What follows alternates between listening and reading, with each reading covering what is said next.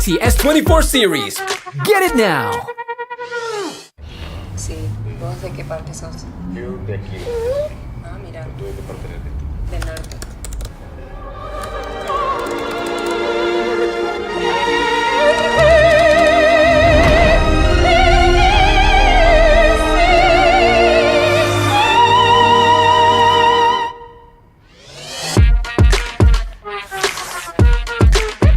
Samsung Galaxy S24 series.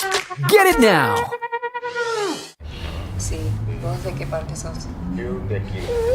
Ah, mira, ¿Tú de qué parte eres? del norte.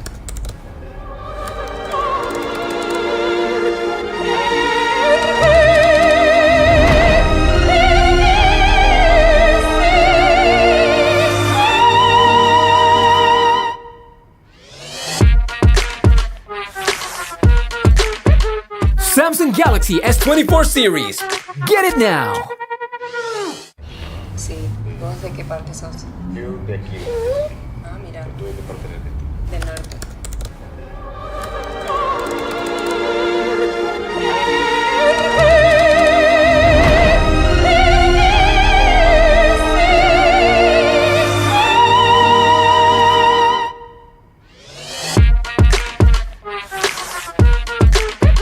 Samsung Galaxy S24 series. Get it now.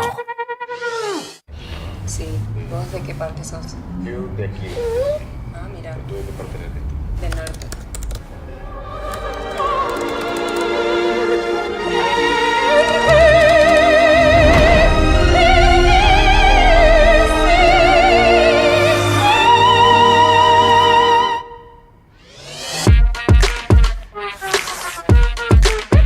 Samsung Galaxy S24 series.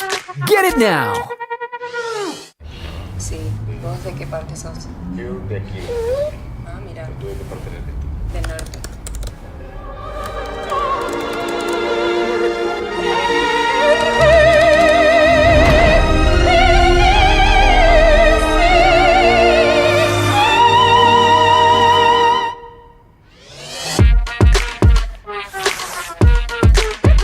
Samsung Galaxy S24 series. Get it now. Sí, ¿vos de qué parte sos? Yo de aquí. Ah, mira, ¿Tú de qué parte eres? del norte.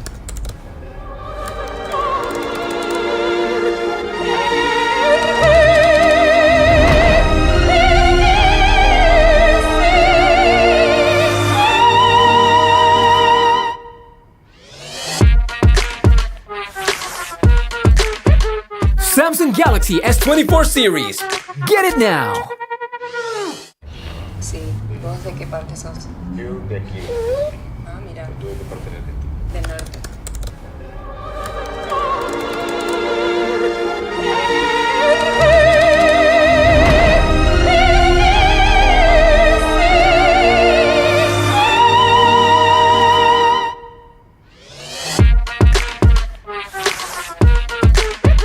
Samsung Galaxy S24 series. Get it now. Sí, ¿vos de qué parte sos? Yo de aquí. Ah, mira, ¿Tú de qué parte eres? del norte.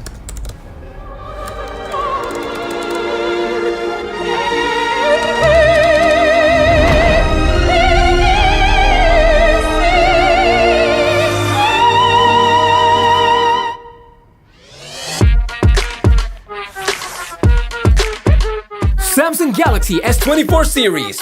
Get it now. Sí, ¿vos de qué parte sos? Yo de aquí. Ah, mira, ¿Tú de qué parte eres? del norte.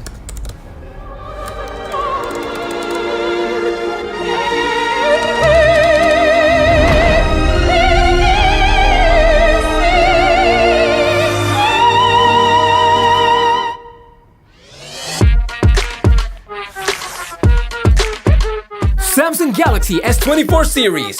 Get it now. Sí, ¿vos de qué parte sos? Yo de aquí. Ah, mira, ¿Tú de qué parte eres? del norte.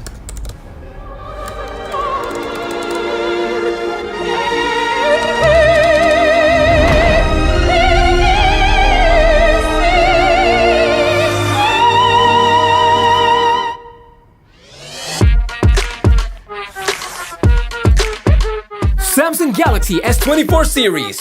Get it now! Sí, ¿vos de qué parte sos? Yo de aquí. Ah, mira, ¿Tú de qué parte eres? del norte.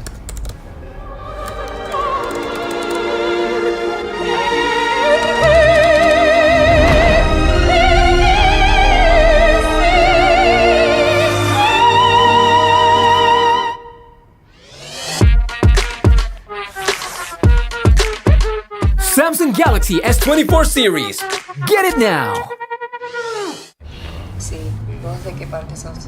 Yo de aquí. Ah, mira, ¿Tú de qué parte eres? del norte.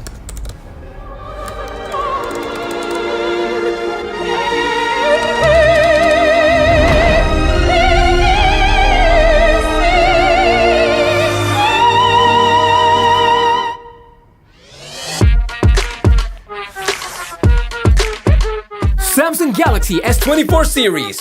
Get it now! Sí, ¿vos de qué parte sos? Yo de aquí.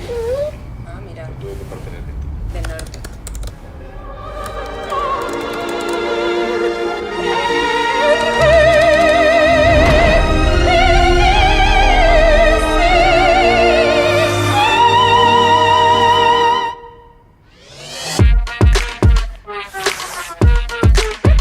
Samsung Galaxy S24 series. Get it now! Sí, ¿vos de qué parte sos? Yo de aquí. Ah, mira, ¿Tú de qué parte eres? del norte.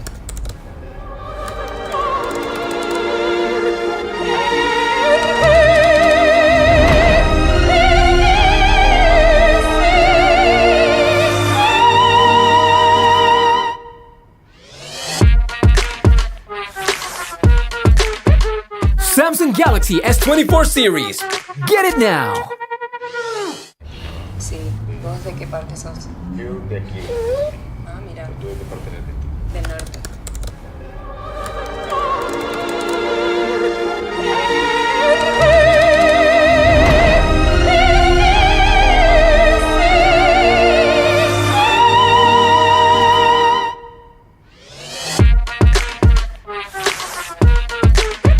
Samsung Galaxy S24 series. Get it now! Sí, ¿vos de qué parte sos? Yo de aquí. Ah, mira, ¿Tú de qué parte eres? del norte.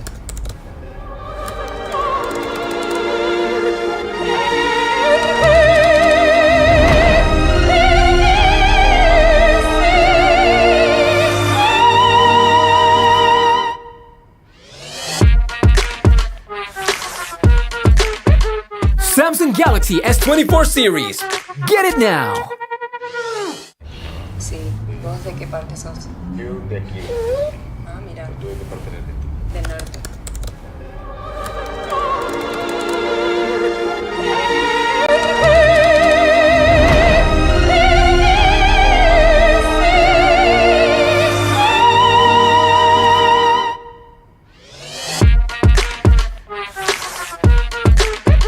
Samsung Galaxy S24 series.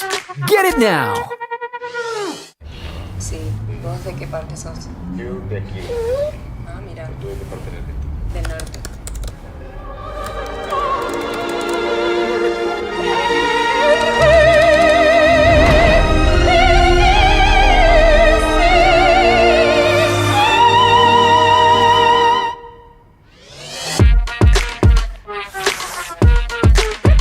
Samsung Galaxy S24 series. Get it now! Sí, ¿vos de qué parte sos? Yo de aquí.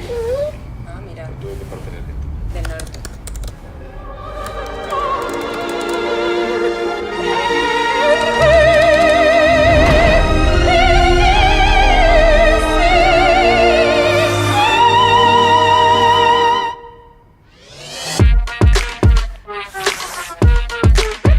Samsung Galaxy S24 series. Get it now! Sí, ¿vos de qué parte sos? Yo de aquí. Ah, mira, ¿Tú de qué parte eres? del norte.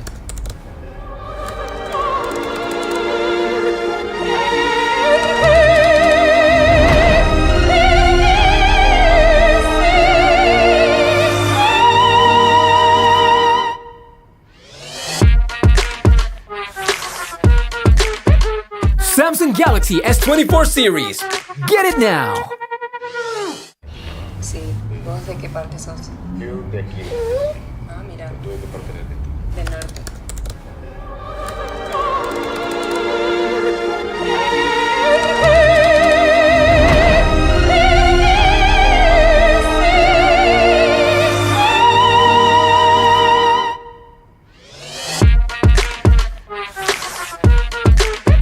Samsung Galaxy S24 series.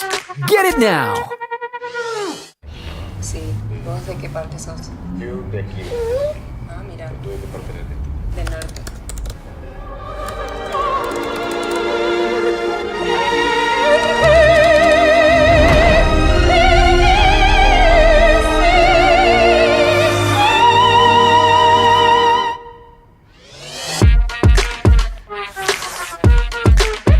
Samsung Galaxy S24 series. Get it now! Sí, ¿vos de qué parte sos? Yo de aquí. Ah, mira, ¿Tú de qué parte eres de? del norte.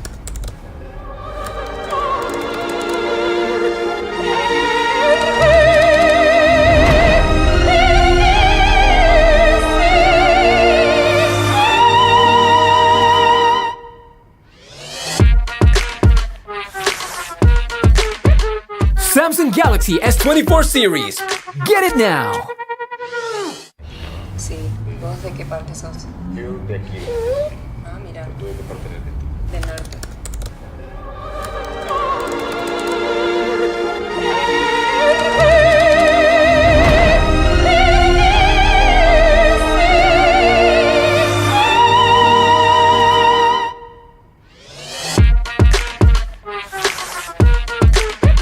Samsung Galaxy S24 series.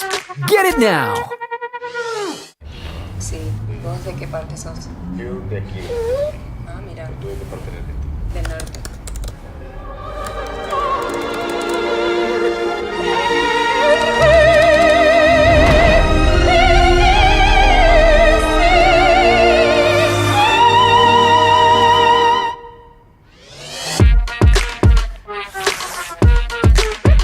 Samsung Galaxy S24 series.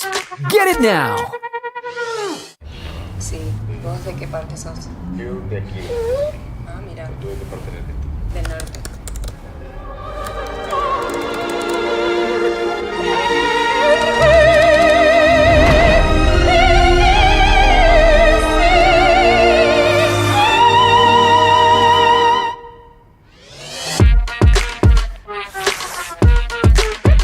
Samsung Galaxy S24 series.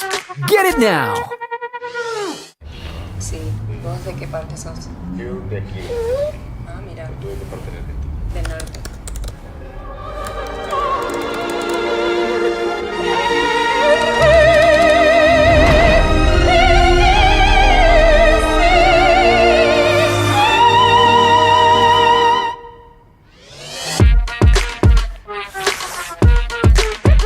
Samsung Galaxy S24 series. Get it now! Sí, ¿vos de qué parte sos? Yo de aquí. Ah, mira, ¿Tú de qué parte eres de? del norte.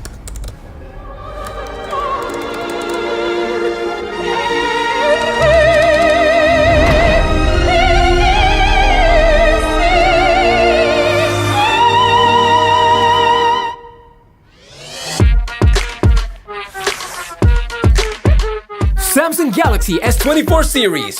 Get it now! Sí, ¿vos de qué parte sos? Yo de aquí.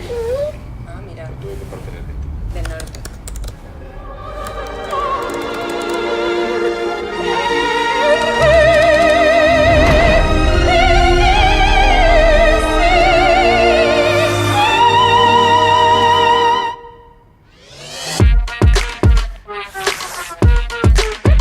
Samsung Galaxy S24 series. Get it now! Sí, ¿vos de qué parte sos? Yo de aquí. Ah, mira, ¿Tú de qué parte eres de? del norte.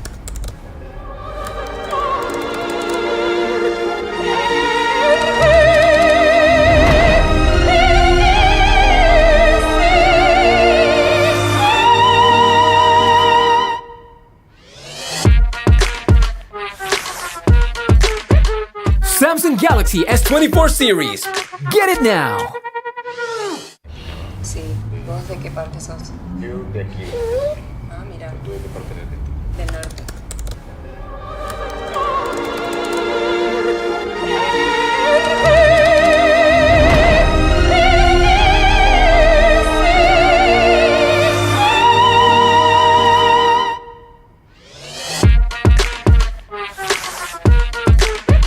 Samsung Galaxy S24 series. Get it now! Sí, ¿vos de qué parte sos? Yo de aquí. Ah, mira, ¿Tú de qué parte eres? del norte.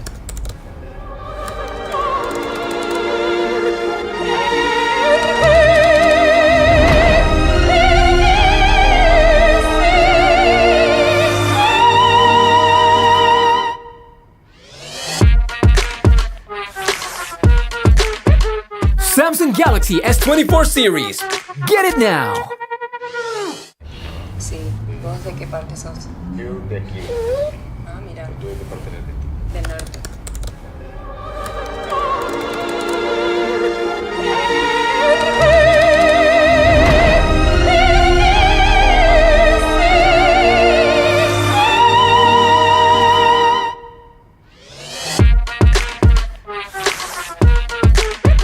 Samsung Galaxy S24 series. Get it now! Sí, ¿vos de qué parte sos? Yo de aquí. Ah, mira, ¿Tú de qué parte eres? del norte.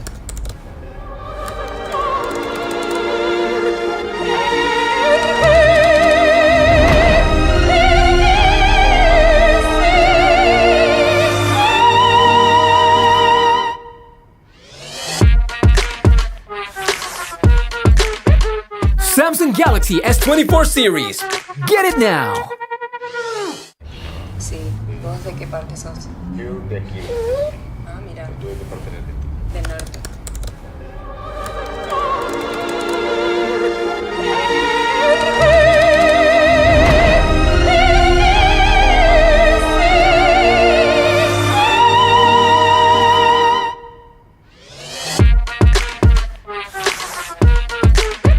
Samsung Galaxy S24 series.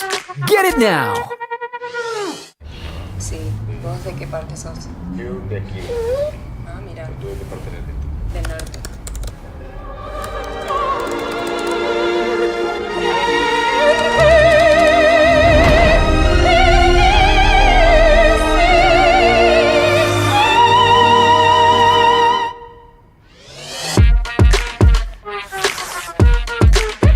Samsung Galaxy S24 series.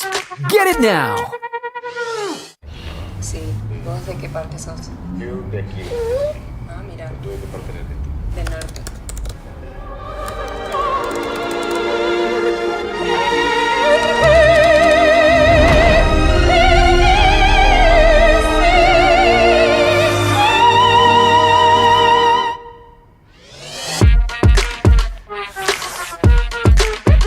Samsung Galaxy S24 series. Get it now! Sí, ¿vos de qué parte sos? Yo de aquí. Ah, mira, ¿Tú de qué parte eres? del norte.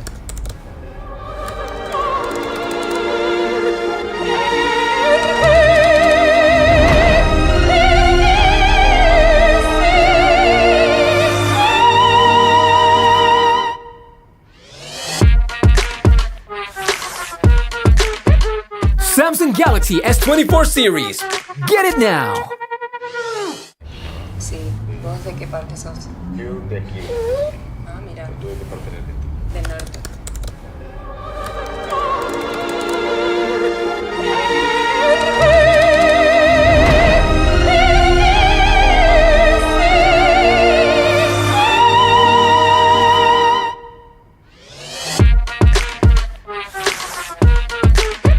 Samsung Galaxy S24 series.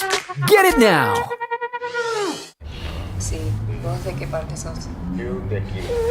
Ah, mira, ¿Tú de qué parte eres? del norte.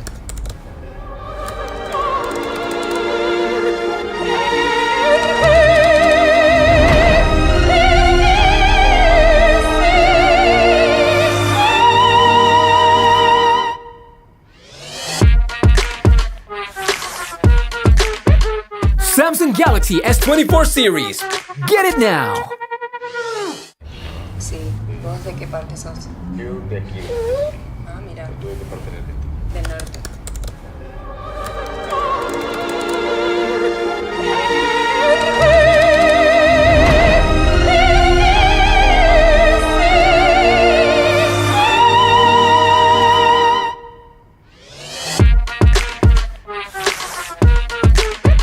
Samsung Galaxy S24 series. Get it now! Sí, ¿vos de qué parte sos? Yo de aquí. Ah, mira, ¿Tú de qué parte eres? del norte.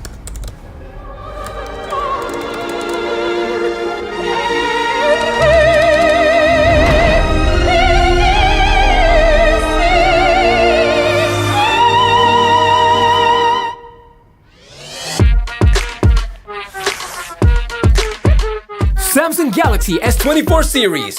Get it now! Sí, ¿vos de qué parte sos? Yo de aquí. Ah, mira, ¿Tú de qué parte eres? del norte.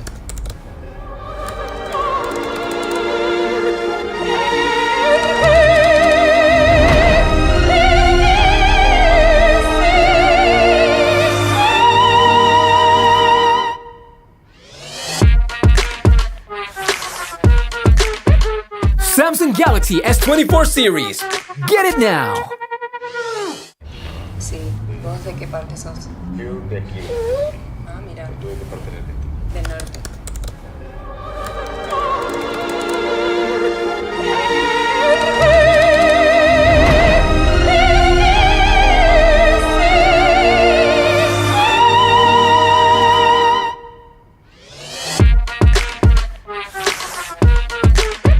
Samsung Galaxy S24 series. Get it now! Sí, ¿vos de qué parte sos? Yo de aquí. Ah, mira, ¿Tú de qué parte eres? del norte.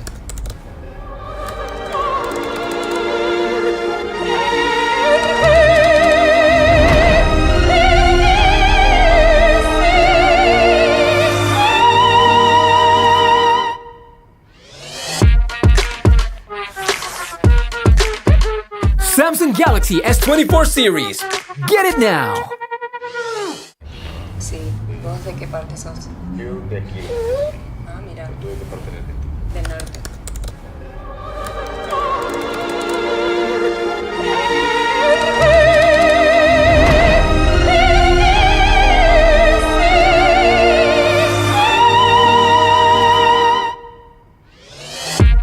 Pakai aplikasi GoPay, dompet andalan gamers. Banyak damage-nya. Ada cashback hingga 20.000. Buat upgrade skin baru. Jika seringan gak makan memori, HP lemot bisa victory. top up langsung dalam game. Tanpa hambatan. Ikutan selebrasi MPL di aplikasi GoPay. Menangkan total hadiah ratusan juta. Bonus stage. Gratis 100 kali transfer kemana aja. Beli pulsa harga termurah. Scan QR dengan mudah. Download sebelum mabarkan.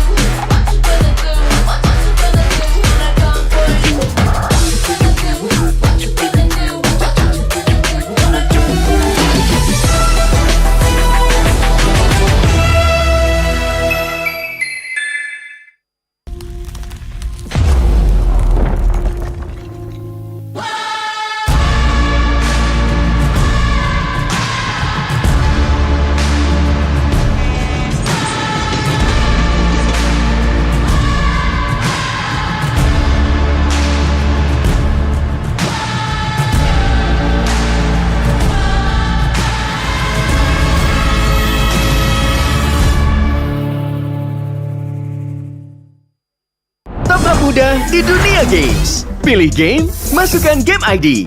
Pilih Diamond, masukkan kode promo, dan pilih metode pembayaran. Masukkan kode OTP. Selamat, kamu dapat tambahan kuota. Upgrade gameplaymu sekarang. Game Smash andalanku bikin mainku semakin hebat. Tukar DG rings, diamond dan voucher game kau dapat. Main MOBA apa aja wishlist di tanganmu. Cuma Game Smash makin no debat. Beli paketnya dan aktifkan boosternya sekarang. Character Select. Bener. You lapar.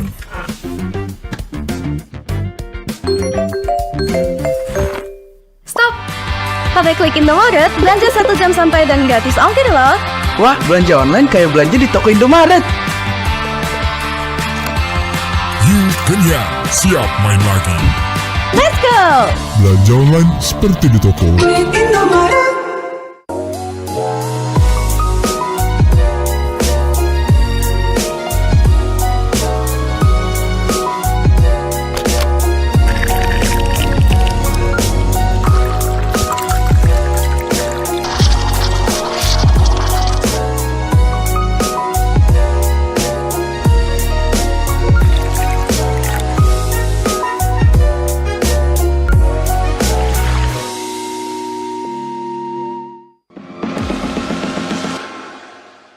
It's only you who rocks my world.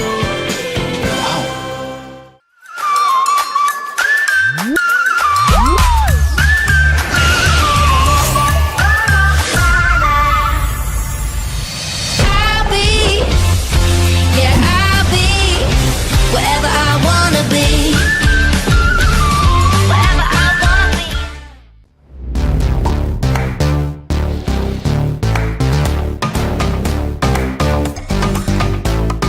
We don't need no sleep because I'm party.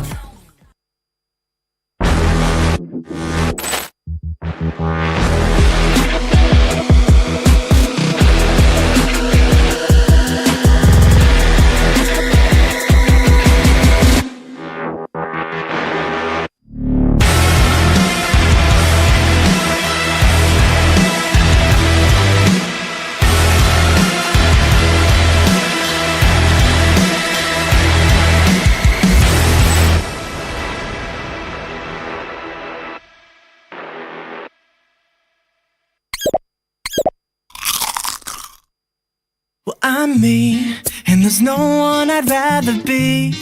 You can sit around and wait and see. For a moment, I'll be standing free.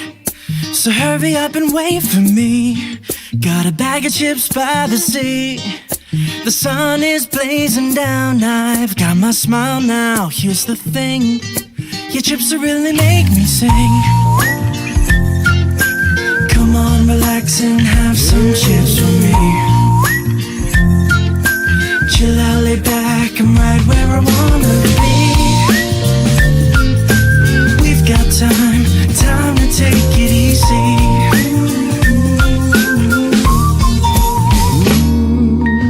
You always tell me to speed up, but slow down.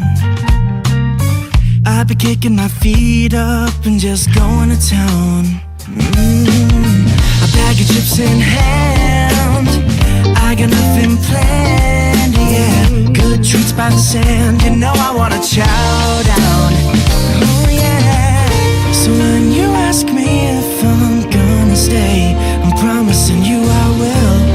'Cause there's one thing we gotta do.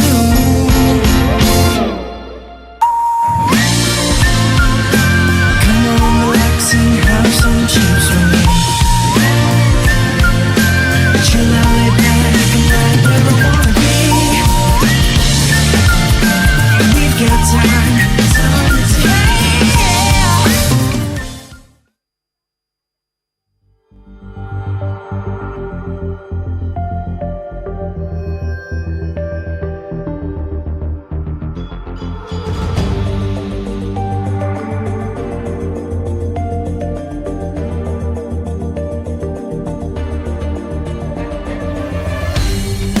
Aku kan berdiri dan terus berlari, terus ke arah puncak tertinggi.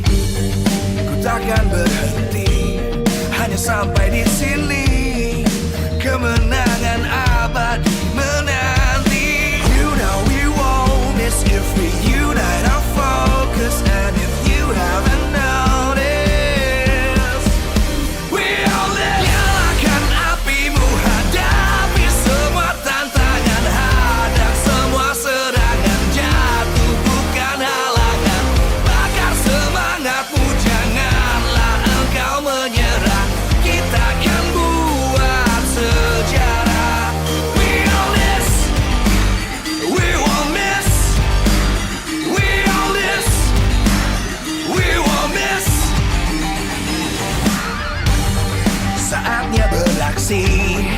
menjalani ambisi. Aku kan menyawakan hari ini. You know we won't miss the thing. You know I'm focused. And if you haven't noticed, we all live. Nyalakan apimu, hadapi semua tantangan, hadang semua serangan, jatuh bukan halangan. Bakar semangatmu, janganlah engkau menyerah. Kita akan buat sejarah. We all this, we won't miss. We all this, we won't miss. We all this.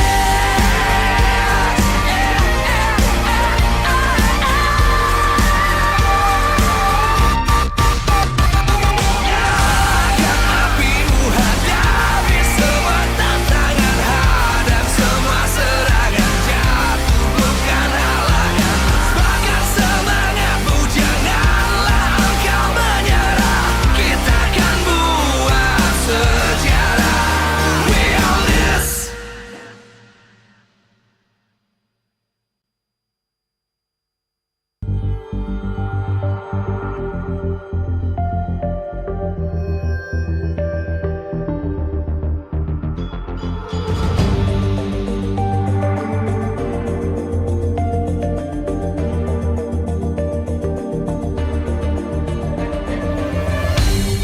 Aku kan berdiri dan terus berlari, terus ke arah puncak tertinggi.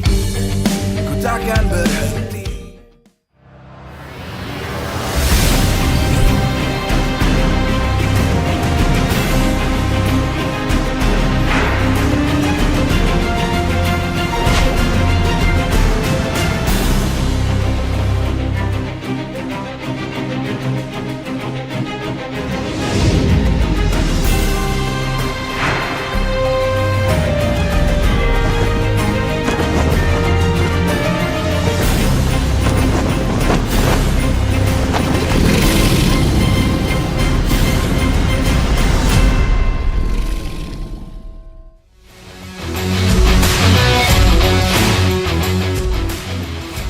Live from MPL Arena, Jakarta.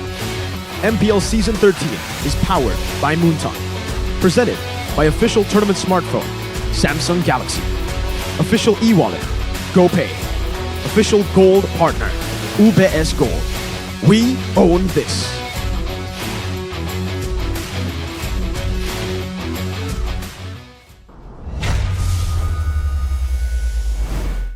Welcome, ladies and gentlemen, to the grand finals of MPL ID season. Wait, no, sorry. I'm just kidding. It's a rematch. I'm just kidding. It is a rematch, but we are in season 13. Welcome to the last day of week number 1 here on the caster desk. It's going to be with me, Eterna, alongside with Mirko, as well as Arashi. It's nice to see you guys again on the desk. Finally, we get Eterna on the desk.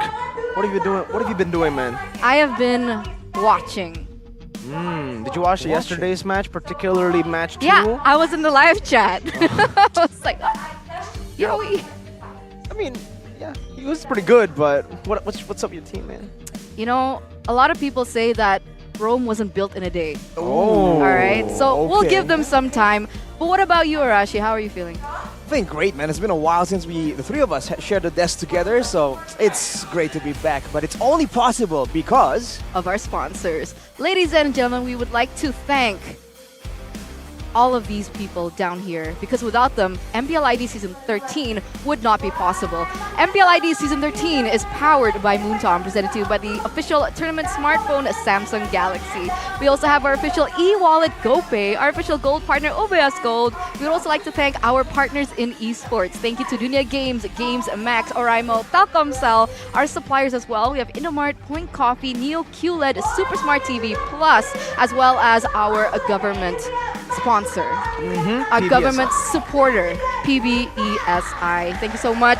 It's great to be back here on the desk once again, because we do have 3 exciting matches ahead of us. And in one of those matches, me and Arashi are going to be at each other's throats, because it's going to be RQ and Aura for the first time this season. But before we get ahead of ourselves, let's welcome our first match of the day. Who's going to be playing, Mirko? Well, it's going to be the rematch of the Grand Finals just last season in MPL Indonesia Season 12. The two teams that represented MPL ID in the world stage. It's Onic taking on Geek Fam. With a new lineup, technically, for Geek Fam. Yesterday they tried out Ray. Will they try out Hazel now? Ooh, I guess that's the question. That's the main question, man. Early on in the season, this is where you want to try different combinations, right? And try and make some experiments happen, you know, try and see if the players are ready, if they can, you know, perform under the pressure before the mid to late stage of the season where things just get that much more important. So I expect a lot of experimentation and a lot of new faces for today. And I think that's really important for us to discuss, right? The pressure that gets ahead of some of these players who just make their way into the MPL stage. Because I think we've said this season after season after season, because some players, they shine under that MPL pressure, but some kind of falter. Yeah. I mean, let's take Kimura for an example. Oh. Right? I mean, his debut at MPL wasn't that great with Aura Fire, but yesterday, when he was playing with Deo United, now that was a different story entirely.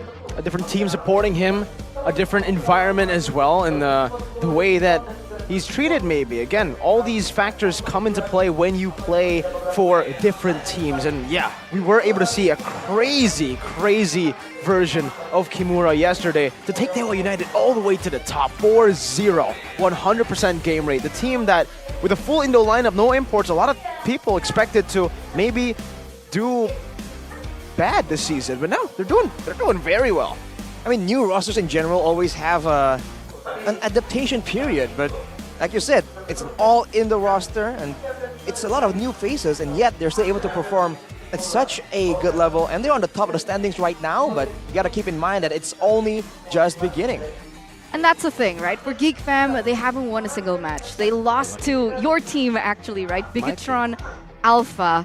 And so I know it's still early on in the season, but I do believe that they want to get as many points as possible so they can make it to the playoffs. I mean, there's a lot of pressure on them. I mean, they were able to get top 2 last season, but now being in the red zone, it's not a good look for them today. Definitely not, right? Especially up against Bigetron Alpha, the team that they actually beat, eliminated, snatched the ticket to M5 from just last season. We're going to have to see in this rematch, though, what's going to happen. If we saw yesterday was kind of revenge for BTR against Geek Fam in that rematch, will Geek Fam be able to also pull out a very, very surprising victory here to avenge their defeat in Season 12? Season 12, MPLI 2022 as well, Oh, yeah. where they lost 3-2. And this is exactly what you were talking about, right? The rematch of the Grand Finals. Well, it's a rematch, but at the same time, it's a bit of a tough situation for the newcomer here.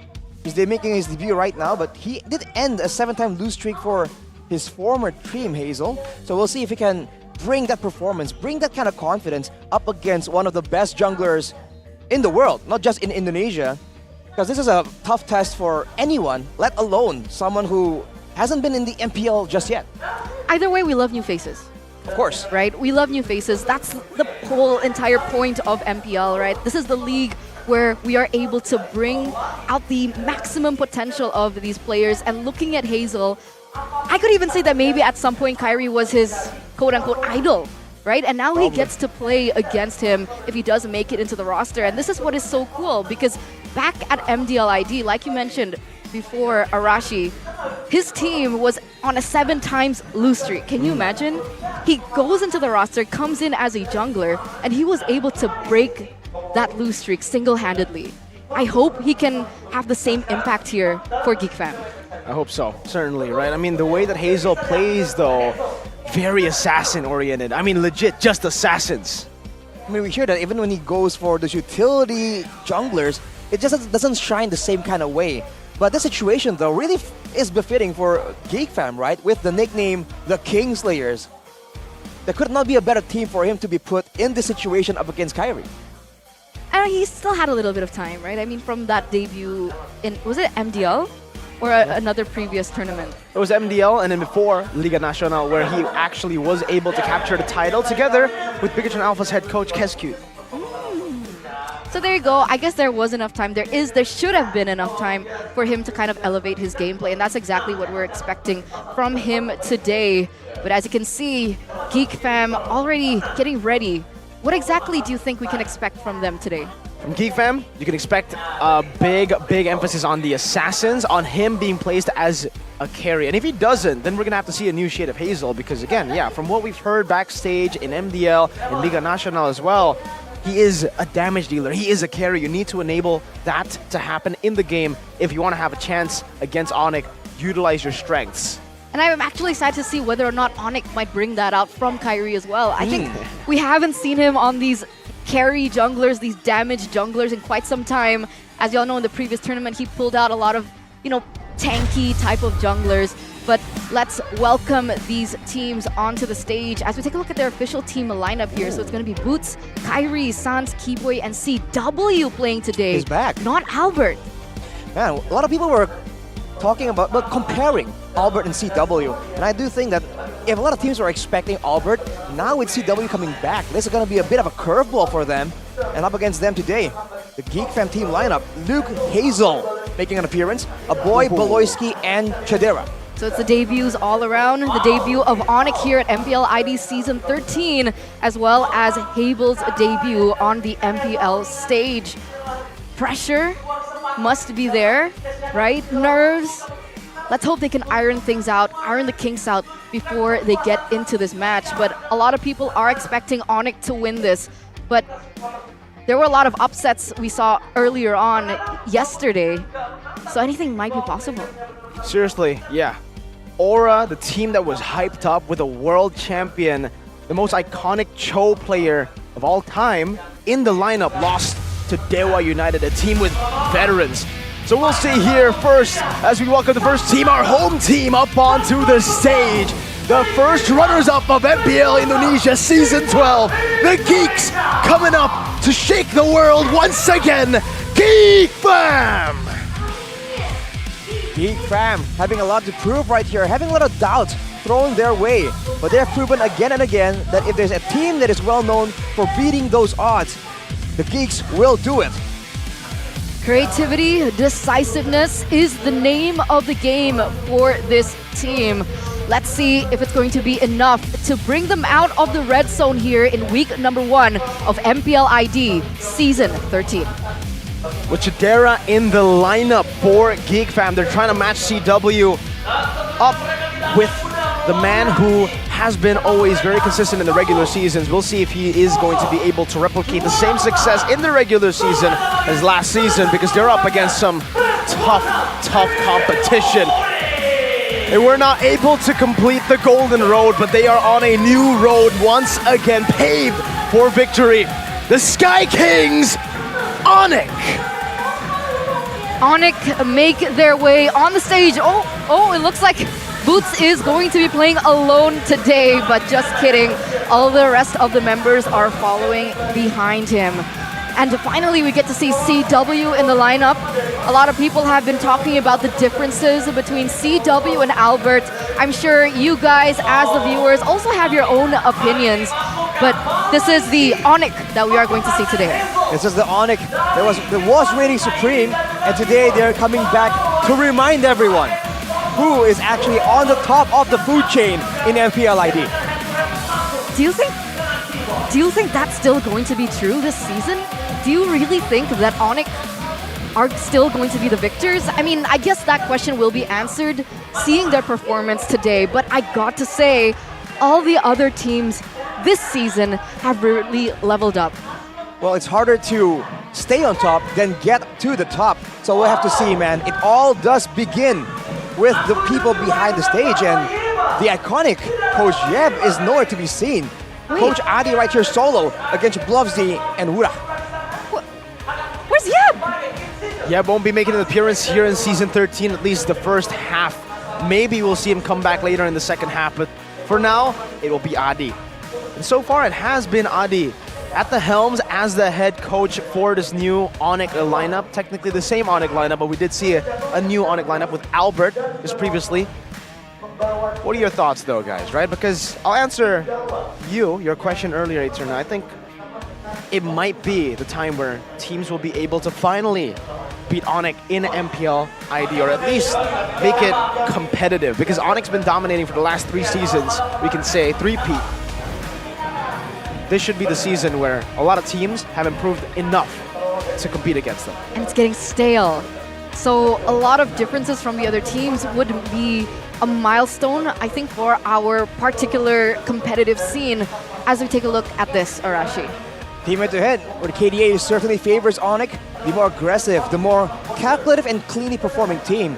But that KDA difference does show also that Geek fam are willing to take risks and they are not afraid to trade some kills for the benefit of the entire team. The win rate, 56%, is lower, but not by far, man. This is one of the top performing teams challenging against Onic. And as you mentioned, Eterna, it's been a while. It's getting stale. Just keep throwing things at the wall, something is bound to stick. And hopefully we'll see something special coming out of Geek fam today. That's what we always expect from Geek fam, right? I mean, even yesterday when they were in a losing condition, they were able to make it back slowly but surely. I don't think they actually won the game, but you could see glimmers of hope for sure in their gameplay, as these are the keys to victory for Onic. By the Samsung Galaxy series, play with adaptive draft with the flex pick. That is something that Onic is just so good at doing. The draft has always been very intelligent and very confusing, but not too crafty. And so sometimes they can still throw curveballs in the drafting phase against teams that do try and predict how they're going to strategize. They have to beware of traps though and check the bush to cover their core heroes.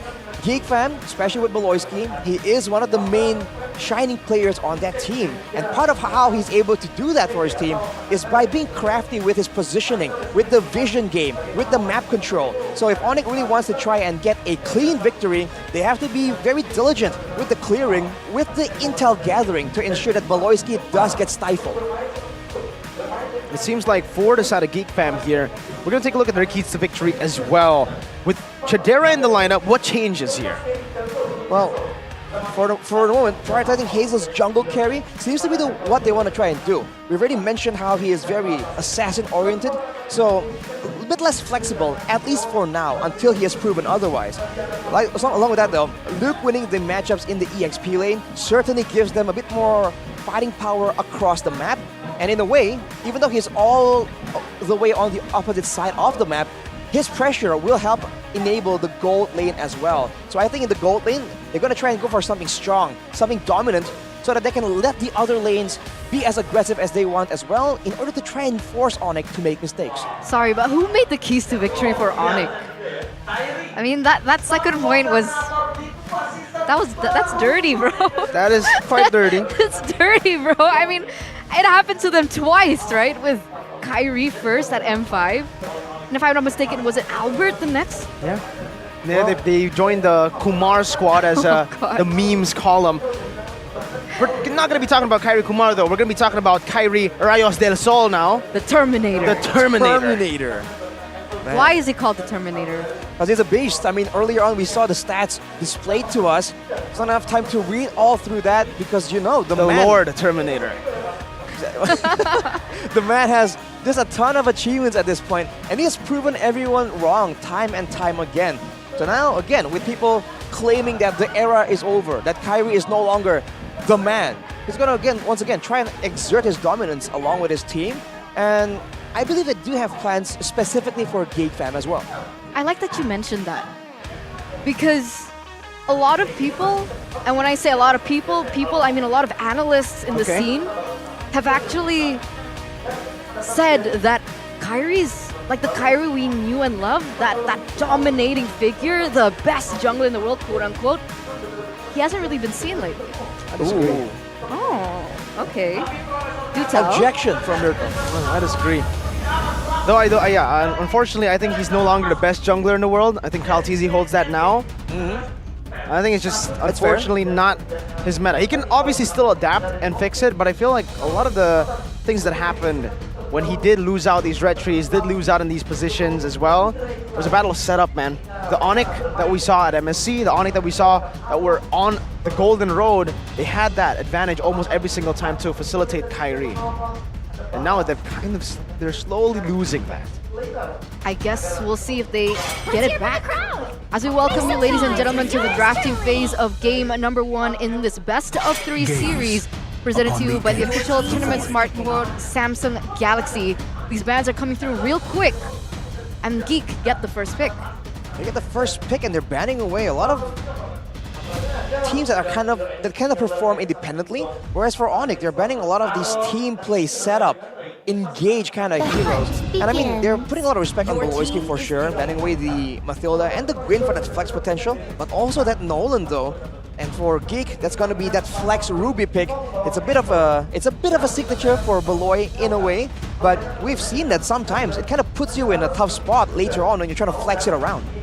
Yep, it's a very, very good option if you want to go for first pick, a very safe pick, but for Onic, CW, you would usually expect for most of the teams here to go for the carry, but Onic, they choose to go for the Claude instead, something that actually doesn't do too well against that super prio carry, but has kind of the same playstyle in a way, where it's very hard for you to lose lane.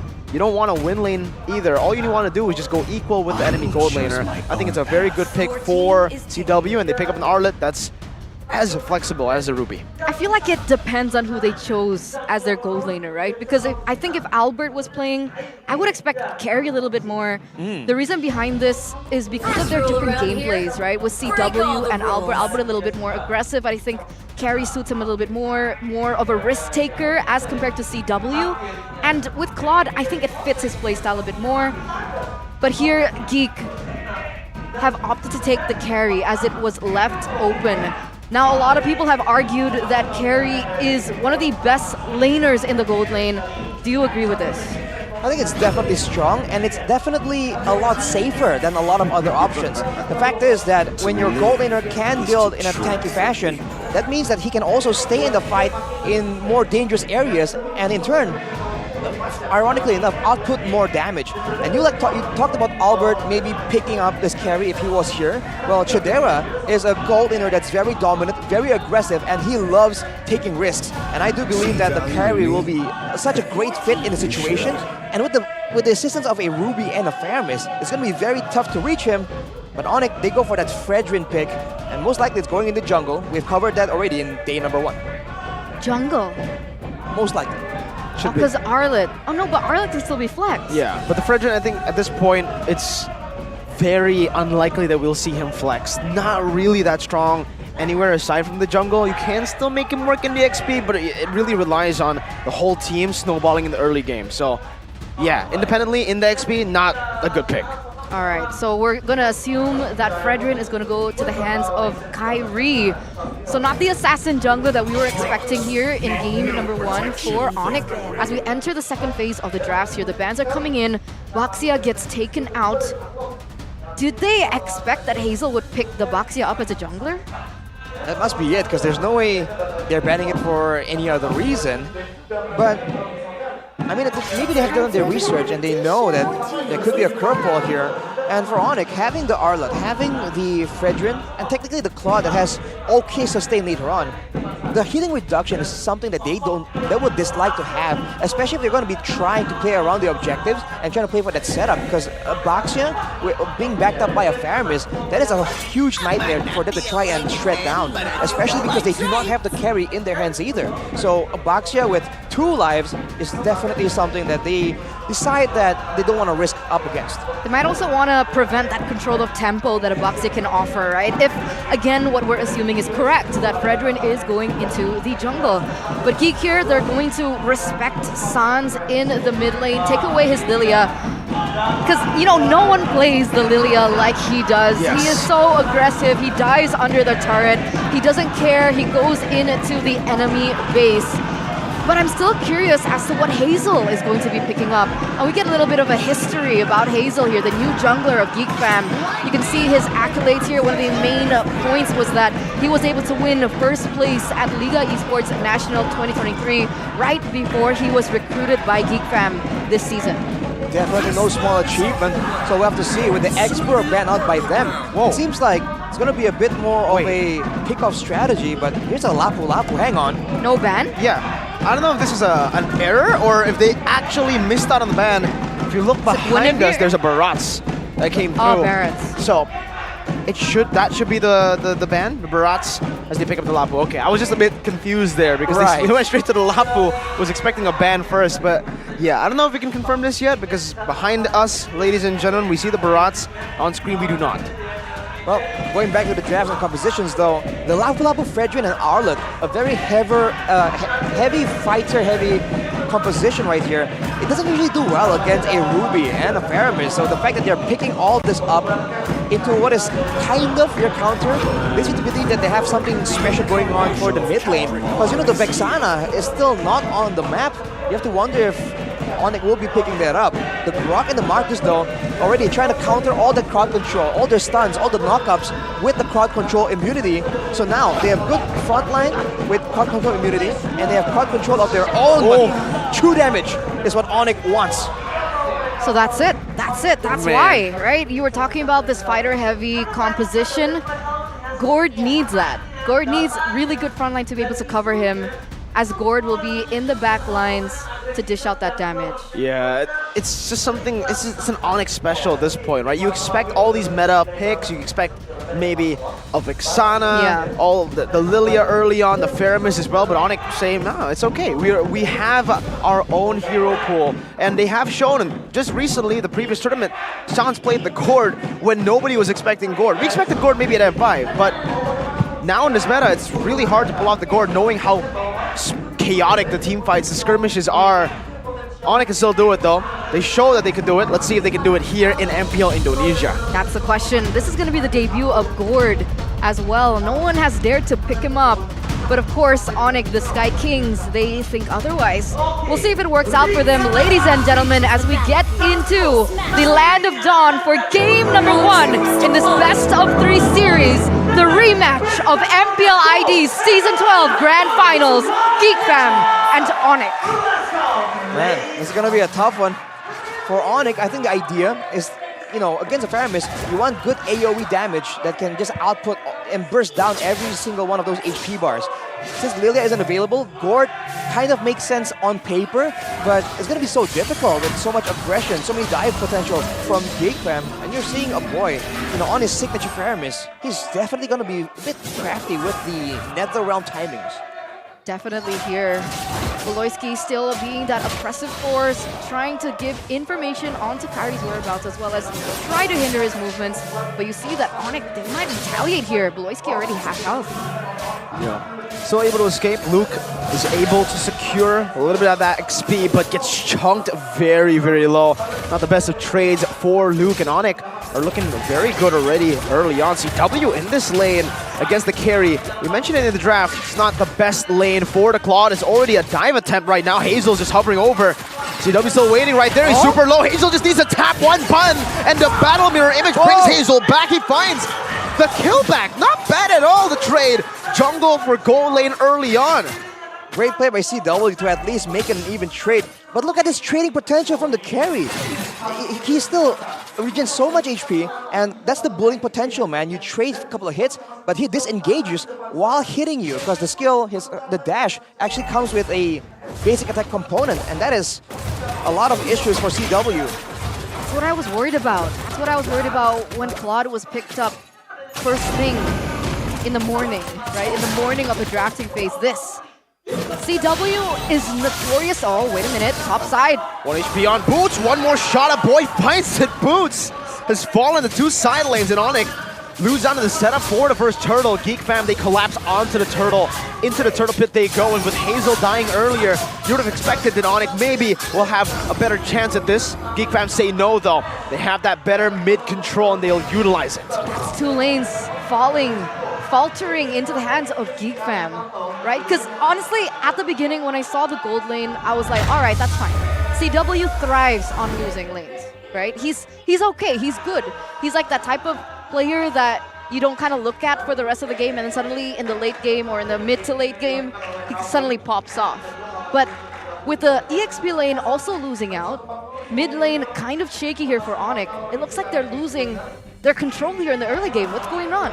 It just seems that they're lacking the initiative, right? Usually, I was about to say that with an Arlet, with a Fredrin, right? These are very strong fighters in the early game. Good damage, good sustain as well. On paper at least, this kind of composition should really be stomping in the early game, and Geek should be the one avoiding all those fights. But with the winning lanes, with the pressure in the mid lane as well, that they seem to be having very rarely against Sans, right? They've been able to really take advantage of the momentum and get the first turtle despite the fact that they shouldn't really be winning. Ladies and gentlemen, before we continue that topic with Arashi, we are undergoing some troubleshooting. We will take a little bit of time to make sure that the players can play at their utmost potential. Fair play is our utmost priority, so we will give them some time. But do you have any, notes on what Arashi mentioned earlier?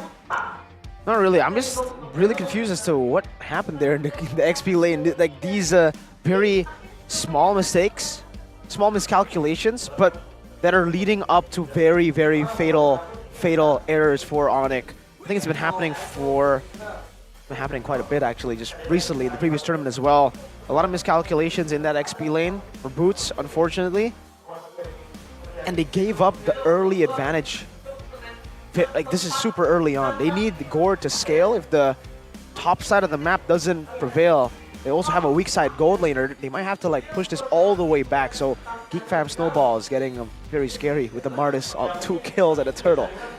Yeah, and in the mid lane as well, usually you see Sans being the aggressor. I mean, we were talking about how he dives turrets and gets that prio for his team, participates in the fights, but Aboy has been roaming a lot more often, and this is because of the backup, right? It seems like there's a lot of priority on the hands of Geek Fam to try and make sure that Sans doesn't get to make the plays that he usually does. Because it's no secret for Onic that Sans is one of the main playmakers that always shows up in unexpected spots to really swing the balance in his team's favor.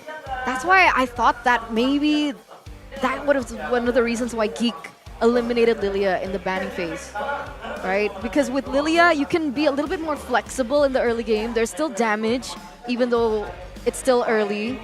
And then you're a lot more versatile in team fights. You can play a little bit more aggressively, especially when you hit level 4.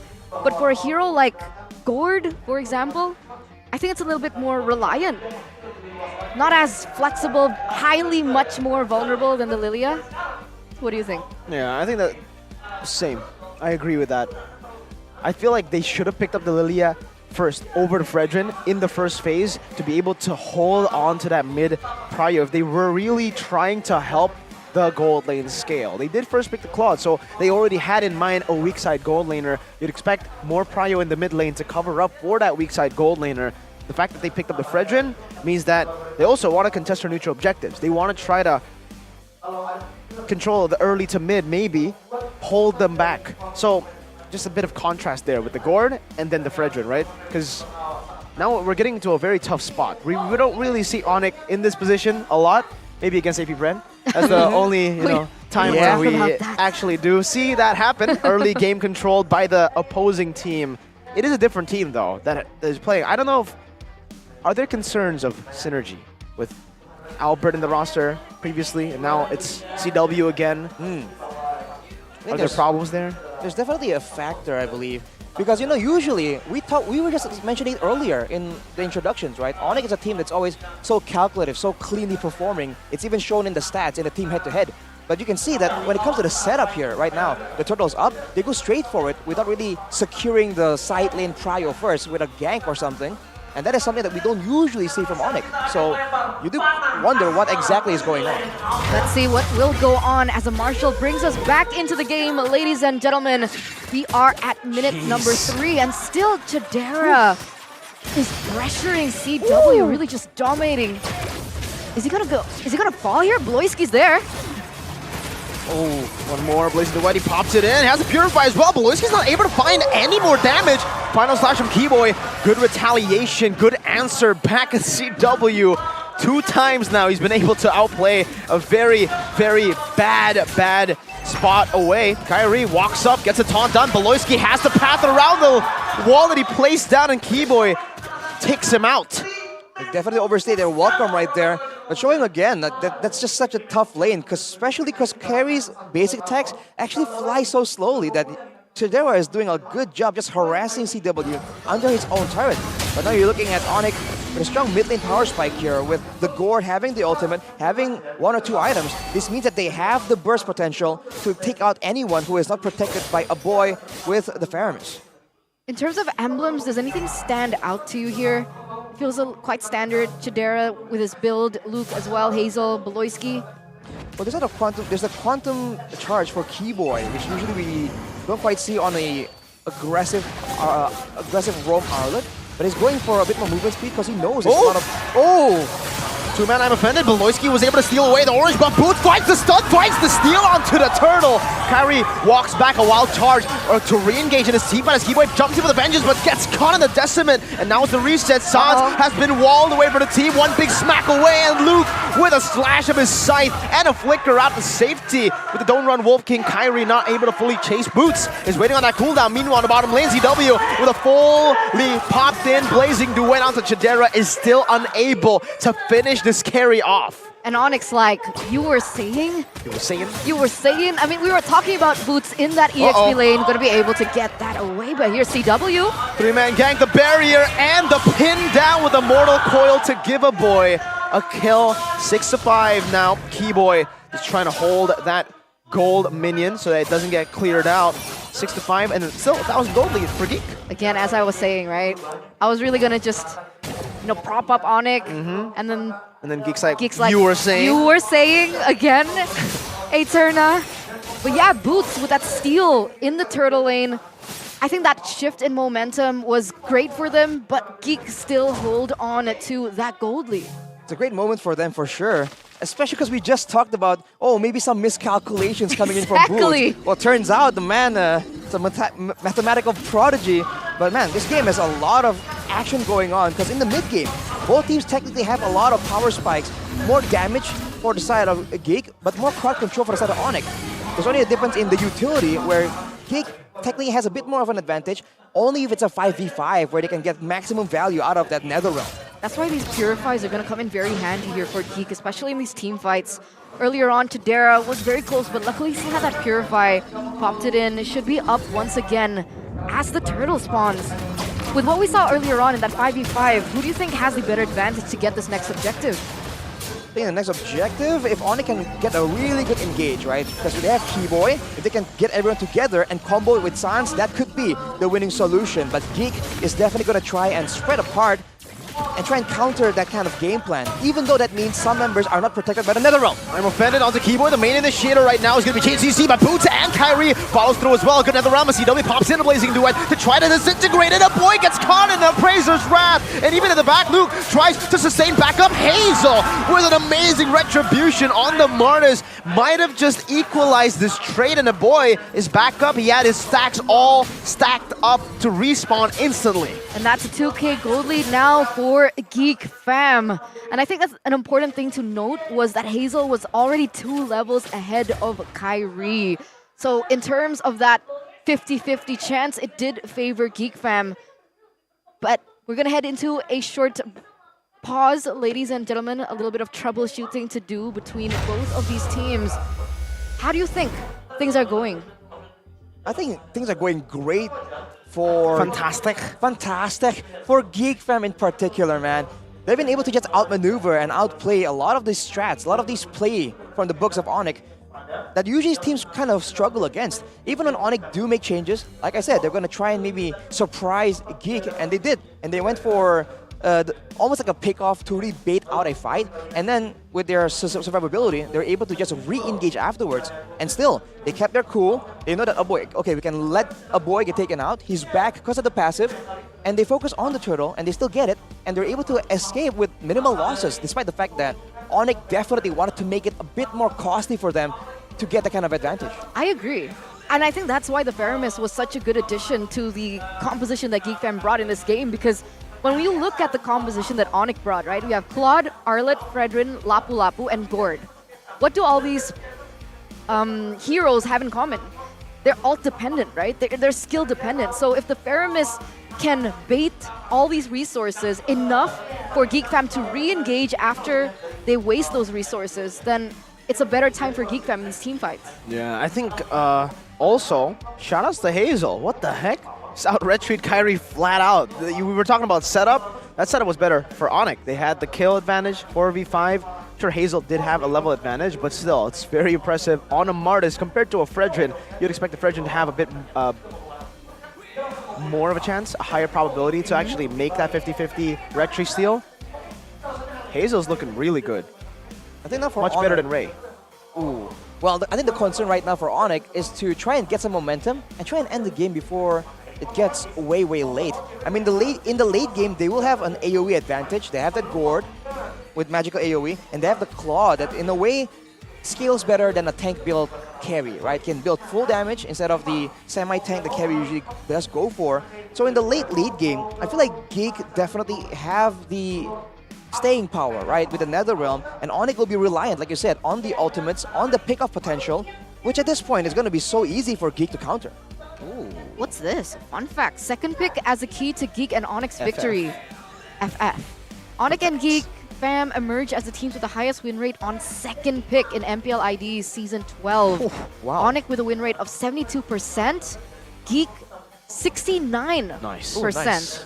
By securing the second pick, both Onic and Geek can safely secure hero combinations and make surprises last picks that cannot be responded to by their opponents. So let's second pick this. Onic, right? Onic. So, I mean, we'll see. To be fair, that was Season 12, right? Recently, previous tournament, blue side had a higher win rate overall, and even for Onic. Interesting. So, different metas, I would say, right? Because the red side, most teams had a higher win rate last in Season 12. Red side. Right, they just have higher because they have been winning. That's why they were the representatives of the country. You know? That's true. You know what? That's That makes they're sense. higher than the other ones that win more on red side too, but this one is a bit higher. Maybe the others are like 60%. This is 69. Get it? Because they made it to M5. Right, that makes sense. It's almost like it's But like it's also survivorship kind of like bias. Yeb's specialty, man. Red Second side. pick. He Right. just always wants red side. He wants to have first pick and last pick in the first phase and first pick in the second. Ooh, let's see what Few has to say though. If I The could GOAT. import one player, I would choose Sans. Wow. Because he plays very As a well mid laner in the himself. mid lane.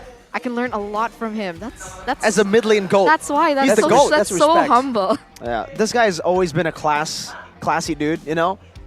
He's just class. That's Like, how you get good. I'm not even like Mythic Glory mid lane, and I'm like saying that Sans learned from me. But Yeah. I guess That's the difference, right? The actual difference of GOAT and material. and a And literal random mid laner. But yeah, I mean, paying respect to your opponents is part of the growing, learning experience, and I think that's why Few is one of the GOATs, right? You can't, if you are delusional, the GOAT, right? Because if you're delusional and you say like, oh no way, I'm better than everyone every single time, even when someone is better, how are you gonna learn? How are you gonna evolve? Few, he definitely learned from Kendrick Lamar. You know? Ooh. You know that song? Oh, he sat down? DNA? Oh, what's the song? DNA. I got royalty. Yeah. Because no, I was trying to meme humble, but I mean, you know, there you go, DNA, ladies and funny. gentlemen. We DNA nearly funny. heard. Oh, I was gonna say rap on stream, but like you rap every day, bro. What am I talking about? I don't rap. You're play-by-play. Oh, you mean like Right? say things very Yeah. fast? I thought like He's rapping play-by-play gifts. every single Oh. day. Yeah, I don't rap. I don't rap Mirko gifts. doesn't give gifts, ladies and gentlemen. Hey, That's why he's the richest caster. He's stingy. that might be it. Actually, you know, like I'll take that. Actually, I am very stingy. It's all in the wording, man. Is he stingy or is he thrifty? Or is Oh. he economical? Oh, Words have power. Shout out to my idol, Jaden Smith. Let's talk about the economical and the political state of the world. Anyways, let's talk about Onic. since they're treble winners in MPL ID Season 12, Onic has become the team with the most MPL Indonesia trophies with a total of 5. Drian has 6, apparently. Ooh. Yeah, right? Yesterday, that's why I was confused. I was like, wait, 6? And Gunner's like, yeah. So I was like, all right, I'll believe the Onic fan. So he doesn't know his trophies. Arsenal fans, you know, can never Hey. you can never count on them to count Arsenal's trophies. still top 3. Okay. Wow. Oh, since when do you follow football, Eterna? Because Gani does. I see. Welcome to the English podcast, by Yes. the way. Yes, ladies and gentlemen. You were entertained yesterday. Very. And now you're We with got us. to see realize. No eyes. We got to see realizes, realize. What's the last realize? Lies, like Lies. bohong. Oh, okay. Real deception, real lies. Oh, but you know, Why is he blushing? during these pauses, we always have to give you guys the best. And our cameraman knows. For the ladies watching, or everyone watching, here's the timing. Here's Hazel. It's Hazel. That's the man who also just the best. out retreat Kyrie.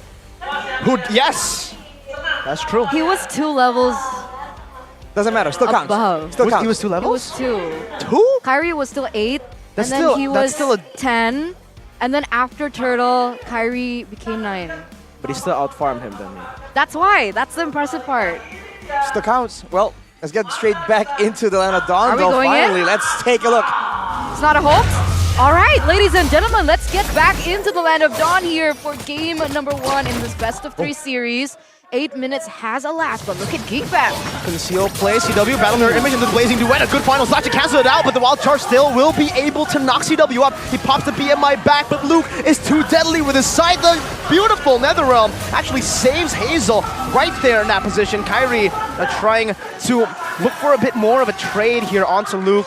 Pokes him a bit, but Luke's a bit too sustainable. He has so much sustain with that Brave Smite on the Ruby, and now we'll see Halberd. That was a beautiful display of chemistry for both of the teams. CW nearly got taken out earlier on, but the backup coming in from the rest of the team, as well as the backup after that from Geek, a boy Netherrealm. Perfect timing. I like the synergy from Geek Fam. I think that's what a lot of people were afraid of against Onic. Onic, a team that's been together for so long, but Hazel coming in, it feels like a perfect fit. They're just moving a lot faster and in the right place at the right time before Onic can even react.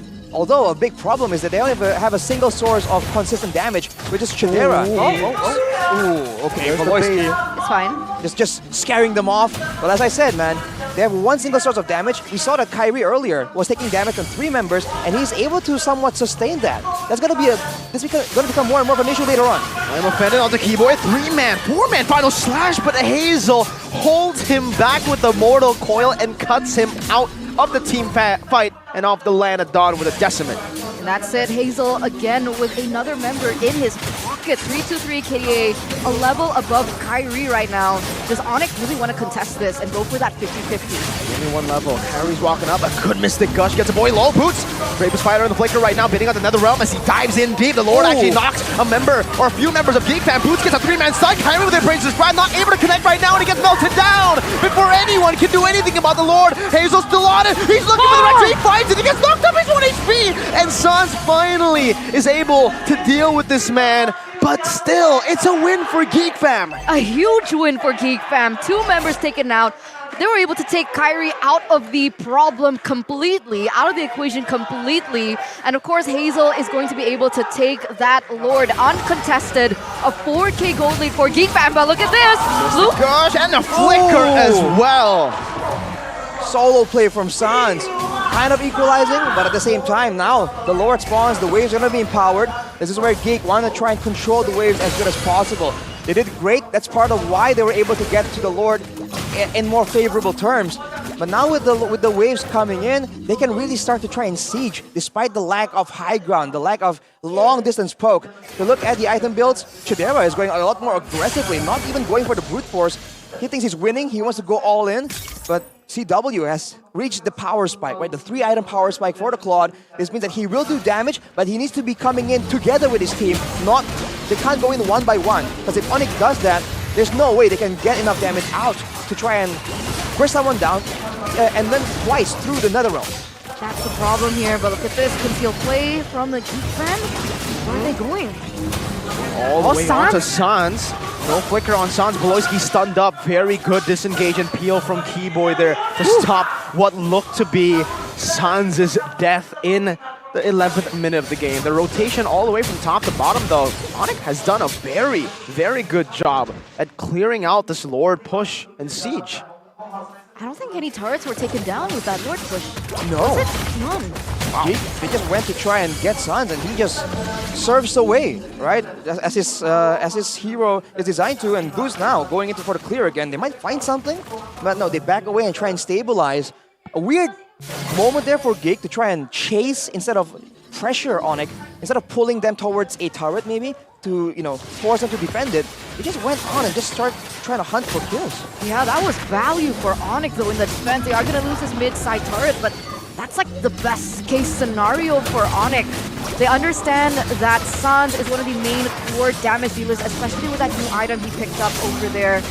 And that's what they went for. Final flash actually brings Luke back to the Mystic Gush. Another realm popped in fear of a full commitment from Onic. A good disengage from Geek fam. Looked very scary. Kyrie dashing forward, gets a taunt onto Beloyski. A wild charge defensively. Ooh. And now shredded down by CW. Blazing duet with the battle mirror image as well. Beloyski forced to flicker out with the conceal now. Keyboy still hovering over, looking for players. Boot slashes a boy, but will be traded back by Hazel with a Decimate. CW is able to siege down that tier 1. So a boots for a tower, essentially. And a boy. But a boy comes back a lot faster, but now you can see that they have momentum here. But Geek doesn't even care. They just rush straight for the Lord. Can they force another fight right here, right now? As CW tries to rotate in, and he might not make it in time. Kyrie's 13. He is walking up. Duke very, very low. Kyrie with a retribution! That's what we've been expecting from the man, and he does it. He comes in on time. Unlike the Avatar, when the world needed him most, he actually appeared. When the moment gets tough, that's where he delivers. That caught me off guard. But I agree. I mean, right before that even begun, I mentioned Kyrie was level 13, 2 levels behind of Hazel, but was still able to get that retribution, steal it under the nose of Geek fam, and that is Onic coming back with the momentum swing. Notice Geek fam's gold. It's already fallen behind from Onic. Exactly. And if you look at it, right, they didn't manage the waves at all before they rushed straight for that Lord, trying to force that play. So now Onic, they're getting a lot of value here. They might even get a base turret. They're waiting for it, and they have better siege due to that board. This is where now this pick starts shining through. Lord with a big charge into the base turret. Onic looking for that siege. One more hit with the Lord, and they are going to be able to secure the top lane of base turret. Now looking for more. A boy doing a good job at micromanaging the wave in the mid lane, clearing it out, and I'm offended as well from Luke. And they will only lose one base turret for now. Another minion wave will be spawning. Can Onic actually get more from this? The question is, do they want to? You can see Onic going to rotate to get that buff away from Hazel. Kyrie's actually going to get it, so Hazel doesn't have his orange buff just yet. Ooh, another taunt in, and my goodness, Luke flickered out of the Netherrealm that a boy had placed out to save him, and he loses his life because he's off position to save Luke. Oh my god, a disaster for Geek fam. Onic now looking for even more to punish. Just one mistake. Just one mistake gives Geek fam another problem here. One inhibitor taken down, one left standing. So even if Onic don't end it here and now, they are gonna have the advantage in it, but let's go. Final slash, purified in, Keyboy still able to sustain just a bit. CW having a good time free hitting that turret with the help of these frontliners. Sans with a Mystic Gush over to a boy. And we do have a pause again. Apologies for the inconvenience, ladies and gentlemen. Please do be patient with us. For now, we're still going to have to see how this game plays out. We could use a break. We could use a break. You could hear the audience like, oh, yeah. Because we're getting to the good part. Will Onic end it right here, right now, or will they have to wait for the next Lord? I think they will wait for the next Lord because, Geek, some might not remember, but they have a reputation for being able to turtle and defend the base like the best. Yeah. Right? I think last season there were multiple matches where they just held on and dragged the game out to the late game. But man, that fight right there is why sometimes the synergy can backfire on you. The fact that they have such a good combination, such a good setup with the Netherrealm, with solutions to the threats, the moment that Onic makes a play out of nowhere and it surprises them, you can see that not everyone is on the same page at the right time, and that really cost them. Yeah, Luke wasn't ready for that flicker out. That was unfortunate, man. That was super unfortunate, dude. The flicker out, and a boy's probably like, dude, I'm here because of you. Why are you leaving me, man? And then he gets taken out as well. Exactly. That's why it's like, oh, man. Man. That was really unfortunate. As Wolf would say, nah, never mind. Why? I was thinking of something else he said. Because, we were talking about Brusco in the previous tournament. Oh, I thought it was the Japan one. It was like Bruscote. So I wanted to rhyme Luke with Luke Goat. You can do it. Yeah, Luke Goat. Luke Goat? Luke Goat. I don't know. Gluck still sticks with me. Gluck, yeah, but I'm sorry. unfortunately, no more. I know. But look at this. the match against Geek is Onic's first match in that's MPL true. Indonesia history without Kage on the roster. Drian. Damn. Drian was Did the he last even play? Kage. Yeah, he didn't play, but he was in the roster, right? In the Okay. roster, in the I don't know roster. how it affects, but all right, guys. Still I'm sorry. counts, man. I mean, I mean, he didn't it's play. history. It's Yeah. history, right? But you know, you want to know a fun fact? Okay. He was the last Kage in Onic because he was literally the last Kage Yeah. who was still in Onic. Now Yeah. he's still the last Kage because he's the last Kage in Indonesia still playing. What are you talking about? Oh, you're right. Anti-Mage's not playing, Psycho's not playing, Udil. Sasa's in Malaysia, Udil's in Malaysia, so he's still the last Kage. The last Kage in country. In country. That's crazy. Oh, By you're process right? of elimination. That's crazy. Right? He chose the right time to move. It's like Udil goes to Malaysia. Hey, I'm still gonna be the last Kage if I move. And he's on his upward mark, dude. Oh, And yeah. Dewa United. Give him a chance to play, and that's what he shows. That's very unexpected. I'll be frank and say that I wasn't expecting too much from Drian. After game one. Like, my bad, my bad. After And it's lethal fair. ignition, full Chad Cho. That was crazy. And it's fair, right? Because you'd think that he'd be a little bit at least rusty. I mean, he hasn't been on the competitive scene for so long. He's played like once or twice, but not to the extent that all these other players are playing. And then he suddenly rocks up to Dale United and it's like, I'm no longer a porcupine. I'm a son of God. Yes, sir. I'm an apostle. I'm an apostle. Well, I mean, to be fair, right? We're talking about him, thinking about like him being a bench player, but he was benched with Sans and Keyboy on the team. I mean, come on. How is, you know, like, it ain't fair. Tough competition in that roster, man. Oof, man. You have to appreciate his game sense as well, though, right? Because usually mechanics, you're still playing around casually. You can still maintain your mechanics. But the game awareness, right? The map awareness, the knowledge, the instincts, especially in pro play, it's so different than when you're playing ranked. So I feel like the fact that he was still able to find moments, be accurate, despite all that, despite all the long layoff, that is absolutely impressive. But we should focus back onto the match at hand. I was about to say, I think we flew a little bit too far. Let's sidetrack. It was the dynamic lower third, right? I know, right? It's not our fault. Yeah. Come on. It's the. You know that we get easily distracted. This is. You know, usually like talk shows are like late night with English Desk, but I was about to say late night, but it's 3:59 p.m. in Indo. It could be for someone else on the other side of the world. Afternoon talks. Well, late night talks usually are like the most fun, though. Exactly, and we'll have that later if there's a pause. Ooh. Again. Possible? Season 12 MPL alone, Season 13 MPL days. Yo! When is your turn, Arashi? Oh, that's true. I have no idea. Right? Mirko, check. Eterna, check. Yeah, Gani, true. check. That's true. Gani, check. Arashi? Realize. Chefin, check. Realize, check. Now it's just Oh, Arashi. you're right. Even realize. Even check. realize. It's the last It's you, caster.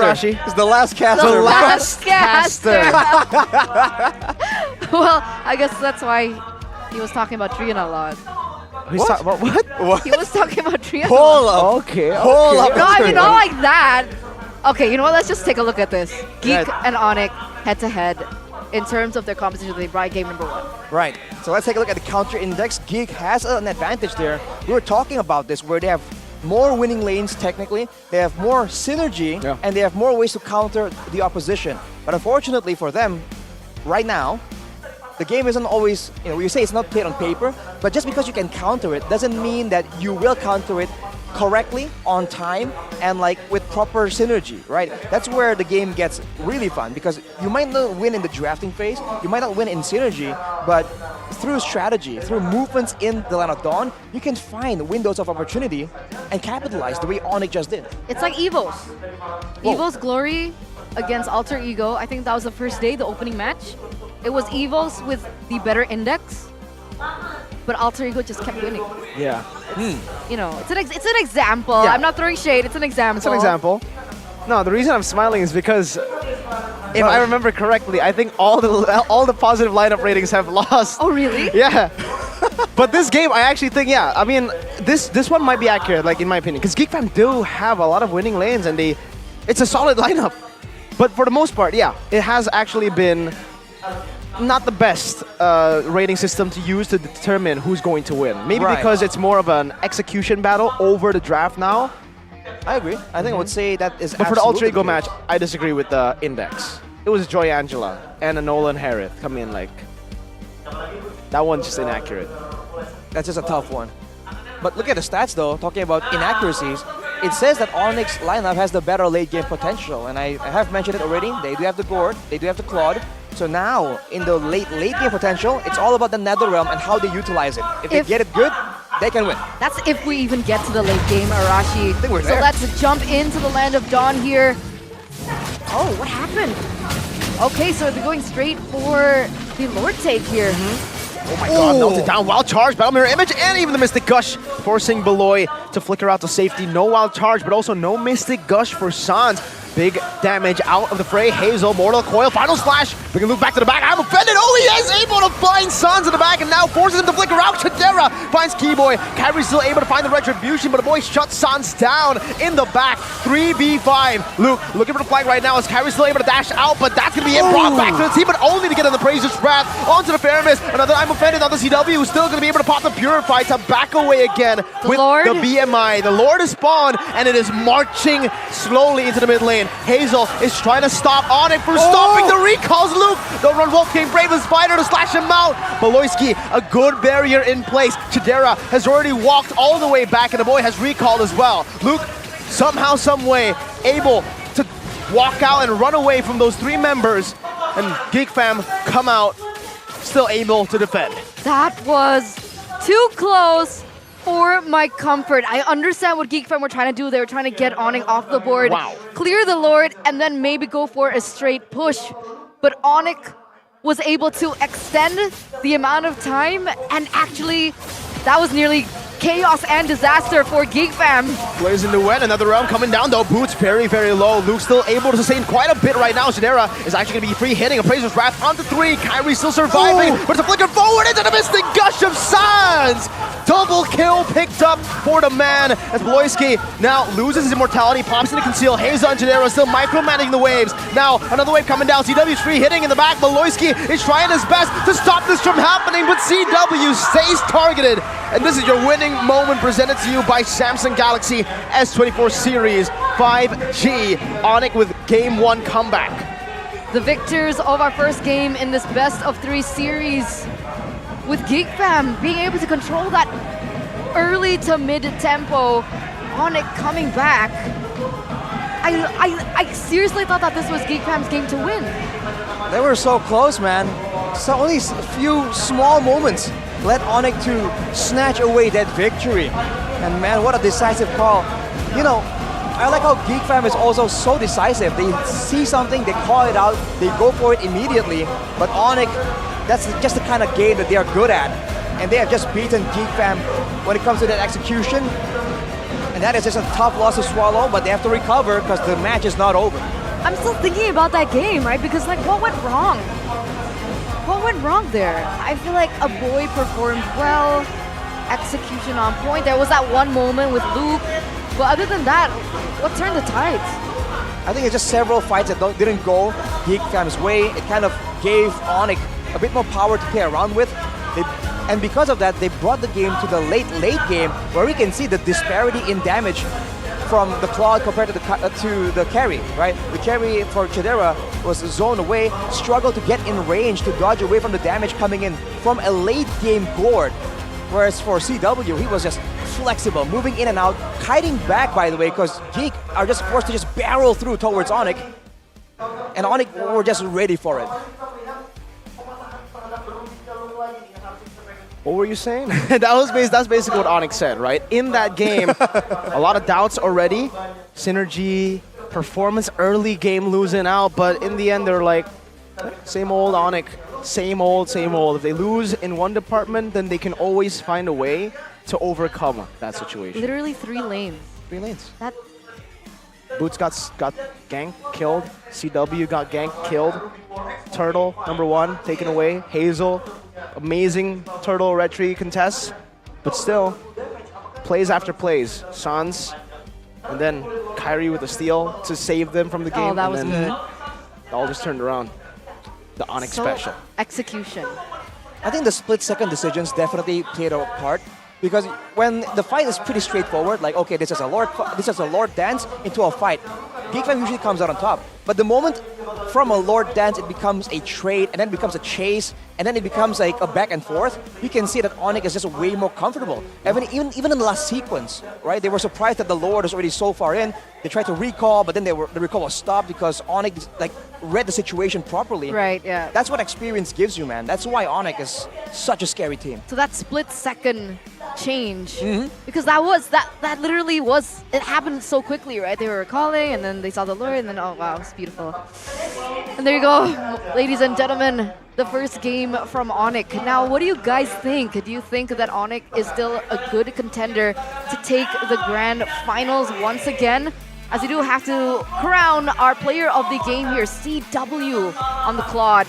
Very shaky early game. We talked about it. Being in the weak side against a carry as a Claude is not the easiest things to pull off. But in the end, he was still able to catch up. An average GPM, but that's not the point of CW. Possibly still the best weak side player in MPL Indonesia. It's definitely, once again, a strong showing. Even though he was ganked, even though in these fights, he was, of course, he was splitting, the Geek Fam was splitting the attention between him and Sans, but he wasn't ignored by all means. I mean, I think Beloyski, as well as, I think Beloyski and Luke mainly were just looking for him again and again, trying to shut him down, trying to stop him from doing damage. But he went with the final charge, with the agility, for some movement speed to ensure he can kite back reliably. And even went for the rose gold there, knowing that there is that burst damage potential coming in from a boy on the signature Paramis. So he was still respecting all the ways that Geek could possibly counter him.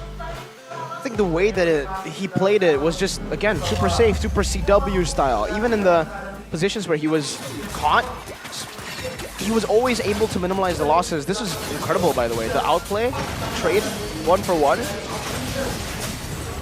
CW can wait, you know? Consistently winning. No, but he doesn't win all the time. Can win. Can win. Calm winner. Calm. I like that. That suits him a bit more.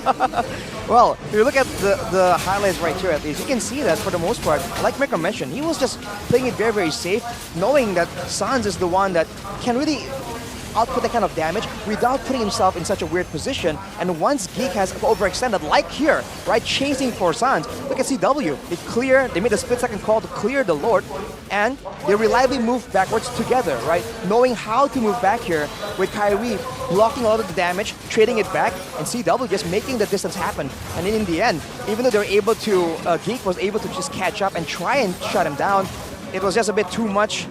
And afterwards, that Quantum Charge also allows him to chase in those back and forth situations. And from there, it was just a matter of time, and with all the waves pushing in, with them scrambling to get into position to even defend, I think it was too difficult for them to try and do that against any team, let alone Onic. All right, now that I look at the replays, I understand. There were a lot of misjudgments, I think, that Geek Fam made over the course of the game that Onic was able to capitalize over. Right, it was that first Lord push. I think they could have done it a little bit more elegantly. Instead of chasing after Sans, I think they could have gone a little bit more objectives on the board. And then there are other examples after that. Right, like how they were actually Lord dancing, because usually, remember, Geek was a team that's well known for good Lord dances, and even against Onic last season, they were able to pull off some really good victories in the Lord dance. But if you look at the current Geek, every time they reach the Lord pit, it's either force the Lord, go for 50-50, or force a fight. And it's generally a bit more straightforward of an approach. And I do wonder if that's because they have a new roster, they want to keep things simple, or is it just a difference in their mindset now? They want things to be a bit more decisive, and they don't want to try and go for maybes. They don't want to go for absolutes. It's crazy. CW is still rich, guy? What? Exactly. It's crazy that he was bullied so early on and he was still able to get this. What's Jadera's GPM? Not sure, but this is why the Claude is super prio as well, I would say, for the side of Onic, because you just find angles, ways to farm all the time. You always have side lane pressure. That's also why I've been saying I like the Claude over the carry. I don't like the carry that much. What's... You want to know a fun Hazel's fact? GPM. Ruby and Carrie were the top 2 picks in the previous tournament. Carrie had a 30% win rate. Ruby had a 40% win rate. Right, I mean, Mirko's been very vocal about that. He's a man with stats. So you like Claude better? Me personally, yes. Okay. One thing in the team fight skirmish, late I think it's situation, safer, in my opinion. It takes a bit more skill to play. It's harder, but it is safer if you can reach that skill I ceiling. understand why people say Carrie is safer, but I also feel like Claude is safer. Yeah. In like Carrie the is long run. in a different Carrie's way. easier to utilize Yeah. in a team. I would agree. It's higher risk, higher reward for the Claude, right? Yes. You can see the late game damage difference right there. But of course, if you talk about the laning phase, remember, like, Chodero was literally standing in front of the turret. Yeah. I think Moko is I doing think something we have with a the break. crowd. I think we're going to throw it over to Moko. Let's go over to a break, ladies and gentlemen. We'll be back for game number 2.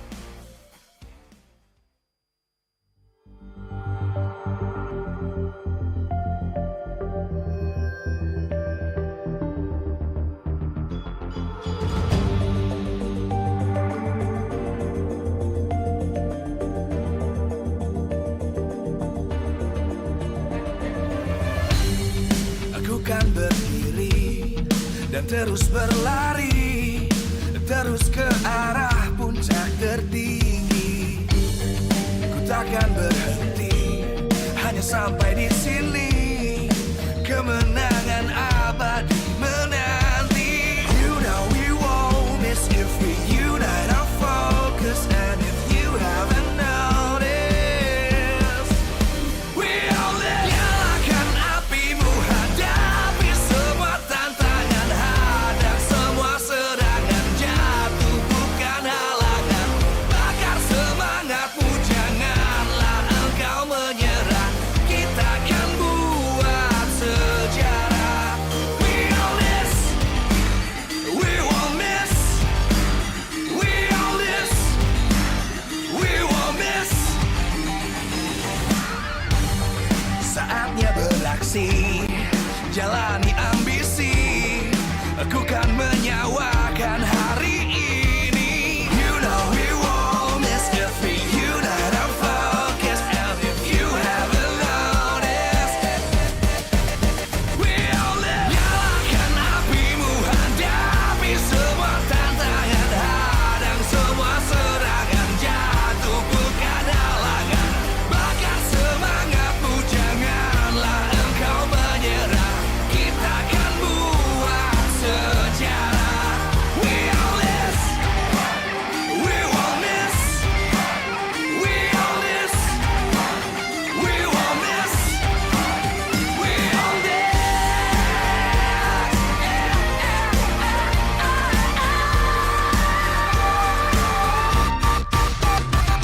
Nyalakan apimu, hadapi semua tantangan, hadang semua serangan, jatuh bukan halangan. Bakar semangatmu, janganlah engkau menyerah. Kita akan buat sejarah. We all this.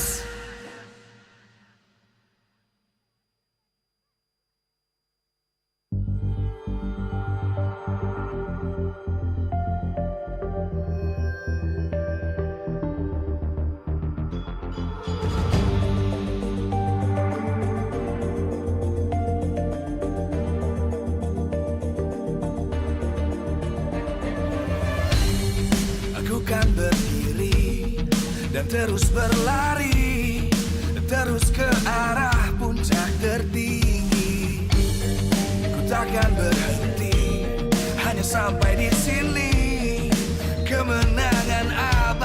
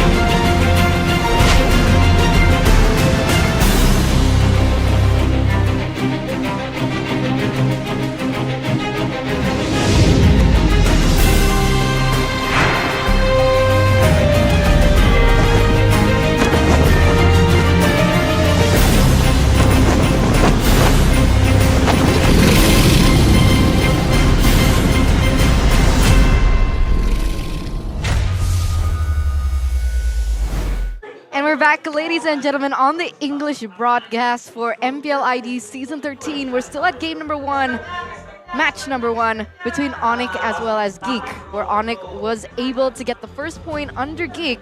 But, you know, over the course of these best of 3, we're not really sure what we're gonna get or what will happen. Yeah. But that was a really good performance by Onic in the first game. Just to fill you guys in though, right? During that break, they had an interview segment with the Onic fans earlier with the Sonic.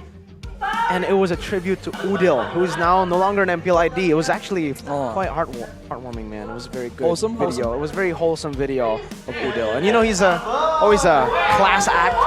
He's like, to the fans, the community, please keep this amazing environment healthy and good and everything. Don't let like the negative side of things consume it, etc.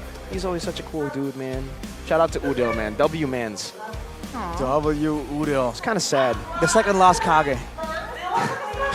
Please take care of him, Malaysia. Seems like he's getting taken care of very well. That's Shout good. out to homeboys, Mr. Daddy Hood. Shout out Daddy. Shout out Daddy. Hood. Hood. All right. Oh. Okay. Moving on. Moving Speaking on. of Daddy. Oh no, that's Whoa, what whoa. Mirko said that. Hang on a second. Mirko said that. Let's What, take a look at Fredrin? the previous game recap. Okay. Yeah. What were you thinking of, Eterna? Chidera. Ah, true. Looking at the damage dealt to heroes, though, surprisingly, Luke on the Ruby was the one that was the only one on his team who was able to out-damage his counterpart, despite the fact that Boots was just aggressively in there. And we're seeing this being a new pattern, right?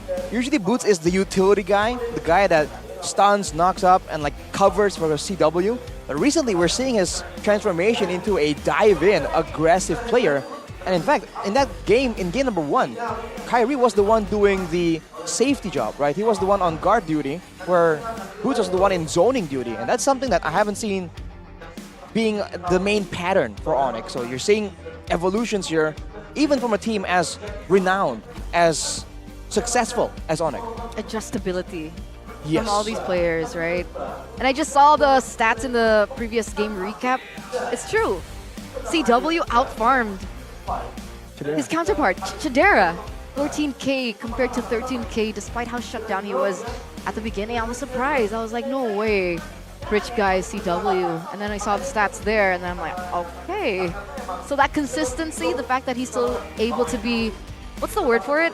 When you do something really well without taking too much time and nobody really notices it. Efficient. Efficient. Subtle, like Efficient. I like He's that enchantment on him, the efficiency 5. CW efficient.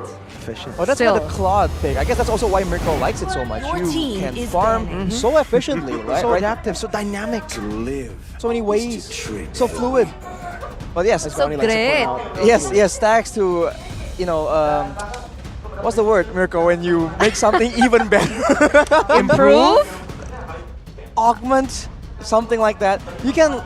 We're losing our words here, Yes. ladies and You gentlemen, can on the English make the farming broadcast. so much better with the stacks, and you can move around the map to look for more farm even faster than the carry can on the Claude, and that is something that CW uses to its utmost potential. But in the drafting phase, presented to you by the official tournament smartphone Samsung Galaxy, it's gonna be Geek, first pick again. They haven't swapped sides here. Joy, Novaria, gonna be the choice of Ben. We have Matilda, Nolan, Faramis is the change, as well as Guinevere. Yep. And that does leave open one hero. CC. From Yeah. game 1. CC. Vexana. CC, carry, but they still go for Ruby. 2 games in a row. So, do we want to lock in our predictions for a Claude and Arlet? Or Claude and CC? Claude, CC maybe. Claude CC, let's see. Claude Vexana. Oh, that's what he said. That's why he's the Because analyst. it's so good. I'm surprised no one picked it up in the game Game 1. one, yeah. Even though it wasn't banned, it wasn't picked up. But now with the Vexana, with the Claude, if they're trying to go for the same kind of strategy, right? Like the dance, the split-second decisions, this Vexana is going to be such a huge problem. You're always at the right place at the right time because you clear so easily. If someone gets taken out, you might take out your team with you because of the passive. And of course, 2 solid sources of crowd control. I'm a big fan of crowd control, man. That's why Vexana, I think, is one of the best mid laners right now. Okay, with that being said, and talking about crowd control, we have an Arlet being picked up by Geek as well as a carry once again. So they're going to double down on this carry and Claude lane. Onic, meanwhile, with the last pick, they went in for Fredrin for Kyrie last time. I hope they're going to flex him a little bit out for the second phase. What do you think he should take here? Lilia, maybe, for Onic? Oh, wait, Vexana already. Yeah, they already have Vexana. I think they can go for a flex pick into the XP lane if they want. I mean, picking up an XP would just be pretty solid if they want a safer option. They could just go for the Barats in the jungle right now, knowing that the carry is still going to hurt him a lot.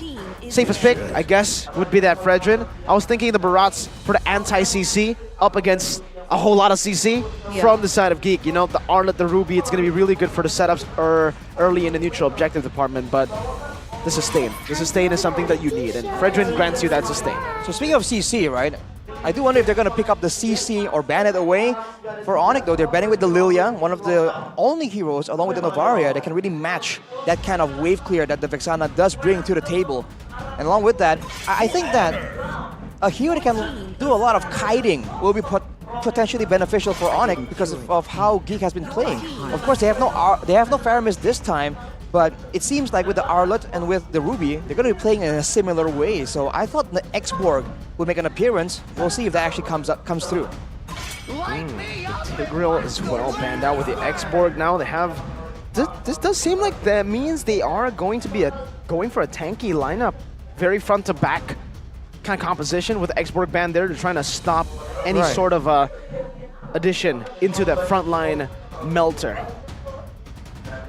Of course, the kiting especially, right, it's just going to be so efficient. And the second life, right, that the Firaga armor provides to you, when you're playing a carry, that single target, right, someone being able to just stand in the front, knowing that, okay, all those flying basic attacks won't take you out in the fadeaway is definitely something that they don't want Onic to take advantage of. But Onic will take away the Grok, so now they're the ones with the barriers, right? Technically a solid source of lockdown if you don't have any gap closers. And of course the wild charge can be massive in the right situations. I'm so confused. What's the last ban for Onic? Is it Faramis? No. It's Valentina. Is it Valentina? Yeah, apologies again, ladies and Okay, it's gentlemen. Valentina. It is Valentina. Yeah. Just to confirm, the last ban for Onic is Valentina. They're trying to limit the choices here for a boy in the mid lane with the Faramis taken out. They're gonna go for a Barretts and a Nana. Alright, that's the debut of Nana. Personally, as a Nana player, I'm very happy to see it on the competitive stage. But Onic will come back and answer that with a Yuzong last pick. Wow, a lot of dive, good laner against the Arlet, but it's gonna be the Ruby in the XP. Yo, Rashi, why haven't we seen Nana at all? Like, this is the first Nana pick / ban of Season 13. I think the Nana became a bit more vulnerable once they removed the movement speed buff when you turn into the Molina, right? That means that you're invulnerable, but then you're very easily caught up. So it only really works when your team isn't planning on moving backwards, right? And that is exactly what I think Geek fam are looking at. They want the crowd control, they want the AoE damage to match up Onic in those big team fights, but they don't plan on kiting backwards the same way Onic does. So this is going to be, once again, a forward-moving composition. And looking at the ratings of this time, Onic is winning on most of the fronts. Is this a sign, Mirko?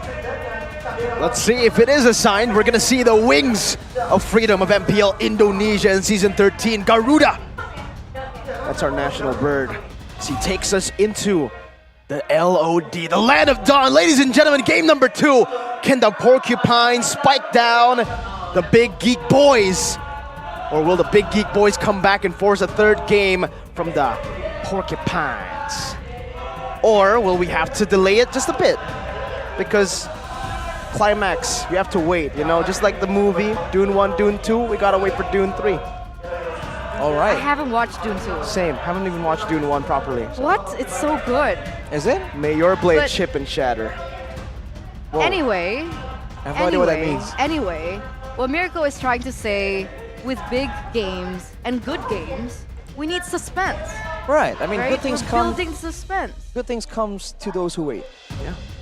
So we get a tour Of the Land of Dawn. Of the Land of Dawn. As you can Here see we here, are. this is the base. This is where people spawn in the game. Okay, and then where are we going now? Well, we're going turret. to the top lane. What's the name of the creep there? What? What's the name of the creep? Which creep? That creep. This is the Barong. Saved by the bell. Dear, dear Mirko. Bell by the Tyson saves. Fury. That's a very specific reference, Mirko. All right. I don't see the Bakiro in the game, so I'm not sure if we can do that. But man, the Yuzong in the hands of Boots is really growing into that dive role here. That's usually a playstyle we see Luke do, but now against Luke, Boots is stepping up, trying to do the exact same thing. Because they do need an answer, right, to the back line of Geek Fam. I think yesterday, was it yesterday when Luke picked up the Yuzong? I think people Yeah, were he like, did. oh, Yuzong, Against not Bigetron. meta, bad EXP. Against Brody. There you go. But, like, it was still really good. I mean, It's a really good dive. Black Dragon form, Patrify. The fact that you can be dominant in the lane and still have a lot of pressure in the team fights, Yeah, I think that's what it. really makes a good EXP laner. That's a pattern you see with the Lapu Lapu. Technically, it's a pattern you see with the CC as well. It's all these heroes that can be solid in the lane, can be aggressive, win the 1v1 duels, survive 1v2 ganks even, have good mobility, but even in the fight, have AoE crowd control maybe, or tankiness enough for you to actually be a main frontline. And also damage, right?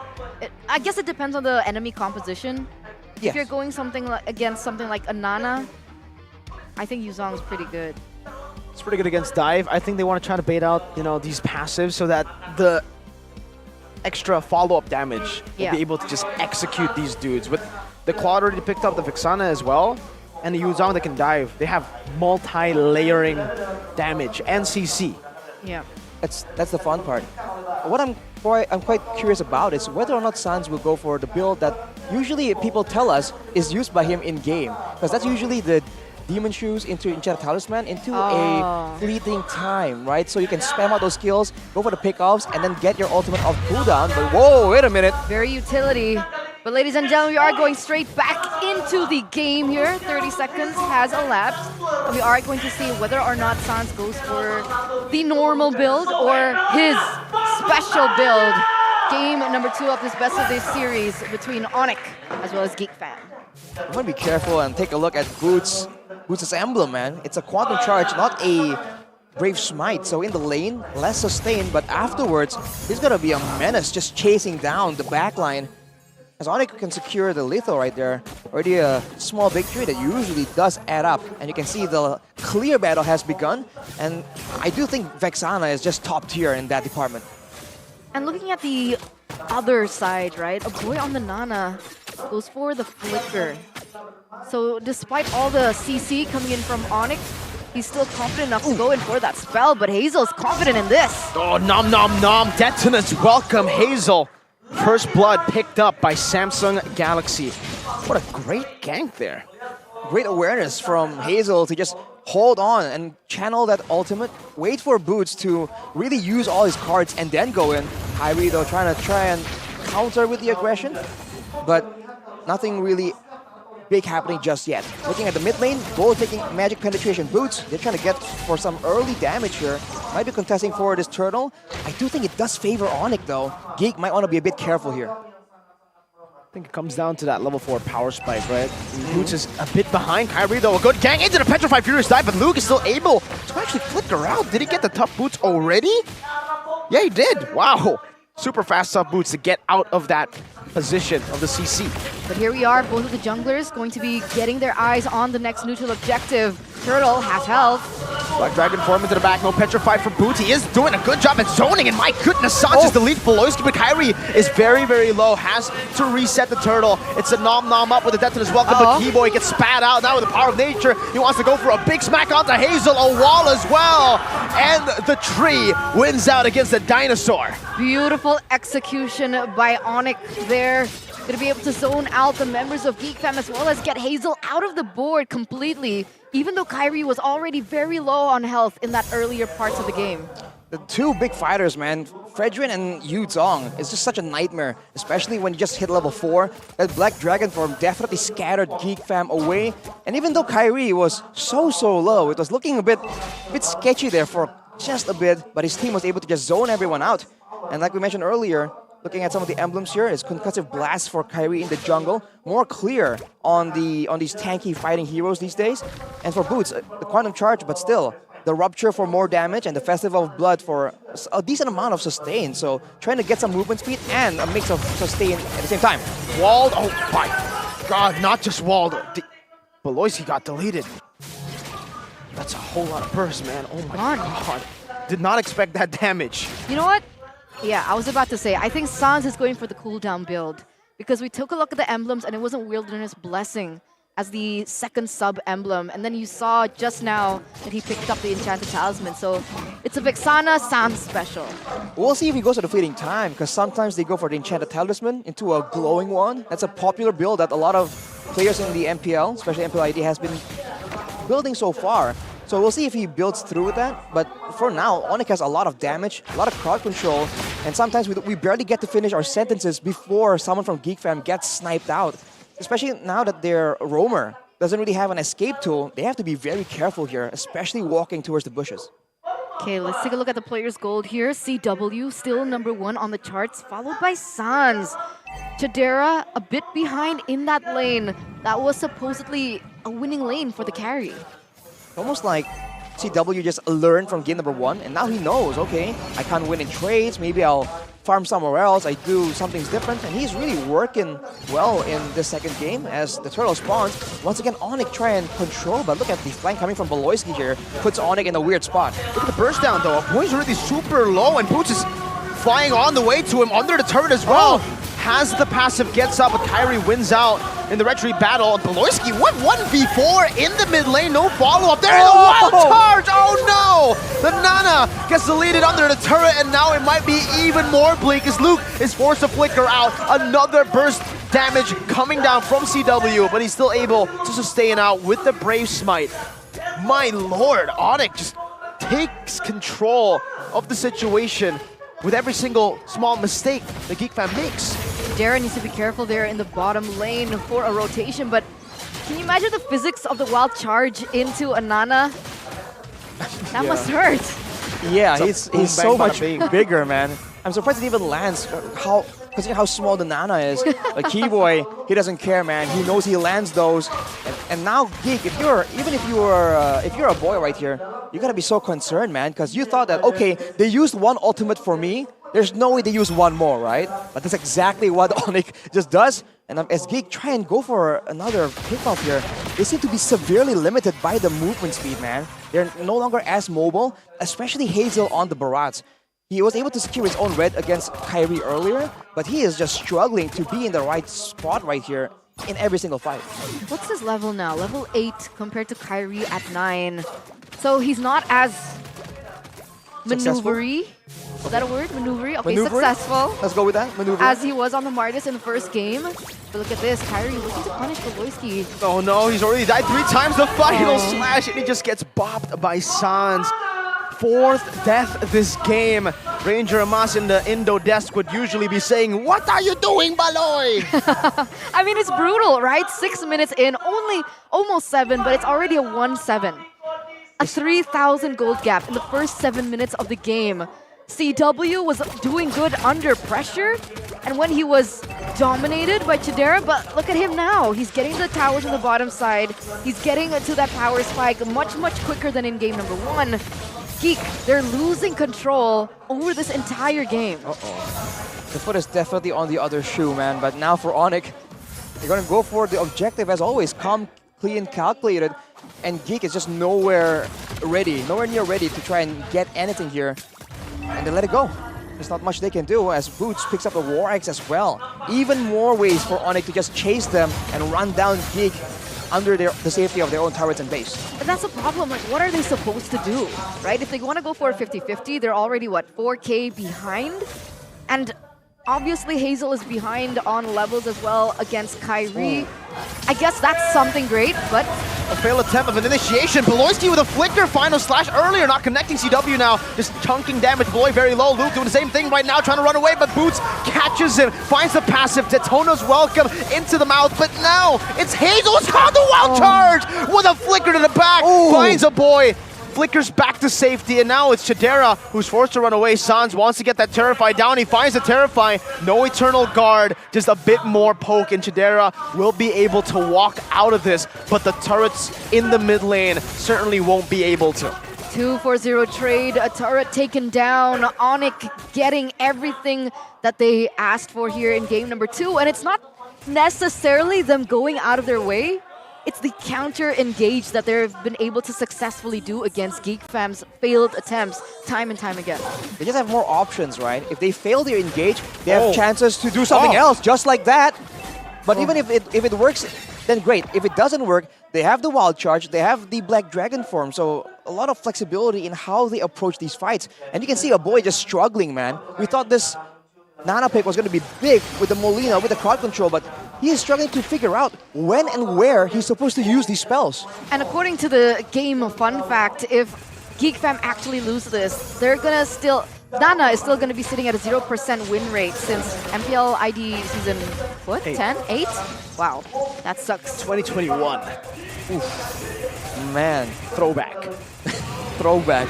Well, Eterna, by the way, we have our answer. It's a Lightning Truncheon into possibly a going one here. Sand is going for all that damage, all the burst, knowing that for the most part, he's not targeting the front lines, right? CW has that on lock. He's targeting the back lines. He's trying to get that burst damage to help with the pick-off potential, with the threat.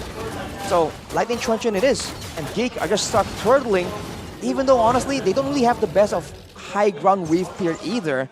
So they are just stuck waiting for a chance that Onic just is not giving to them. So still respectful. No fleeting time. Nope. From Sans. Not yet, at least. Not yet, at least.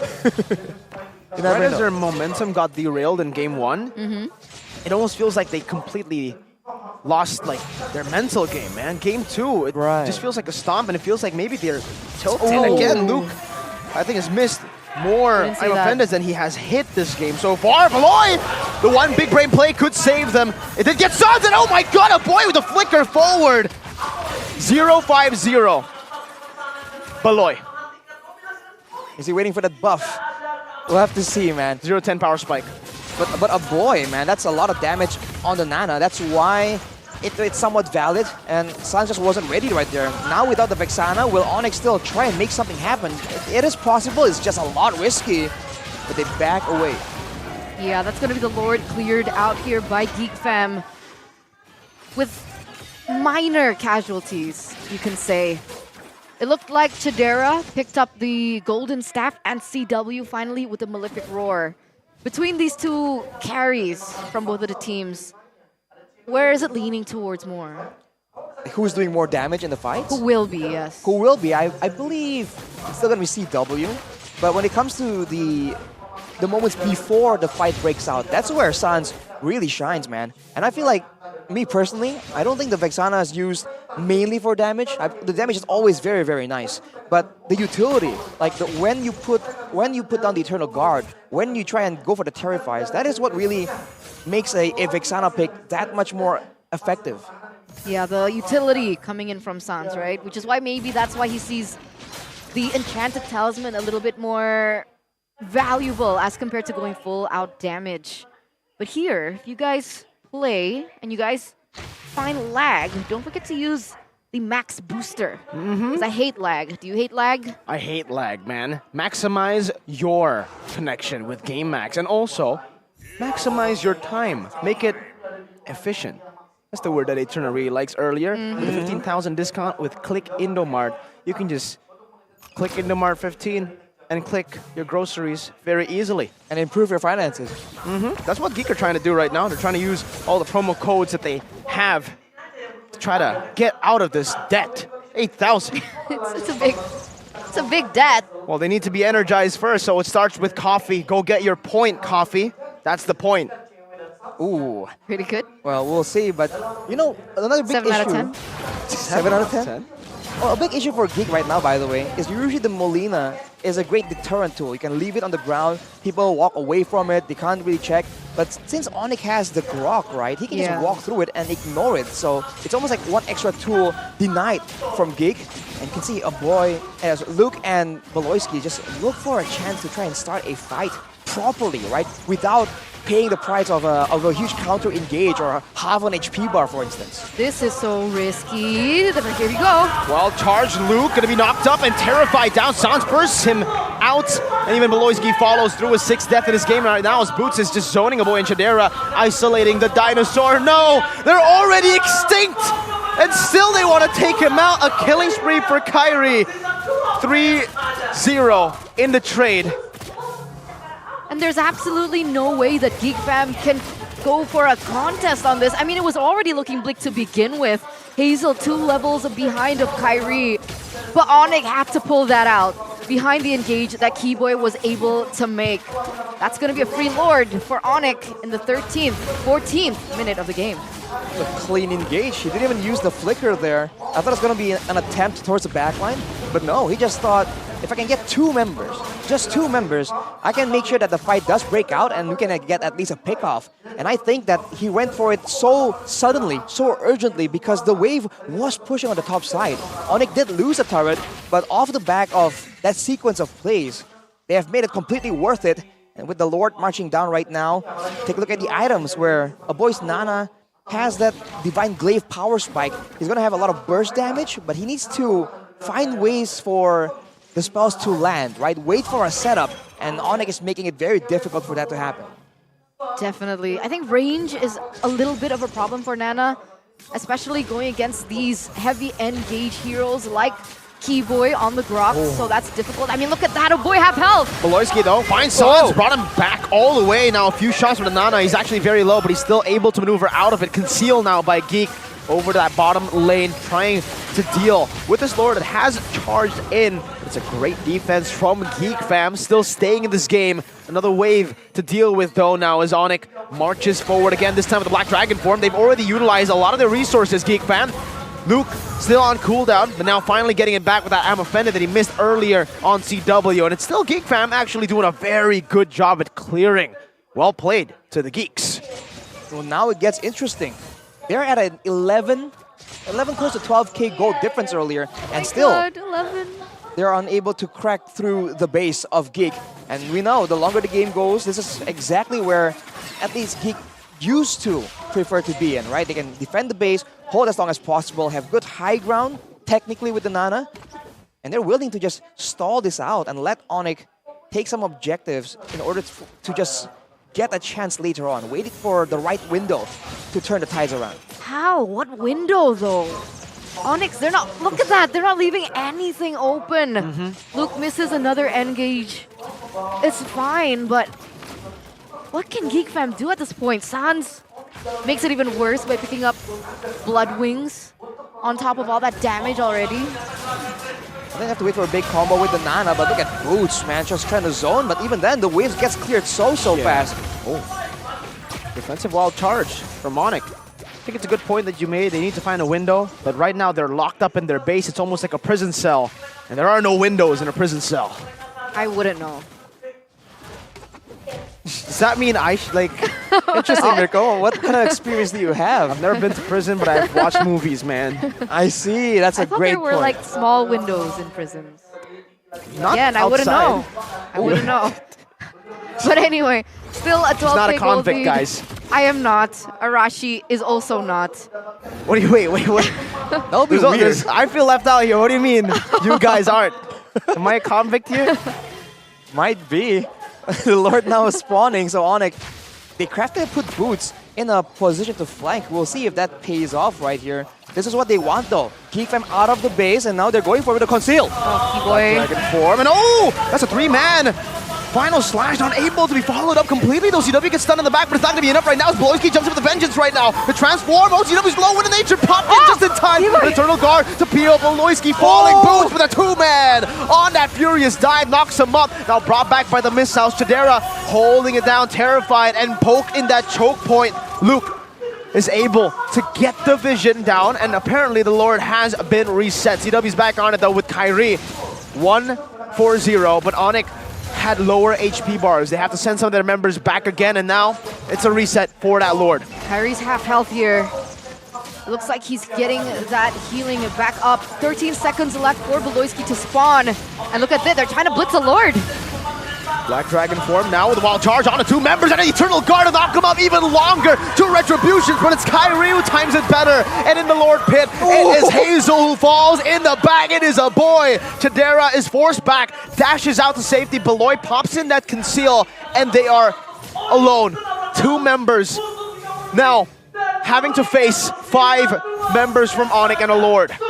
Against all odds, against the entire world here, Beloyski and Chidera, the final ones. It looks like CW is going to be able to break that inhibitor in the bottom side, but what? A final slash, a desperate one at that as Chidera pops in over nature. He's able to get CW low enough, the immortality, but now he gets knocked up, wall down, and that should be it. Geek fam clean swept by Onic in their rematch. Wow, in the grand finals, it was a 4-2 MPL ID 2022, 3-2 reverse sweep. In both instances, it was Onic winning it out, and it looks like it's the exact same flavor today in their first matchup at MPL ID Season 13. Reaffirming again the tiers in dominance. Onic just showed once again why they are not to be trifled with. And Geek, unfortunately, after a great start in game number 1, they're forced to pay the price, man. Having everything denied from them. Positioning, the map control, the Lord Dance. Nothing was given to them by Onic. That will result in a brutal finish for the Sky Kings. Absolutely brutal. My goodness gracious. The way that they were able to just play that game so disciplinedly, the adaptation made, the learning curve for Onic in game number 1, where Geek fam were able to get the better of them in the early phase so instant. And I don't know if it's also maybe Geek fam tilting in game 2. Counter-engage setup from Onic today was brilliant, I believe. Every time Geek fam saw a small window or a small opening for them to make that play, Onic was ready. They were ready. And this is something that Onic seems to have amongst all the other teams here at MPL ID so far. But let's take to the interview, ladies and gentlemen, with Moko, with the victors of that best of 3, 2-0, Onic.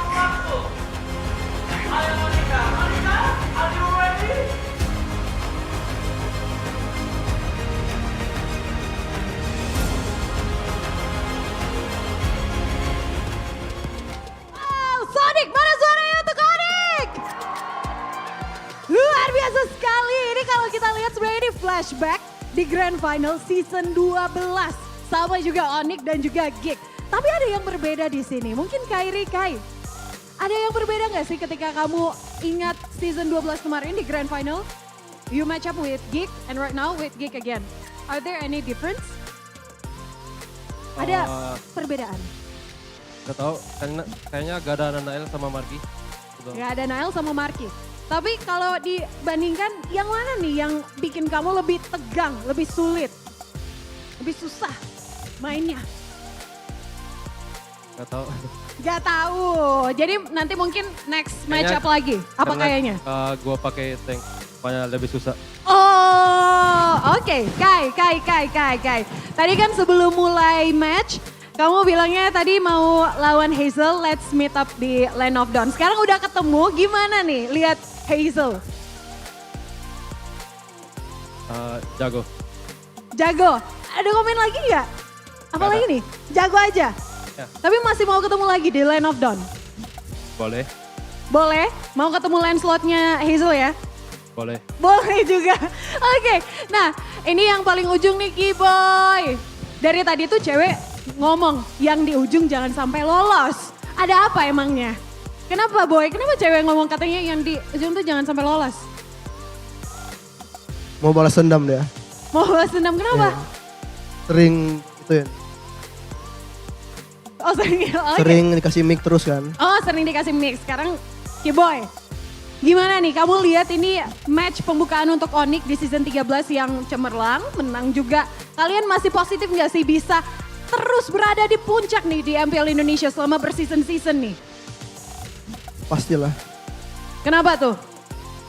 Ya karena kita terus kerja keras, konsisten terus, mau belajar juga. Dan juga semua anak-anak juga apinya masih gede banget lah.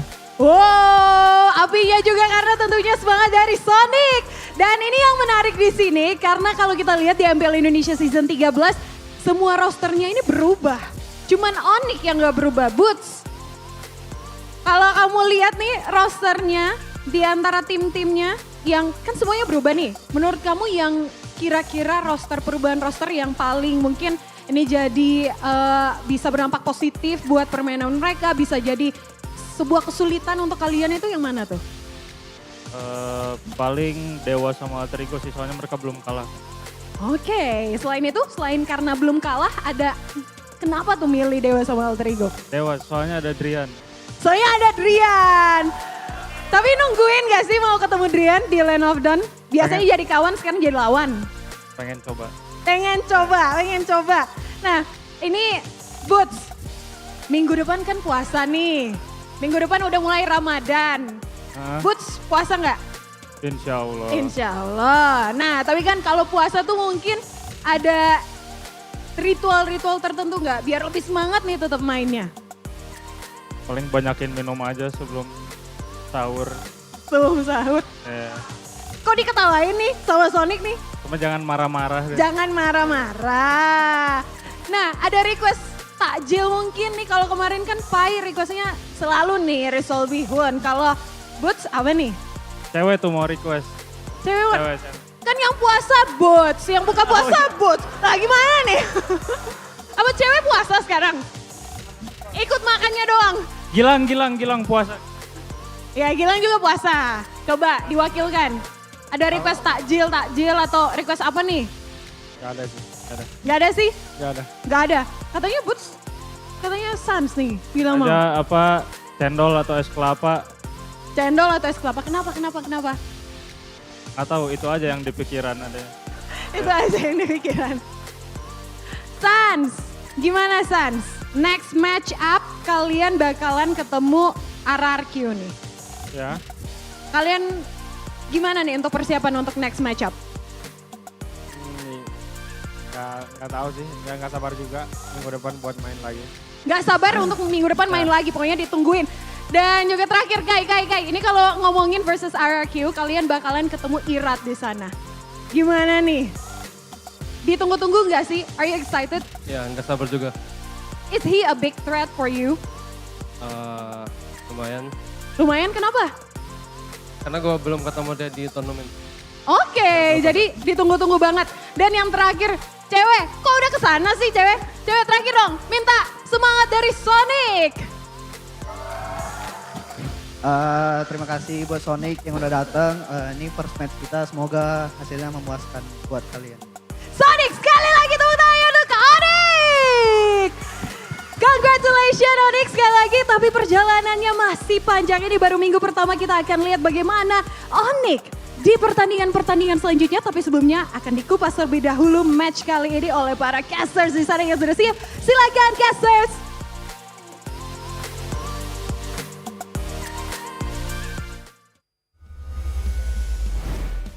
Thank you so much, Moko, for that interview with Onic. Why are you turning into a British person? The Australian accent comes What out. accent? Is Australian or British? Are you guys okay? Say no. No. No. Okay, that no Are is you normal. okay? No is normal. You can replay the video and No, there was something off It's weird. there. You know what? Despite the 2-0 loss for Geek again, I do hope that Hazel keeps his spirits up. Okay, the fact that he was able to play to that level, On the with that Martis. level of confidence on the Martis in game number 1 against one of the OGs, Kyrie, is already very impressive. Right. So keep it up. For sure. I mean, showing again that even though he wasn't in the MPL, he was active elsewhere. And players from other leagues, you know, they're not, doesn't always mean that they're worse, man, you know? Yeah. Their quality definitely shine. I mean, for Hazel, a lot of doubts coming into that matchup against Kyrie, amazing retributions, and even Kescute, right? So the two players and coaches that we got from Liga Nacional, the champions, we've seen extreme quality, very high potential. We'll see if they can continue to progress and develop in that way, because I said this earlier on, if Hazel is surrounded by people like Beloy, Bluffsy, all these like super intelligent dudes, and Marky as well, he should be able to improve. Maybe he'll reach heights like the man you see here, Mr. Chewe. CW. Calm Winner. winner. Right? 3-0-12. KDA did not lose a single life in that particular game. Yeah. 2 times on the cloud. Deathless run. The consistent weak laner. The consistent weak laner. CW. Weak laner. Weak side laner. Weak side laner. Yeah, My I bad. think that's He's not better. a weak laner. Yeah. Weak side laner. That sounded wrong. His performances every single time, whenever he stays consistent, whenever he's that stable player on the team, I always remember what Wolf said at M5. What did he say? He just really wants to take his family To Japan. I remember that moment. Shout out Wolf. That made me laugh. I was in the hospital. Me and Lavelle I was like, were like, what? Yeah. That was beautiful. random, but it was good color. Good color. Amazing. Let's look at the highlights by the official gold partner, UBS Gold, though. Now let's see some Japanese plays from CW.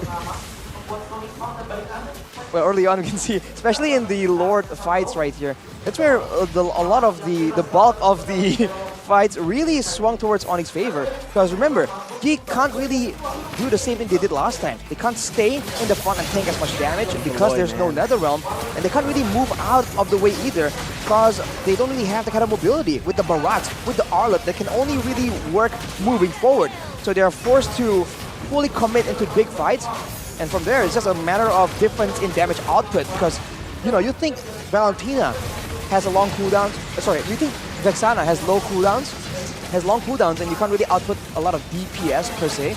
Nana is even worse in that kind of situation. You can see that Sans just has more value here, and the AoE from everyone, including Boots, including Keyboy, just really made things very difficult whenever it's a full-on 5v5 fight. And Geek just could not find a way to go for skirmishes instead. I'm actually wondering what happened with the comms. I think we're gonna see that soon. We're going to see the golden moment by UBS Gold later. Let's see how the comms are for them later. Do you think they're going to be calm? Do you think they're going to be aggressive? Oh my god! Whoa. This is why CW is so good! Oh my god, cute. Here's the power of the ball! I bet he does 100 push-ups and runs 100 kilos, does 100 sit-ups, and the like. Just like that one character that's Exactly. named after a town in Japan. Yes. CW wants to go to. Oh! Love Tokyo. Dude! Who? I'm lost. Who? Saitama. I believe it is Saitama. Let's take a look at the items though. I'm so lost. Chidera, for once, he was for the carry, but I guess he is feeling like a lack of damage. Usually we see the Brute Force, Breastplate, with the Thunderbelt, with the Endless Battles for a lot of true damage, a lot more tankiness and mobility. But I think, especially in this kind of game where he is one of the sole damage dealers they can rely on, he just feels pressure to go for a lot more of an aggressive build. Whereas for CW on the Cloud, it's business as usual, right? Go for the 3-item Power Spike, get a Windtalker for good measure, Malefic Roar to go to shred the tankier members, and that's about it. And even one of the more reliable members on the team, a boy, usually, even when the team isn't doing so hot, he still provides that damage, provides that utility. But in this game, he was completely shut down. He has 3 items, 4 if you include the boots, and he can really burst down the squishy members from Onic. But the front lines, for the most part, even if he wants to try and do that, he can get maybe 1 guy, and that's just not enough. I was thinking though, right? I mean, yes, you have high ground with the Nana, but the range isn't too significant when you think about it, right? And the fact that he went in with Genius One instead of Divine Glaive, is that effective? Usually we do see the Genius One and the Divine Glaive, right? I think there too Was he had leaning Genius One. towards it, or He had Genius One and Divine Glaive, so it's like the same kind of like burst penetration build he that didn't you have would the go. glaive yet, right? He did. He did have the glaive. He has the glaive already, boy. but he Yeah, went for a the boy. Genius One first. Genius Yes. One, Lightning Truncheon, Divine Glaive. Oh, okay. Because without the Divine Glaive, I would have thought like it's not effective because Kibo already has the Athena shield. Yeah, continue. I think the Genius One is because of the cooldown and because the path to build is a lot easier because the cost is a lot lower Yeah, compared to right. the Divine Glaive, right? That just increases the power spike a bit more. And considering the situation, I think he desperately needs something more. But here you go. Golden moment. Gimana? Ya udah. Yaudah boleh. Kalau gitu, Ini guys, kita lima gua naga. Gas. Harga dah. Bara guys. Gold 2 guys. Bara 2 gold. Bara gua free. Lima gua. Gas we. Aman. Red boot, tahu boot. Wow. Aman. Kasih tahu sayang gitu dong lang. Baby, do I hear a bit of tahu spice? sayang. That's not as low-key as Onic. Yeah, usually it like, started low-key. Yeah. Like, okay, go, gas. And then once tell them, baby. Tell them, baby. And they started to get cheeky at the end. I like that. Pretty cute. I like that. Finally showing personality, we don't get to see that in interviews at all with them.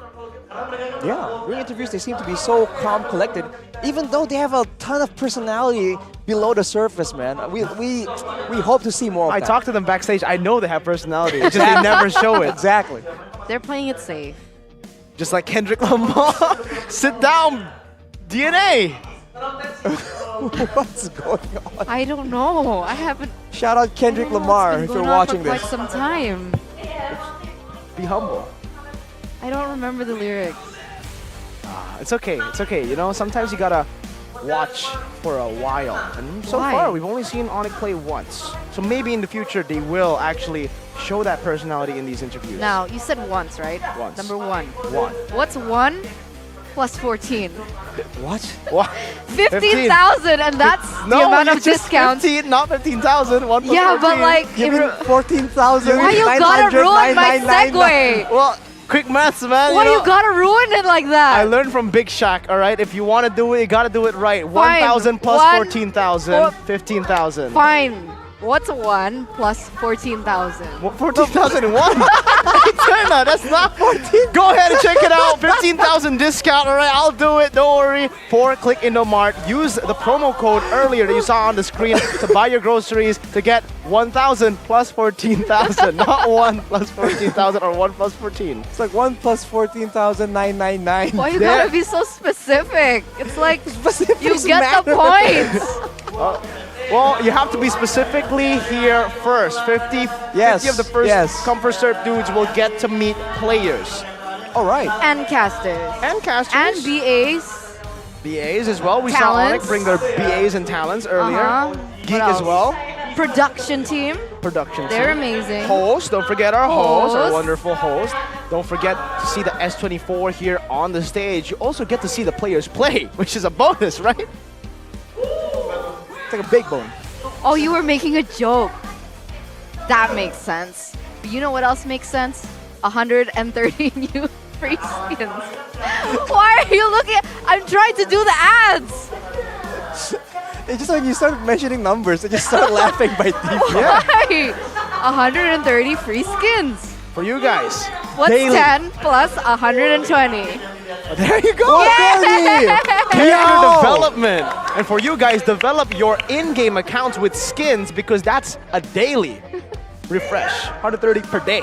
Oh, per day. I thought it was per event. No, per day. The whole season? Yeah.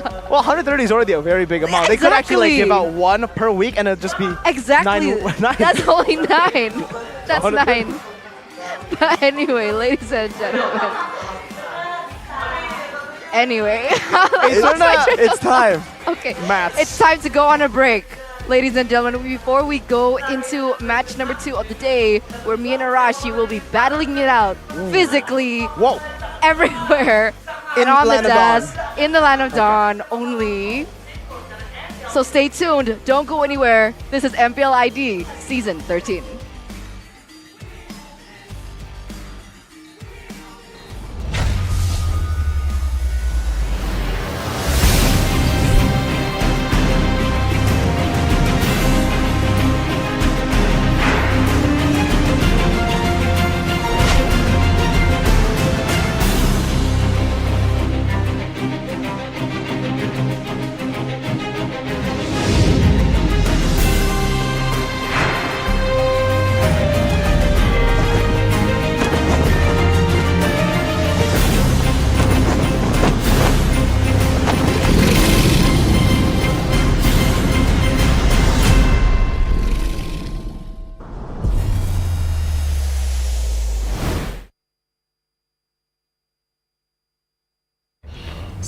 ¿Vos de qué parte sos?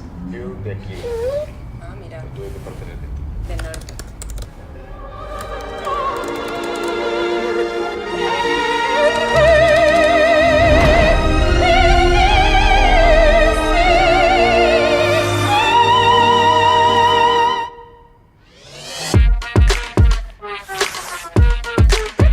Samsung Galaxy S24 series. Get it now. Pakai aplikasi GoPay, dompet andalan gamers. Banyak damage-nya. Ada cashback hingga 20.000 buat upgrade skin baru. Aplikasi ringan gak makan memori. HP lemot bisa victory. Top up langsung dalam game tanpa hambatan. Ikutan selebrasi MPL di aplikasi GoPay. Menangkan total hadiah ratusan juta. Bonus stage. Gratis 100 kali transfer kemana aja. Beli pulsa harga termurah. Scan juris dengan mudah. Download sebelum mabarkan.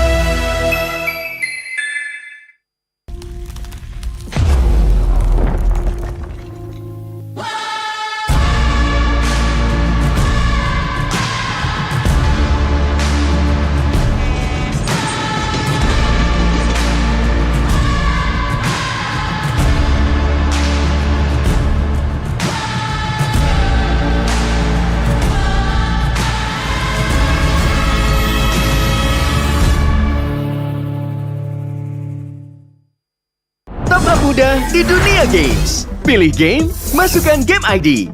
Pilih Diamond, masukkan kode promo, dan pilih metode pembayaran. Masukkan kode OTP. Selamat, kamu dapat tambahan kuota. Upgrade gameplaymu sekarang. Game Smash andalanku bikin mainku semakin hebat. Tukar DG rings, diamond dan voucher game kau dapat. Main MOBA apa aja win streak di tanganmu. Cuma Game Smash makin no debat. Beli paketnya dan aktifkan boosternya sekarang. Character select. Bener. You lapar.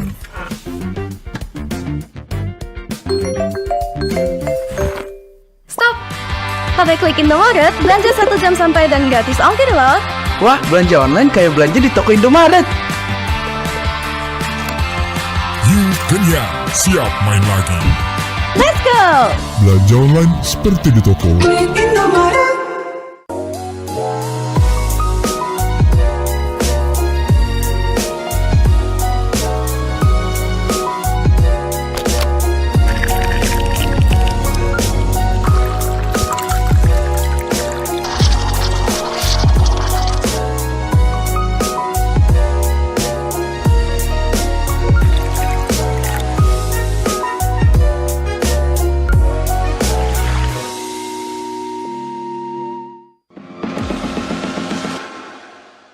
It's only you who rocks my world.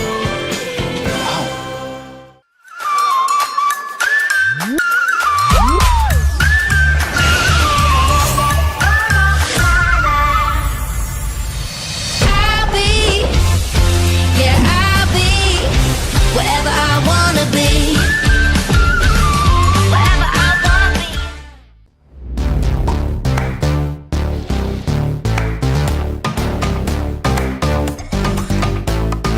We don't need no sleep because the party.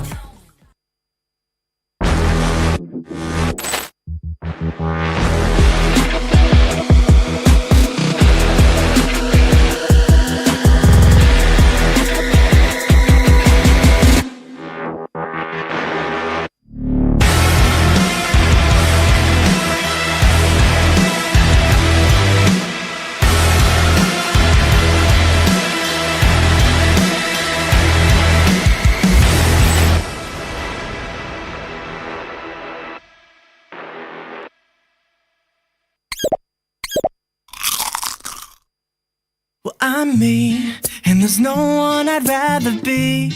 You can sit around and wait and see. For a moment, I'll be standing free.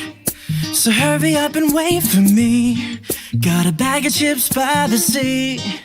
The sun is blazing down. I've got my smile now. Here's the thing. Your chips will really make me sing. Come on, relax and have some chips with me. Chill out, lay back, I'm right where I wanna be. We've got time to take it easy.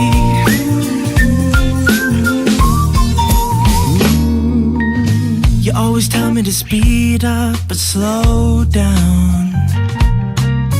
I've been kicking my feet up and just going to town. A bag of chips in hand, I got nothing planned, yeah. Good treats by the sand, you know I wanna chow down. Oh yeah. So when you ask me if I'm gonna stay, I'm promising you I will. 'Cause there's one thing we gotta do.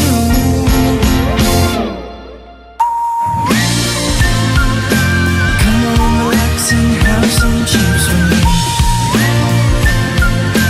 Chill out, lay back, and right where I wanna be. We've got time to take. And all that I wanna be.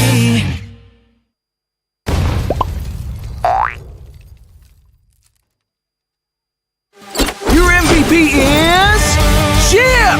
His portals completely set the pace of the match from start to finish. Wow, another MVP! That's my chip! Just doing my job. Can I see the highlights? I'm off the clock. Yeah! I can't wait to see your portals in action! Looks like Red Team's trying to catch Chip alone up top, but he just calmly got his portal and Alpha ults in to flip this fight around! A great example of skills persisting through portals! Double kill! Cyclops is taking a serious beating from Gord, but it's Chip to the rescue! Will he make it? What a clutch save! Poor Gord just got jumped JJK style! Arlot's just in time for the buy one, get one special! Man, next time look before you enter enemy portals!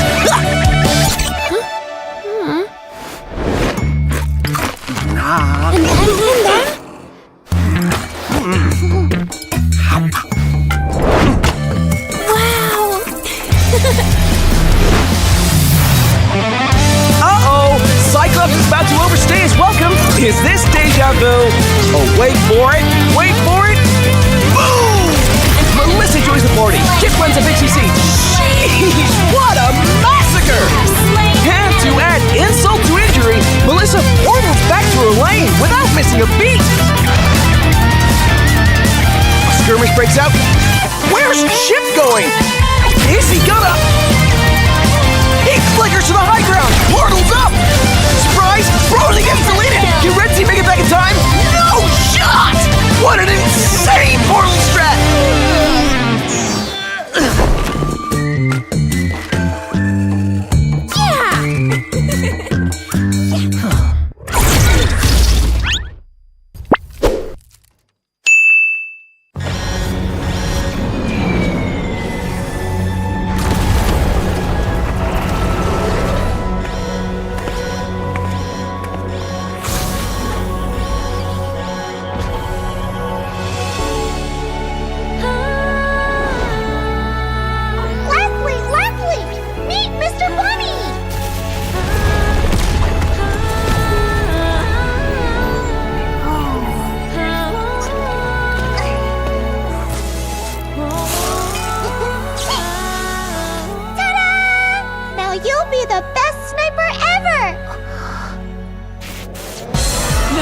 It's a decoy!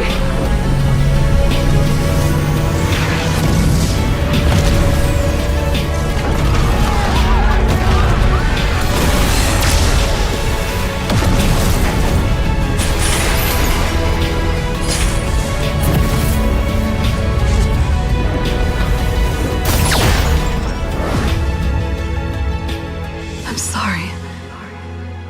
Leave me alone.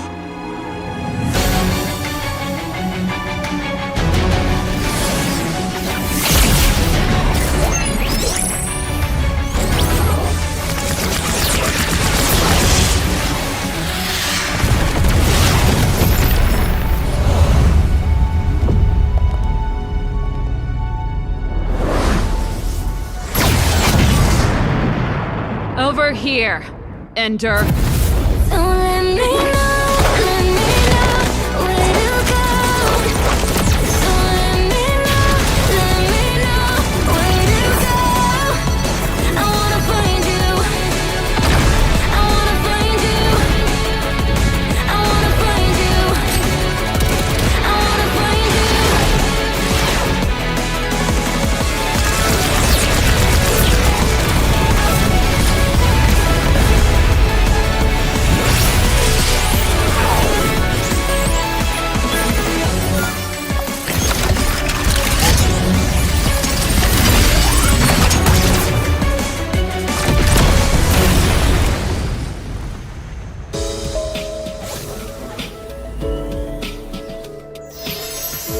Great job, guys!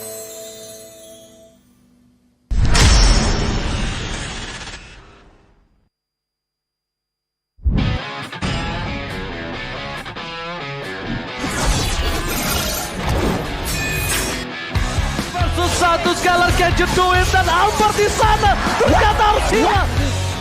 Avalanche fight as Long gets instantly shot down by the Blazing Duet as well as the Electo final blow. This is going to be easy cleanup for Todak as most of the Apat yun, pero nasipa din siya yung ninakaw na sipa. Buhay pa rin ang 4v1! In the back line already, and they're running for the lives, gunning it. Gary trying to drag the members of RG right underneath the turret. It's not enough though. Gray coming all the way, and he cleans it all the way up. Just nowhere for him to run. Just Kita kata ada satu buah weapon deploy yang membuat pergerakan dari Bigetron Alpha benar-benar slow. Rafanya sudah tumbang.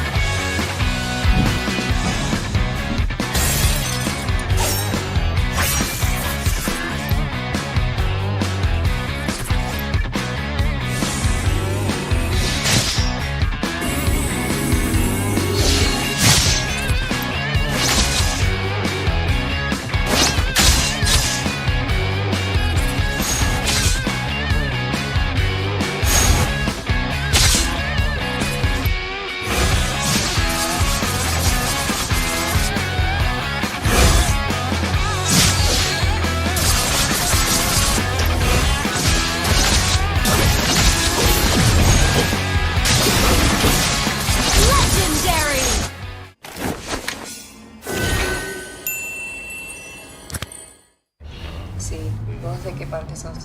Yo de aquí. Ah, mira. Tú de qué parte eres? Del norte.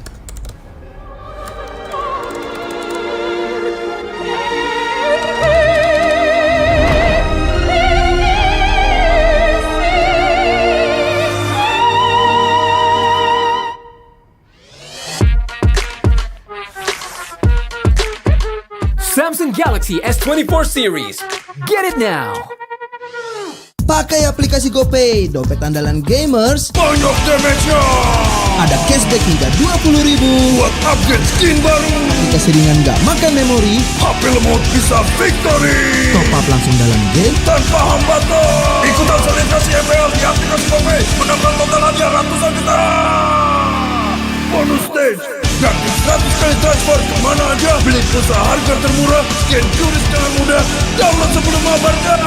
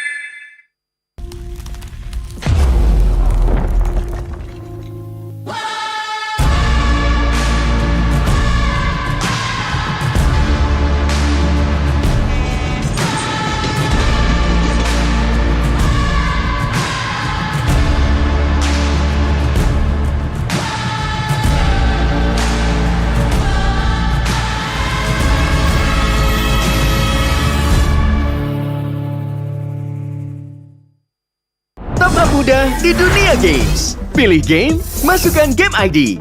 Pilih Diamond, masukkan kode promo, dan pilih metode pembayaran.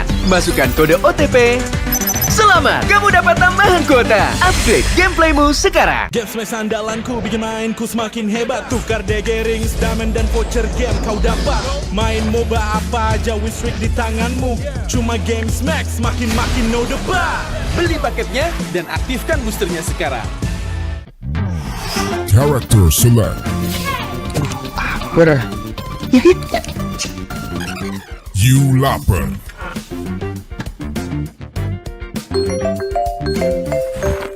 Stop! Pakai klik Indomaret, belanja 1 jam sampai dan gratis ongkir loh. Wah, belanja online kayak belanja di toko Indomaret. You kenyang, siap main lagi. Let's go! Belanja online seperti di toko.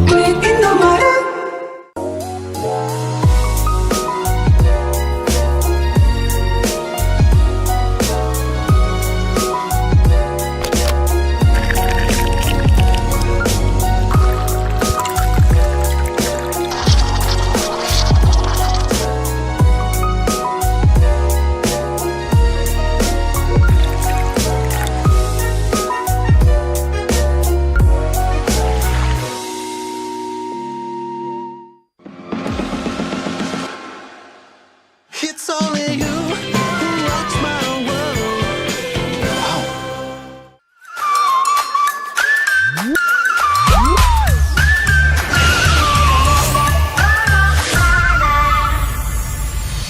I'll be, yeah, I'll be wherever I wanna be.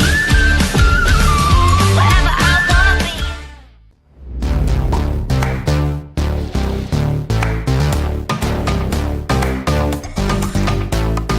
We don't need no sleep because the party.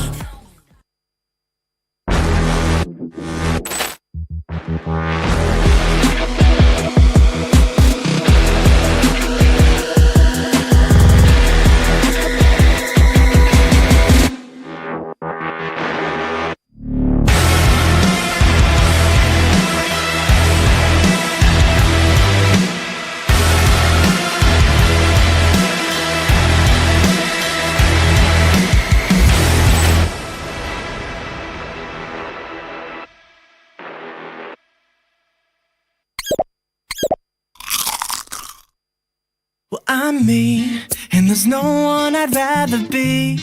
You can sit around and wait and see. For a moment, I'll be standing free. So hurry up and wait for me. Got a bag of chips by the sea. The sun is blazing down. I've got my smile now. Here's the thing, your chips will really make me sing. Come on, relax and have some chips with me. Chill out, lay back, I'm right where I wanna be. We've got time to take it easy.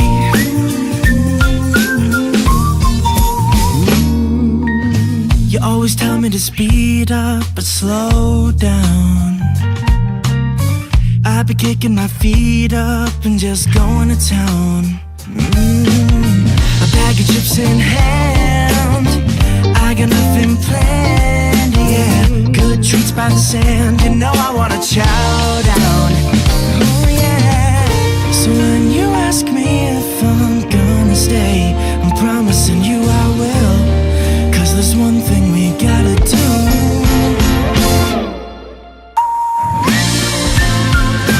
Come on, relax and have some chips with me. Chill out, lay back, and right where I wanna be.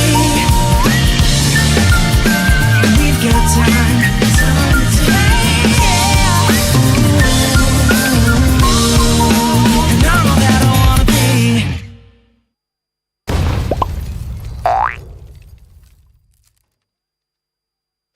Your MVP is Chip! His portals completely set the pace of the match from start to finish. Wow, another MVP! That's my chip! Just doing my job. Can I see the highlights? I'm off the clock. Yeah! I can't wait to see your portals in action! Looks like Red Team's trying to catch Chip alone up top, but he just calmly dropped his portal and Alpha ults in to flip this fight around! A great example of skills persisting through portals! Double kill. Cyclops is taking a serious beating from Gorg, but it's Chip to the rescue! Will he make it? What a clutch save! Poor Gorg just got jumped JJK style! Arlux just in time for the buy one, get one special! Man, next time look before you enter enemy portals!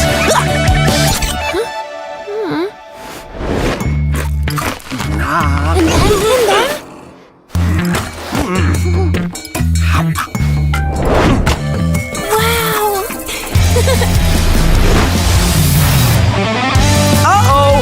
Cyclops is about to overstay his welcome! Is this deja vu? Oh, wait for it! Wait for it! Boom! Melissa joins the party. Chip runs a BTC. Jeez, what a massacre! And to add insult to injury, Melissa portals back to her lane without missing a beat. A skirmish breaks out. Where's Chip going? Is he gonna... He flickers to the high ground! Portal's up! Surprise! Brody gets deleted! Can Red Team make it back in time? No shot! What an insane portal strat!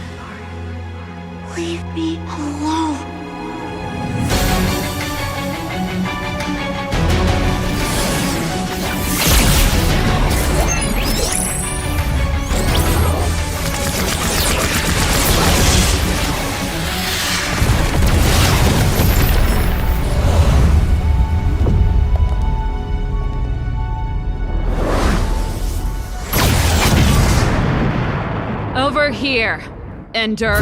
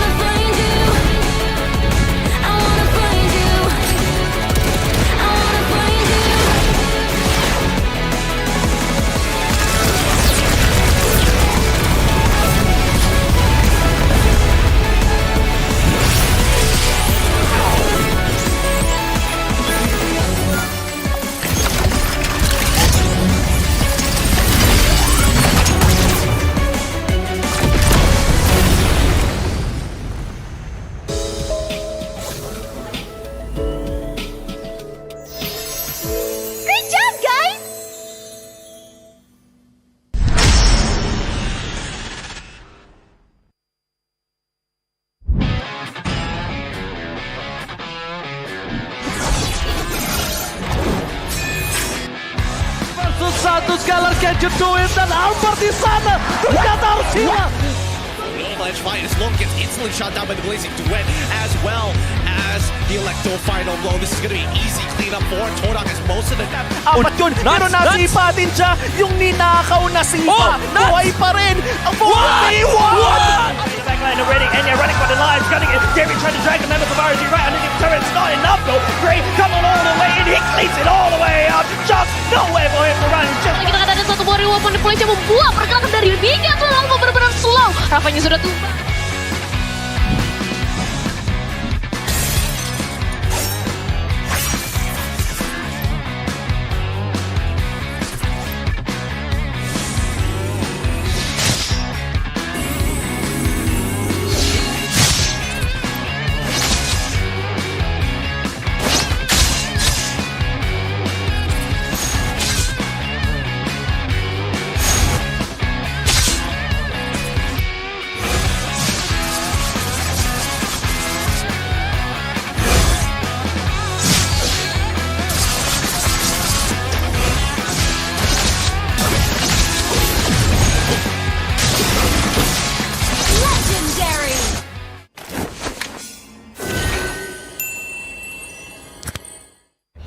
Sí, ¿vos de qué parte sos? Yo de aquí.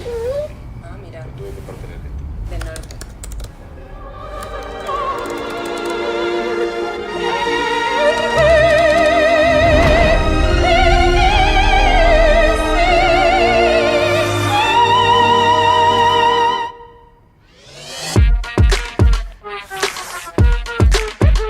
Samsung Galaxy S24 series. Get it now.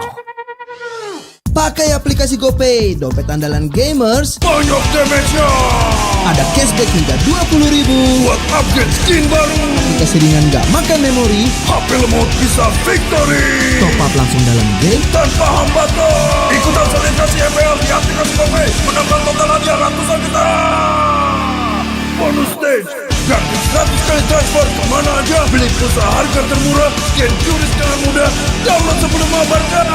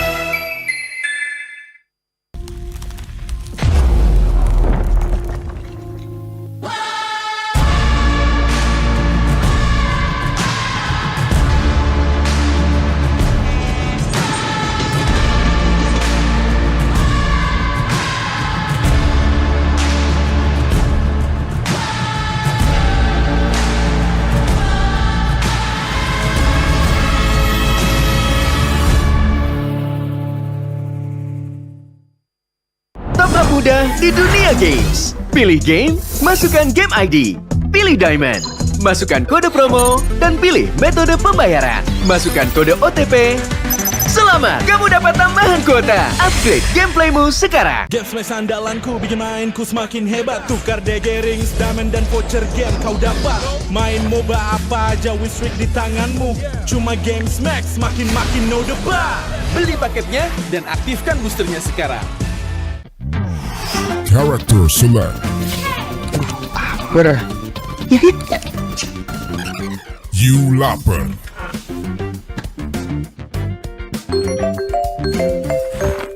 Stop! Pakai klik Indomaret, belanja 1 jam sampai dan gratis ongkir loh. Wah, belanja online kayak belanja di toko Indomaret. You kenyang, siap main lagi. Let's go! Belanja online seperti di toko. Indomaret.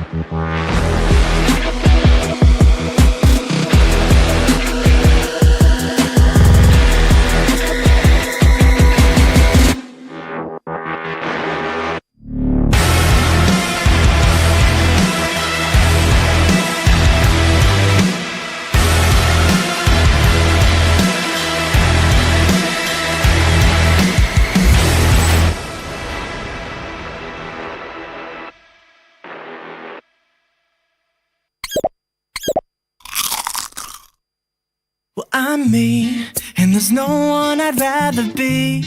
You can sit around and wait and see. For a moment I'll be standing free. So hurry up and wait for me. Got a bag of chips by the sea.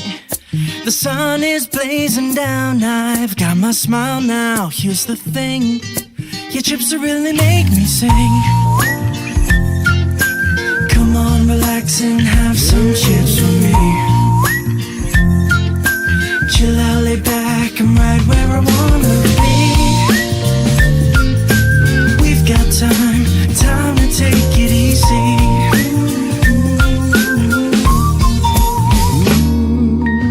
You always tell me to speed up but slow down. I've been kicking my feet up and just going to town.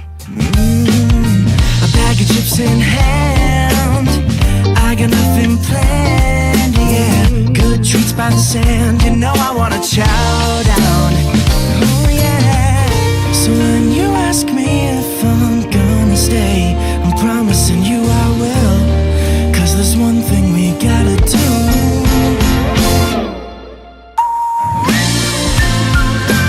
Come on, relax and have some chips with me. Chill out, lay back, and right where I wanna be. We've got time to take, yeah. And I'm all that I wanna be.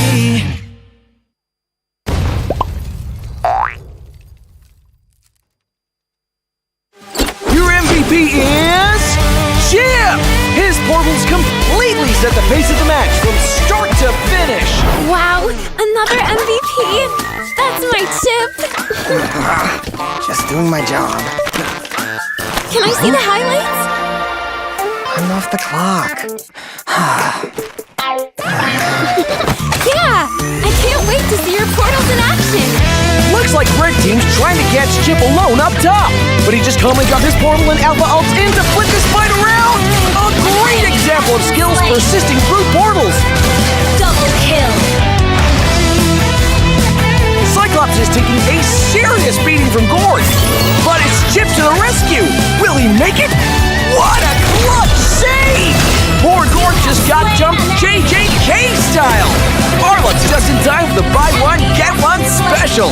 Man, next time look before you enter enemy portals!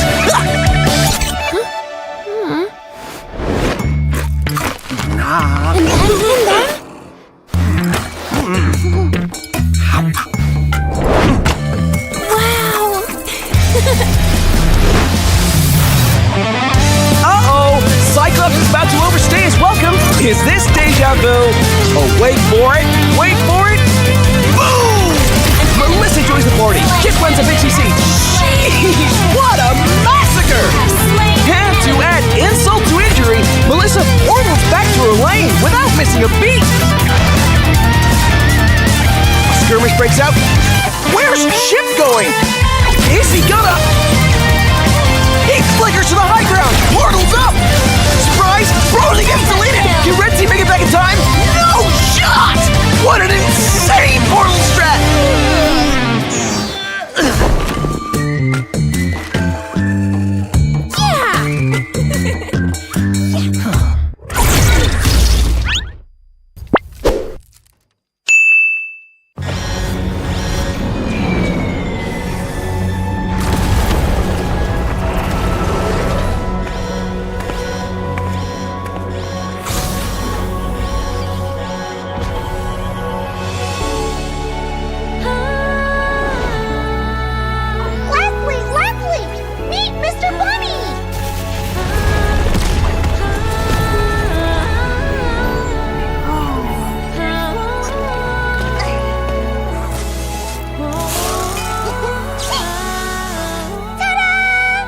You'll be the best sniper ever!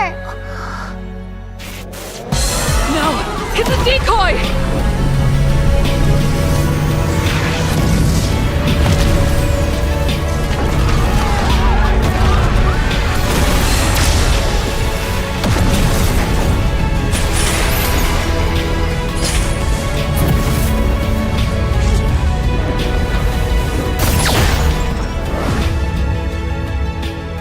sorry.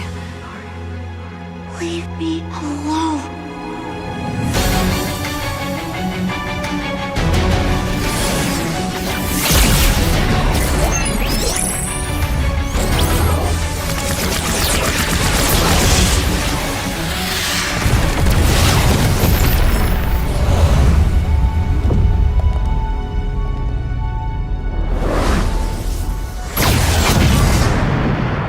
Over here, Ender. Don't let me know where to go. Don't let me know where to go. I wanna find you. I wanna find you. I wanna find you. I wanna find you.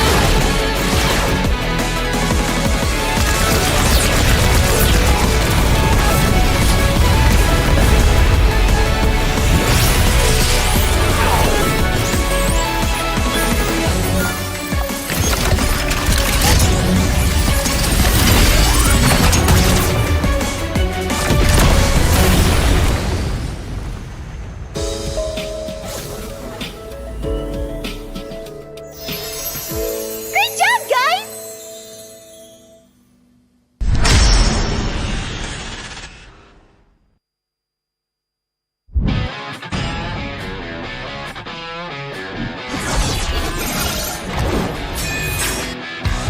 Versus satu Scalar can you do it? Dan Albert di sana ternyata harus hilang. Ledge fight as Long gets instantly shot down by the Blazing Duet, as well as the Electro final blow. This is going to be easy cleanup for Todak as most of the... Apat yun, pero nasipa din siya. Yung ninakaw na sipa, buhay pa rin. Ang 41! In the backline already, and you're running for the lives, gunning it. David trying to drag the members of RG right underneath the turret. It's not enough though. Gray coming all the way, and he cleans it all the way up. Just no way for him to run. Just... Kita akan ada satu buah reward manipulasi yang membuat pergerakan dari Bigetron Alpha benar-benar slow. Rafanya sudah tumbang.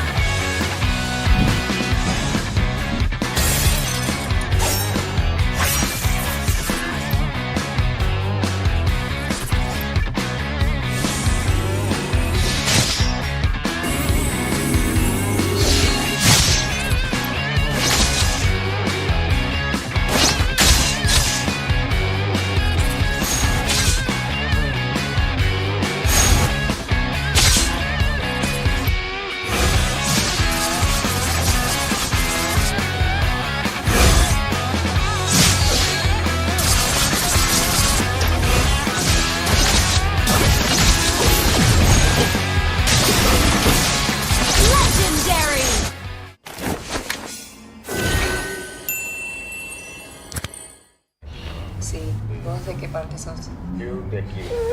Ah, mira. ¿Tú de qué parte eres? Del norte.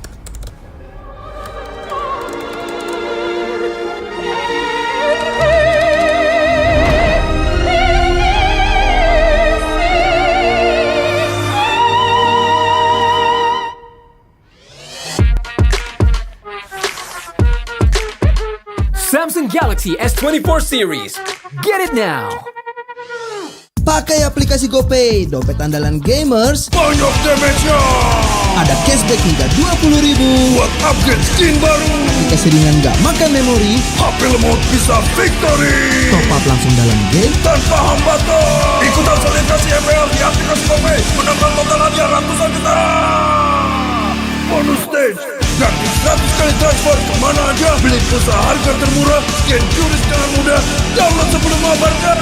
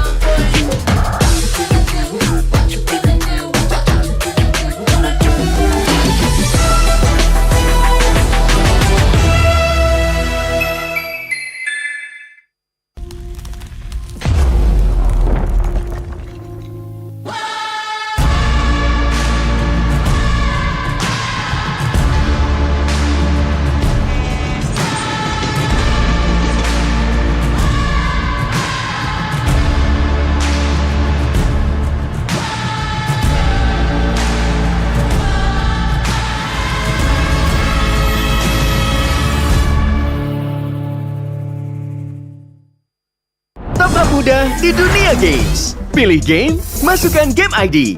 Pilih Diamond, masukkan kode promo, dan pilih metode pembayaran. Masukkan kode OTP. Selamat, kamu dapat tambahan kuota. Upgrade gameplaymu sekarang. Game Smash andalanku bikin mainku semakin hebat. Tukar DG rings, diamond dan voucher game kau dapat. Main MOBA apa aja win streak di tanganmu. Cuma Game Smash makin no debat. Beli paketnya dan aktifkan boosternya sekarang. Character select. Where? You lapar.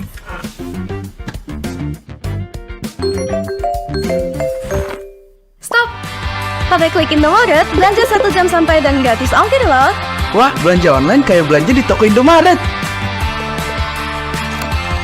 You kenyang, siap main lagi.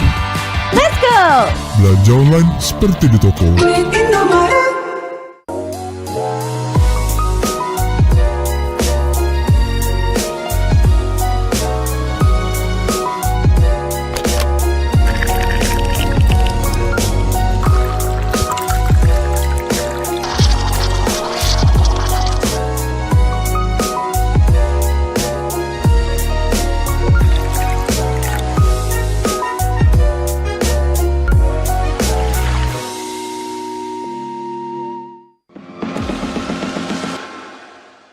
It's only you who rocks my world.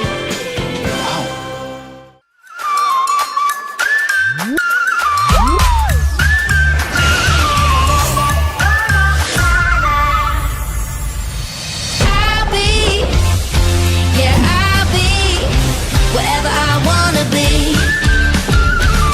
Whatever I wanna be.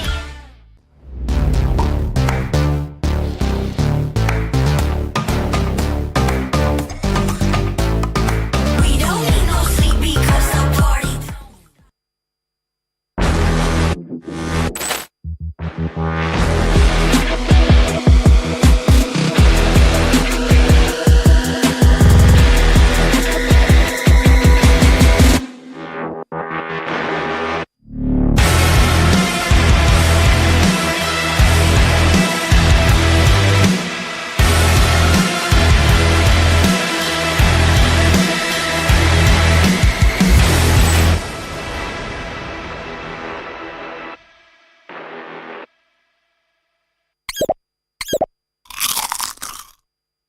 Well, I'm me, and there's no one I'd rather be.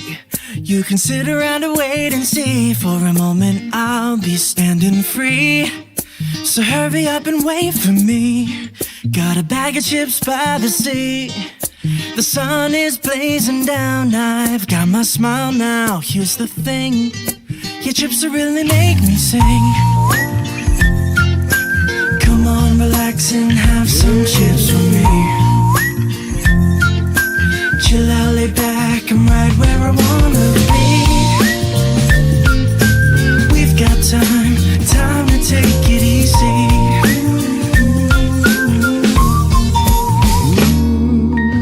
You always tell me to speed up, but slow down. I've been kicking my feet up and just going to town. A bag of chips in hand, I got nothing planned, yeah. Good treats by the sand, you know I wanna chow down. Oh yeah. So when you ask me if I'm gonna stay, I'm promising you I will. 'Cause there's one thing we gotta do.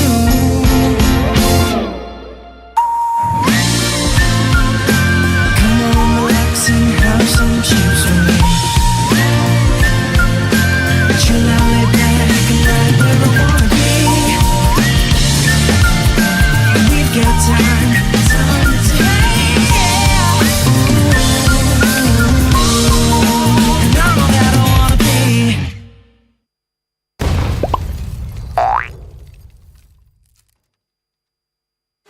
Your MVP is Chip! His portals completely set the pace of the match from start to finish. Wow, another MVP! That's my chip! Just doing my job. Can I see the highlights? I'm off the clock.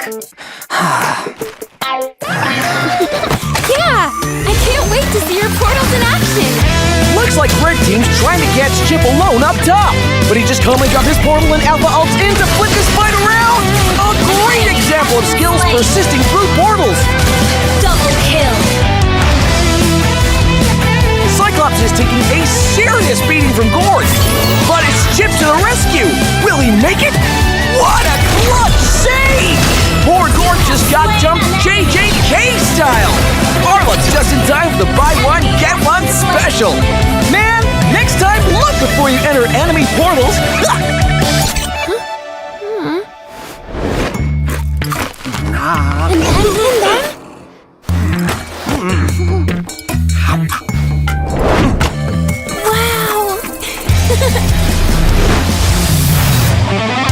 Uh-oh! Cyclops is about to overstay his welcome. Is this deja vu? Oh, wait for it. Wait for it. Boom! Melissa joins the party. Just runs a BTC. Jeez, what a massacre! And to add insult to injury, Melissa portals back to her lane without missing a beat. A skirmish breaks out. Where's Chip going? Is he gonna... He flickers to the high ground! Portal's up! Surprise! Brody gets deleted! Can Red Team make it back in time? No shot! What an insane portal strat!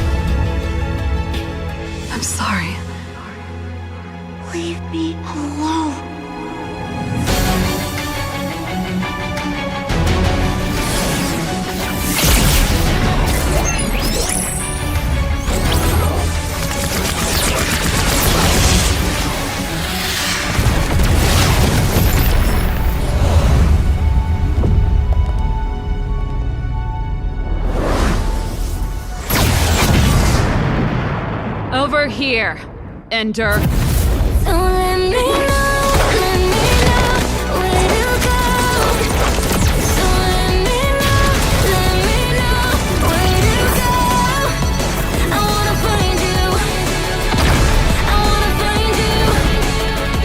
I wanna find you. I wanna find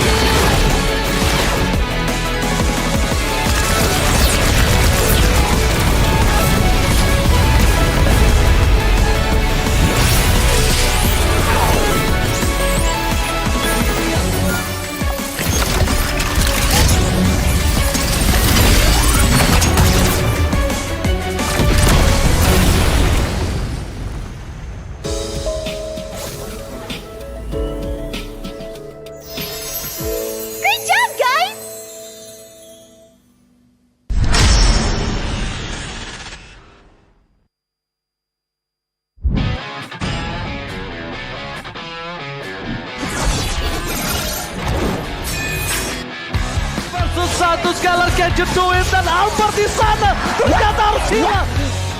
Avalanche fight as Long gets instantly shot down by the Blazing Duet, as well as the Electro final blow. This is going to be easy cleanup for Todak as most of the... Apat yun, pero nasipa din siya. Yung ninakaw na sipa, buhay pa rin. Ang buhay! Backline already, and they're running for the lives, gunning it. David trying to drag the members of RG right underneath the turret. It's not enough though. Gray coming all the way, and he cleats it all the way up. Just no way for him to run. membuat pergerakan dari Bigetron Alpha benar-benar slow. Rafanya sudah tumbang.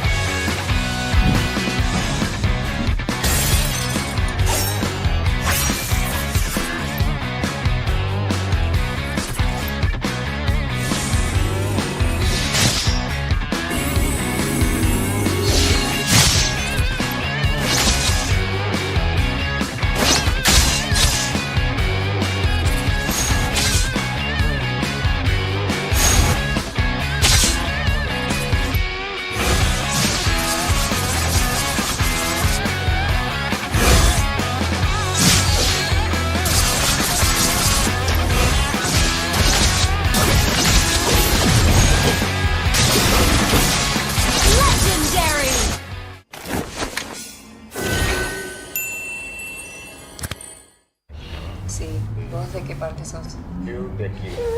Ah, mira. ¿Tú de qué parte eres de ti? Del norte.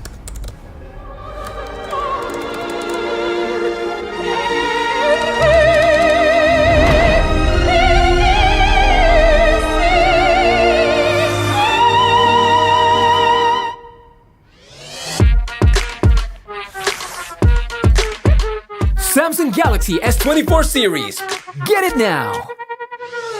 Pakai aplikasi GoPay, dompet andalan gamers. Banyak damage-nya. Ada cashback hingga 20.000 buat upgrade skin baru. Aplikasi ringan gak makan memori. HP lemot bisa victory. Top up langsung dalam game tanpa hambatan. Ikutan selebrasi MPL di aplikasi GoPay. Menangkan total hadiah ratusan juta. Bonus stage. Gratis 100 kali transfer kemana aja. Beli pulsa harga termurah. Scan QRIS dengan mudah. Download sebelum mabarkan.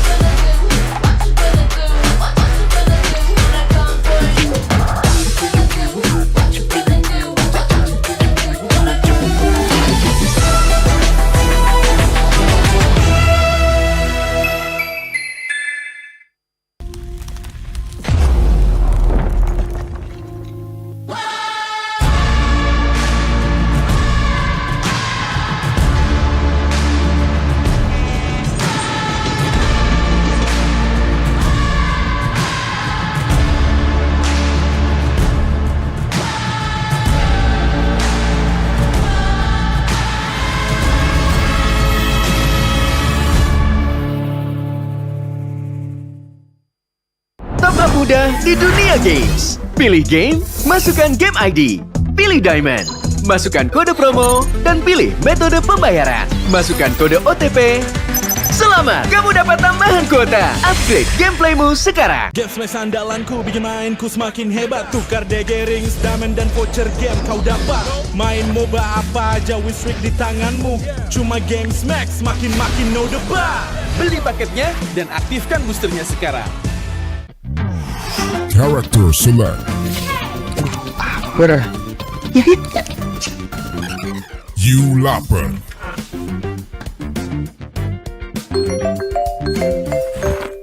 Stop!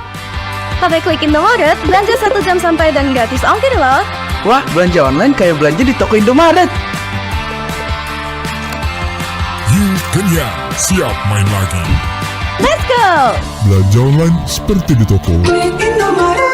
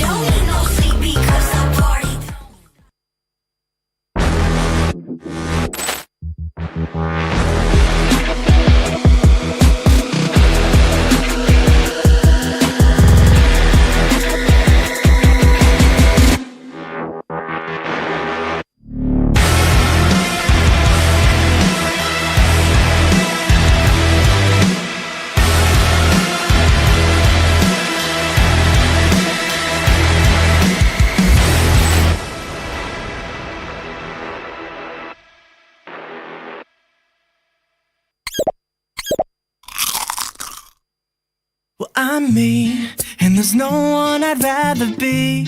You can sit around and wait and see. For a moment I'll be standing free. So hurry up and wait for me. Got a bag of chips by the sea. The sun is blazing down. I've got my smile now. Here's the thing, your chips will really make me sing. Come on, relax and have some chips with me. Chill out, lay back, I'm right where I wanna be. We've got time to take it easy.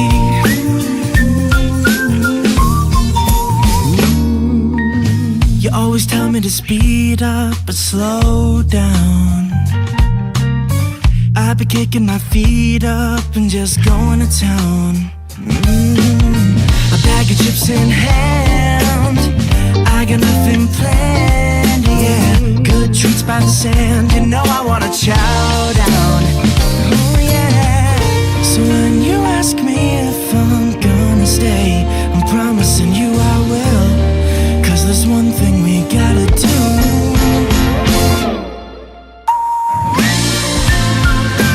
Come on, relax and have some chips with me. Chill out, lay back, and right where I wanna be. We've got time to take, yeah. And I'm all that I wanna be.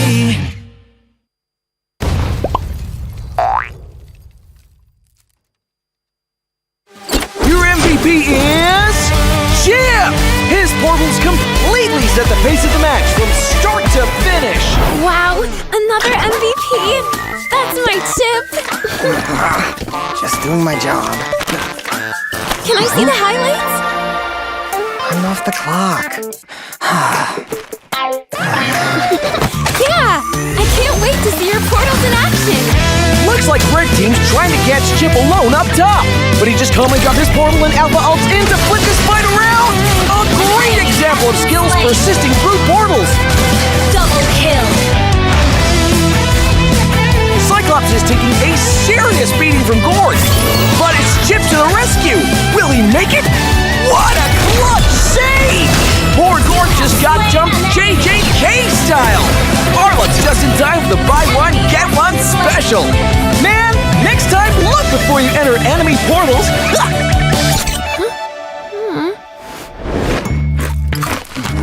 And then?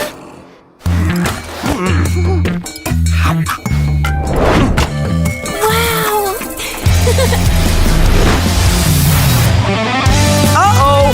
Cyclops is about to overstay his welcome! Is this deja vu? Oh, wait for it! Wait for it! Boom! Melissa joins the party! Just runs a Pixie Seed! Jeez! What a massacre! And to add insult to injury, Melissa portals back to her lane without missing a beat! A skirmish breaks out. Where's Chip going? Is he gonna... He flickers to the high ground! Portal's up! Surprise! Broly gets deleted! Can Red Team make it back in time?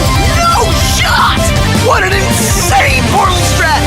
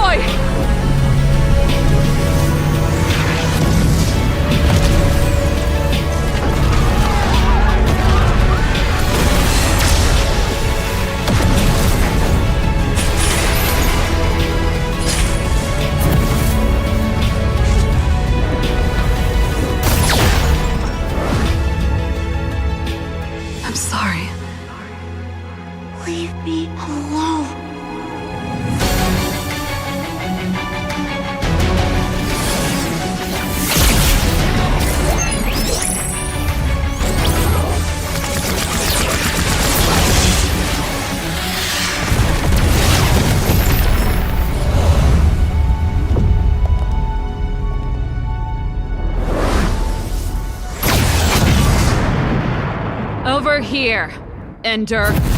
Don't let me know where to go. Don't let me know where to go. I wanna find you. I wanna find you. I wanna find you. I wanna find you.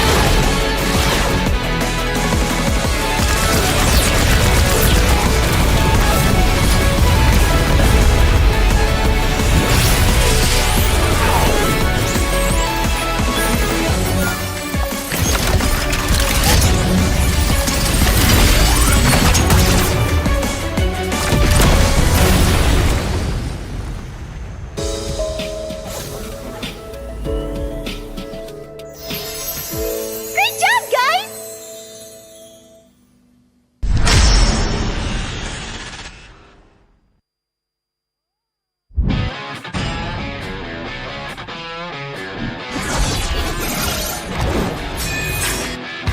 Versus satu Scalar can you do it? Dan Albert di sana ternyata harus hilang. Ledge fight is low, gets instantly shot down by the Blazing Duet, as well as the Electro final blow. This is going to be easy cleanup for Todak as most of the... Apat yun, pero nasipa din siya. Yung ninakaw na sipa, buhay pa rin.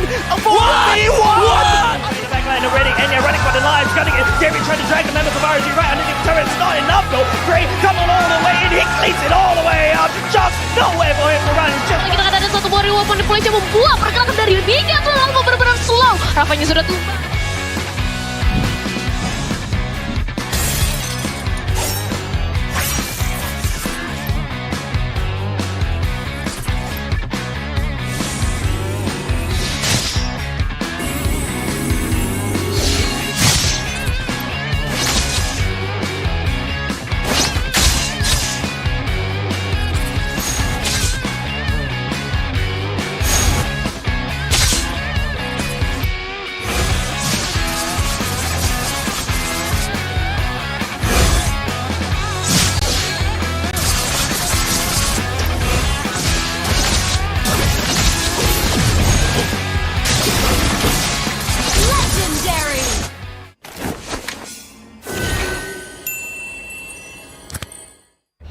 Sí, no sé qué parte sos.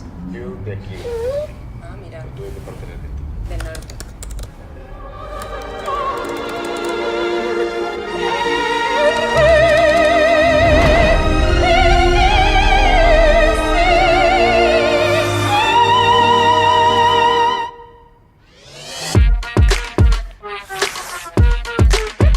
Samsung Galaxy S24 series. Get it now. Pakai aplikasi GoPay, dompet andalan gamers. Banyak damage-nya. Ada cashback hingga 20.000 buat upgrade skin baru. Aplikasi ringan gak makan memori. HP lemot bisa victory. Top up langsung dalam game tanpa hambatan. Ikutan selebrasi MPL di aplikasi GoPay. Menangkan total hadiah ratusan juta. Bonus stage. Gratis 100 kali transfer kemana aja. Beli pulsa harga termurah. Scan QRIS dengan mudah. Download sebelum mabarkan.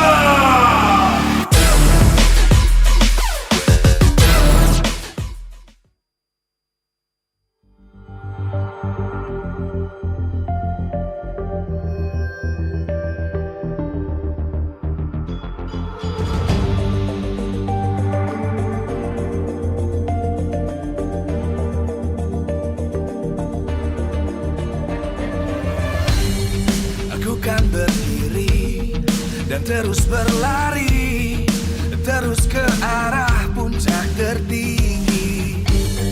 Ku takkan berhenti, hanya sampai di sini. Kemenangan abadi menanti. You know we won't miss if we unite our focus. And if you haven't noticed, we all live. Nyalakan apimu, hadapi semua tantangan, hadang semua serangan, jatuh bukan halangan. Bakar semangatmu, janganlah engkau menyerah. Kita akan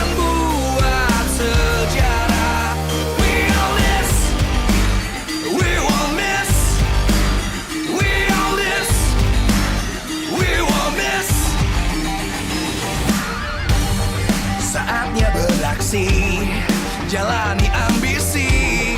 Aku kan menyawakan hari ini. You know we won't miss if we unite our focus. And if you haven't noticed, we'll live. Nyalakan apimu, hadapi semua tantangan, hadang semua serangan, jatuh bukan halangan.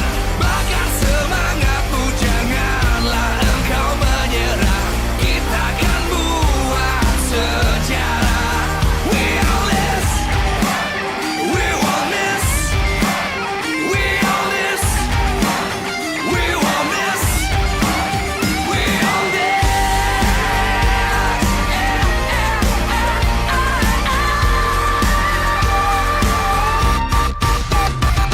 Nyalakan apimu, hadapi semua tantangan, hadang semua serangan, jatuh bukan halangan.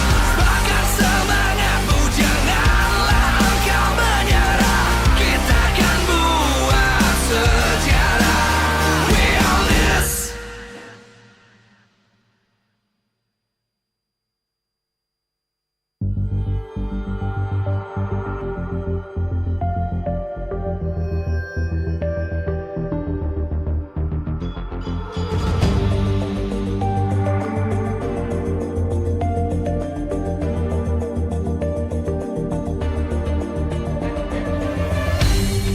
Aku kan berdiri dan terus berlari, terus ke arah puncak tertinggi. Ku takkan berhenti, hanya sampai di sini. Kemenangan abadi menanti. You know we won't miss if we unite our focus. And if you haven't noticed, we all live. Nyalakan apimu, hadapi semua tantangan, hadang semua serangan, jatuh bukan halangan. Bakar semangatmu, janganlah engkau menyerah. Kita akan buat sejarah.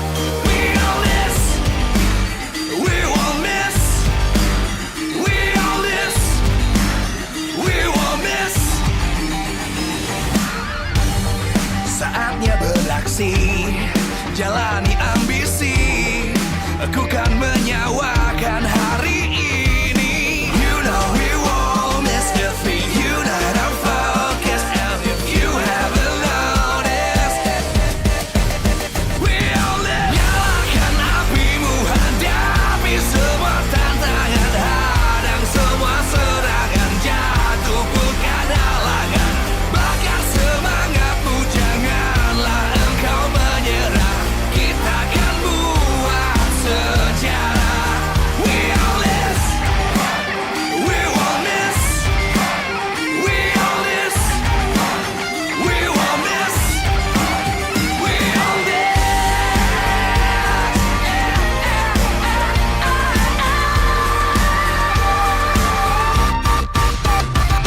Nyalakan apimu, hadapi semua tantangan, hadang semua serangan, jatuh bukan halangan.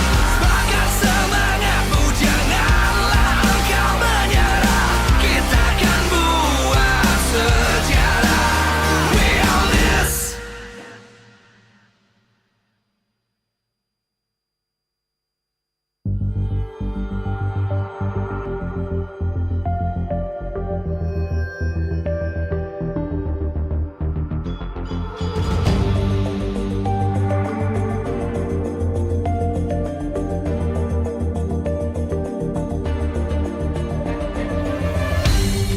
Aku kan berdiri dan terus berlari, terus ke arah puncak tertinggi.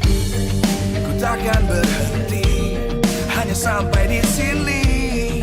Kemenangan abadi menanti. You know we won't miss if we unite our focus. And if you haven't noticed, we all live. Nyalakan apimu, hadapi semua tantangan, hadang semua serangan, jatuh bukan halangan. Bakar semangatmu, jangan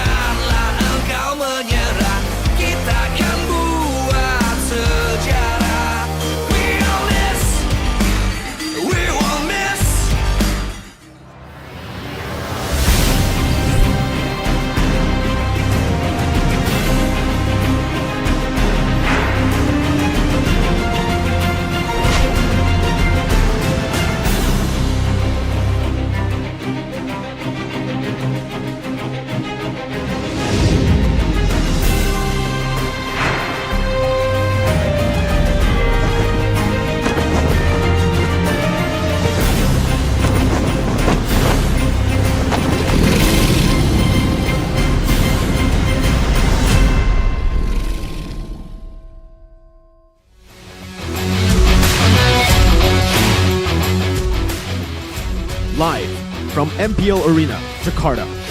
MPL Season 13 is powered by Moonton. Presented by official tournament smartphone, Samsung Galaxy. Official e-wallet, GoPay. Official gold partner, UBS Gold. We own this.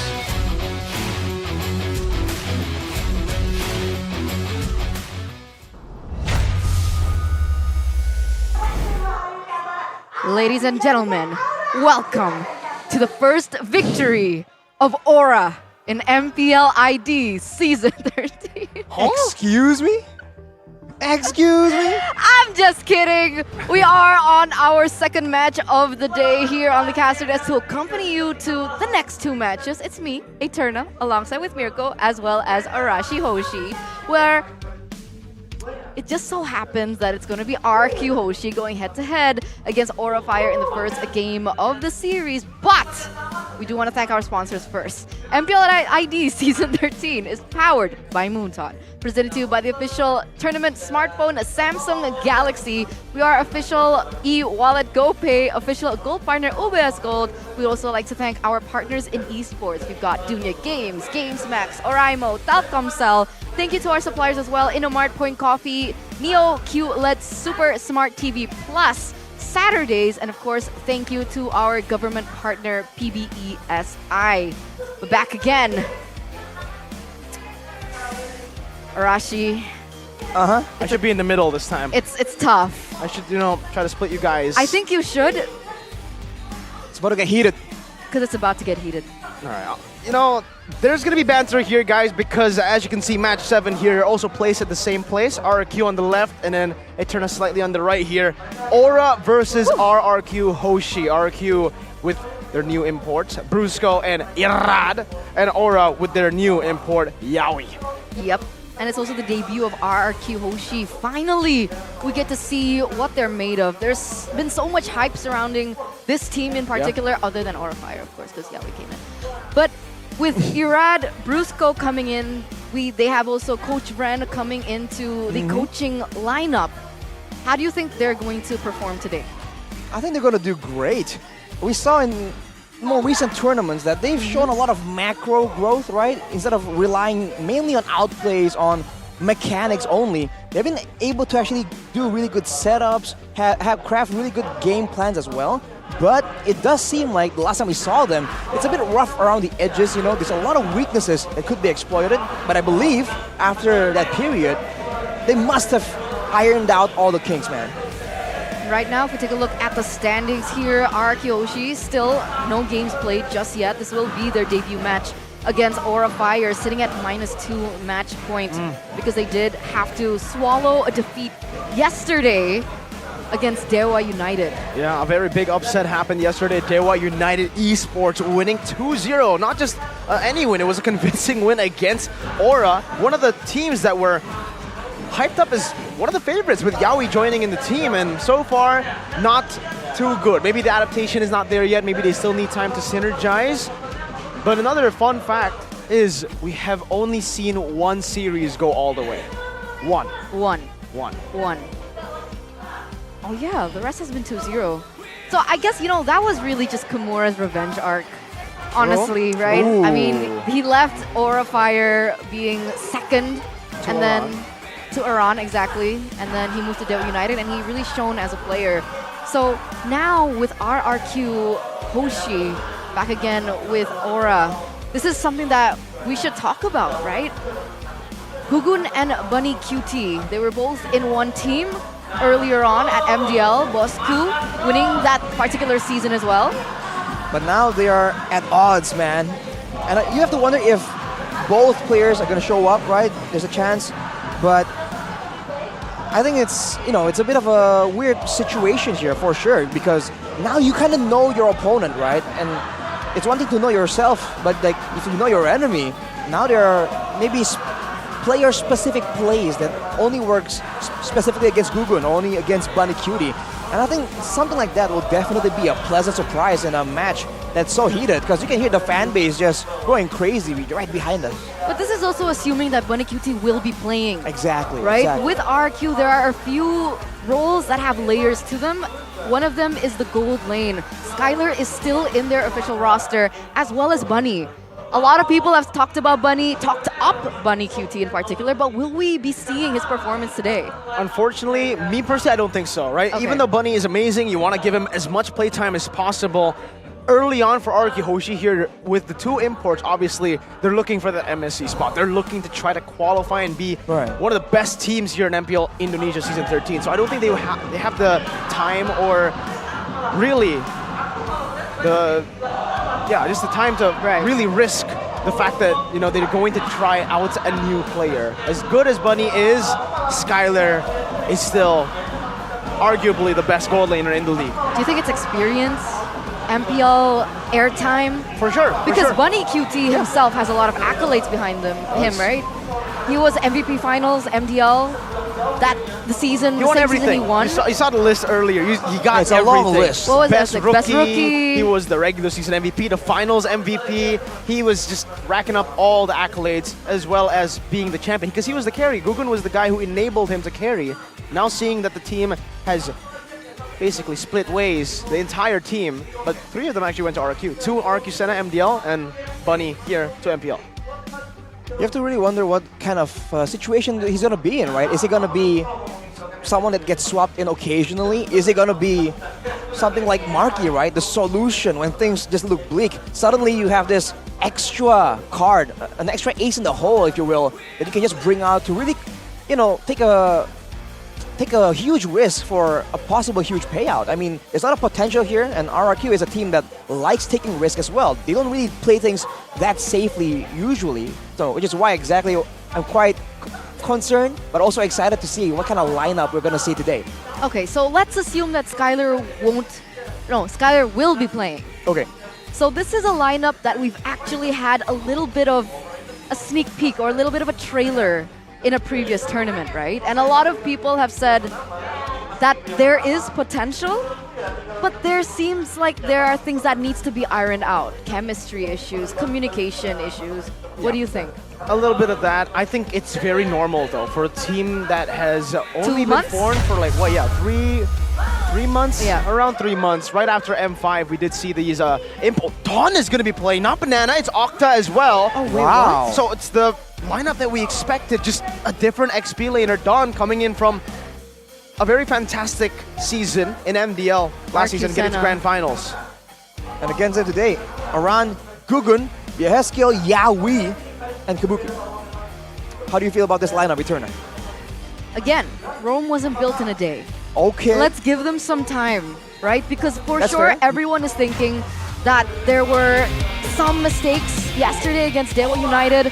Let's see if they've had enough time to fix it. Rome was not built in a day. But who built Rome? Was it a roamer? Yaoi stepping front again on stage. This time as a dragon. Aura! Team Aura. Aura Esports walking up on the stage here. Give them time. Because good things come to those who wait. Absolutely. I mean, there's nothing to say that they won't completely shape up with yesterday's loss and just have a huge upset today. By all means, despite the changes for Aura, there's a lot of changes in RRQ as well, which is why you can say that this match today will set the tone for the performance of these teams, potentially for the rest of the season, which is why the stakes are even higher, and all these new faces, they're under a lot of pressure. Yaoi in particular, right? So much hype surrounding him. He's definitely feeling it as the opponents will be walking up on stage. The new soldiers for the Kingdom. The Kingdom have recruited new recruits to pave the way for another golden era for the Kings of Kings. Ladies and gentlemen, RRQ Hoshi! RRQ Hoshi, ready to give it their all this season. Banana not going to be in the roster, replaced in by Dawn, who previously was in MDL RRQ Senna. Why the switch up? Again, it's early on in the season. If you are gonna try someone out, this is the time. This is the moment before it gets later on and the stakes get even higher. But man, does it feel good to have the Hoshi back. Yeah, finally. So good. He's Arashi Hoshi now. He is We're back. I'm trying to think. The last time they made it to an international tournament was with Hoshi. Ever since they lost the Hoshi, they have not made it. It was season 10, right? Whoa. So season 11, season 12, it was just RRQ. Could this be the lucky charm that they need? Let's hope. Let's hope for all the kingdoms out there as we welcome the coaching staff as well as our marshal who will maintain fair play. But fun fact, RRQ is the only team that has successfully unified 3 different nationalities. Oh, Indonesia, we have a representative from the Philippines, as well as Myanmar now. We're multinational, man. Multinational. We're international like that. Well, Coach Vren, the new addition, we'll see how he matches up against Coach Saint DeLucas. Of course, with their analysts in Tao. Let's see if they can find some kind of unique draft here in such a flexible meta that can be pulled in whatever direction that both coaches see fit. Definitely. There's a lot of questions here. Arki Hoshi, they look strong, but there certainly is room to improve in terms of chemistry, comms, the things that I was talking about earlier on before the match begun. Let's hope they, fix that. They'll have to if they want to get a decisive win right here. As we take a look at the team head-to-head, the KDA certainly favors RRQ. That is their aggressive style that gets the fans so excited. But overall, actually, it's not too far apart, man. On paper, at least, Aura has a real good chance of finding a window, finding a moment, and we all know in the Land of Dawn, a couple of seconds, it's all it takes for momentum to shift.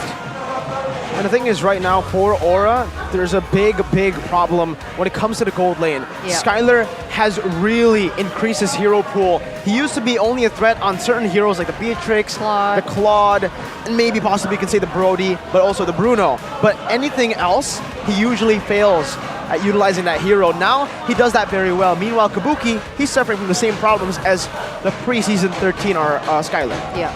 Well, before we look at Aura's keys to victory, let's look at the keys to victory for RRQ by Samsung Galaxy. Utilize Irad's carry jungle potential. The Eradicator has to flex his carry picks, his utility, everything he can get to get his team the success. Maximize Octodon Brusco's draft variety and enhance momentum in this new season. Try and start strong and continue with that kind of momentum to make sure that all these small problems like the chemistry, like the lack of coordination, can somehow maybe get covered by how well they're doing, by how aggressive and how much they're winning. Well, that's what I've noticed with the new roster coming from RQ. I feel like their early game is a lot more aggressive and at sometimes turbulent. You can argue that that's a good thing or a bad thing because it has a plus minus on both ends. It's just different ways to play. But here's the victory for Aura this time. Revive the Aran effect in objective pursuits. This man was a complete menace, and he is just so slippery, so elusive when he is able to get that awareness to go for the split pushes. We saw Drian pull it off. This man can absolutely do it again and revive that Aran effect. Along with that, Yeheskiel needs to go all out, and he can't hold back despite maybe experiencing some kind of stage fever.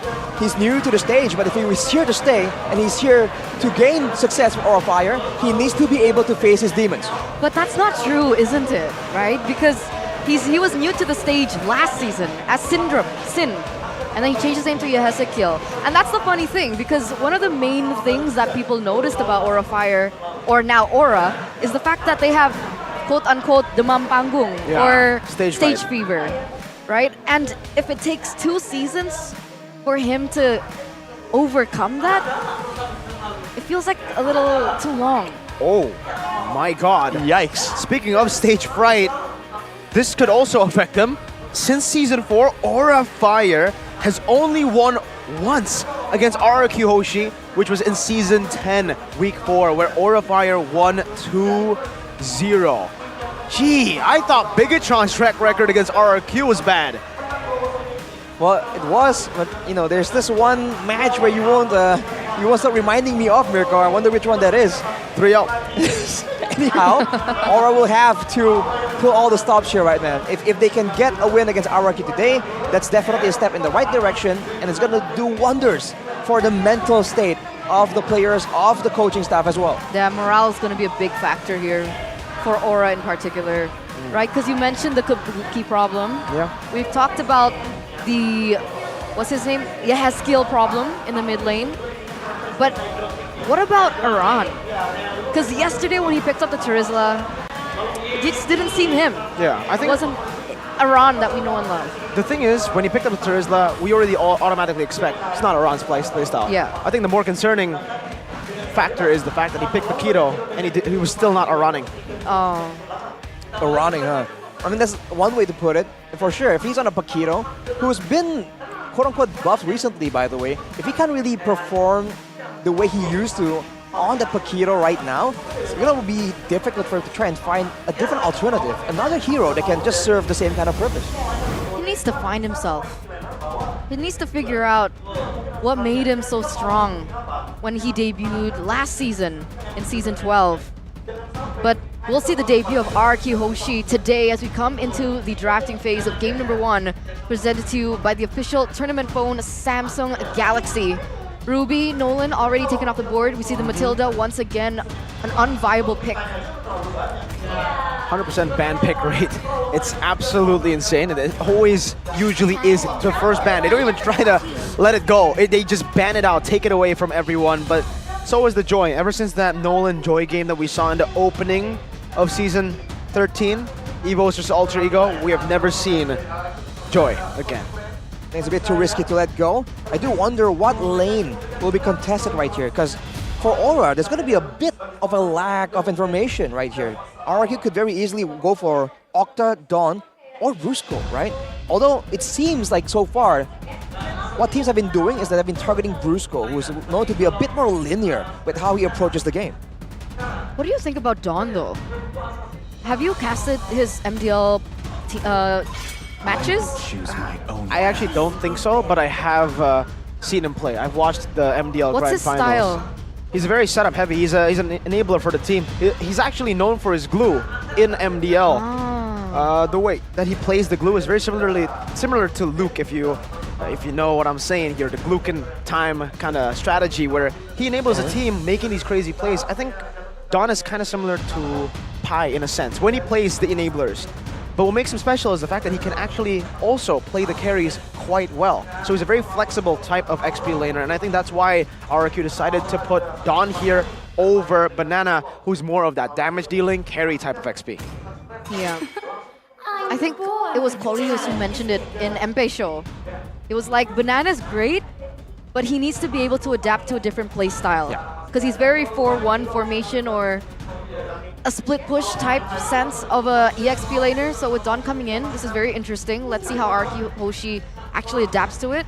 A Guinevere ban from the side of Aura Fire, and now RRQ have first pick. Are they going to go for the Vexana? That's the question. Because we saw Octa struggle a bit when he was playing the Lilia. It seems like on these heroes, they can stay in a safer distance. They have ways to save themselves from dire situations like the Vexana. That's where we've seen that he can actually do a lot better. Vexana first pick. So we'll have to see. It's gonna be the Vexana. We got a sneak peek from the phone. It's a value pick, but now Aura can respond. We have actually different opinions here for Octa, how he plays. I think on the Lilia, on heroes that we've seen him previously, he's actually, I personally am not a fan of his Lilia. But I am a fan of his Vexana. His Vexana, I gave him massive props. We disagree on this, but I think his Vexana is one of the best. I think the way he uses the Eternal Guard to bait, to CC, to just put in more utility, but also being able to dish out enough damage burst, it's really good. I think we're going to see a good performance from this Vexana on Octa. Okay. I was worried about Octa. I was worried about Octa. Me too, but he got his pick. Yeah. Right. So let's hope he can perform on it. Ooh. Right? Carry and Novaria going to be the next pickup coming in from Aura Fire. Now with Carry, what do you think Skylar's going to go for here? The Claw is still a realistic pick. If you don't want to go for that, I think Brody can fit in the situation as well. But I don't know. I got the feeling that RRQ might go for a jungle pick right here. Because if you have a good jungle pick and you combo that with the Vexana in the mid lane, that mid pressure is insane, man. Even on a Novaria, it's going to be so risky for you to walk up to just put your spells down, even though you can clear the lane basically instantly. So what are we thinking here? Fredrin. Or Irad? Fredrin. I would think. But it turns out it's X-Borg very early on. X-Borg For Dawn. still flex or definitely No flex. EXP? And the signature Minotaur as well for Brusco. There you go. We've seen that even in the previous tournament, they find success usually with a Minotaur in the first phase. That's always been the strategy for the new RRQ Hoshi in that previous tournament. They have a lot of combos to play with. Aura also leaning towards their strengths. Aran needs to Aran. What does Aran mean? He needs to do his thing in the side lane, man. Don't care too much about your team. I know it sounds weird, but that's what made him special in Season 12. Let's take a look at the comment coming from Yawi though. The roamer who will shine in MPL ID Season 13, Brusco is one of them. He is a potential player, and I believe he will be able to unleash his potential further with RRQ Hoshi. Well, we'll see how you do against Brusco here, because it is a nice matchup that I've actually been personally looking forward to. Brusco, There are two sides to Brusco. It could be Bruscover or Brusco. Brusco. Shout out. Ulf. Shout out Ulf. We'll see, man. But for Aura now, knowing that there's a gold lane, they have a gold lane already. They ban it with a Claude. And I imagine one more gold lane won't hurt. So for RRQ, they're focusing fully on the jungle right now. For Aura, they can technically flex this Paquito into the jungle, but that doesn't seem like Aura's style so far. Gugun can still pick up Barats here. It's still left open, still an option for them to go for. Martis is banned out. Fredrin is also an option if they can go for it. But here, Aura, do they want to take out even more away from Skylar? Do they want to take out the Brody? I feel like if they just focus on the gold lane, okay, they can limit Skylar's hero pool, but then the rest of the team can really pick whatever they want. And I'm on the opinion that RRQ, they're a team that does great when they can dictate the plays. As in, where do the fights happen? How do they happen? Like, is it moving forward? Is it moving backwards? And usually, that is all decided by crowd control. So, the fact that Aura went for 2 gold lane bans means that RRQ have a lot of options to explore right here. And combo with a Vexana and a Minotaur already is looking at that like a dangerous combo where Aura will be forced to really let go of any real team fight contest situations. MDL Indonesia Season 8, 2nd place. MDL Indonesia Season 5, 3rd to 4th. And then MDL Indonesia Season 4. So he's been very consistent. By the way, fun fact, before he joined RRQ Senna, he was actually in Aura Blaze, the MDL team for Aura. So it kind of is an interesting matchup here against his technically old team, but he did play an MPL, only played MDL, right? Other than that though, Bruno and Claude, they're trying to really force out this Brody. I think they are going to have someone that can dive in the back, someone like a Cho. That's what they're trying to set up for Yawi. They're probably going to pick up a jungle now, something like a Fredrin, and then they'll pick up the Cho later if Skylar decides to go for the Brody. I think I like that. That was one of my questions as well. I was like, why Bruno over Brody? Yeah. So if they're setting up for that, could Barats work, or does it have to be Fredrin? Oh my god, it's Yawi's mom! Oh wow! And Indo all the way from the Philippines. Shout out to W Mom support here for Yawi. Hi, Mom. That's so... Hi, I mean Yawi's mom. Yeah. Sorry. Okay, it's okay. Typo. That was insane. Well, let's hope that Yawi can perform right now, make a show happen. Because so as of right now, it seems like they're going for a lot of crowd control, and they have denied the Martis and the Grok all the crowd control immunities that come to mind. But for Aura, they offer the Akai another option that can cancel out the crowd control, but that's a very long cooldown skill compared to the Moral Coil and the Power of Nature. So let's see if RRQ just goes for this like pick-off heavy strat. I think it's a safe option to go for, right? No Martis, anti-CC, so he can go for... Let's see if... Okay, he goes for the Clint. Now, this is where it all comes down to Aura. It all comes down to what they think. They were trying to bait out the Brody. The Clint showed up, so no Brody, but they still want to force the Cho. Man, the Cho, huh? Yeah. Is there a potential for us to see another like Cho Rome split push situation right here? Because the team fight is looking absolutely brutal, man. I'm not sure if I would want to participate in any kind of team fight against RRQ's composition right now. I don't know. I mean, with Clint, is Cho still a viable option to go for? It's not as simple anymore against the Clint. Right, against any kind of mobility, the Cho will definitely have some struggles. The fact that there's built-in crowd control as well. Yeah, that. And crazy peel. Remember, there's a Minotaur export Barat's Vexana. Exactly. Yeah, they don't go for it. Tigreal though. Wow, okay. All right. There it is, ladies and gentlemen. The final form of both of these teams. Carry, Nova, Paquito, Kai. Okay, how are these side lanes looking? The side lanes, the carry we've seen be very successful, especially Against Clint, in the laning even? phase. I do think that maybe she won't be able to bully the Clint, but she can definitely last in the lane without getting bullied out of the lane too often. And on the other side, it's a Paquito against an X-Borg. I think that one's a bit tougher. Because, you know, we all know how annoying an X-Borg can be, and that could be where RRQ are trying to make plays happen. Because the jungle, it's a Barats. It's not that kind of mobile, playmaking kind of hero. At least not in the early game. If you look at the scores right here, 6.0 lineup rating for RRQ, but Aura, they have the better counter rating. So we'll see if that stat once again indicates anything, Mirko.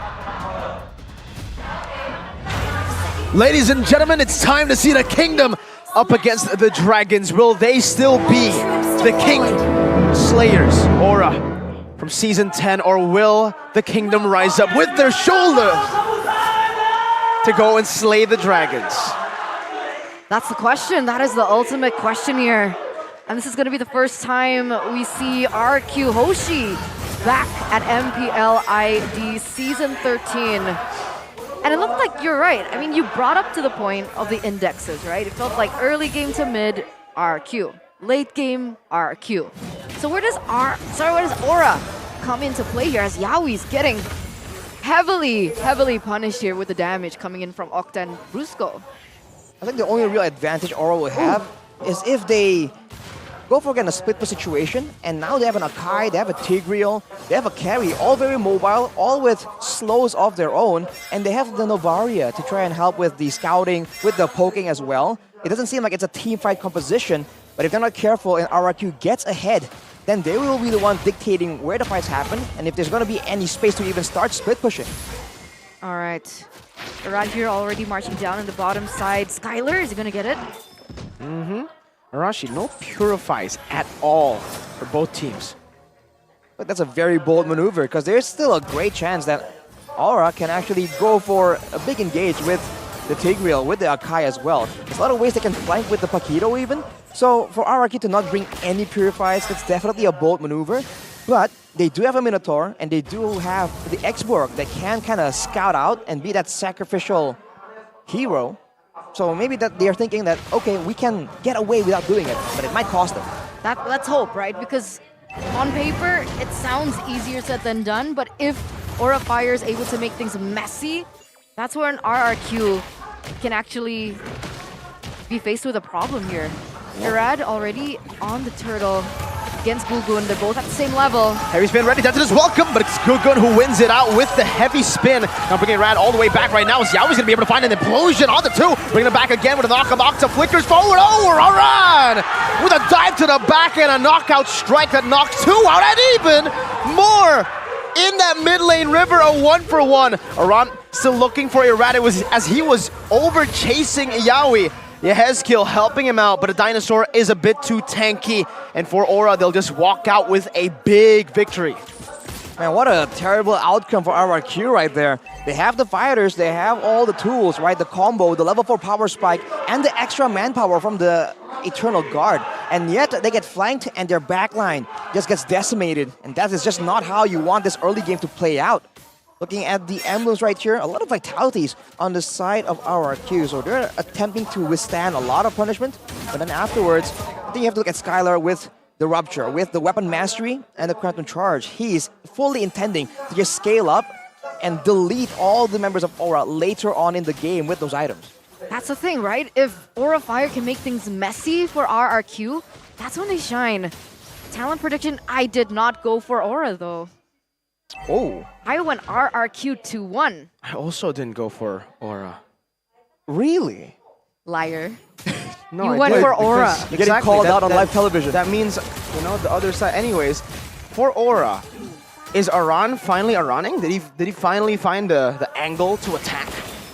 Well, that flank from Aran was definitely devastating, so RRQ will definitely be looking to try and counter that in the next fight. But for now, it's still pretty even. It seems like both teams are just kind of farming around, waiting for the next play. And in a way, that kind of benefits Aura, because they have a combo of their own. They have the Akai for the neutral objective secure, and they have the Novaria for when things are not static or dynamic, rather, in the lanes. Aura's already setting up here.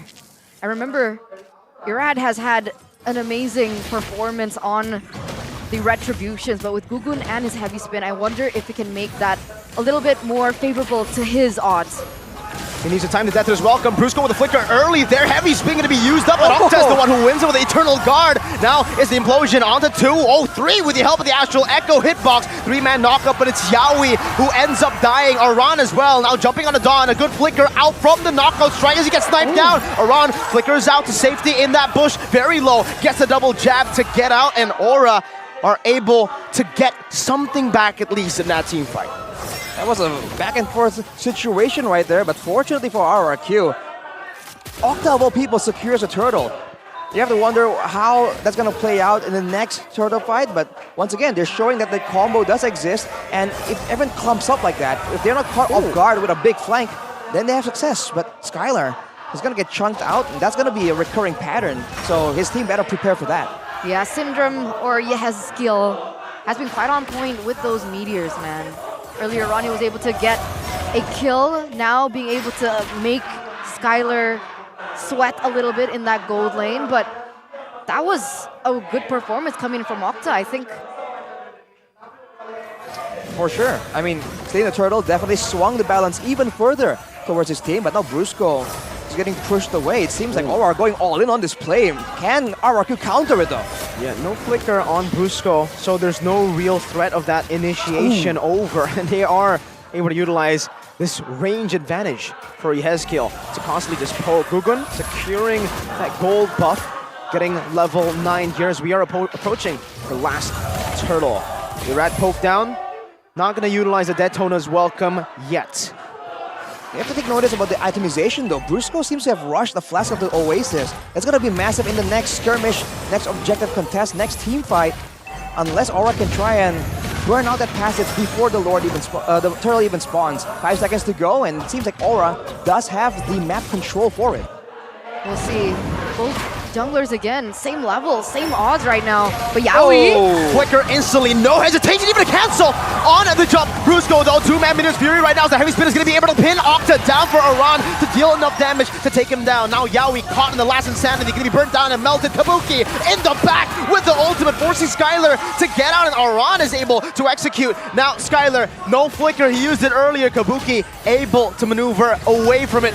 Aran bringing Irad back, no Detonas, welcome to save him now, and it's Kabuki who they give the gold to. It's a free turtle and an all-out win for the Dragons. Wow, turtle slain here by Gugun, making Irad a complete non-factor in that neutral objective trade. As it looks like Aura Fire going in. Aura with the flanks. My lord, Eternal Guard from Octa though, the famous baits that we were hyping right before the game, and he does it again against Aran. I was just about to say that the Aran effect is in full effect, but then he gets taken out. Now that's a bit more momentum for RRQ, but they cannot take fights like that, man. They usually get ahead when they're the ones who are aggressing, when they're the ones who dictate what happens. Right there, Yaoi just took control over from RRQ and just wrestled it away for his team. That can be the main setting point. Brusco maybe might have to be a bit more aware, might be more prepared to just instantly counter-engage on that, because otherwise it's looking to be the same situation again.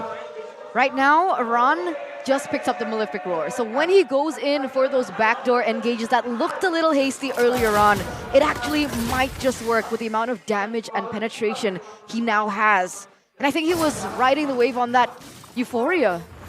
For sure. If he can get that full damage build and be an absolute menace, one-shot in the backline, RRQ, they're very backline reliant, man. The frontliners have a lot of utility built in, but not the best of damage.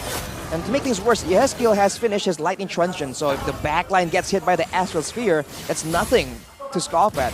As we take a closer look at the items right here, Already a Heptases and an Endless Battle built in for Skylar though. So against the backline, again, if he can get to them, that's a lot of true damage, that's a lot of burst. But Kabuki himself already has a Thunderbolt, and he's going for the Golden Staff already, so that passive is gonna shred the front line even more, even though Irad already has an anti-Cuirass. This is the first time we've actually seen Clint being played at MPL ID Season 13. And him being so far behind Kabuki, 1,000 gold. Is he still a viable pick, Clint? I think it depends on the situation, because he is behind, but so is the rest of the team, right? It's not really a fair judgment to just, write off the hero just because, the game isn't going in their way. We'll say the late game damage though, where the AoE might swing the damage numbers in favor of Skylar compared to Kabuki, that single target. Both of these teams, they're now focusing on the next neutral objective. That Lord is very low.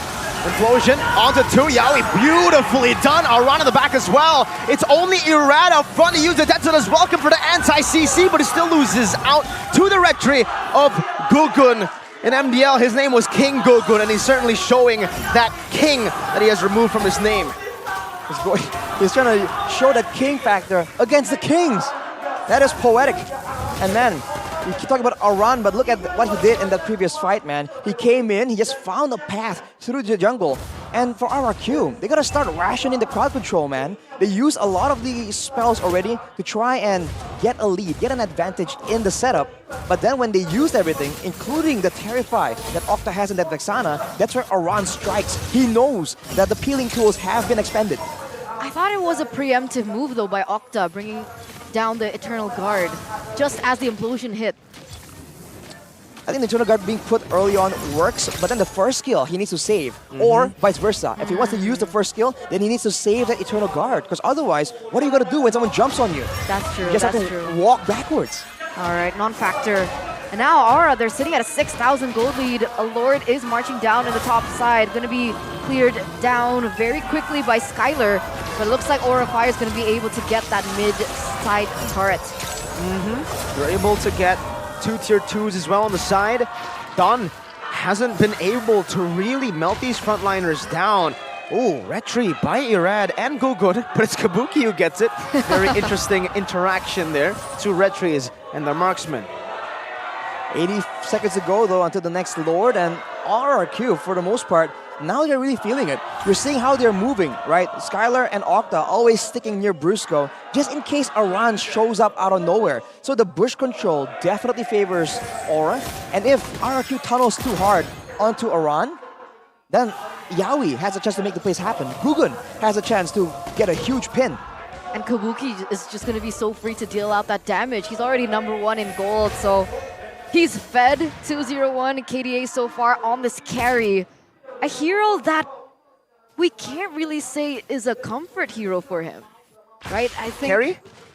No, I think it might be quite like it's not a bad pick for him. I think yesterday he wasn't able to pull on Bruno. Bruno, exactly. And then Claude was his comfortable pick. Yeah, but he's picked up carry, so is there?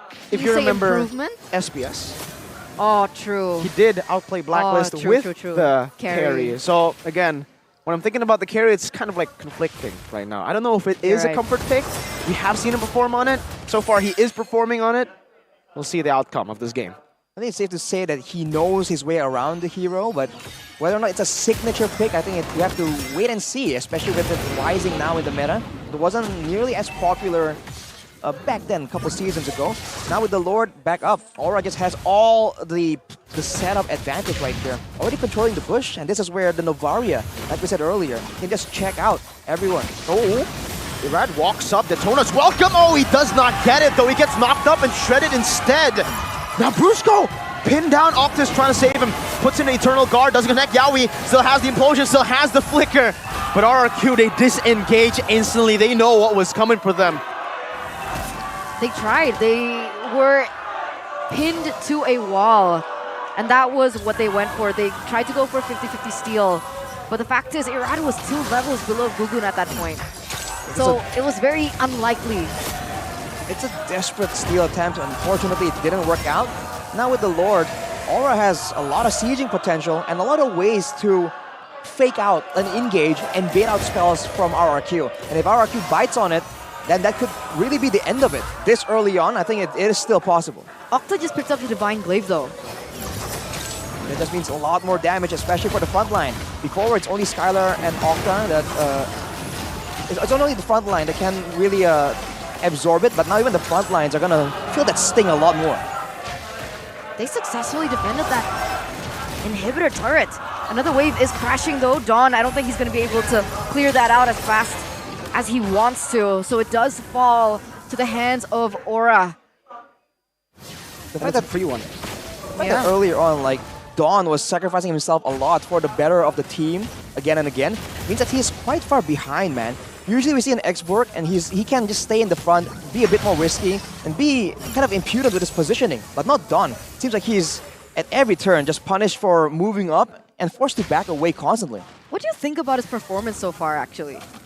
Dawn? I think he's been just doing his thing, you know, hasn't really done anything too special, but again, that's not his fault. I feel like right now, if you look at the drafts, I've been pondering, I've been looking at the whole like draft the last few seconds, and it just looks like an AP Bren draft, does it not? It's, well, they did get Bren, so it makes sense.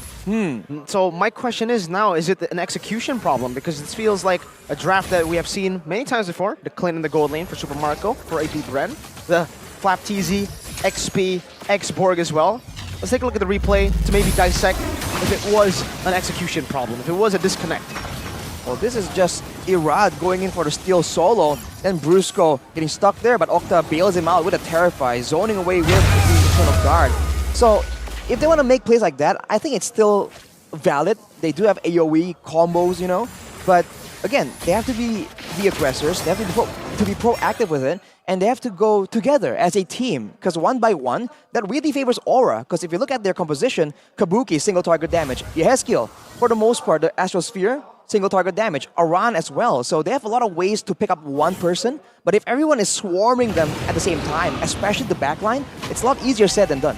So you think it's chemistry problem from Could be. RQ? Ooh, an execution issue might be a problem as well. Right now we see the hand cam of King Gugun, or just Gugun now. Irad's trying to open up this space with the stacks. He has those big guy stacks, but look at Dawn. No Faraga armor already, all of them revealed. And you can see Yaoi with the conceal. He's finally spotted, but it's already a lord taken for free by Gugun. Absolutely well played in the macro division. The slow push up top, every forced error executed very well by Aura. 10,000 gold lead for Aura right now. I feel like the only real silver lining is the fact that Skylar is one item away, and the Clint damage late game can make a big difference, but he doesn't have a Purify, and he's up against an Akai, a Paquito, and a Tigreal, right? There's so many ways that Aura can shut down RRQ if their game plan is literally just to bank on Skylar outputting damage. We'll see what happens as the Lord comes in, and Aura is managing the waves pretty well. Again, they have great siege. Karuki, a little bit of damage. And the bottom, Yaoi! With an implosion onto 3! Venus Fury onto 2 again, but Kabuki already got the space enough to burst them down. What an initiation, what a set! But it's RQ who wins out with the backline damage dealer in Skylar. Free hitting Aran, dashes forward, it's a bait with a flicker. Now Aran baited in, but he has a flicker also to get out. Also that immortality, they've cracked open 2 base turrets, 1 left in the bottom lane. Astral Echo again onto Brusco, but RRQ have defended. Is this the power spike? Is this the turn? There's just a big engage, but unfortunately for Yaoi, it's a 3-man implosion, but Skylar wasn't involved in that. And when they were cutting backwards, you saw Aran and Gugun just try and make the plays happen, try to build on the amazing initiation, but that's where the crowd control comes in.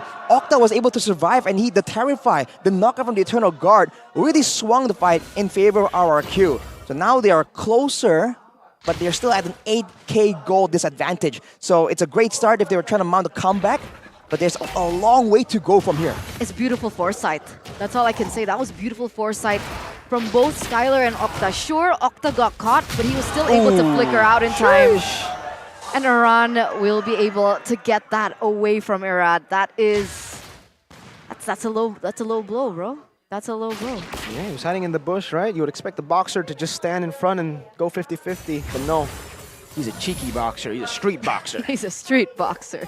Streets. That's the Aran that all the Aura fans are just hoping to show up, right? The Aran that dares to go in risky situations, knows his exit plans, takes away resources away from RRQ. This is the Aran effect in full swing.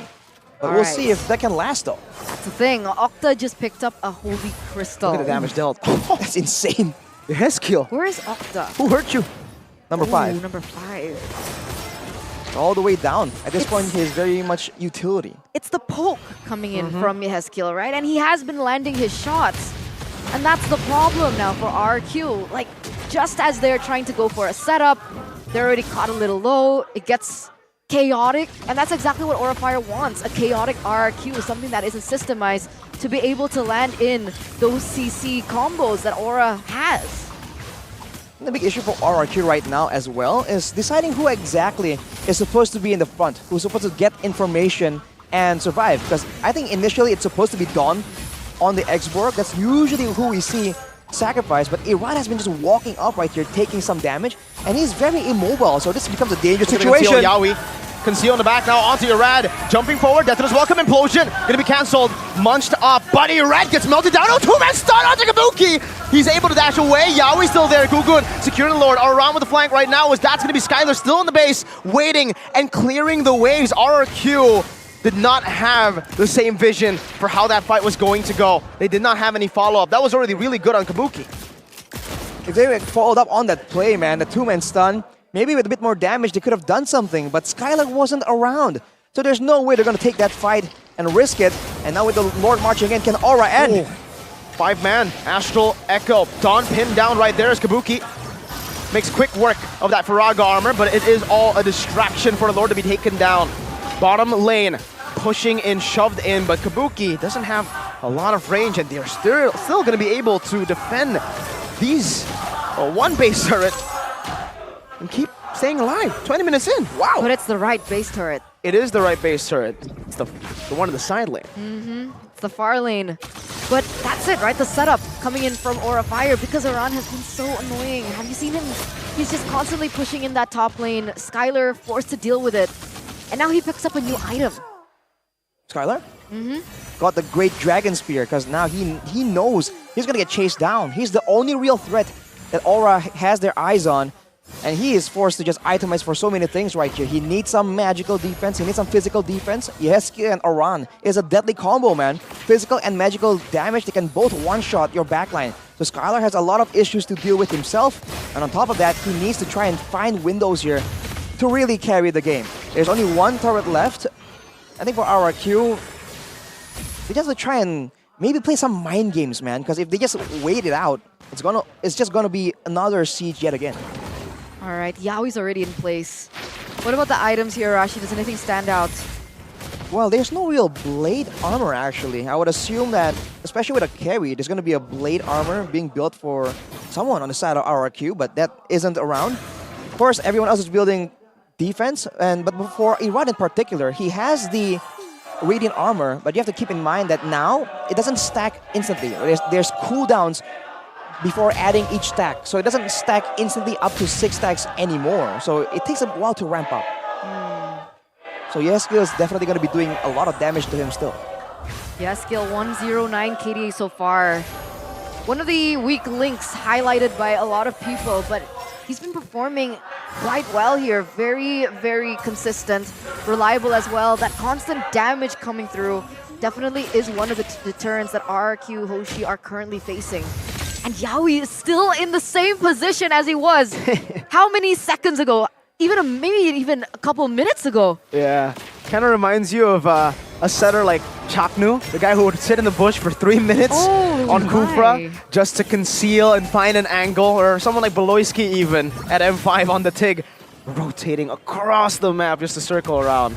And luckily he can do that, because Yeheskiel can open up the map and look for the information that is normally processed in by the roamer. And on top of that, RRQ, even if they do catch, let's say, Aran or Gugun in the jungle, it's not like they have any meaningful catch to try and punish that, right? Everyone has very short amounts of engage. It seems like their whole plan was to just counter-engage, but Aran runs into the Minotaur. But it seems like it's going to be a free Lord, man. Yaoi with the conceal. Astral Echo already. Yaoi in the back right now. Implosion is going to be ready, but Irad pops into Detonus Welcome, so it's only just a bait. And Irad has already used the Detonus Welcome. That's it. They're going to get the free Lord because of a flank that was only a feint. The mind games. What is going on? I can see what's going on in the face of Arashi. Looks pretty disappointed, looks pretty sad that this is happening, but Aura, so far, outclassing RRQ. We'll have to see. I mean, yeah, there's not much you can say about that. At this point, with Aura having all the cards, right, all the engages, knowing when to start the fights, having all the intel coming in from Yehezkiel as well, RRQ are just forced to play reactive, and if they do mount a comeback, it's gonna be built on the back of a mistake from Aura. I feel like at this point, that's the only way to put it, because it's not like Brusco is about to do a random Minuan Fury Flicker combo. It's a 4-man, 5-man actually. Dawn losing all of the Firaga armor. Gugun in the front right now. Kabuki. What? The Rat just gets deleted. Gugun, winner Truncheon. And Immortality, he buys it. Minus Fury on 2-3. Earlier, Irad still going to be deleted off of the Land of Dawn. Gugun still has it. Aran jumps in with a Winter Nature. Now, oh no, he shoves him back away from the Astral Spear. That should have connected. The Winter Truncheon being bought left and right. That's going to be Aran still surviving in the side of Skylar. Looks for the last hit. Finds it. Yaoi loses his life. And Aura, once again, cannot finish in this game. 25 minutes in. RRQ, no base turrets. But with a breath of life, Skylar gets shot. An Astral Meteor now. Skylar wants to look for a play here, but he has to be careful. That's another Astral Recall and a shot. Oh, that would have killed him.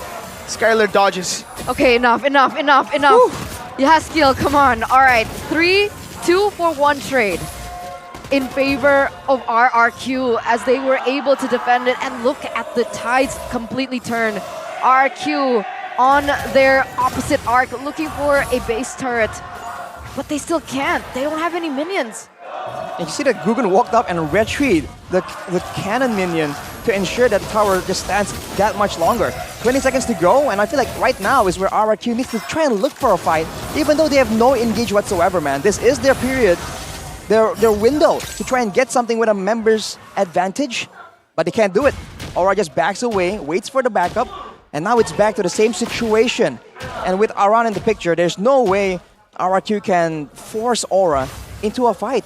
They have to wait yet again for the fight to happen in the base where their counter-engage composition can really take root. And if that happens, that's it. That's over, right? I mean, 26 minutes in already, the death timers are enough to make one mistake GG. Yeah. That's it. It's getting so much more intense now. But no way. He did it. Yehezkiel did it. 10 and 10. If you look at his score, 1-0 and 10.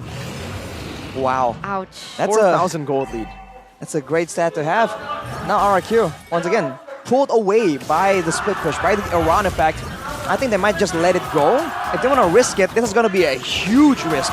They risk getting backdoored, and they also risk the straight out losing right here without being able to catch the more prio members from the side of Aura. I think they might just have to let it go. Let's see. I mean, Dawn is giving information. Irad's already on standby, but Yaoi too.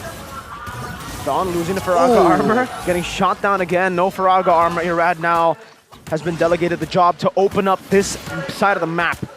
Skylar earlier was able to get a good shot on Aran, but he's still slow pushing that mid and the top side. He's always just staying out of the vision pocket. So that RRQ will be constantly thinking, where is this Paquito? Are they flanking? Yaoi as well doing the same thing. Gugun is holding on to the Lord. Irad taking control. They want to commit right now. Paquito's up top already in vision. Irad versus Gugun, but it's Yehezkiel who finds it. Now it's Irad who falls to Kabuki, and Yaoi finds an implosion to bring them back. Say goodbye to Brusco, say goodbye to Irad. The two imports taken down by Aura now, and only the Indonesians left to defend. Don Skylar and Octa. They have the wave clear. They have the wave clear. Do they have enough firepower in them to defend this? The Lord is already marching in that mid side. Brusco and Irad, their main frontliners, are gone. Yehezkiel's already going in. Gugun, Yaoi, they're looking for their timing. Oh, Yehezkiel, what? He walks up, loses his life, but it's all just a bait right now as Kabuki will stay targeted with Wind Nature and the Lord. They needed a miracle to defend that, and they won't be able to create one. Aura secures game 1 over the Kings of Kings. Ladies and gentlemen, Eterna is grinning at me. No, I'm not. Liar. But wow! What an unexpected turn of events. A bit of an upset. It is an upset. Yes. I mean, did you see the predictions? It was like 90% something something But RRQ. that's every RRQ match. That's true. That's the Kingdom fans for you. Whew. But even personally, I thought it would have been RRQ to win that. It makes sense to say that after yesterday's performance against Dewa for Aura.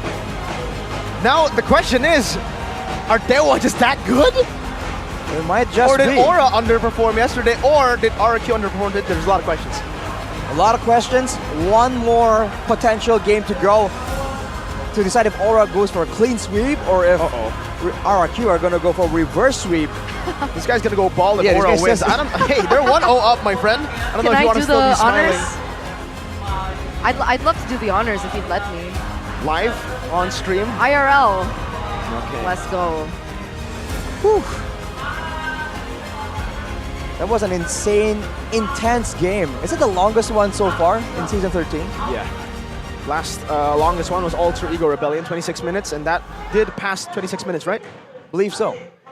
Man, that was, again, a valiant effort from RRQ, but Aura, in that game, in a way outdrafted and outclassed them in the execution as well. So, full props, man. What can you say? I just love the mind games that was happening because earlier on it was Yaoi gets a really good implosion onto Irad, and then Irad knows that Yaoi's gonna do that, so he uses the Daytona's Welcome to get out of the implosion. But then Yaoi knows that Irad knows that he's gonna use the Daytona's Welcome to get out of his implosion.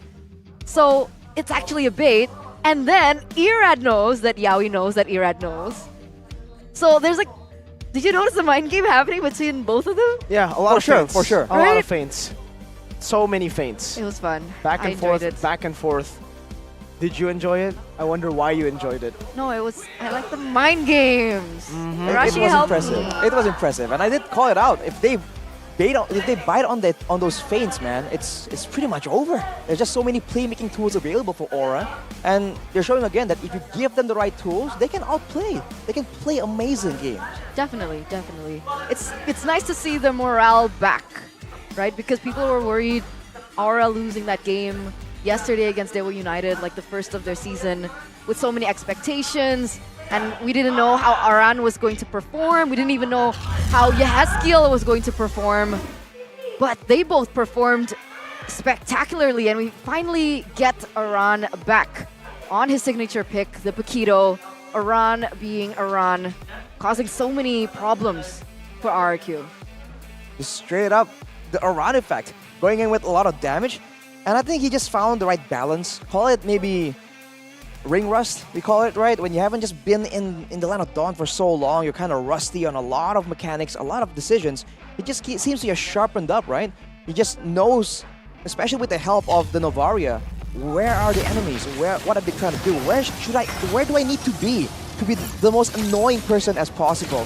It all started in the early stages of the game right here, where insane engages being made from the side of Aura. And despite, again, having a lot more tools to try and pressure an objective fight, they just did not come out on top here. And it's rinse and repeat for fight number 2. No offense to Aran, but I feel like Yehezkiel did enough there. So much damage. Well played by Yehezkiel. Shout out to him, personally. But for the rest of it, yeah, man, the combos, the Astral Echo, plus the Implosions, my goodness. This is the one time, though, that they actually did overextend. Exactly. Skylar wasn't part of the initial catch. We said that he was the win condition. Then he's able to outplay with the Wind of Nature, with the flickers. And just like that, they were able to hold on just a bit longer. Same thing again right here, where everyone tries to go in, but the spacing, as you can see. And that is just unfortunate, man. Aran just knocking back Skylar with the knockout strike just saves him from the Astral Sphere. But it's only a matter of time, because unless RRQ do something really wild, if Aura just plays their textbook style, then they just come out on top. It's almost reminiscent of, what was it, Season 11 Aura? where they just play textbook and patient, and eventually they just come out on top. Yeah, watching highlights again, it becomes more clear that his skill definitely deserves that MVP in my books. Like, my God. I would say even so got too. the Lord too. I agree. What does man have to do? Shout out to Orlando, because he also absolutely played that well. Always in the side lanes, always clearing it out. He made Skylar a very big non-factor, honestly. In a lot of those team fights that RQ Hoshi eventually lost, but I don't know. Me, personally, he has skill too. For sure. I think everyone from Aura really did what they needed to do, right? I think that's the main point right here. Because even if one of them really doesn't do their job descriptions, it's going to be a lot easier for RRQ to find some space to walk up a bit more aggressively. But the zoning, the intel game, the engage, and the counter engages were all on point. And it's all off the back of a great draft to make things even more difficult for RRQ. Because Aura can do almost anything, man. They can kite back, they can move forward. So we'll have to see. Especially with, there's still questions about Kabuki on the carry, but with a 6-0 score, I don't know if it's fair to use this game as a benchmark, but he is absolutely killing it. Comfort. That's all it takes. That's all. I was thinking about it, and I'm like, you know what? I guess that's what happens when Kabuki is given a hero that he's comfortable playing with. Mechanically, he knows the ins and outs as well. Dude, that's a lot of damage. That's a lot of damage, man. That's an unreal amount of damage. 100% KP as well. On the other side, there's also 100% Wow.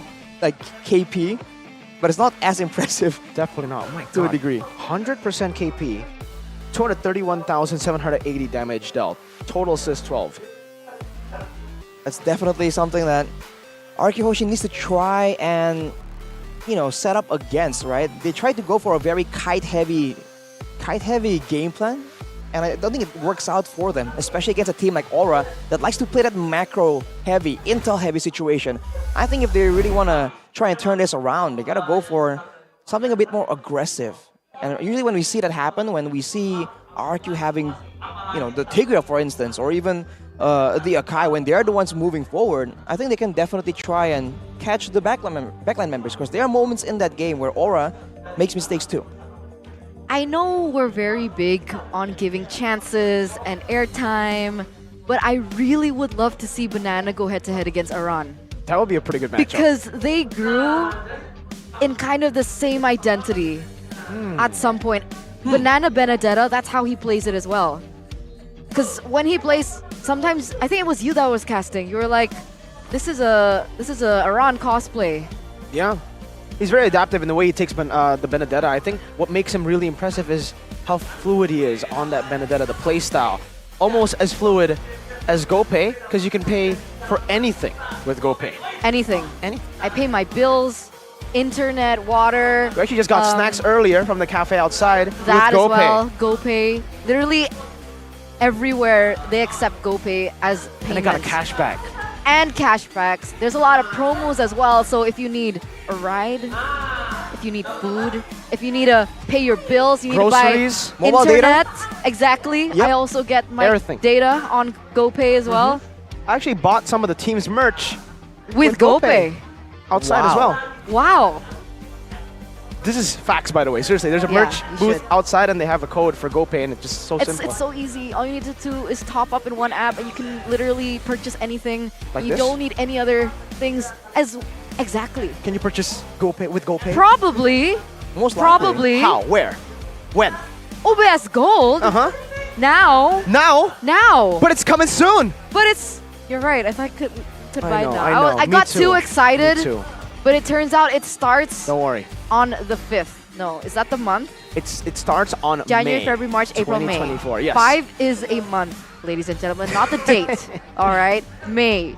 Note that down. 2024. Check it out at ubslifestyle.com, UBS Lifestyle e-commerce. You can check out their social media at ubs.gold or at ubs.lifestyle. 5, May. It's a month. We'll see, man. I mean, it's a great product for UBS. I think all their merch has always been pretty fancy with it. Of course, you It's got definitely one. a flex. He got one. He got the That's why I'm talking. RQ coin. But oh, what are you drinking there? What is that? It's pretty good. What is that, Arashi? I can't tell. You can't tell? Let's wait till Mirko finishes his drink because it's almost done. As always. Get a little bit of ASMR All right, buddy, what was there. that? A little bit more ASMR. It's gone though. Just like the hopes and dreams of RRQ in game Yo, come on. Oh my god, it's high. Sorry, I said hi to high. That was... Oh my god, it is high. It is high. Because I was smiling at you, and then he walked past, and it looked like I was smiling at him, and then he was like... And I'm like... He's a nice guy. He's a nice guy. He probably drank Point coffee as well. That's why he was so hyped after that game. Served from 100% authentic Indonesian coffee beans by the trained baristas. Just well trained. The best baristas in the business. You got your coffee, your fraps, and your other fresh drinks and legendary flavors that are always on point. Find Point Coffee at the nearest Indomart store. But you know, I don't drink coffee. Wait, what? I don't drink coffee. But don't worry. But that doesn't matter. Yeah. Point Coffee has a variety of different things as well. I know it's called Point Coffee, but you can And also they wrote get... me a note. Did you get a note? Mirko can't read. Thank you. You didn't get a note? Did you get a note? Thank you. They just said thank you. What did you say get a thank note? They just said thank you. Mine's be happy, I love you, Eterna. Wow. Just be happy. I guess they just want us to all be happy, but No, they don't want me to be happy. They just want me to... Thank you. You're welcome. Point. It's like, thank you for being the best caster in the world, Ooh. Mirko. If I was, then they would say, be happy. I love you, Eterna. Oh, okay. So Eterna here is making stuff up. No, I'm not. Don't worry, guys. We'll take a picture of this. You guys can take a look at the socials later. Exposed! Okay, okay. Exposed! Okay. Now I feel a bit better about myself. Maybe I did something wrong to the barista, but no. Turns out it was just Eterna making stuff up. There's no I love you there. The But barista you doesn't know- love you. The barista just wants you to be happy, man. This isn't made up, though. These stats. The damage This dealt to previous hero. game recap. Arashi Hoshi. Man, the difference in damage between Yehezkiel and Octa is just painful to witness, man. It's such a stark difference. And of course, one hero is a poke hero, the other one is a combo burst hero, but still, man, it's just such a stark contrast. And even when you come to gold, Skylar was able to actually catch up towards the end right there. But at that point, Kabuki has a full inventory slot, so it doesn't even matter anymore. It's all about the execution, it's all about the momentum. And Aura were able to just use everything at their disposal and get a decisive CITB. Decisive CITB, yes. What does CITV mean again? Sheffen's oh, in the building. Sheffen's in the building. Shout out Sheffin. Hope you're doing good. He's doing real good with... Not anymore. Well... You know, with that being said, do you think that RQ are gonna go for Vexana first pick again? I think after failing in game one with the Vexana first pick, they might actually try to utilize some other strategies. Maybe the Vexana isn't the most prio of heroes. But do you with the think Nova. Octa can perform as well Oh, yeah, without? And everything except the Vexana? Lilia. I agree. Oh, okay. Well, I would argue that in that game on the Vexana, there were several moments, right, where we highlighted, you know, his positioning was a bit off, his skill usage could be improved as well. So, we'll see. I mean, it's definitely a hero that he can play, but maybe he's still keeping his cards close to his chest, man. But here's a stat. The killing machine. Skylar. Skylar with the most amount of kills in MPL ID is season 12. 210 kills. 210 kills Mm-hmm, is the name of the game. Is the name of the is the amount of kills? Oh yeah. Not the name of the game, but like close enough. You know what To that call Eterna, for? it's all the same. It's all the same. Let's get into this game. Oh man! Watch out, Mirko. You're just throwing blame. Oh! Arashi, Hey, man. go away. You're so lame. Oh! Upon the edge. I wasn't expecting that, Eterna. That was clean. That was massive. Gotta admit, she's got Okay. game. Let's go, ladies and gentlemen, to the drafting phase of game number 2 here, will presented to you choose by my the own official path. tournament smartphone Samsung Galaxy. Now, Nolan, Ruby, as well as the Arlen, going to be taken out of the board. Last time around, it was the Joy and the Guinevere not long after with Matilda. So right now, Joy is going to be next. I do not think that Matilda will be left open, personally. Mathilda left open here. I don't think so either. I think it just provides way too much utility. And especially for RRQ, I don't think they would want to risk it, because Aura has been the one that has been able to kite back and forth right here with the distance management. So Aura might feel a bit more experimental, but for RRQ, definitely not. But I guess you're reacting to the Claude ban, Eterna. Yeah. What is that going to leave open? Well, Claude hey, taken out. I wonder if Skylar might just pick up that carry now.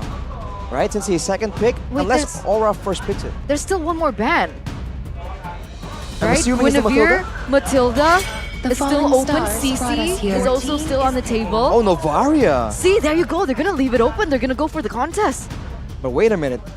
If Aura picks up, let's say, a Gwyn, or Vexana, or a carry, or Matilda, bro. now RRQ can pick 2 heroes that are prio, but to trade it for a Matilda, I feel like that's very, very ambitious.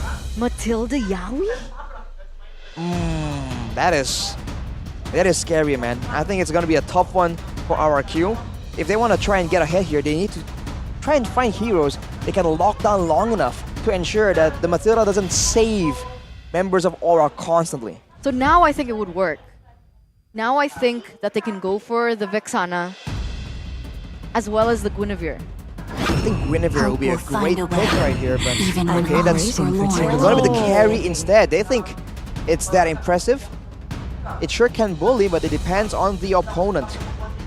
So now, Brody's are still open. exactly right. Are they gonna go for the Brody? Is Kabuki okay with that?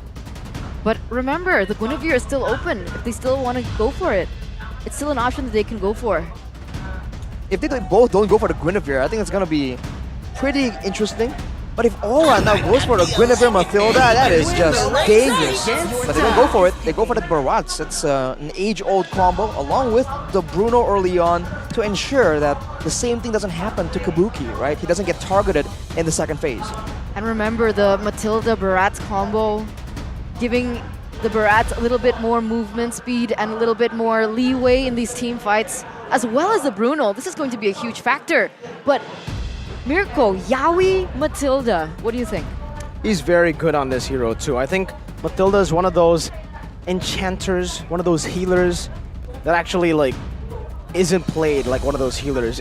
She's actually played kind of like an initiator. You want to be aggressive, you want to continuously scout. I think it's the kind of almost the same playstyle as something like a Hilda. It's a screening type of hero, and we all know how good the man is on something like a Hilda. I think M4, we did see that. The Hilda up against Blacklist International in the grand finals. And now we're gonna see basically kind of the same playstyle, but with Matilda, the most broken hero in the game. Based on ban and pick so far, 100%. The only one, I think, with Joy. And Nolan. Well, RRQ opted for the CC now. So, again, not a EXP laner with a lot of engage, with a lot of crowd control to lock down the members of Aura. They ban away the Paquito. So it seems like they're doubling down on a team fight, but again, I do wish they would go for something that can really dictate when the fight happens, because especially against a Matilda, especially against a Barats, they can be so tanky, they can take up so much time. I feel like they're gonna need it. So what are you thinking? Minotaur? Oh, Minotaur, Not again? it's a bit too passive, right? I think that's good for kiting So back. heavy setup, Tigreal, Something like a Tigreal. Something like a Tigreal or a Grok, I would prefer. But, you know, Coach Vren has his visions. Rocks need no protection. Take up against the Bruno Matilda. Not a big fan, honestly. The Grok makes a bit more sense, I think, for me. For Brusco, I'm trying to think of other heroes too right now for Brusco. For RRQ in general. The Baksha ban already from Aura. They're trying to limit the junglers from Irad. Already with Nolan Joy banned away by RRQ. This has actually put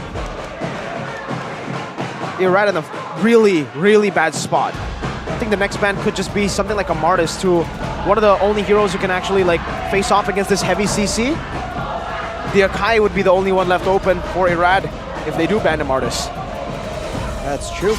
There's some history here for Dawn. Again, you missed it. These are his accolades.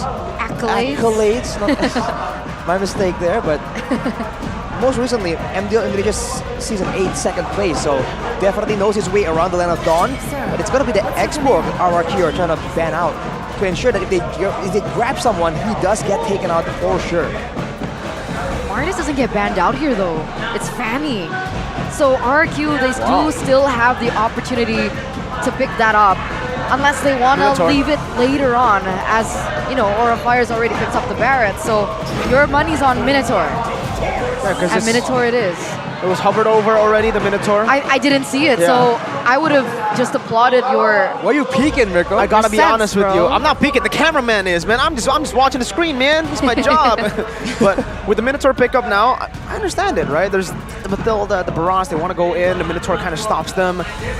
Backline at least from jumping in, but Aura can very easily just pick up.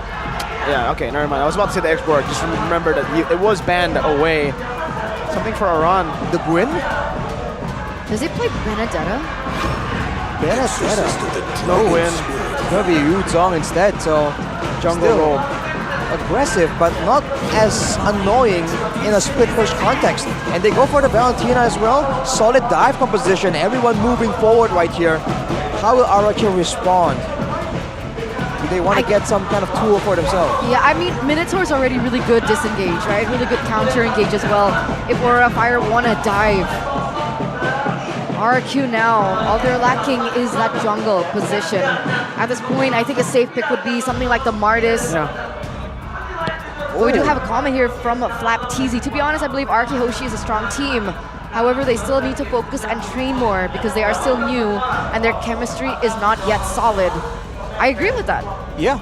But this is their journey. This is the journey that they need to go through, their arc. Well, you know, Eterna, Rome wasn't built in a day, so... So if Aura wins this, does that mean that Rome will be built in a day? Because it took them a day to adapt from yesterday to today. That's true. But you know what is also true? Fredrin Jungle for RRQ. That is pretty true. I think it's a great pick. It provides that kind of quick shot engage potential, and Irad is lethal on this Fredrin. I'm just concerned about him trying to catch someone and everyone just flying away when the guiding wind, man. Nothing was gonna stop Aura from doing that. That's why I would have preferred the Martis. That's a fair point, Eterna. The Martis is scary though, right? Because from Aura they have so much damage already. If RQ pick the Martis, it's giving away Decimate to Valentina, who can just execute everyone. We did see that as well from K's. That's how they were able to beat Gugun's Martis. It's tough. It truly is. So here it is, ladies and gentlemen, the deciding match. Will RQ come back and move this to a best-of-3 series? Or will Aura Fire be able to take this 2-0? Welcome to the Land of Dawn for game number 2 between the Red Dragons and the Soldiers of the Kingdom. The last time Aura were able to beat RRQ was in Season 10, ladies and gentlemen. This will be only their second time since Season 4. A long record for it to be shattered, but Irad and Fredrin clearing fast, we'll have to see. It's great for the concussive blast, which is a trend these days for the faster clear. Clearing just becomes that much more important these days. But Skylar, going with the Brave Smite, probably going for a tanky build instead. In the mid lane though, this Cryo is gonna be decisive in this, deciding who's gonna arrive on the fights faster. Oh, the damage coming in from Octa though, like despite the maneuverability coming in from the Matilda, from Yaoi, and the fact that they can clear a lot quicker, Octa's damage is still there. It can't be denied in the mid lane. Well, in this game though, RRQ has a lot more tools to try and make plays happen in the early game. We already mentioned the combo between the Fredrin and the Valentina. It is absolutely lethal, and this means that Irad can be a lot more active here in the earlier levels instead of just power farming until the turtle spawns. Already going for an invade, but is he gonna get punished for it? Not yet. Oh, he just leaves it. Okay, he backs away knowing, spotting due to the information of his teammates, but now they're prepping for a trap here. But I believe they do get spotted. Yeah, bit of poke over towards Gogun, but the guiding wind just gets him to safety very easily. 3 QCs, by the way, for Aura. So, already on top of the guiding wind mobility, they're so mobile. And even for RRQ, by the way, again with the bold decisions here, no purifiers whatsoever. They feel like it won't be necessary. They're gonna just meet Aura with brute force, and now with the turtle already here, Aura once again are the ones proactively just looking for info, controlling. Black Dragon form, Yaoi already spotting everybody as well. Dawn trying to look for an angle to initiate Minion's Fury. That was stolen away, and now it's going to be Gugun who secures it. A Furious Dive and a Petrify, and now into the Detonus Welcome. A beautiful combination of skills to lock Irad down. And that's exactly what they did. 1,000 gold lead already built up for Aura. 3 minutes in. Just 3 minutes.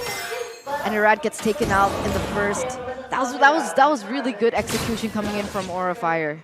Interesting. That's painful because, you know, RRQ, they're intending on snowballing. They have two bargain hunters on their emblems right here, Brusco and Octa. They're trying to scale up and make the plays happen earlier on before it becomes a team thing, a 5v5 roaming squad kind of deal, because that's where it gets a bit more difficult for RRQ. For now, they can still try and play with the skirmishes, but look at Yaoi on the Matilda, man.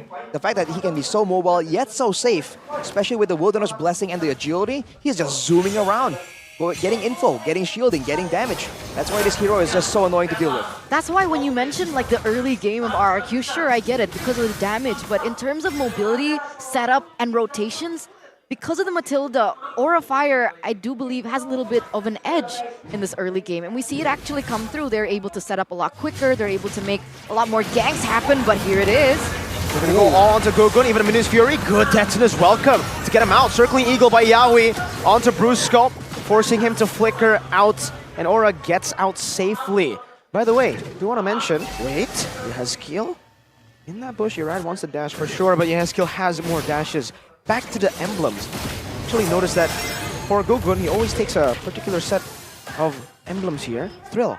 So on the Akai and on the Barats, you did see in game 1, Irad didn't go for the Thrill. So it's something that's like peculiar about Gugun. And so far, both games, he did secure first turtle with that Thrill. So that base damage doing him a lot. Especially on a hero like the Barats with a lot of built-in extra stats with the stacks, with the passive. Definitely works out well, but it might be a personal preference kind of deal. Back to the turtle setup again, though. Dawn is just trying to find vision, but he can't really do much on his CC.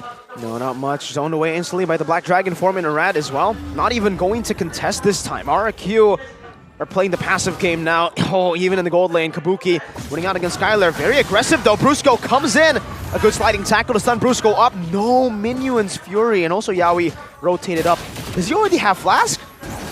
It might be. Turtle Guard, he has skill. Ooh, flickers out of the Appraiser's Wrath, just barely. No, he doesn't. Not yet. Okay, so it was just a shield from the Guiding Wind. Yeah.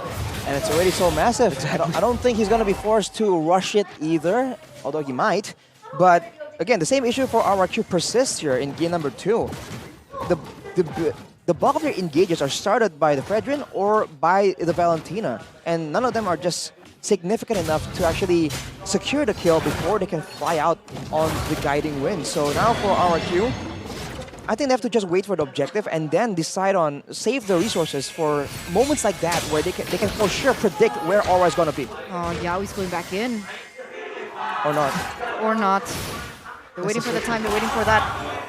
Irad taunts in front of Praise. Oh my god, Yaoi got deleted by Irad! A 3-man Minus Fury under the turret.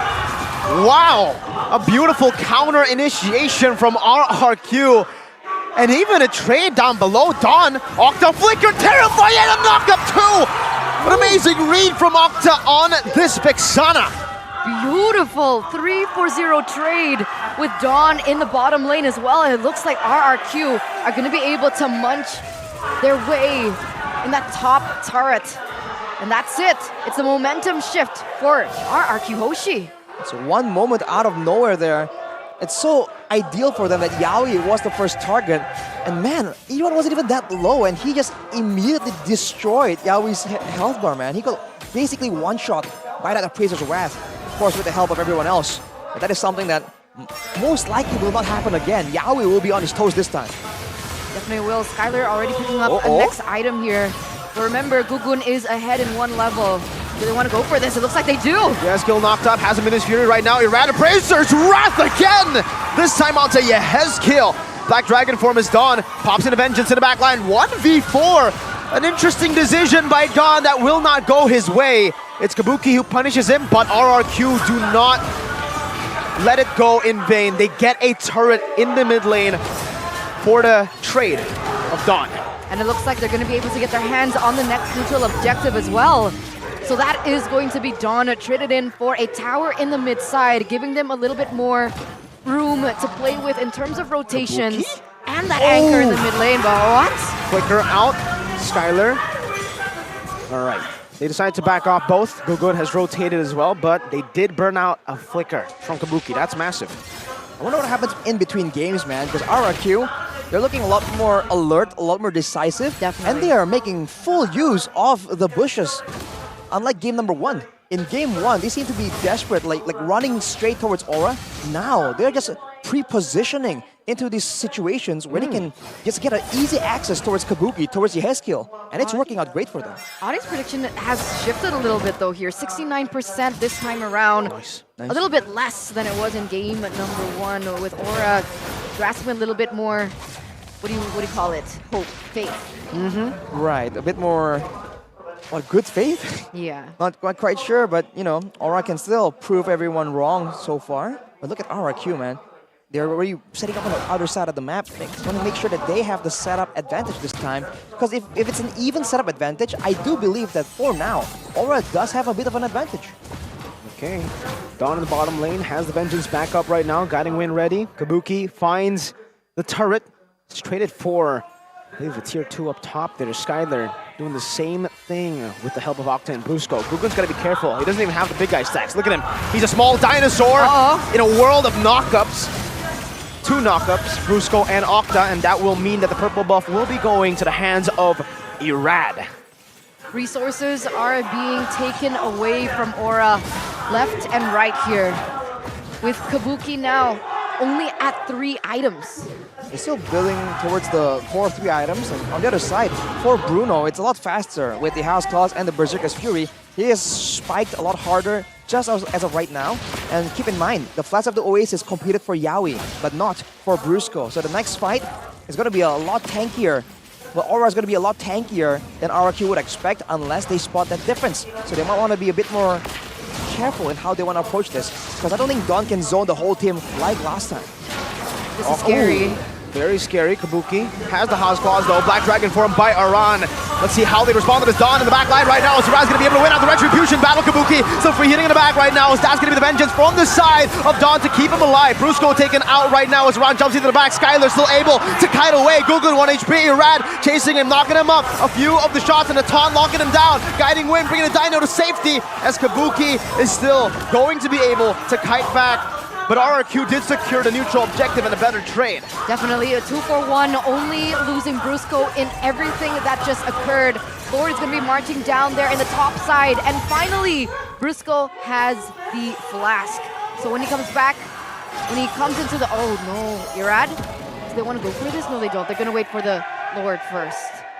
Now, this is a scary situation, man. RRQ with forward momentum and with Irad just having a advantage. Irad is standing there, and I believe he has the blade armor, so he was actually dealing damage to Kabuki. Funnily enough, RRQ, can they try and get something more right here? They don't have great siege, and I think they will back away. They're waiting. Lord is still marching there in the top side, hasn't quite arrived just yet. RRQ going to be able to get that buff away from Aura first. Buy them a little bit more time. But here it is, Octa looking for an angle. Will Yaoi be able to make a play? We'll see, not the big playmaker that we expect usually. That's a 2-man. Kabuki knocked up, still able to survive. Go good. Detonus welcome onto Irad, locking him down. Minions Fury from the side of Brusco, diving into the base turret right now as Irad's going to be able to taunt Yaoi. Appraiser's drag dodged away from Gugun. Good movements back to the Oasis, giving around enough HP to Guiding Wind with the Furious dive defensively, and they have defended, only losing 1 base turret. Man, that's a long, drawn-out fight, and yet no casualties. Great plays from both teams, particularly Brusco, trying to zone everyone with the Minuan Fury. And for the side of Aura, man, they were trying to zone, push back Skylar, but with that build, with the Brave Smite, it seems like a lot of marksmen right now are just completely comfortable, just sitting right in front of their opposing team, and they think they'll make it out. Oh, ladies and gentlemen, while we're on a little bit of a break here, go ahead and get that code on the GoPay app. Pulsatar Mura. Pulsatar Mura. Pulsatar Mura. It's available only for the first 30 people. And you know what? I'm one of them, so you guys need to get that as soon as possible. That's cheating, man. It's okay.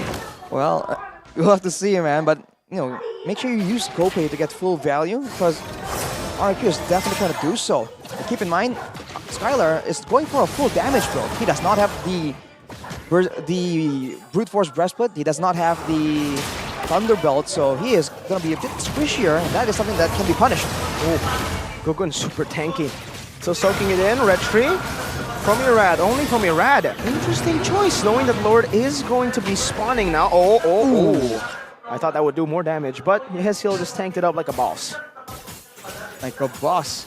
Well, Don, which means boss in some cultures, he's gonna have the advantage on the other side of the map. And for now, I think RQ is trying to bait for a fight, man. I don't think they're actually trying to go for a 50-50 here. They have the level advantage, the gold advantage, and this is what they want. Something to entice Aura to overextend and commit to a fight. They're doing the exact same thing that Aura did to them in game number 1. Exactly the same. Look at the way that they're playing.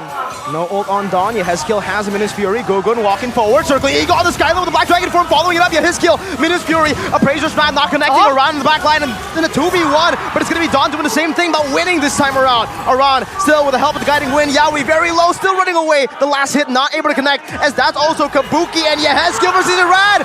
A flicker backwards, but Dawn finds the winning play with Octa.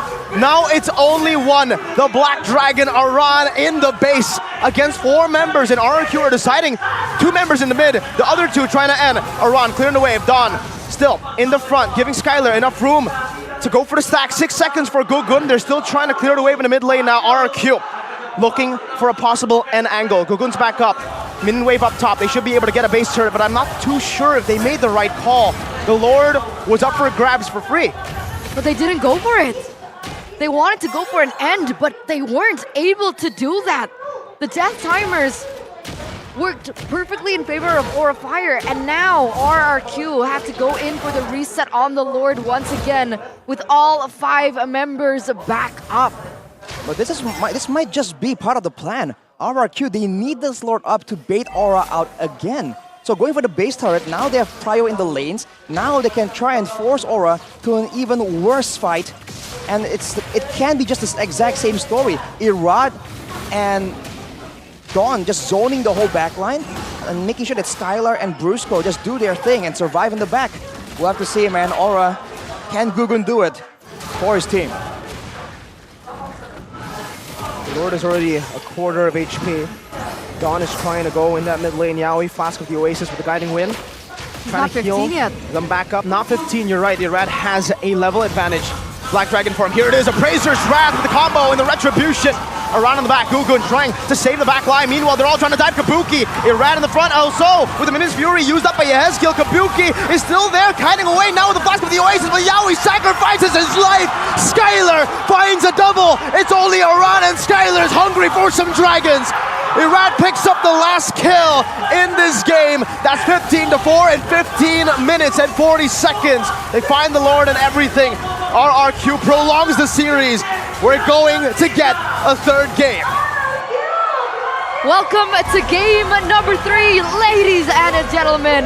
Woo. RRQ with a wiped out in the last second of that series. Hey Rash, it looks like we're going to game number 3, bro. Game 3 is what it's all about. Man, that was intense. That was a different RRQ. They let go the Mathilda, man. That was... Wow. And they won. What happened between games? Because it seemed like they were not informed. It seemed like they weren't communicating. But then they let go the Mathilda and they just wreck Aura. And essentially did, like you mentioned, Eterna, what Aura did to them. Yeah. Making a statement. It was like a flick of a switch. It was beautiful. It was more coordinated. RRQ performed much better. And I'm wondering if that is what happens when you take certain heroes away from Aura. Are they so mainly reliant on those heroes that they can't perform otherwise? So far, it does seem to be true. He was given the Bruno again. And we did see what Bruno did yesterday against Dewa United, not much. And here, unfortunately, even though he was able to win that lane, not much in the mid to late. Irad was taking it like a man. He was like, yeah, keep hitting, nerd. You're hitting yourself. Man, that's why I saw the Fredrin in the hands of Irad. I think that was just so good. I think Irad is great on the Fredrin, and the fact that he knows when to be aggressive and when to be defensive, I think that's definitely a huge plus for anyone that plays the Fredrin. Because that was a switch, right? It was all like Aura Fire kind of holding on to the tempo of that early game, and then suddenly Irad, there's like this thing that happens in his brain when he's like, all right, it's my turn, boom, 2 people dead. And then that's when the momentum kind of shift in favor of RRQ. But again, man, Irad is a monster. Huge respect to the guy. It was to the top side, I believe, right? So under the turret, the moment Irad just smashes Yawi, and it seems like that play literally woke everyone up. Like, this is our time. And from there, RRQ were just aggression. Like we didn't see in game number 1. We did, but we did see him in game number 1. He was on Barats. They just lost. The aggression. We did. He always opens up the map, but unfortunately the aggression was not utilized properly because the rest of the team were not there to follow up because they were behind.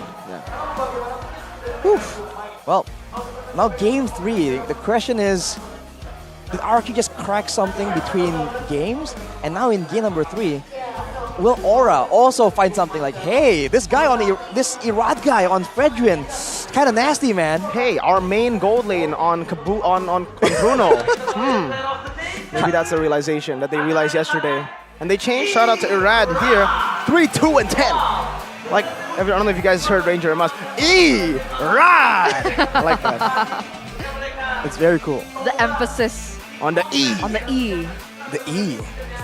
Well, his itemization is absolutely on point as well. He knows that for the most part, especially in the beginning, right, he built that blade armor quite early on. And afterwards, the fact that he is willing to go for the Queen's Wings for extra bit of damage, but also for the damage reduction when he gets low. It's almost like it's an extra layer of baits that he just lays out for Aura. And man, you gotta feel that Yawi just couldn't set a lot of things up for his team. But I hear we're gonna have an interview. Now? Interview now? Now? I think we're gonna take a look at the highlights first, though. Highlights I know first. you're excited. It's okay. Here's pretty cool, but it's also pretty cool in this game. I think this is that moment, man. Look at that. Yeah, this was it, right? Boom. He was half HP, Bonk. and he just chunked Yawi. Gugun dies. Bonk. Everyone just follows through afterwards. And then without the Paquito, now Aran is just forced to commit a lot more with the Black Dragon form. And with the carry, with the Brave Smite, I mean, he's always in danger, but he lives always, barely. Find the question, like, if he built a Butros breastplate, it could be even more tanky, even more secure. So this is not even like the last layer of changes that RRQ can do. Man, Kabuki. I petition no more Bruno for Kabuki. Yeah, it almost seems like, he's conditioned to only hit frontliners on this Bruno. There were a lot of angles actually there where Octa was actually quite free to be hit, but he decides the Lord, the Eternal Guard is more important. I think that's the issue with the Valentina, right? You drop it down, even if you don't hit anyone with a knockup, the fact that it just walks forwards with it? Yeah, with the Vexana. The Vexana, if you drop the Eternal Guard, the fact that the Eternal Guard just marches forward, especially for a gold laner, right? If you're a frontliner, you can take some swings, but if you're a gold laner, now you're forced to try and deal with it first, lest you move forward, try and go for prior targets, and then you get pinched by the opposing team and the Eternal Guard beside you. Looking at the items here though, you can see that there's a Winter being built by Skylar just for that extra layer of outplay. And it seems like everyone was just feeling themselves in that game. And I was wondering, right, because we were talking about Sansa's Vexana build, right? First item, Enchanted Talisman. But after Sans used it, I'm seeing a lot of Vexanas also go for the same build. So is that the normal build? I think Enchanted Talisman is definitely a must-have item because you are spamming out spells as much as possible. He does have the Impure Rage, but I think Vexana would require a bit more mana. Afterwards, though, I believe he went for the Glowing One first and then the Divine Glaive. Yeah. Because again, having that extra layer of burn because the Eternal Guard swings at multiple people and he applies that to everyone in range. So I think the glowing one definitely has a bit more value in that situation. So is the Bruno more of a threat to themselves than the Vexana and the carry? Is that the problem, boys? I will not comment.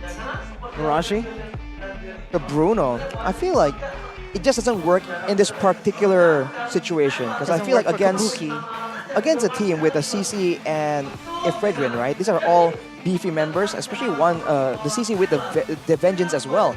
You want someone that can shred a bit more because the Bruno, we always see him do well when he's not hitting the literal like full tank build heroes, right? The thing is, it feels like Aura Fire, well, Aura was looking to snowball from the early game, right? They were hinging on the fact that they were able to get a better lead in the early and kind of snowball from there.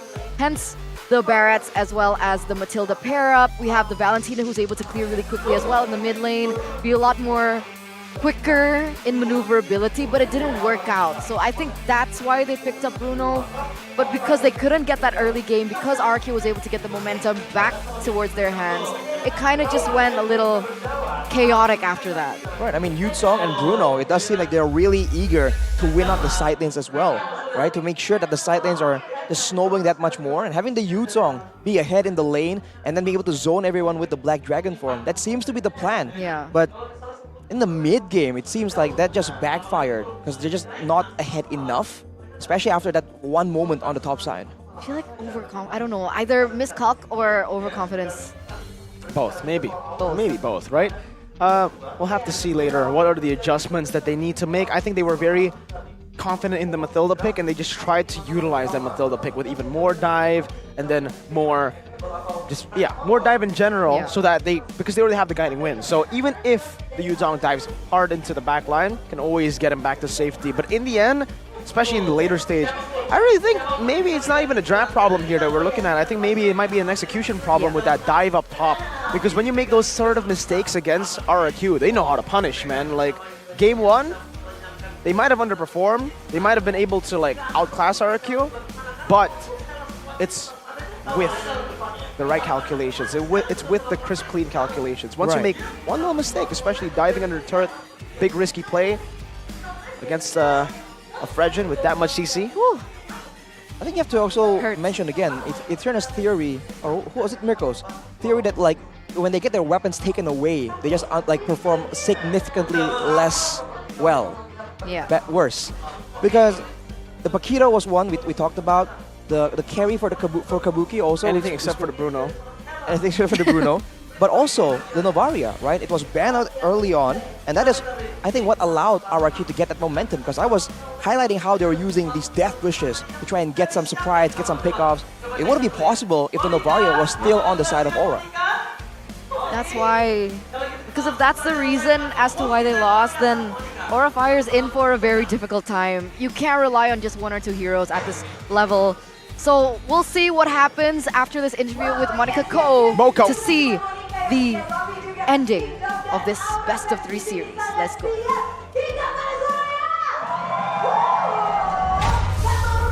Di sini Aura Fabs, mana suaranya?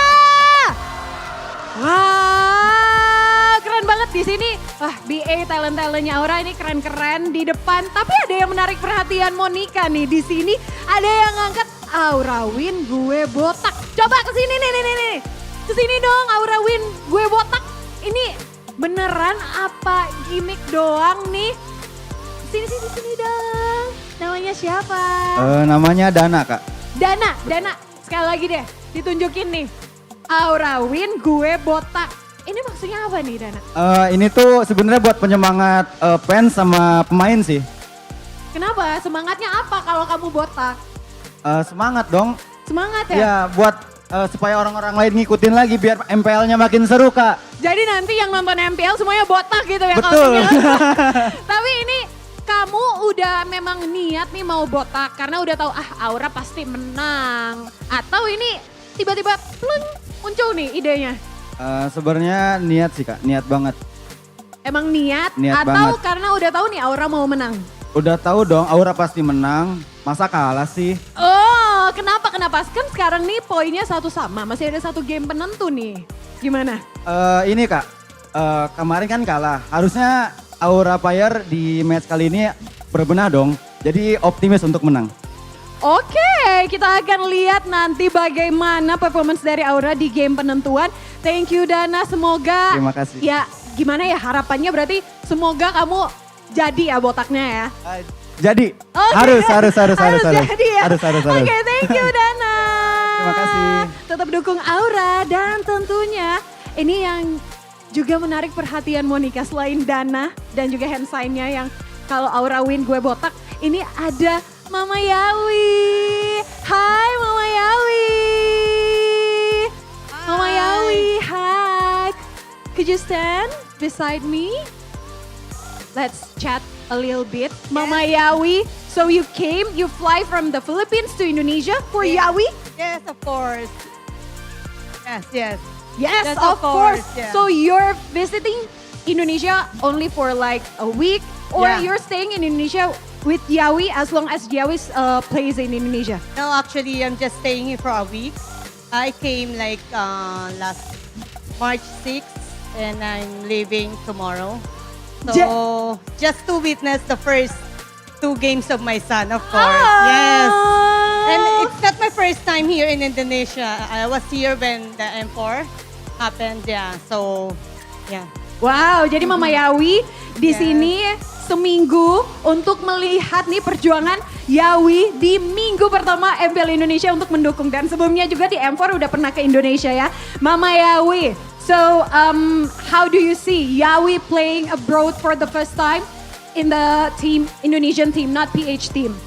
Of course, we were so excited for him, but we trust his skills, you know, and we believe in him. And we just tell him always to just believe in God, of course. First of all, believe in themselves and believe in the team.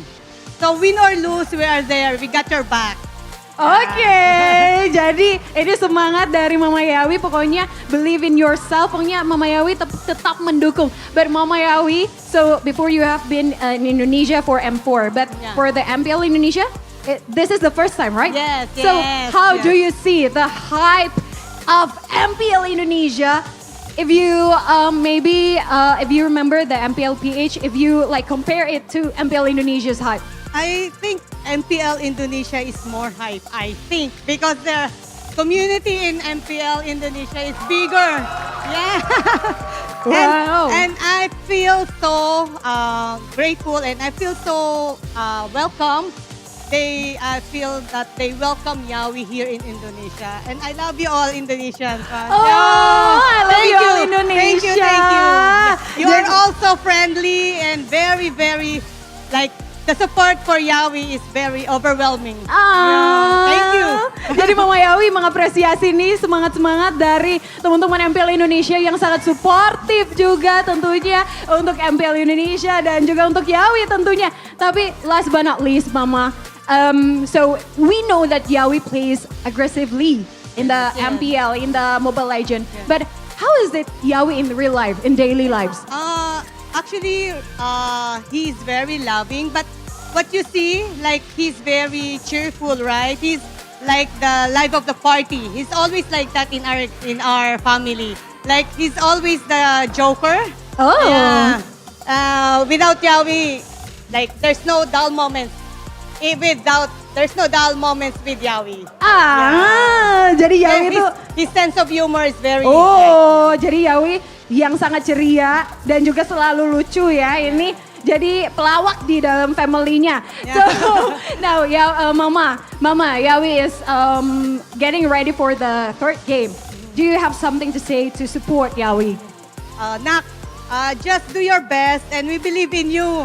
I know you can do that and with the rest of the team, just believe in yourself, believe in the team. You can do it. Let's go for the win. Luar biasa, semoga tentunya Yawi bisa memberikan kemenangan kali ini yang disaksikan langsung oleh Mama Yawi. Once again, thank you Mama Yawi. Thank you Indonesian fan, thank you MPL Indonesia. Thank you so much Mama Terima Yawi. kasih. Terima kasih dan sekali lagi mana suaranya MPL Arena? Thank you.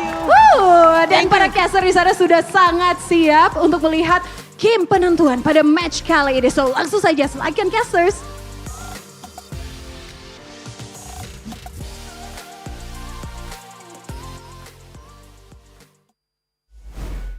It's so glad. It's so glad? It's so glad. I was gonna say, Were you glad. nervous after meeting Mama Yaoi? No, I was like, mom's here. I didn't realize mom's here. Mom's here. Mom's here. Yeah, Your mom's mom here. too? Is it your yeah, mom? she's been here for a week. She's going back on the 6th? She, on behalf of mom, I just want to say thank you so much for supporting Yaoi. Because she's been here for a week. And apparently she's been here at M4 too. But I didn't get to meet mom then. But, So did you get to meet mom earlier? Yeah. Yeah? Of course. Yeah, whoa. Totally. Totally. Mama Yaoi. Mama Yaoi, W mom. W mom. It's such a heartwarming moment, man. I love seeing, the players' parents come Yes, sir. and participate, because it has to mean the world to the players, right? Seeing your parents in the stands. Support. Dude, if he just pops off right now, that's the some mom anime buff. level stuff, man. Yeah, the power of friendship and love. And family. Who said that? Huh? Who said that? Dominic Toretto. It's all about family. Was that Arashi? Yes, that's Gani. What? Is Gani actually... I'm so confused now. It's Sheffin. It's Kabuki on the Bruno. It is Kabuki on the Bruno. And he lost on the Bruno. You didn't have to say it like that. What do you think? Yeah, he had more damage than sorry. Skylar, bro. Who had more damage than Skylar? Kabuki. Aww. Because he was hitting the Lord. Hey, stop laughing. You were the one laughing. No, because that's the thing. He was hitting the Eternal Guard and it counts, right? He was doing a lot of damage. It just wasn't to the ideal He's target. sad now. Look at him. Kabuki, I'm sorry, man, all right? Apologize. Kabuki. Bookman. Kabuki? All right, I'm sorry. Oh, Okay, I guess he's just not in the mood right now, man. You thought. All right, you good now, sir? You good? I'm sleepy. He's sleepy. He wants a better pick. He wants no Bruno. No Bruno. Wow, Octa's opposite. Look at him. He's smiling after that win. Vexana, baby. Well, here, Mirko. Since you're a gold lane player, right? Like, I believe that the idea was to use the Bruno lane bully, strong laning phase to try and match the carry pick, right? It didn't really quite work out. So It did. Then they decided to dive. And then lost 3 guys. So do you think this is actually a counter at this point? What, the Bruno? The Bruno. It's not a counter, but it's a good matchup. As long as you don't dive and die. All right. You heard it here first, ladies and gentlemen. If you're curious how to beat this notorious pick, as long as you don't dive or die, you shall win. I think if you break the crystal too, actually, factors into winning the game. Yeah. I had no idea. Your team. Do you think Mama Yaoi? Mama Yaoi. Hey, mom. Anyway. He eventually looks back like, what? Yaoi's mom in the back is like, why are you calling me? Who's saying all that? And here it is, ladies and gentlemen.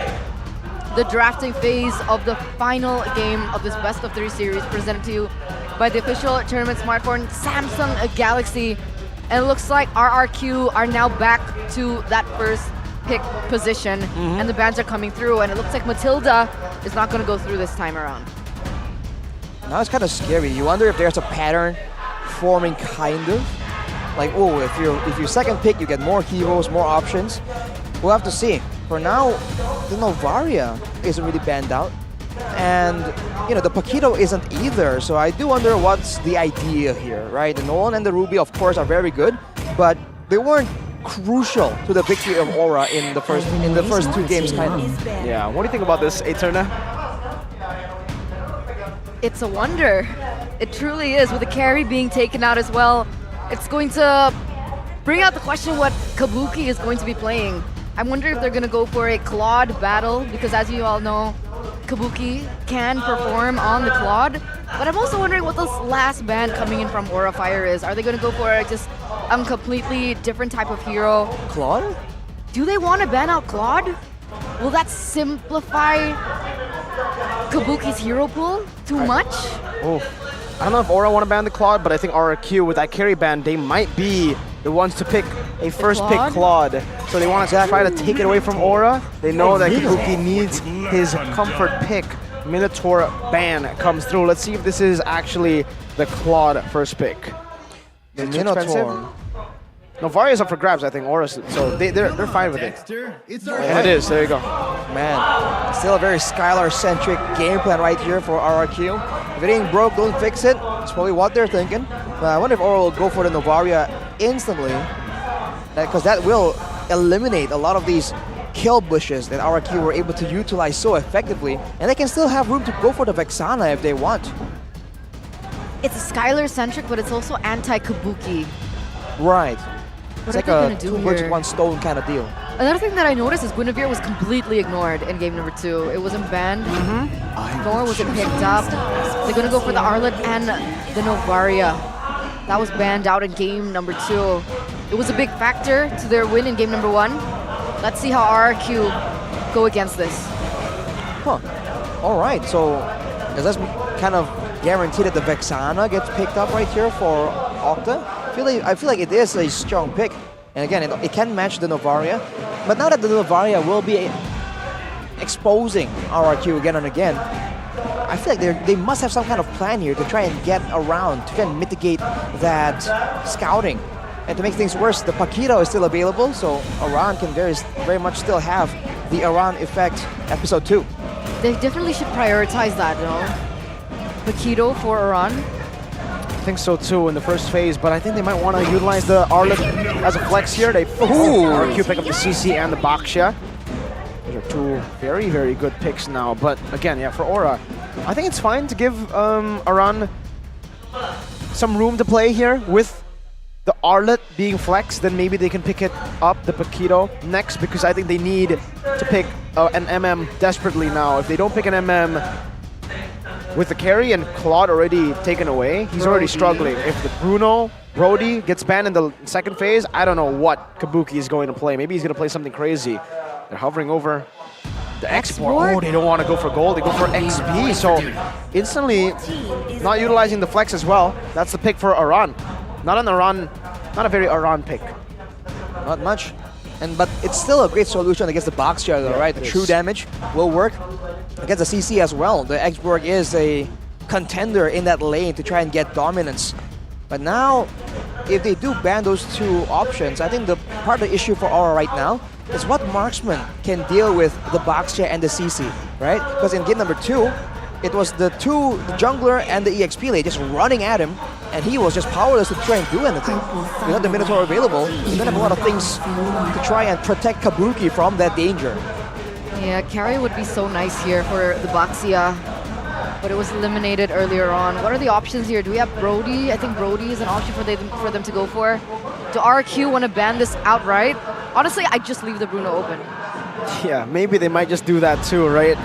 At this point, why not? The Bruno has lost 2 games for Aura against, well, just yesterday against Dewa, and today, just earlier in the previous game. So, yeah, they might actually go and take out the Guinevere, a pick that is also still up for grabs. Very rarely do we see this Guinevere uncontested at all in the first phase. Only Rebellion games, and now this game, RQ vs Aura. Well, usually when the Vexana is banned out or unavailable, the Lilia becomes the option for Octa. We have our strong opinions about that, but hey, now both are not available. What will Octa be doing in that mid lane? Against an Novaria. He needs that wave clear. Is he gonna go for a Nana? For an Aurora, maybe? See value in me. I thought RQ would be banning out the Bruno, actually, because they might actually want to force Aura on a pick like a Brody or even a Beatrix, because then RQ with a Minotaur already banned out, they can actually go for a Cho pick for Brusco. It's something that we have seen in previous tournaments. If he doesn't get Minotaur, he does like to play heroes like the Cho. I feel like at this point it's not that bad of a deal, right? Having strong front lane, having strong pickoffs. If they want to try and do the same thing, and then instead of having a Minotaur, using the Cho as a peel tool, that's also an option that they can explore. But with the Barats secured for Aura here, no mobility given by the Mathilda. It's going to be a very slow Barats. I think the idea is to, again, be more counter-engage heavy. What are they planning here for the gold lane? I can't see it. Angela and Valentina going to be the choice. Okay, wave clear, really good rotations. It is the Angela Baxia. Angela Baxia combo without anyone to shred him down, without a mage that can output a lot of damage like a Lilia. This is going to be tough for Aura to try and shred him down. They need like DPS. Brody. Okay. Oh, they choose to go for a burst, so this is a snowballing comp. They need to snowball. They need to find the strong side around Brody. They have to try and make it happen before level 4. Because if not, that's going to be a very difficult mid game for them. I would hate to be in their shoes, man. Ouch.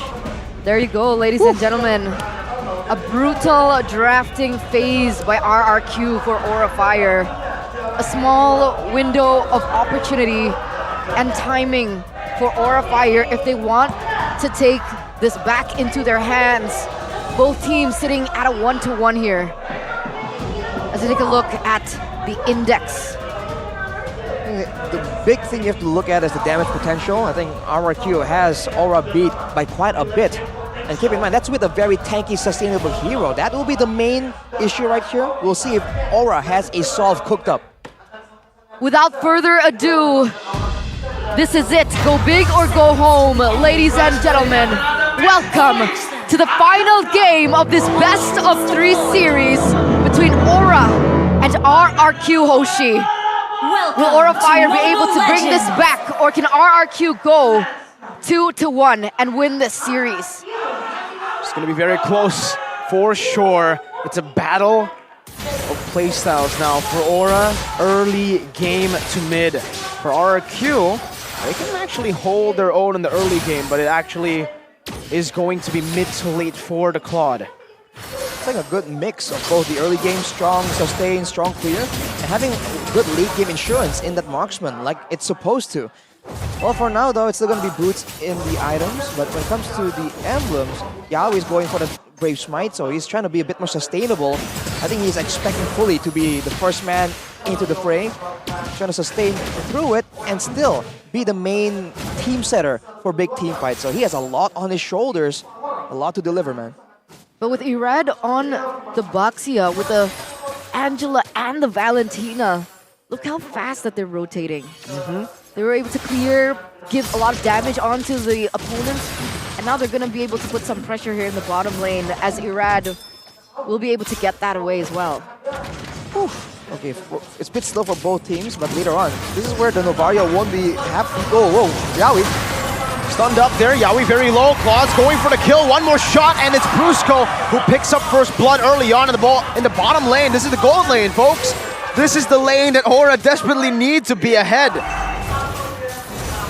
But luckily for Aura, that wasn't a kill for Skylar, right? He does have an assist to his name, but at least it wasn't given to Skylar. Right, Skylar on the snowballing is definitely a big plus, but Brusco getting gold, it means anyone that gets a hard guard is going to be that much tankier. But hey, Aura instantly respawn. Shield Unity cancelled out, he walks up, Gugun.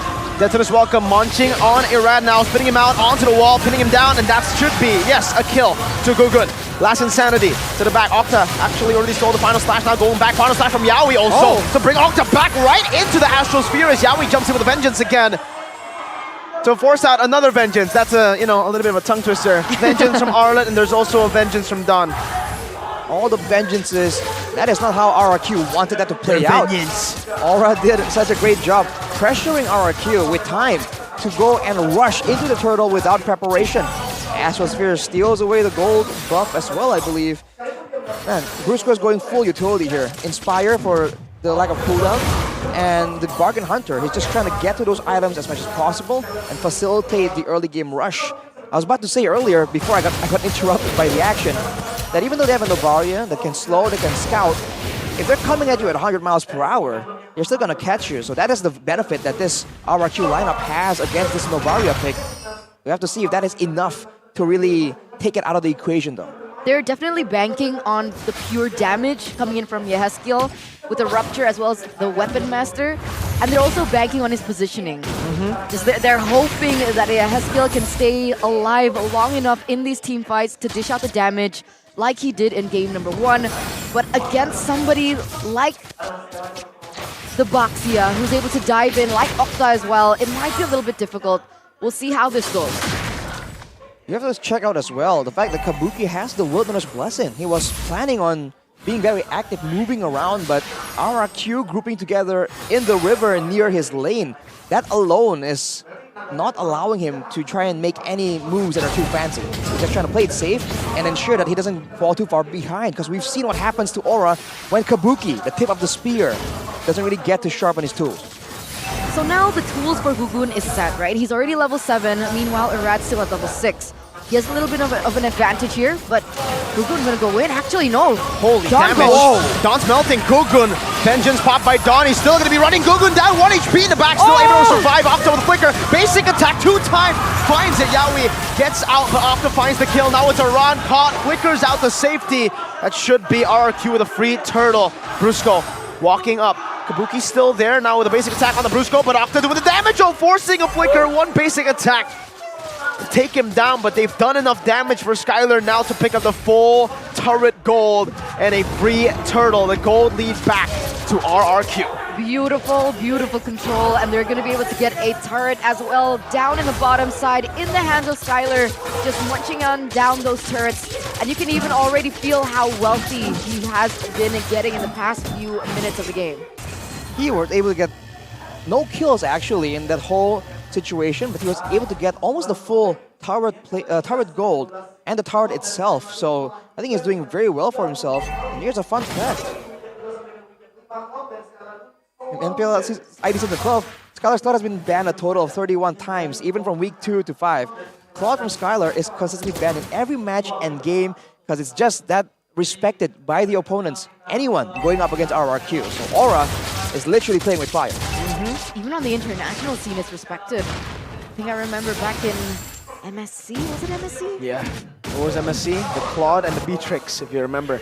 Yep. And MSC was actually always taken by Eman. The Beatrix. Ew. Talking about Beatrix, that reminds me of Kabuki.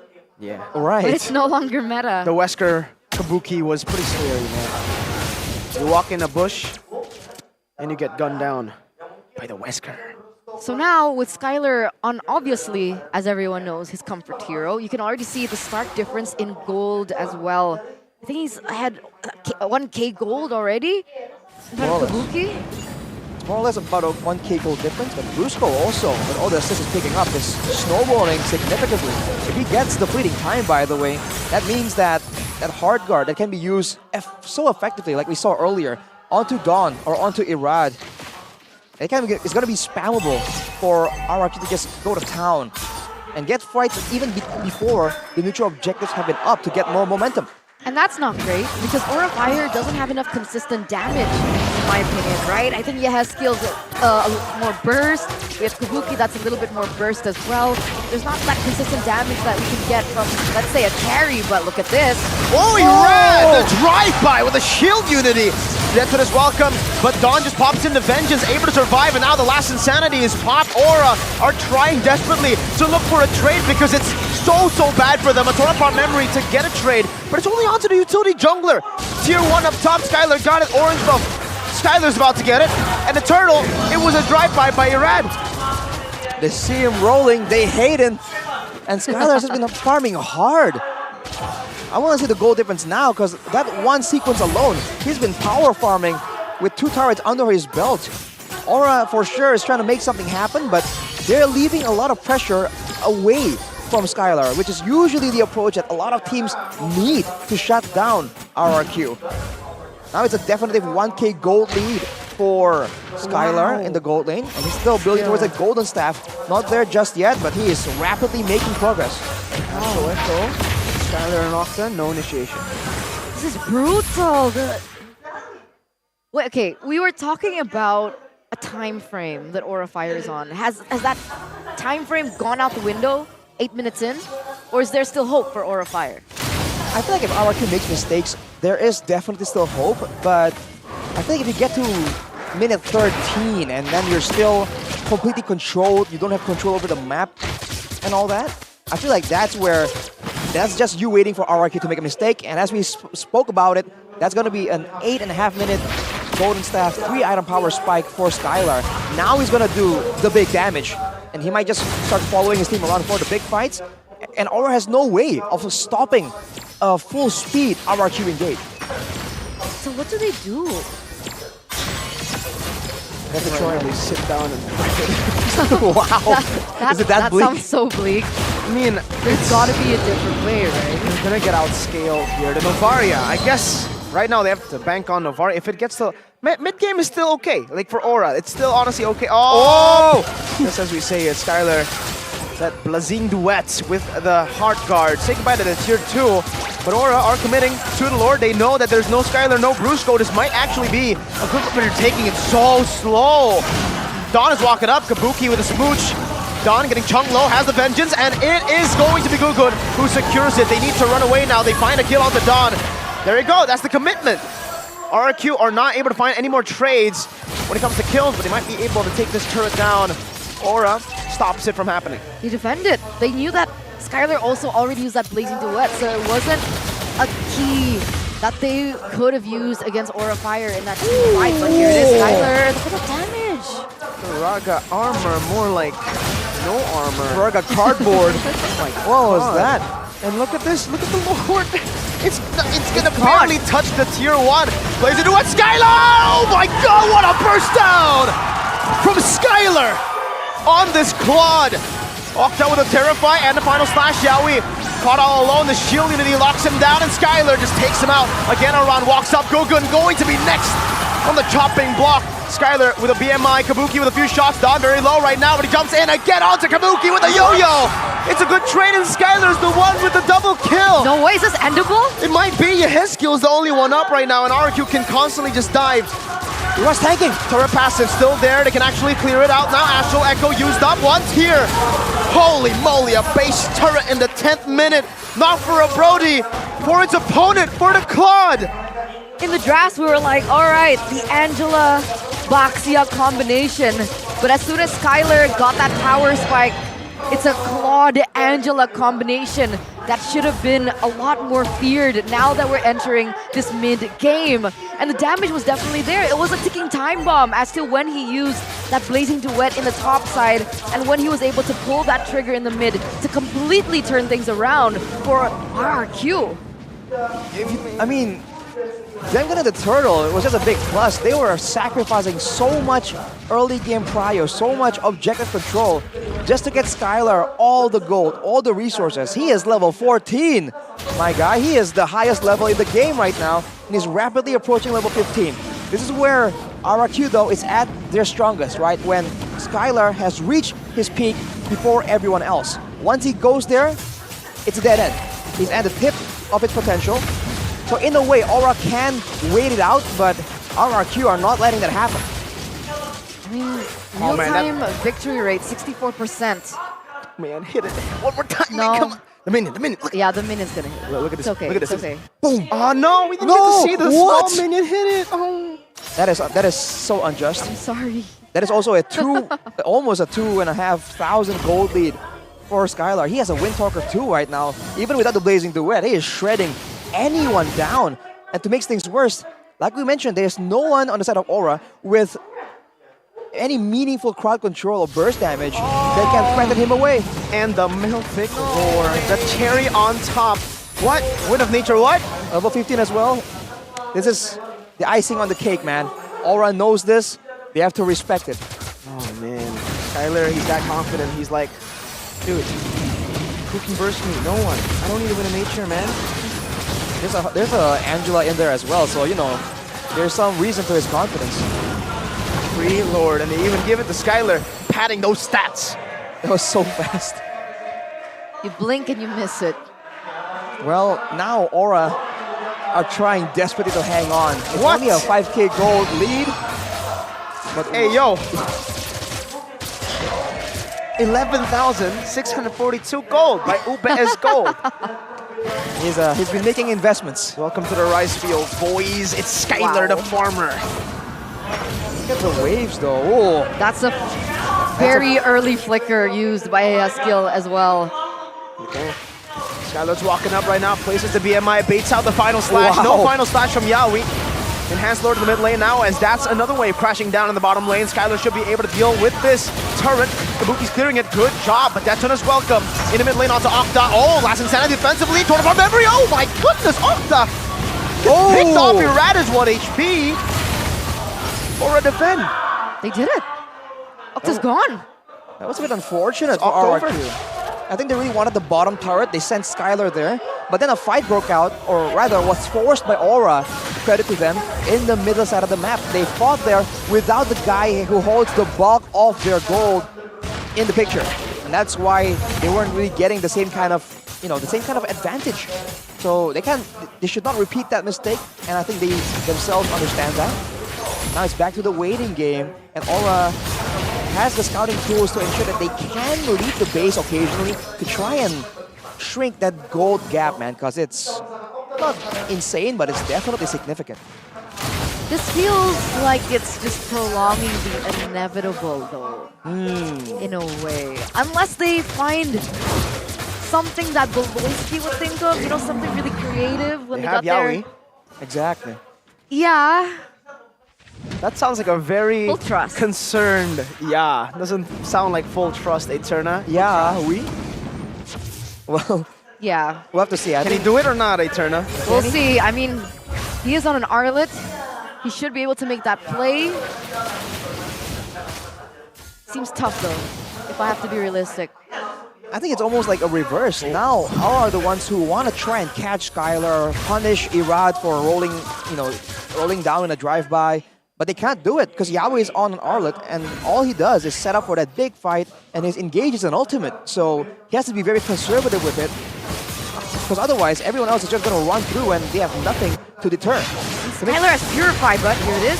That might be it. The final splash done. Vengeance already turned apart memory. 1 HP. Aran burns him down. Skylar with the blazing duet into the back line. With a nature though already used up by Kabuki. Still going to be melted down. 1 HP. Skylar is insane. Last Insanity again, this time from Octa and Aran.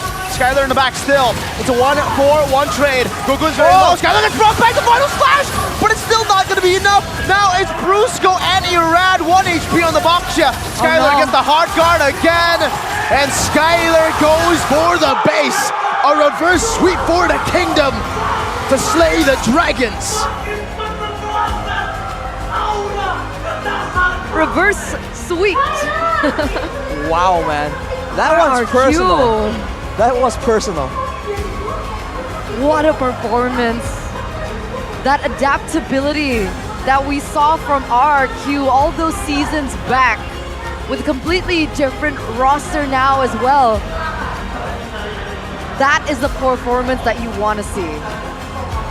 Absolutely. Wow. That was basically a brute force play. No setup, no nothing. They run through and they crash the base. Like it's unlocked. They just kick down the door and take Aura out after an insane first game. That is not the result they were expecting. No, you can even look at the faces, man. They look disappointed. I hope they don't feel defeated. Because again, it's still week number 1. Blazing duet from Skylar secures RRQ's 19th victory against Aura. To remind everybody back at home, since Season 4, Aura has only won 1 match against RRQ, and that was in Season 10. Do you know the song? What? The really famous song that was like really viral? Uh-huh. Like the every time you try to forget who I am. Yeah. That's Skylar. You forget what he's made of, you forget what the Claude can do. He comes back with that performance. Well I think done. they've done a good job at making people forget though, right? Like, he hasn't been giving the Claude, the Claude for a lot of the scenarios. He was actually given a Layla previously. And so the story continues, ladies and gentlemen. RRQ gonna look to climb their way to the top of the standings in their debut. A beautiful beginning. It's okay. She's an Aura fan. Just like you. No, I'm a caster. Okay. I'm neutral and professional. Mama it's Yaoi. all good. Mom, they lost, Mom. Unlucky. Hey, you got Deden from Bagor. It's your player. Yeah, very familiar face. Who's that, Arashi? The one next to Clay. Oh, hang on. I think we're having an interview real soon. Nice Saved by subject the bell. change. All right, we are moments away of heading to the interview with Moko on the stage. Let's take to the interview. Congratulations, Skylar, luar biasa nih klotnya. Wah, ini Kingdom nih semangatin kamu Skylar, semangatin banget nih. Wow, tapi kita mau dengar apa yang mau disampaikan ke Skylar dulu nih ya. Apa yang terjadi di game yang pertama? Tapi kalian hebat loh, bisa nahan 5 Lord loh. Nyoba hero sih gotin. Nyoba hero, Ya. tapi akhirnya Kalah. tapi tetap aja match kali ini dimenangkan oleh RRQ. Skylar, ini kan akhirnya kita lihat nih Blazing Duet from Skylar nih. Setelah season 12 itu susah banget ngelihat kamu pakai Cloud karena sering banget di ban nih. Kali ini kamu akhirnya pakai Cloud lagi. Ada apa nih? Apakah mungkin sekarang udah nggak semeta itu nih? Senang aja sih main Cloud. Oke, karena Karena di season 12 kan banyakan di band. Terus senang aja pakainya. seneng aja Iya. ketemu Cloud sama Dexter lagi ya. Yes. Oke, nah ini di samping kamu, dari tadi kayaknya bisik-bisik, Irat. Irat, Hello. you're smiling from ear to ear. Are you so happy for your first win in MPL Indonesia? I'm so happy because last season I'm so happy. Yeah. You're so happy, jadi seneng banget. But how is it? Could you speak in bahasa already? Gua agak bisa yang kata lain gua agak bisa ngerti. Yang terakhir kagak bisa ngerti. Wah, Skylar jago nih. Skylar nih pasti yang ngajarin Irat ya. Tapi Irat, how was it playing with Yawi in the Indonesian stage, not in the PH stage? Actually I don't want to face Yawi in my first game because lawan Aura they are playing always tank hyper. I'm not agree to Coach Brent to give me a tank heroes. But you face Aura, you face Yawi and you won. Skylar, bantu Skylar. Apa? Malu-malu dia. Oh, masih malu-malu katanya. Oke, tapi kan yang di sampingnya Skylar juga Brusco. Paling berani. Paling berani. Paling berani. Skylar. Udah bisa bahasa Indonesia belum nih Brusco? Oh, Brusco udah bisa. So you can speak in bahasa right now, Brusco? Kecil, sedikit, bukan Sedikit. kecil, sedikit. Oke, Brusco, how was it playing in the stage of MPL Indonesia? I think it's different from Philippines because there are more supporters here in Indonesia. Karena ada supporternya Kingdom. Oke. Dan ini nih yang terakhir ada keren-keren banget dari MDL akhirnya bermain di stage MPL Indonesia. John, gimana rasanya bermain di MPL? Senang sih. Senang bisa main di MPL. Kan biasanya ketemu Aran di MDL, sekarang ketemu Aran di stage MPL. Gimana tuh? Ya seru lah lawan Aran. Seru ya lawan Aran, tapi kamu menang. Ya. Oke, yang terakhir banget karena kita udah terbatas oleh waktu nih. Aku nanyain Okta dong, Okta. Ini dari MDL ke MPL, kalian menang untuk first match kalian, tapi nanti kalian bakalan ketemu Rebellion. Gimana tuh persiapannya? Masih optimistis? Ya harus optimis lah apapun yang terjadi. Gimana hari ini gugup nggak? Biasa aja kan soalnya gugupnya udah dihabisin di Rusia. Oke. Luar biasa dan Kingdom. Mana suara sekali lagi untuk RRQ. Congratulations sekali lagi. Dan kali ini kita masih akan mengupas lebih lanjut bagaimana permainan dari RRQ tadi yang memenangkan dengan 2 poin pada match kali ini. Langsung saja akan dibedah oleh para casters yang sudah siap di sana. Silakan casters.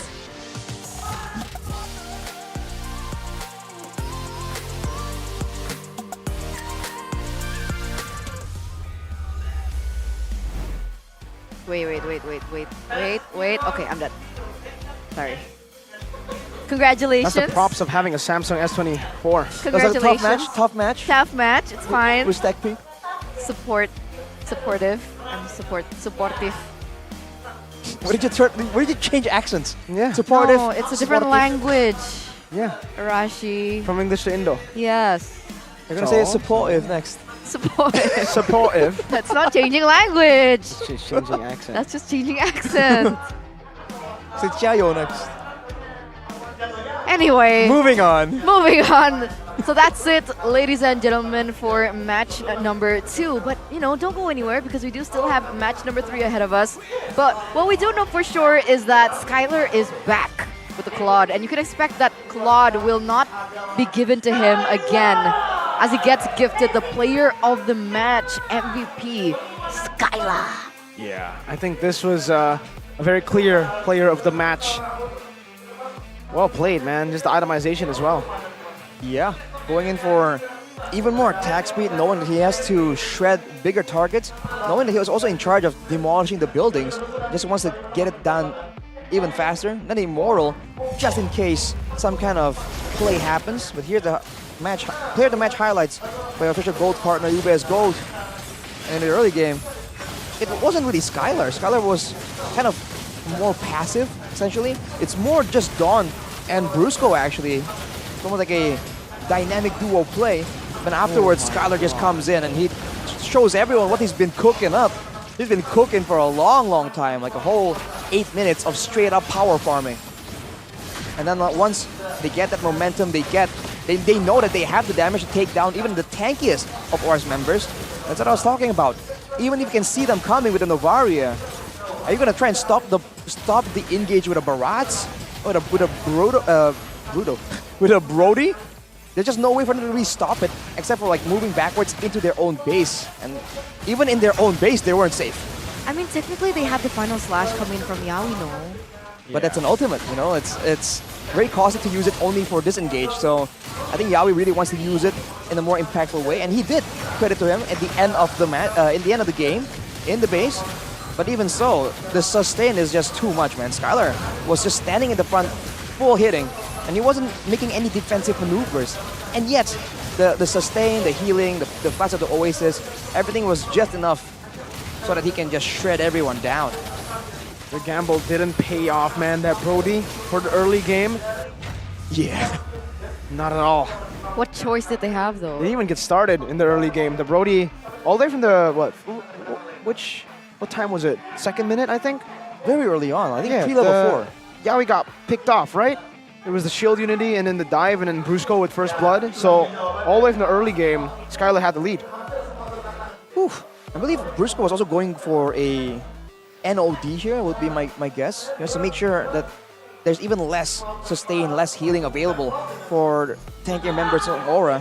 And if you look at Aura's item builds, I mean, they did what they could, right? Gugun has the blade armor, and they actually lack.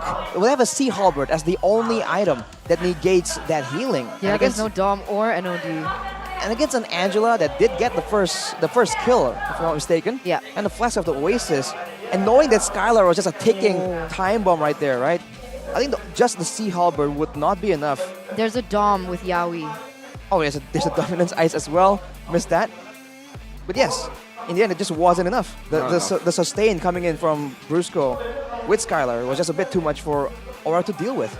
And I think the early game where they let Skylar farm and go for the turtle, the fact that they didn't get it or even get kills in exchange for it just really injured their late game potential, man. But damage dealt, Horrifier has it. Might be the Novaria playing a part with the poke, the sustain. So is the X-Borg, right, with the flames. Yeah. But overall, remember, everyone gets healed back though. Exactly. And for RRQ, the damage comes out that much decisively, so you don't survive with a sliver of HP and make it back to the fight. So overall, damage dealt becomes lower, but look at the damage to turret, man. Only 700? Did they even get a single turret? Did they not get a turret? Oh, they got... No, they did. They did. 3. They got 3. But not from their damage. Yeah, minions probably a lot of the times as well. Wow. Oh, the Lord! They got a turret in the mid lane because of the Lord here. Masuk go. Ayo. Mati. Nice lad. Gas.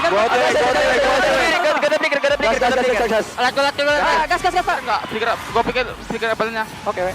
Lihat. Mati. Mid. Ambil mid. Mau masuk ler. Sabar. Gas. Nih, gua TP ler. Udah. Mati.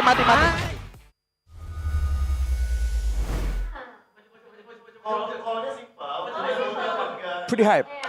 They're, I think, the most hype out of all the teams we've seen from Golden Moments. Right, yeah. I wish we could actually take a little bit more time into the mic checks. Yeah.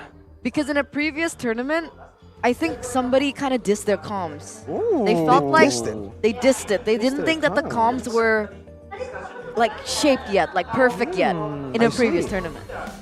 To be fair, it did sound kind of frantic, like go, you know. But you know, if it works, it works, right? Okay, Chang'e. Chang'e? Yeah, this is the new Chang'e. Shout out the new voice skin. Yeah. When you use the ultimate, it sounds kind of like that. Oh. But well, RQ was doing Chang'e cosplays. But you know, if the frantic comms work, I think it's fine. But I do understand when people maybe expect something a bit more calm, cool, collected. They didn't RQ though. I'm actually really excited for this team.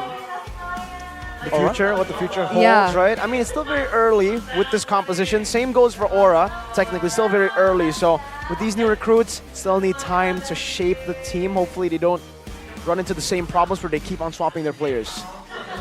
What was that? Rome was not built in a day. But they have a roamer. Yowie. But you know what they don't have?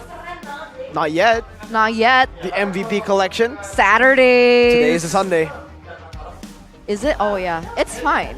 Because Saturday is the best day of the week. Saturdays are better.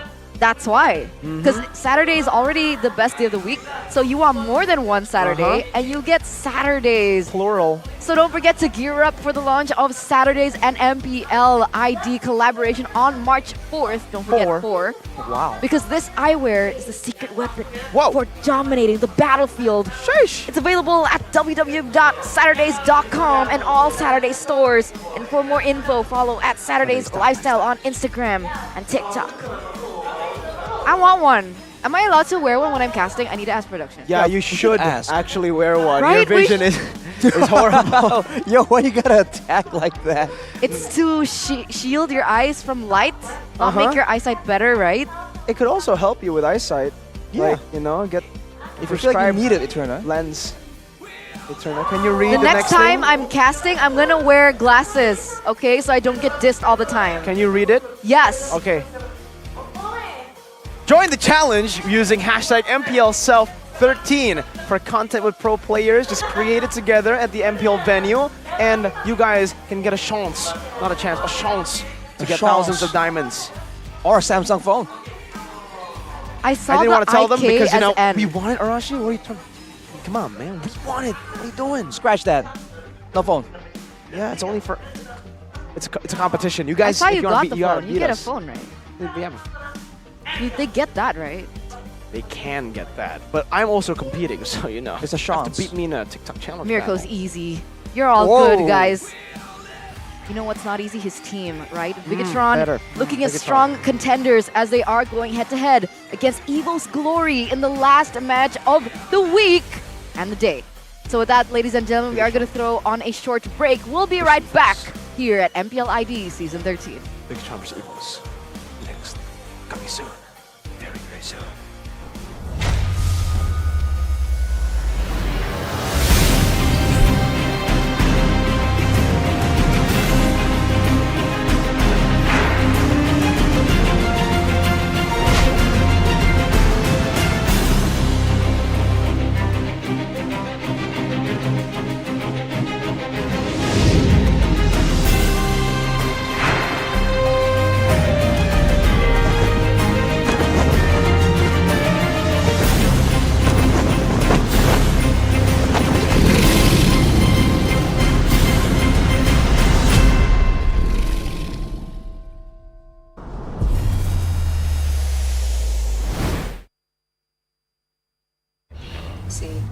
¿De qué parte sos? Yo de aquí.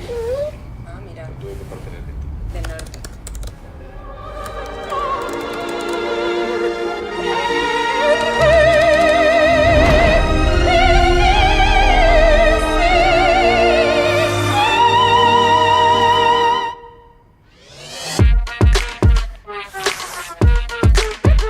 Samsung Galaxy S24 series. Get it now! Pakai aplikasi GoPay, dompet andalan gamers. Banyak damage-nya. Ada cashback hingga 20.000 buat upgrade skin baru. Jika seringan nggak makan memori, HP lemot bisa victory. Top up langsung dalam game tanpa hambatan. Ikutan selebrasi MPL di aplikasi GoPay. Menambah total hadiah ratusan juta. Bonus stage. Gratis 100 kali transfer kemana aja. Beli pulsa harga termurah. Scan QRIS dengan mudah. Download sebelum mabarkan.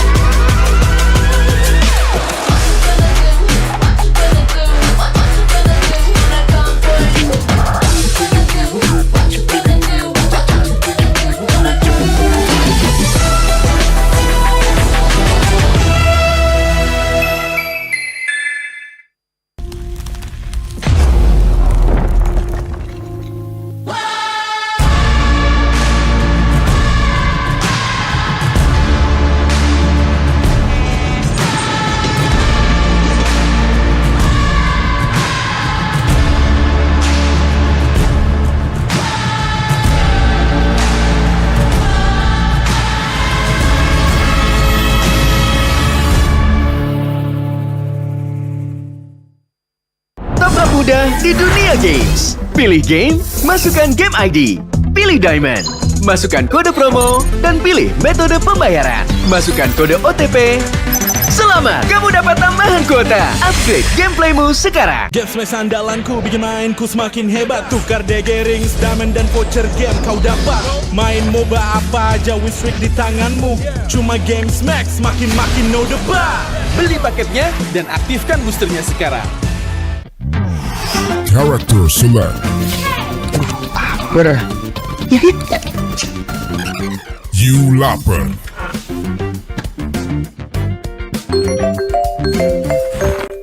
Stop! Pakai klik Indomaret, belanja 1 jam sampai dan gratis ongkir loh. Wah, belanja online kayak belanja di toko Indomaret. You kenyang, siap main lagi. Let's go! Belanja online seperti di toko. Klik Indomaret.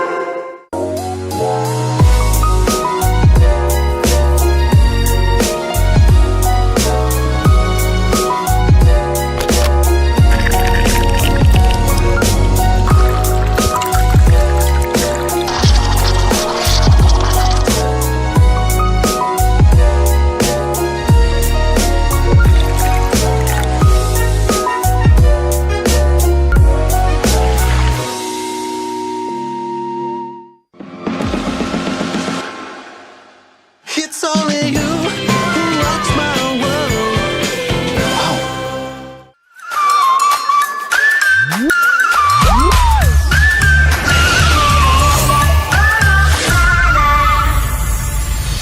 I'll be, yeah, I'll be wherever I wanna be. Wherever I wanna be.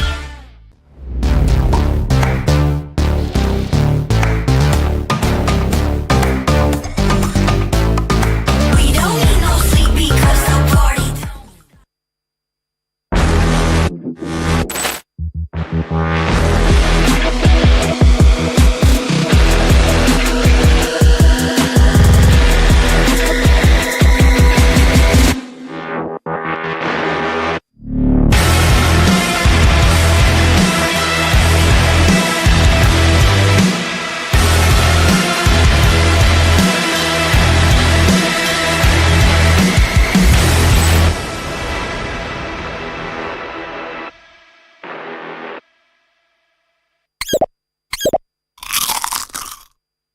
Well, I'm me, and there's no one I'd rather be. You can sit around and wait and see. For a moment, I'll be standing free. So hurry up and wait for me. Got a bag of chips by the sea. The sun is blazing down. I've got my smile now. Here's the thing, your chips will really make me sing. Come on, relax and have some chips with me. Chill out, lay back, I'm right where I wanna be. We've got time to take it easy.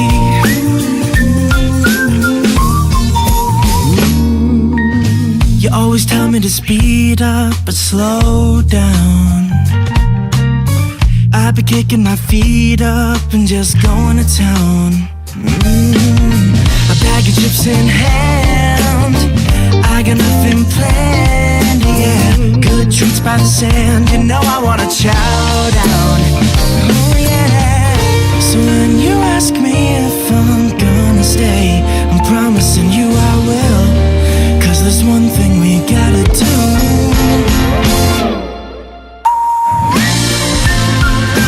Come on, relax and have some chips with me. Chill out, lay back, and right where I wanna be. We've got time to take, yeah. And I'm all that I wanna be.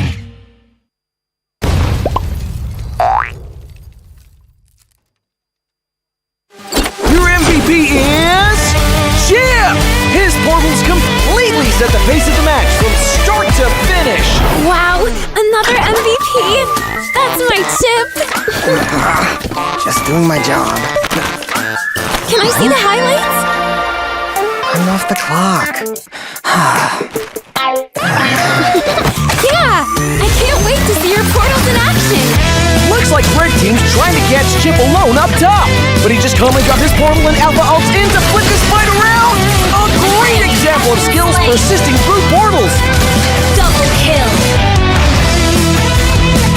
Cyclops is taking a serious beating from Gord, but it's Chip to the rescue! Will he make it? What a clutch save! Poor Gord just got jumped JJK style! Arlux just in time for the buy one, get one special! Man, next time look before you enter enemy portals!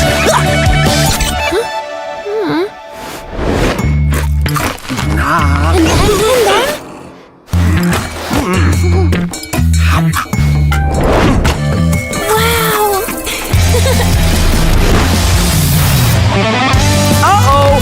Cyclops is about to overstay his welcome! Is this deja vu? Oh, wait for it! Wait for it! Boom!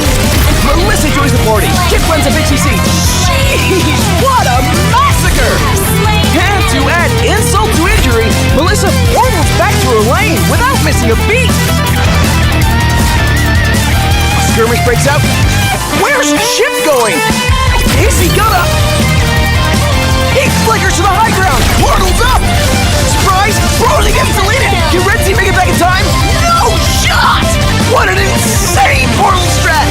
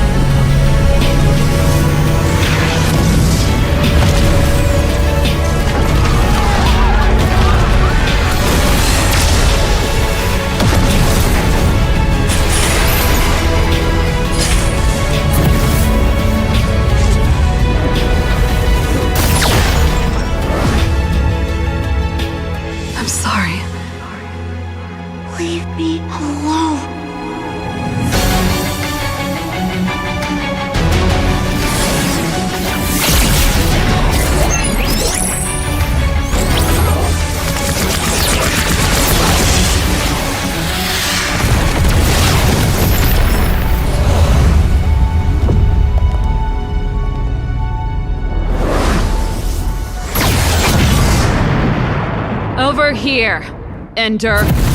Don't let me know where to go. Don't let me know where to go. I wanna find you. I wanna find you. I wanna find you. I wanna find you.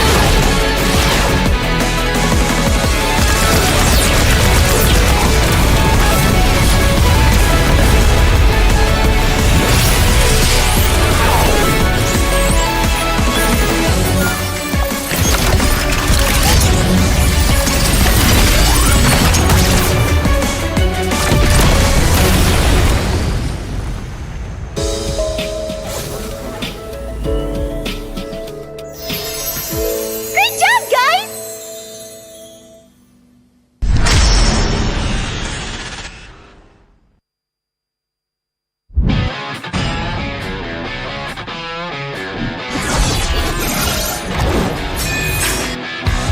Versus satu Skylar can you do it? Dan Albert di sana ternyata harus hilang.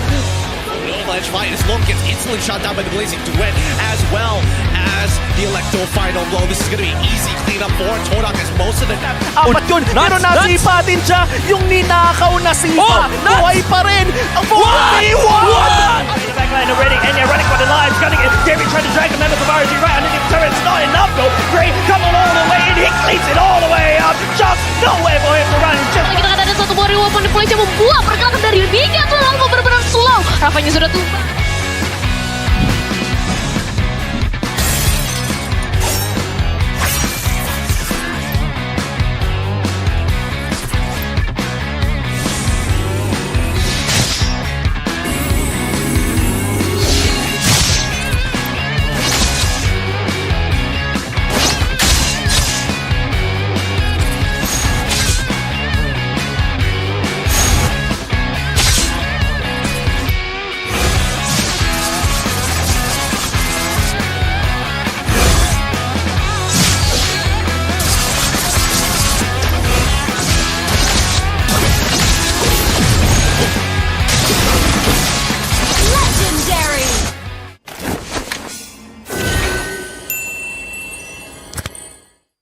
Sí, ¿vos de qué parte sos? Yo de aquí.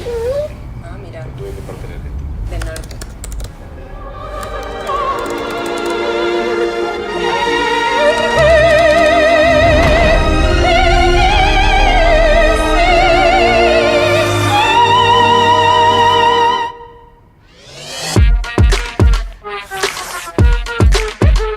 Samsung Galaxy S24 series. Get it now. Pakai aplikasi GoPay, dompet andalan gamers. Banyak damage-nya. Ada cashback hingga 20.000 buat upgrade skin baru. Aplikasi ringan gak makan memori. HP lemot bisa victory. Top up langsung dalam game tanpa hambatan. Ikutan selebrasi MPL di aplikasi GoPay. Menambah total hadiah ratusan juta. Bonus stage. Gratis 100 kali transfer kemana aja. Beli pulsa harga termurah. Scan QRIS dengan mudah. Download sebelum mabarkan.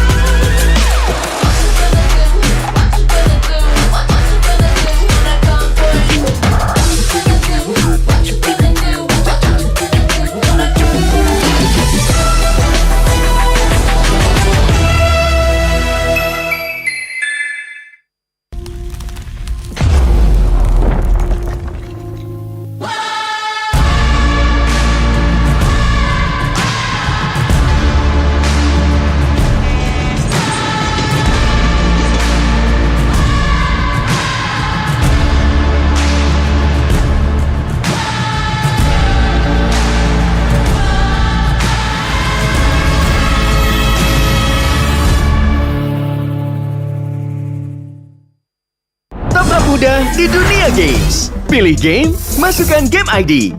Pilih Diamond, masukkan kode promo, dan pilih metode pembayaran. Masukkan kode OTP, Selamat, kamu dapat tambahan kuota. Upgrade gameplaymu sekarang. Game Smash andalanku bikin mainku semakin hebat. Tukar DG rings, diamond dan voucher game kau dapat.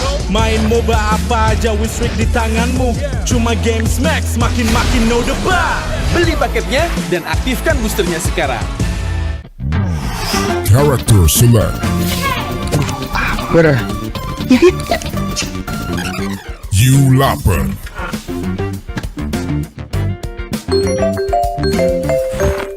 Stop!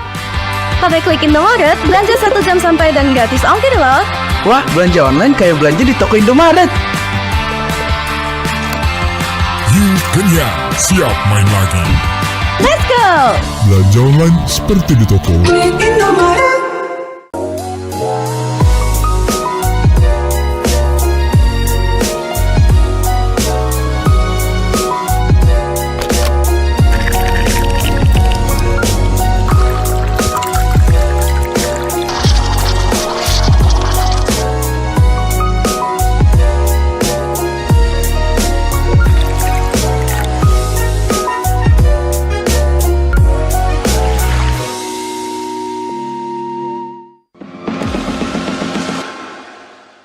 It's only you who rocks my world.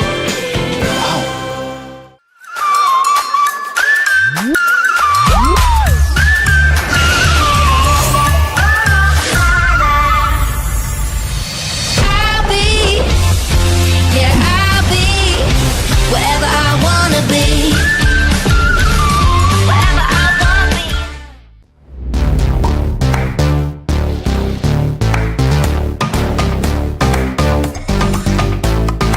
We don't need no sleep because the party.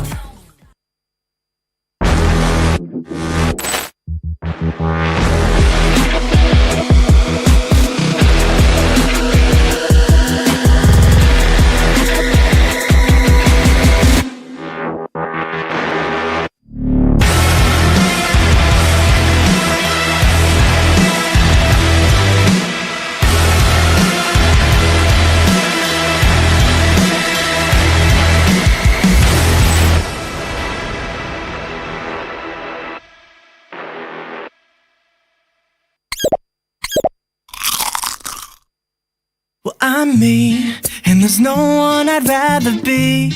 You can sit around and wait and see. For a moment, I'll be standing free. So hurry up and wait for me. Got a bag of chips by the sea. The sun is blazing down. I've got my smile now. Here's the thing, your chips will really make me sing. Come on, relax and have some chips with me. Chill out, lay back, I'm right where I wanna be. We've got time to take it easy.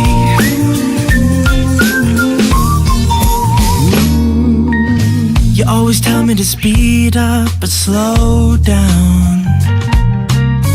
I've been kicking my feet up and just going to town. A bag of chips in hand, I got nothing planned, yeah. Good treats by the sand, you know I wanna chow down. Oh yeah. So when you ask me if I'm gonna stay, I'm promising you I will. 'Cause there's one thing we gotta do.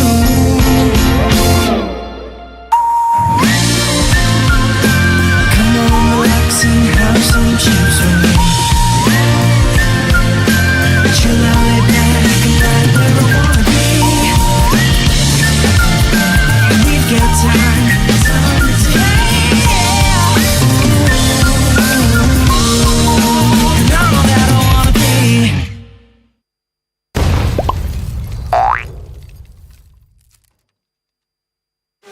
Your MVP is Jim! His portals completely set the pace of the match from start to finish. Wow, another MVP! That's my chip! Just doing my job. Can I see the highlights? I'm off the clock. Yeah! I can't wait to see your portals in action! Let's Looks like Red Team's trying to catch Chip alone up top. But he just calmly dropped his portal and Alpha ults in to flip this fight around. A great example of skills persisting through portals. Double kill. Cyclops is taking a serious beating from Gord. But it's Chip to the rescue. Will he make it? What a clutch save! Poor Gord just got jumped JJK style. Arlot's just in time for the buy one, get one special. Man, next time look before you enter enemy portals.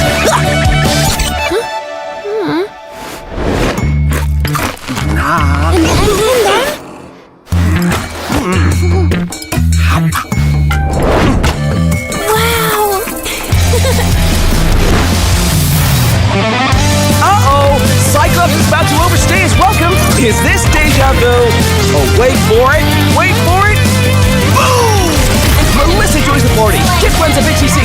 Jeez, what a massacre! And to add insult to injury, Melissa portals back to her lane without missing a beat. Skirmish breaks out. Where's Chip going? Is he gonna...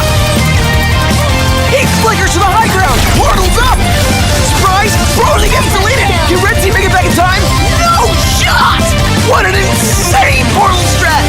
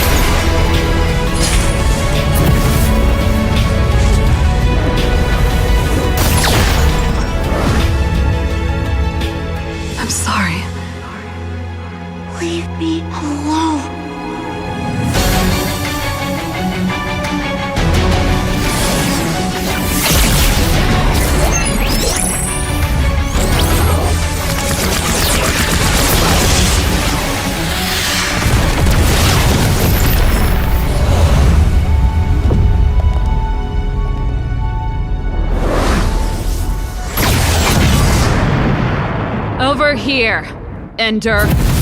So let me know where to go. So let me know where to go. I wanna find you. I wanna find you. I wanna find you. I wanna find you.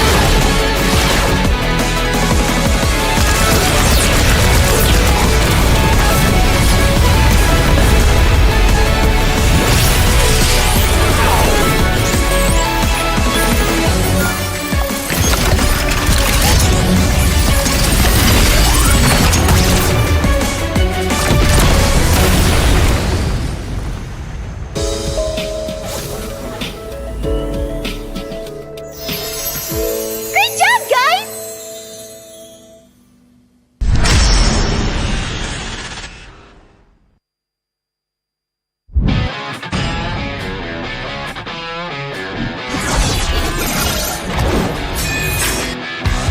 Versus satu Scalar can you do it? Dan Albert di sana ternyata harus hilang. Ledge fight as Logan gets instantly shot down by the Blazing Duet, as well as the Electro final blow. This is going to be easy cleanup for Todak as most of the... Apat yun, pero nasipa din siya. Yung ninakaw na sipa, buhay pa rin. Ang 41! In the backline already, and they're running for the lives, cutting it. David trying to drag the members of RG right underneath the turret. It's not enough though. Gray coming all the way in. He cleats it all the way up. Just no way for him to run. It's just Kita ada satu buah reward manipulasi yang membuat pergerakan dari Bigetron Alpha benar-benar slow. Rafanya sudah tumbang.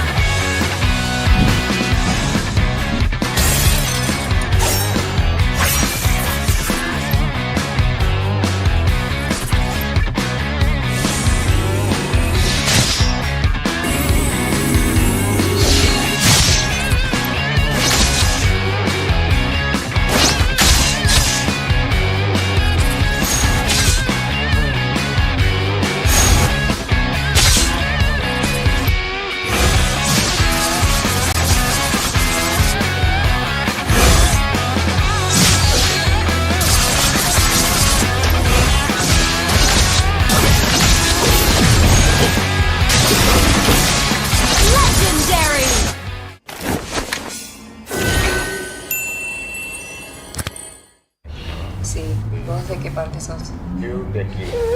Ah, mira. Yo de parte de ti. De norte.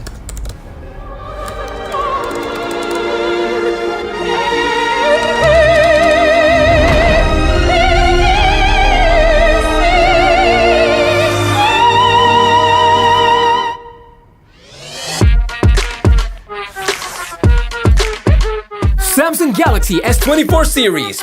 Get it now. Pakai aplikasi GoPay, dompet andalan gamers. Banyak damage-nya. Ada cashback hingga 20.000 buat upgrade skin baru. Jika seringan nggak makan memori, HP lemot bisa victory. top up langsung dalam game tanpa hambatan. Ikutan selebrasi MPL di aplikasi GoPay. Menangkan total hadiah ratusan juta. Bonus stage. Gratis 100 kali transfer kemana aja. Beli pulsa harga termurah. Scan juris dengan mudah. Download sebelum mabarkan.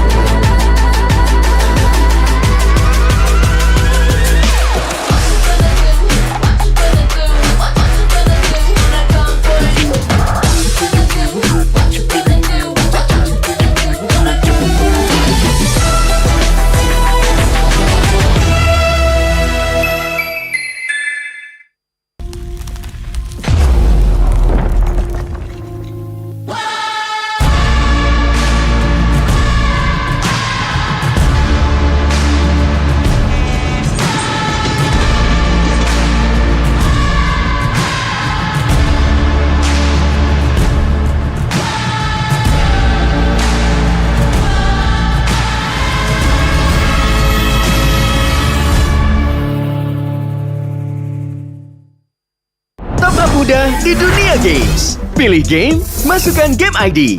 Pilih Diamond, masukkan kode promo, dan pilih metode pembayaran. Masukkan kode OTP. Selamat, kamu dapat tambahan kuota. Upgrade gameplaymu sekarang. Game Smash andalanku bikin mainku semakin hebat. Tukar DG rings, diamond dan voucher game kau dapat.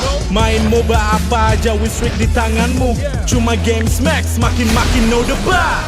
Beli paketnya dan aktifkan boosternya sekarang. Character select. Bener. You lapar.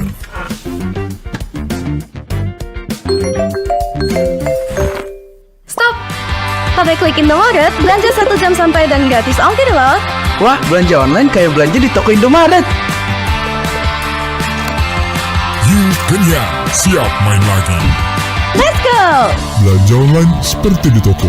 Indomaret.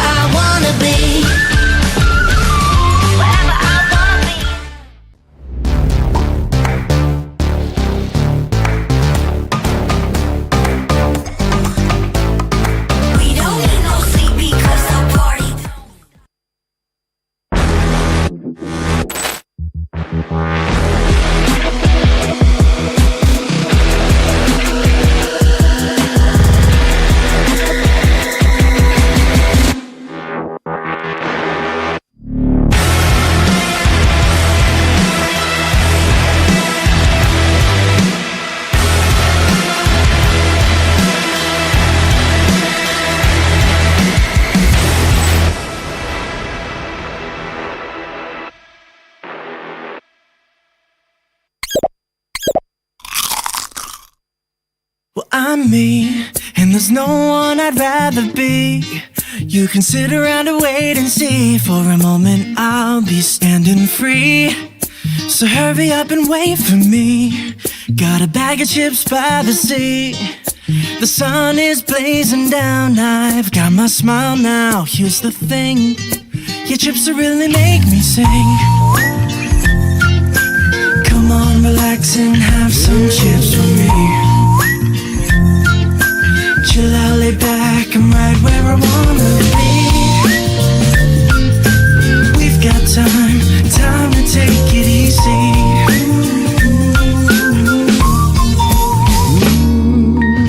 You always tell me to speed up but slow down. I've been kicking my feet up and just going to town. A bag of chips in hand, I got nothing planned, yeah. Good treats by the sand, you know I wanna chow down. Oh yeah. So when you ask me if I'm gonna stay, I'm promising you I will. 'Cause there's one thing we gotta do.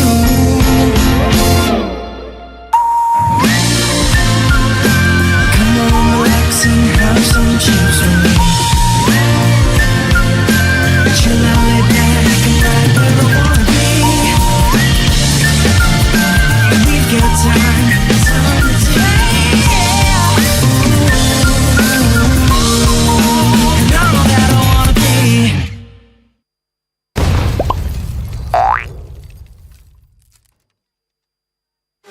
Your MVP is Jim! His portals completely set the pace of the match from start to finish. Wow, another MVP? That's my chip! Just doing my job. Can I see the highlights? I'm off the clock. Yeah! I can't wait to see your portals in action! Looks like Red Team's trying to catch Chip alone up top, but he just calmly got his portal and Alpha ults in to flip this fight around!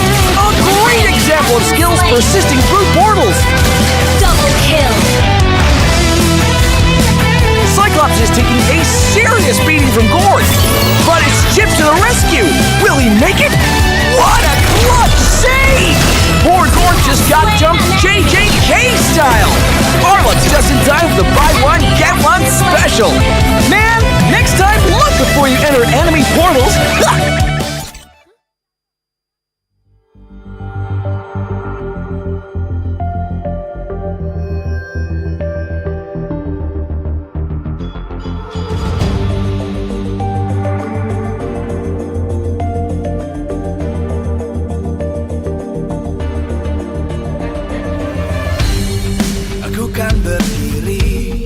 Dan terus berlari, terus ke arah puncak tertinggi. Ku takkan berhenti, hanya sampai di sini. Kemenangan abadi menanti. You know we won't miss if we unite our focus. And if you haven't noticed, we'll nyalakan apimu, hadapi semua tantangan, hadang semua serangan, jatuh bukan halangan, bakar semangatmu, janganlah engkau menyerah, kita akan buat sejarah. We won't miss, we won't miss, we won't miss, we won't miss. Saatnya beraksi, jalani ambisi, aku kan menyawakan hari ini. You know we won't miss if we unite our focus. And if you haven't noticed, we'll nyalakan apimu, hadapi semua tantangan, hadang semua serangan, jatuh bukan halangan, bakar semangatmu, janganlah engkau menyerah, kita akan buat sejarah.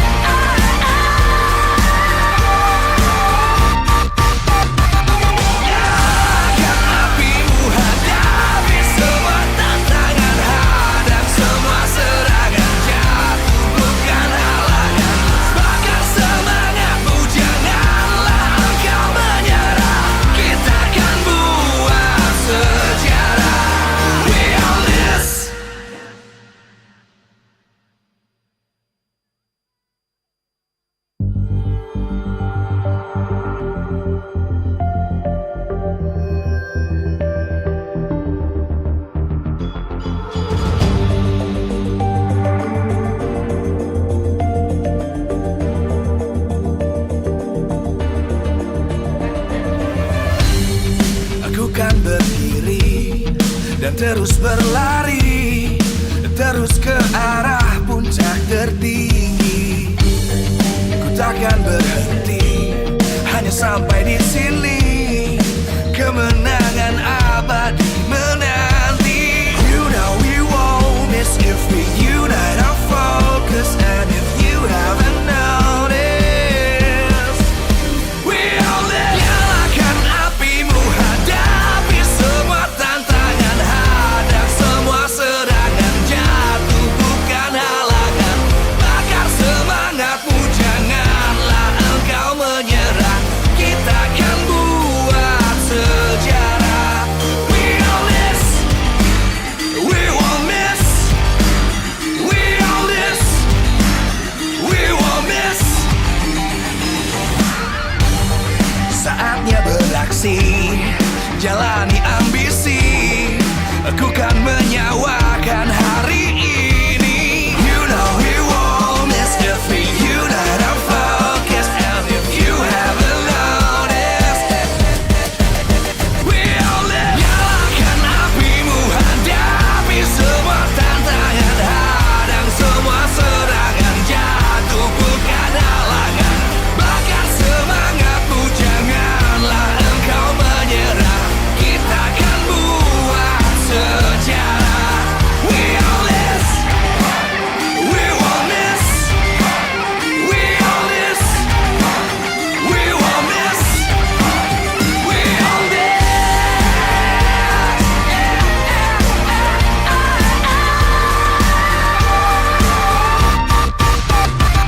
Nyalakan apimu, hadapi semua tantangan, hadang semua serangan, jatuh bukan halangan. Bakar semangatmu, janganlah engkau menyerah. Kita akan buat sejarah. We all this.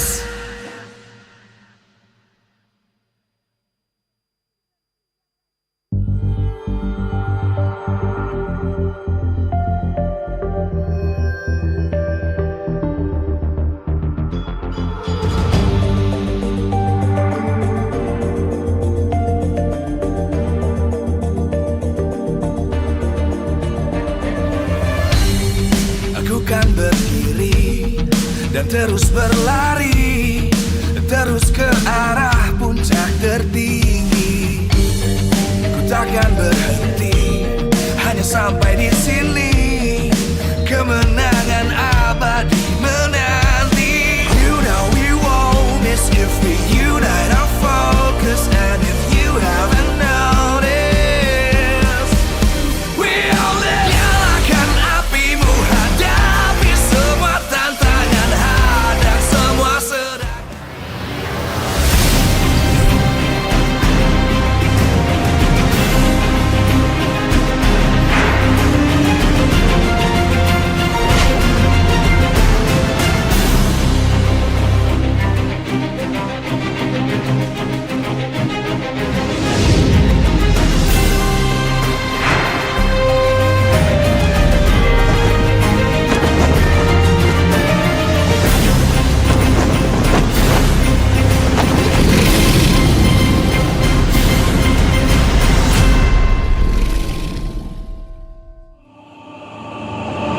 Kyrie jumps in with a double kill. Malorski gets up on Yowie. Picking up a kill. He'll be fine. Just burst out Barrett, cleaning up the kill.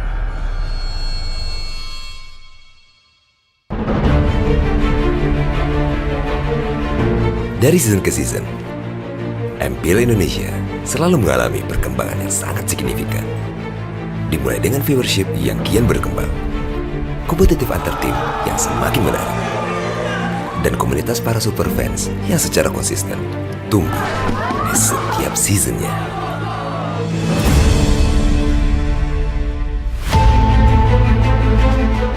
MPL Indonesia termasuk jajaran liga e-sport tersukses di kancah global. Dengan banyaknya pencapaian, termasuk jumlah view dan watch time hour yang signifikan, membuat MPL ID menjadi yang teratas. Perkembangan ini menjadi daya tarik bagi para pro player dunia untuk merasakan atmosfer pro scene Mobile Legends Bang Bang Indonesia. My perspective is is all salary, the competitiveness, and the career. I think if you want to be successful in sports, I think the best option is Indonesia, because if you will compare MPL Indonesia in MPL in all countries, I think MPL Indonesia is number 1. Tidak hanya Filipina, player Myanmar, Malaysia, Singapura, dan Brunei pun pernah dihadirkan untuk memberikan warna baru di turnamen MPL Indonesia.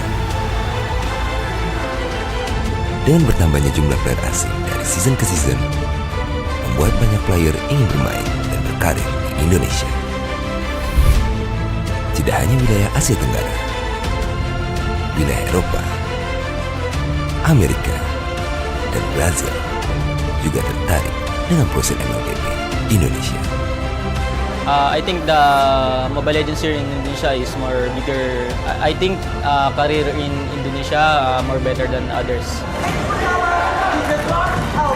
Dengan hadirnya para player asing ini, banyak memberikan perubahan positif bagi para tim dan player lokal, baik dari segi gameplay, makro, dan draft. Kita bisa melihat dari 2 player ini, Kairi dan Baliski. Dengan masuknya Kairi ke dalam skuad Onic, gameplay Kairi menjadikan tim play Onic bertambah sangat kuat. Gokil sih dia.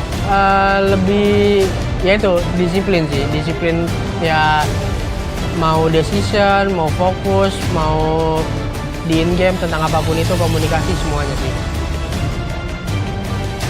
Baliski dengan leadershipnya sebagai kapten membuat Geek yang awalnya adalah tim mediocre berhasil menjadi tim yang berkompetisi di M5.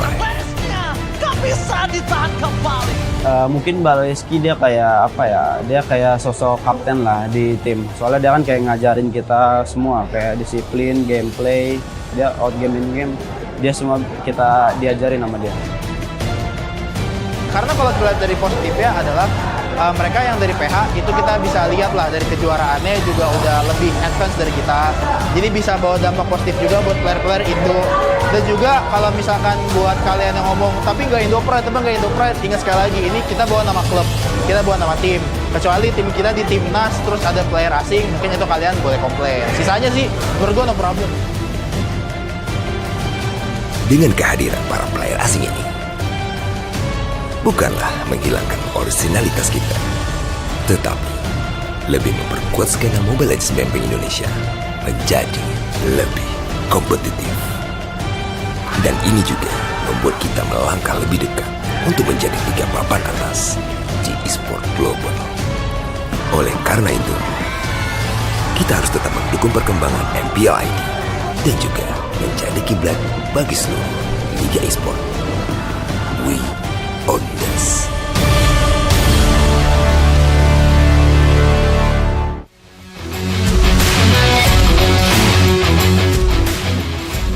Live from MPL Arena, Jakarta, MPL Season 13 is powered by Moontalk. Presented by official tournament smartphone, Samsung Galaxy. Official e-wallet, GoPay. Official gold partner, UBS Gold. We own this.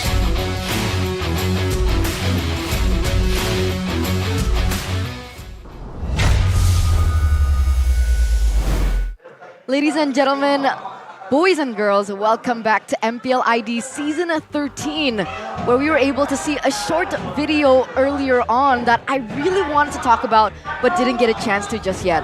But here on the English broadcast, on the desk to accompany you to the last match of the day and the week, it's me, Eterna, alongside with Mirko and Arashi.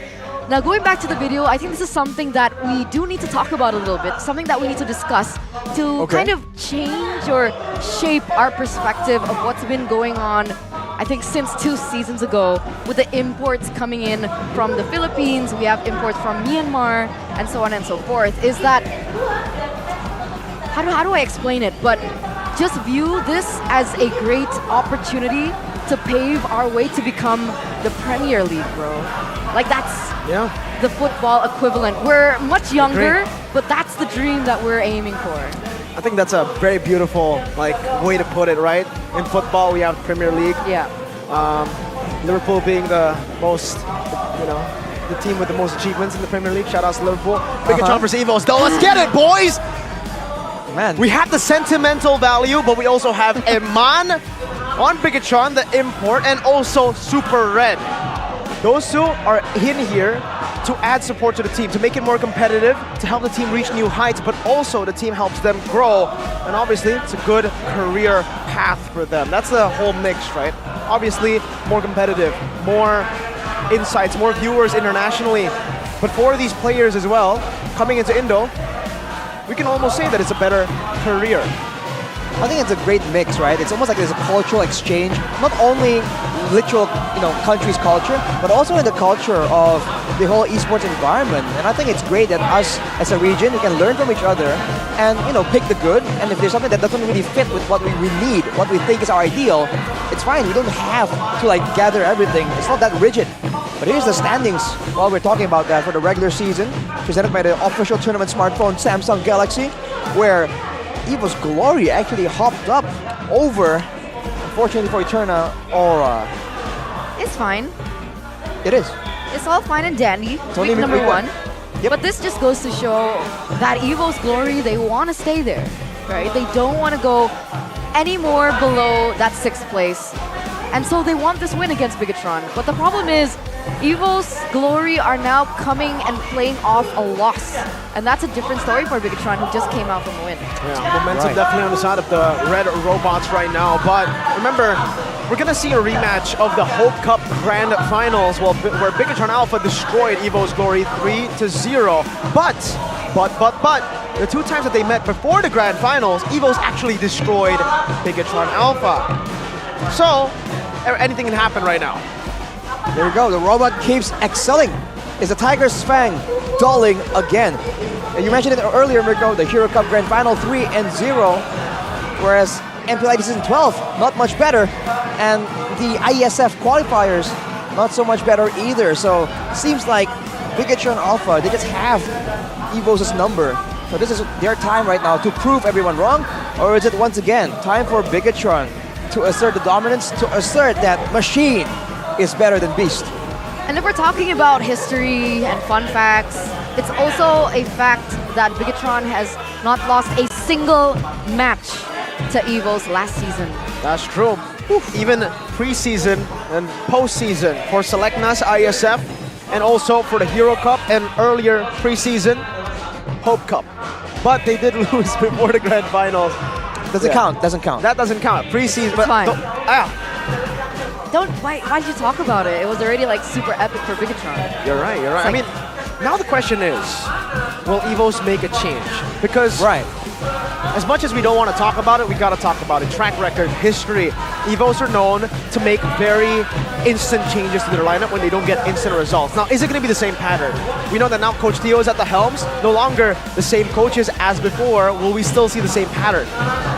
What options do they have? I guess in their roster, the second layer is Super Red and Bronze. So are you referring to a change in the gold lane? Yeah. What do you think? I feel like, again, if you're on an experiment, this is the time for it. And who knows, right? Of course, some of the players have a reputation already, but this is exactly the moment, right? Where someone can just supersede their predecessors and somehow just break out from their shell in MPL ID. Okay, let's take a look at Bigetron first. We have Sorizo, Superken, Moreno, Key, and Eman. I was told that Vin was playing, so Key's back.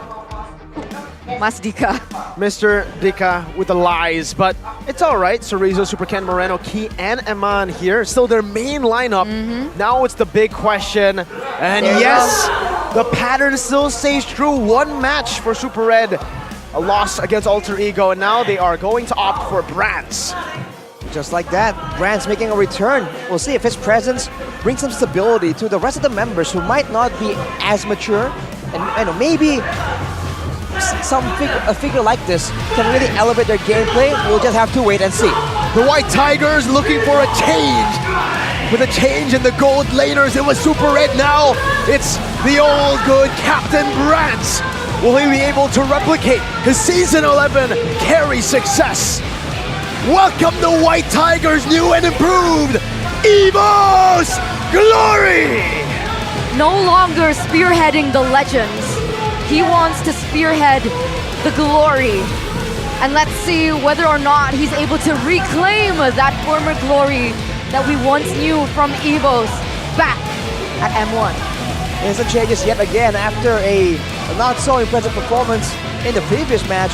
We'll see if this is a secret weapon they have been waiting for, right? The card they're finally going to use to take down the Red Robots.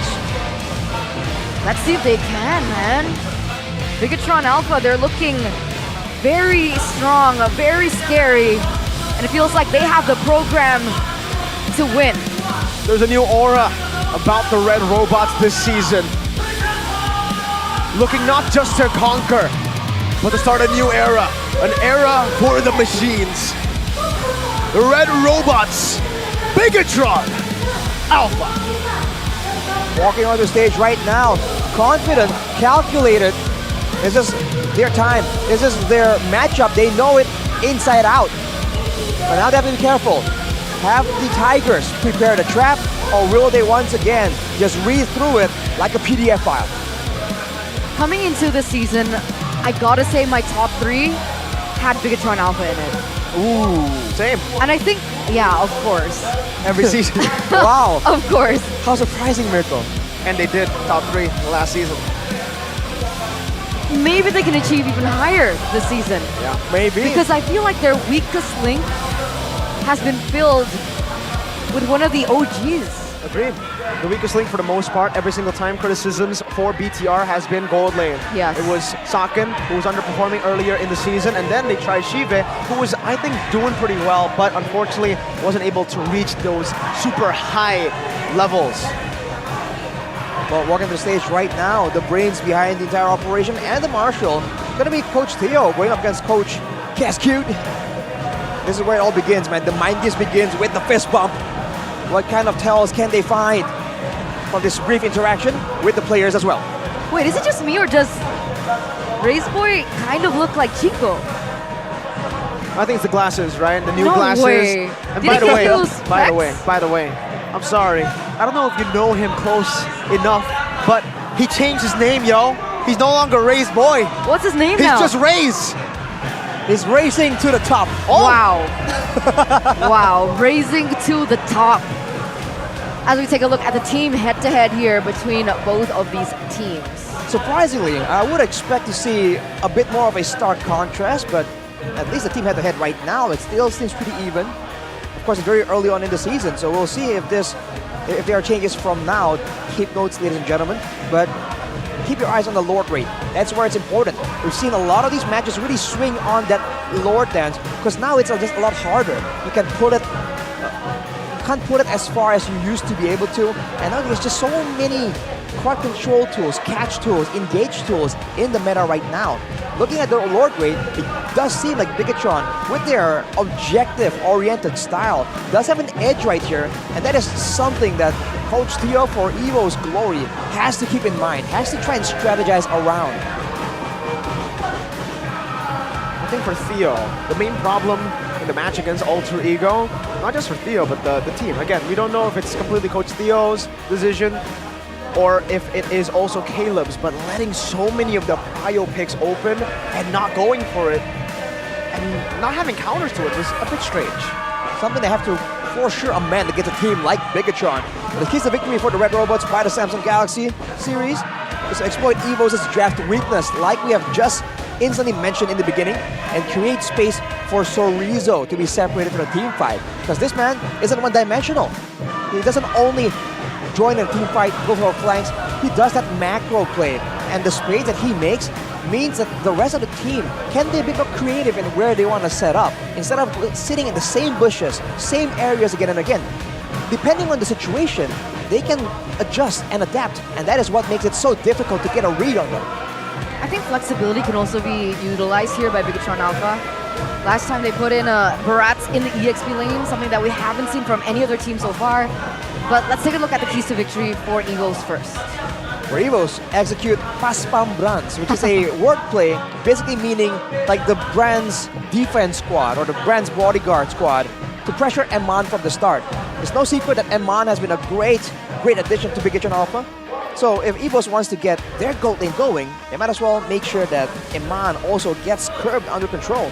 And afterwards, give Van a chance to pressure Super Ken early on. Because if you give him the right situations, the right tools, we've seen this guy win out retri battles against the best of the best that the league has to offer. So if he can get that opportunity, then finally we can see him shine in that jungle role. Yeah, I've always been a fan of Van, even back when he was in Aura Fire. He was promoted and you could instantly see the retri improvement on the team. Unfortunately, no longer in Aura, but now with Evos Glory, still rooting for him to prove to the world that he is, or he can be a world-class jungler, especially now this is proving grounds. Actually, back in Aura Fire, he was able to beat Super Ken, Bigetron in SBS, if you remember, the open finals, I believe. So it's something that he has done before. He knows how to do it. Now, with a completely new team, it's quite difficult to replicate, but he understands how. It's just now how the team synergizes together. And that's my main concern with Evos Glory right now, with how they're swapping their players. We do have a fun fact here, though. There are 2 players from Bigetron who are now playing for Evos Glory. Namely, Warlord as well as Brands, who are actually both playing.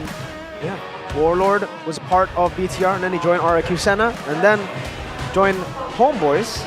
Then now he is in Evos Glory, so a lot of experience for a Warlord. Brands as well was the captain of Bigetron Alpha season 5, 6, 7, and then 7 reached all-time high 2nd place in the grand finals against Evos. Wow, sometimes history does repeat itself, and honestly, we'll have to see if all that experience, all that time away, W-Mans brought together. Yes, W-Mans Mirko, that is correct. We'll have to see.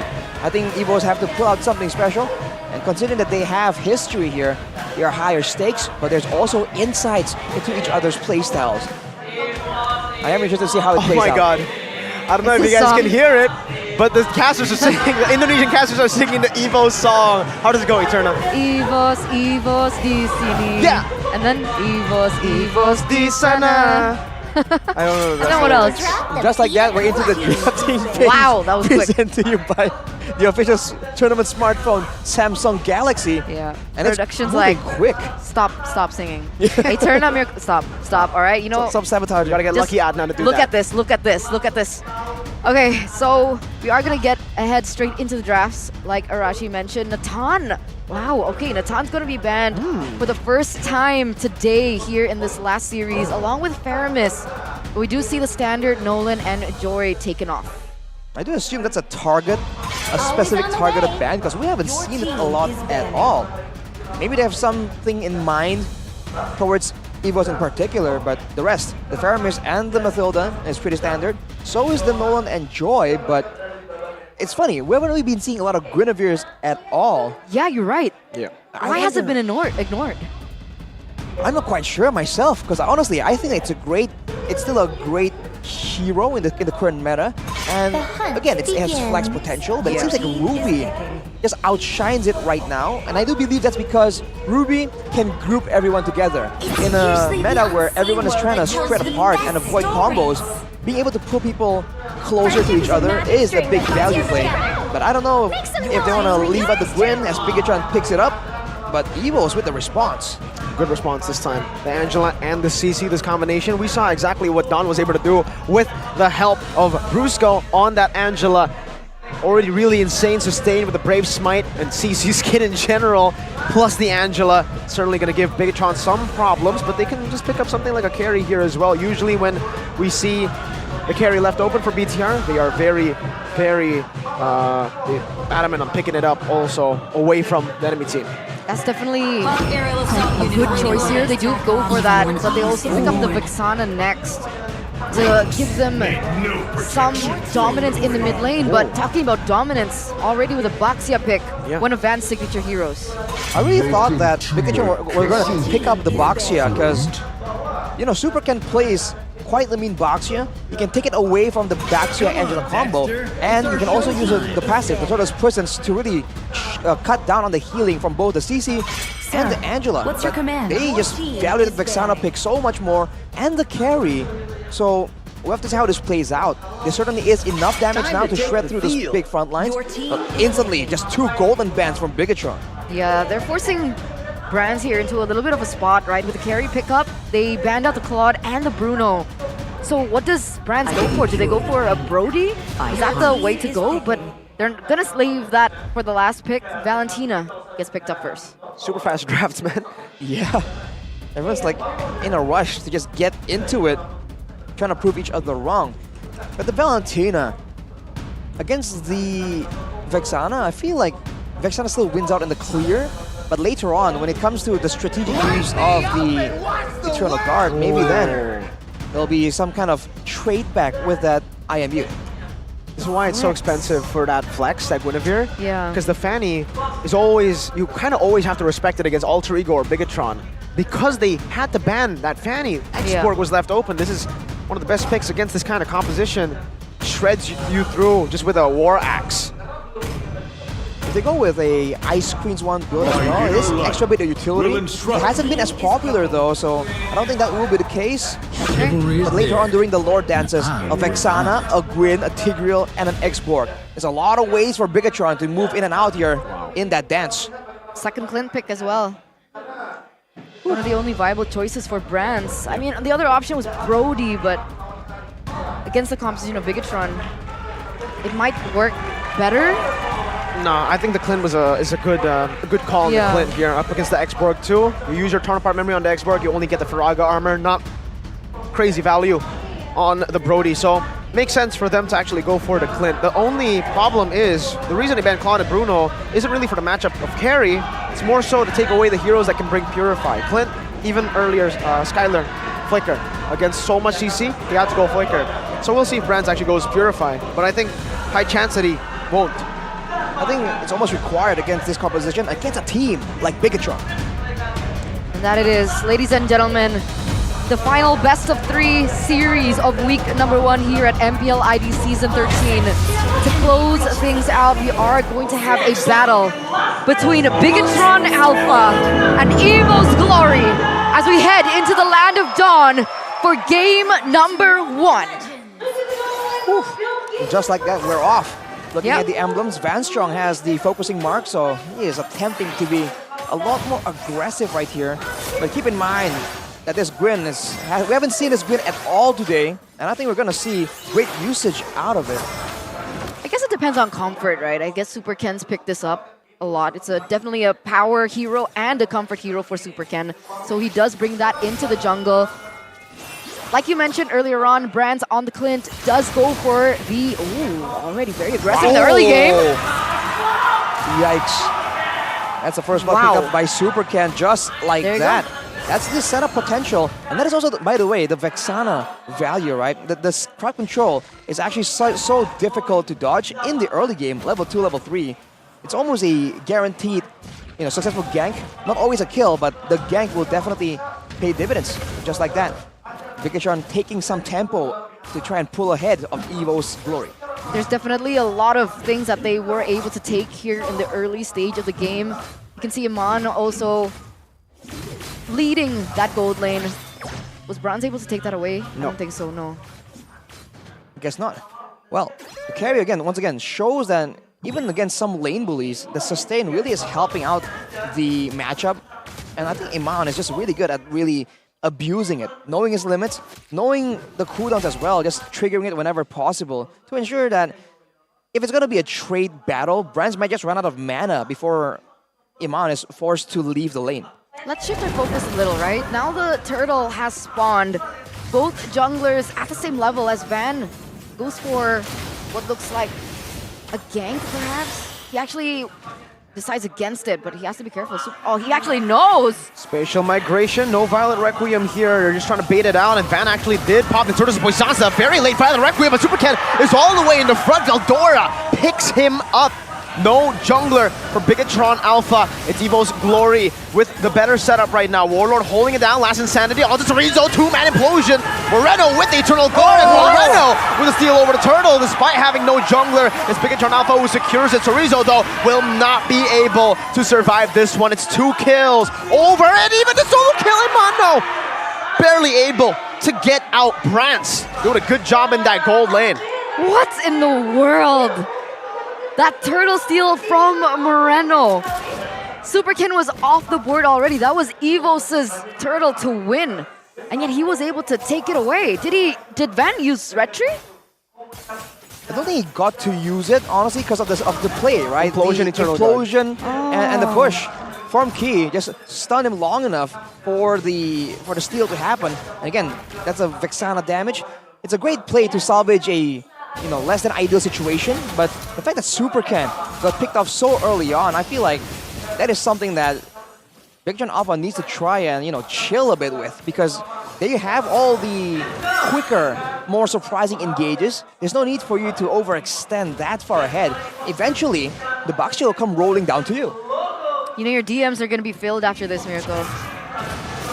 Good shield unity over and a hard guard. Spatial migration, no hard guard now. Even, actually, the Tortoise's Poissance used there, so they did bait 2 big ultimates. That's the difficult part about going up against the Guinevere too, man. You never know when he's actually fully committing, and the spatial migration leaves an extra body there, right? A clone almost. So the single target damage from Evos, some of it's going to be absorbed by that, just because of how chaotic the fights do get. So that is another extra benefit of picking this Guinevere. At this point, still quite equal between both of these teams. You don't see a particular big gold gap between. Bigetron holds just a little, but it doesn't look like Evos Glory are far behind. Super Ken as well as Van here both hit level 7 at the same time. But in terms of composition, now that we've entered the 5th minute of the game, who has a better chance here on the turtle? Yeah, Bigetron definitely still has it. Evos has to be a bit more careful with all the potential combos, but now only 3 members down, they're outnumbered. Oh, spatial migration canceled. He goes for the clone. Veldora is chasing him down. Warlord, Last Insanity, not able to connect right now. Whoa. A few more shots, he should be able to get it. But Super Ken now with a get back over. Veldora is able to kite him away. Chorizo's burning Warlord down now with Last Insanity. Not able to connect just yet though. Veldora, a good zone from him and a good neutral objective contest for Evos Glory. Yeah, Van was able to secure that turtle, no problem, without any distractions, as they were able to chase the members of Bigetron away into the corner in the top side and a kill. So it was a win for Evos, but why does Bigetron hold the gold lead? I think it's mainly in the hands of Eman right there. What is this, like almost 2K? Swapped it. That's Eman should be with Brands. Oh, sorry, all the way down there. It's about 1K still. 1K gold lead, which is still significant. So, of course, Evos is holding the tempo right now, and they're doing a lot to really shut down Supercan, because they do have an abundance of single target damage and catch.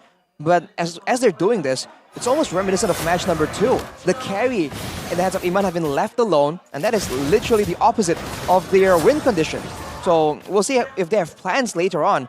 After shutting down maybe the rest of the team and Supercan, how are they going to try and deal with Iman? Wait, what is he doing? Trying to just get some space, I believe, for Iman right now. I mean, he's successfully zoning them away from the turret, buying enough time for Iman to actually deal enough damage to the turret. Not going to be able to take it down just yet, though, as Van pops in a Tortoise Poissance now onto Moreno. Implosion and out of knockup to disengage. A few good shots. Key force to flicker back. Bigetron not able to find a turret, but it is super low there. Key has to recall, and it might just be Evos Glory's turret to take it about side already. All the members rotating over to the bottom lane. Shield unity once again from Van. Just one shot from Brands on that passive. Meanwhile, Chorizo actually is getting a lot of good hits, but he's not going for the turret. He's actually denying minions as much as possible from Veldora. Also moving to the mid lane to cover. And what that was is a bit of a mind game, right? I think Evos Glory was thinking that there's definitely people behind the concealed Tigreal. But the fact that Key has done it once, now whenever he walks up, Evos Glory are going to be left guessing, okay? Like, is this an engage or is this once again a feint to push us away? Chorizo's doing some work though. Shutting it down. Van looking for a flank right now. Iman's going to be targeted down by Veldora. Chased down all the way, but he's still going to be able to escape right now. Super Ken pops in that defensive spatial migration. Chorizo loses Faraga armor, and Veldora is still in the back zoning with the hard guard. Key!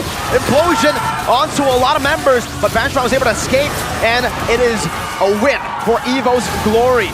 the neutral objective control with Veldora zoning, and they are trying to transition over into the mid lane. No implosion for BTR, but they will be able to clear 2-1 in Turtles. Very impressive. Great decisive plays coming in from Evos Glory. This is what you want to see. But again, you can see that they are struggling to really chase down Bigetron Alpha. Later on, even if they do have an advantage, they're going to have to settle for not having some really strong lockdown, just relying on the movement speed up and the slows in order to get those fights they really want to get in the mid game. There you go. Brands gets a tower in the bottom side. He's going to be able to push that. It looks like Carry is looking for something similar. Amon there with the help of Super Ken, possibly being able to get this buff away from Van. But it feels like the composition from Evos, it's so aggressive, it's so dive heavy. And Bigetron doesn't really have an answer other than the implosion coming in from Key that he doesn't really follow up as well. Well, there's that, but if they tunnel too much on Key and the implosion, don't forget the Eternal Guard is a very strong area of effect knockup, and so is the spatial migration. This is why it gets very difficult. You can't really just watch out for one because technically it's like a mini implosion, right? The spatial migration and the Eternal Guard, so they have options to play around with here. And the Terrify is definitely a great solution for a full speed box ship. Let's see. Has it been timed properly? I don't understand what's been going on in these team fights because technically with what you mentioned, that Bigetron Alpha, they have such a strong wombo combo, right? They have Super Ken, Moreno, as well as Key. Is it that Evos Glory, every time they go for these team fights, they go for different directional approach rather than clumping up as one? They kind of keep their distance and position well. I do feel like, on paper at least, I think Evos Glory should be the ones kind of pulling ahead here. The fact that Bigetron are not just keeping steady, but having a goal advantage by the macro plays, I feel like that is testament to how well they are playing the fights. A Warlord walks up! Last Insanity used already. Iman actually popped his ultimate there. So that's a pretty useful resource that Evos will definitely have timed down. And they only had to waste a Valentina ult. That should be up very, very soon. It's actually already back up so he can go and steal one of these big ultimates. Vanstrong's still in the top side though. He's trying to clear, giving Evos a little bit of an advantage here, as he can always just hard guard back into the team fight when it's needed.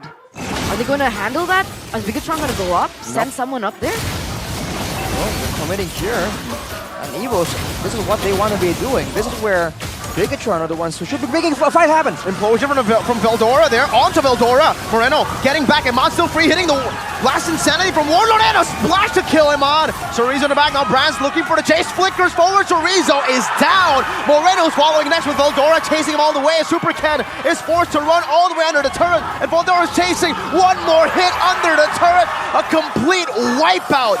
Evos Glory take control of the game.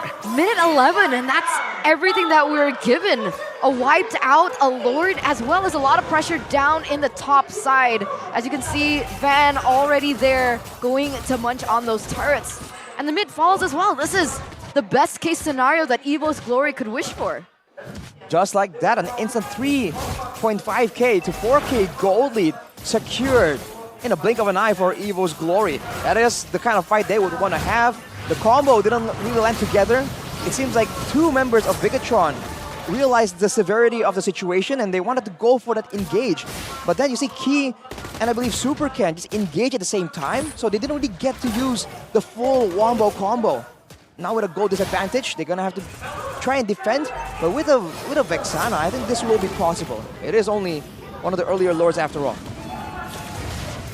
Liking a lot of damage now. Against the sustain of Evos, they've been able to take these prolonged team fights, and now with the Lord, this is actually going to be cleared out quite easily by Bigetron, but Warlord and Chorizo going at it up top. Warlord has been doing a great job at utilizing the last Insanity. Spatial migration with the Violet Requiem, now locking down Fan, and he's going to be instantly deleted with Implosion as well onto Veldora, but he pops into Vengeance. Now, shoved back to the team, 1 HP shut down for Bigetron Alpha. The Lord advantage play was not in favor of Evos. That was a beautiful, beautiful defense. Van taking out Veldora. We can see a concealed play happening. Do they want to go for a little bit more here, as it looks like they're chasing down Evos Glory. They find no one and they retreat. Seems like the Pokemon will fall victim to Super Ken though. To take a look at the items, Iman is One more item away from full build. Full damage. It's like half a item ahead of Brands.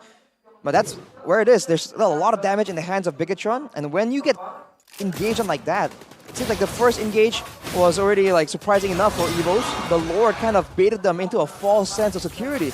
But afterwards, it's that combo, man, and with the Vexana dropping the Eternal Guard, it's just too difficult. Wow. Oh, what a catch onto Brands. The flicker and the top boots, though, gets him out, and this might just be it. The reinitiation, the re-engage key will fall in the back.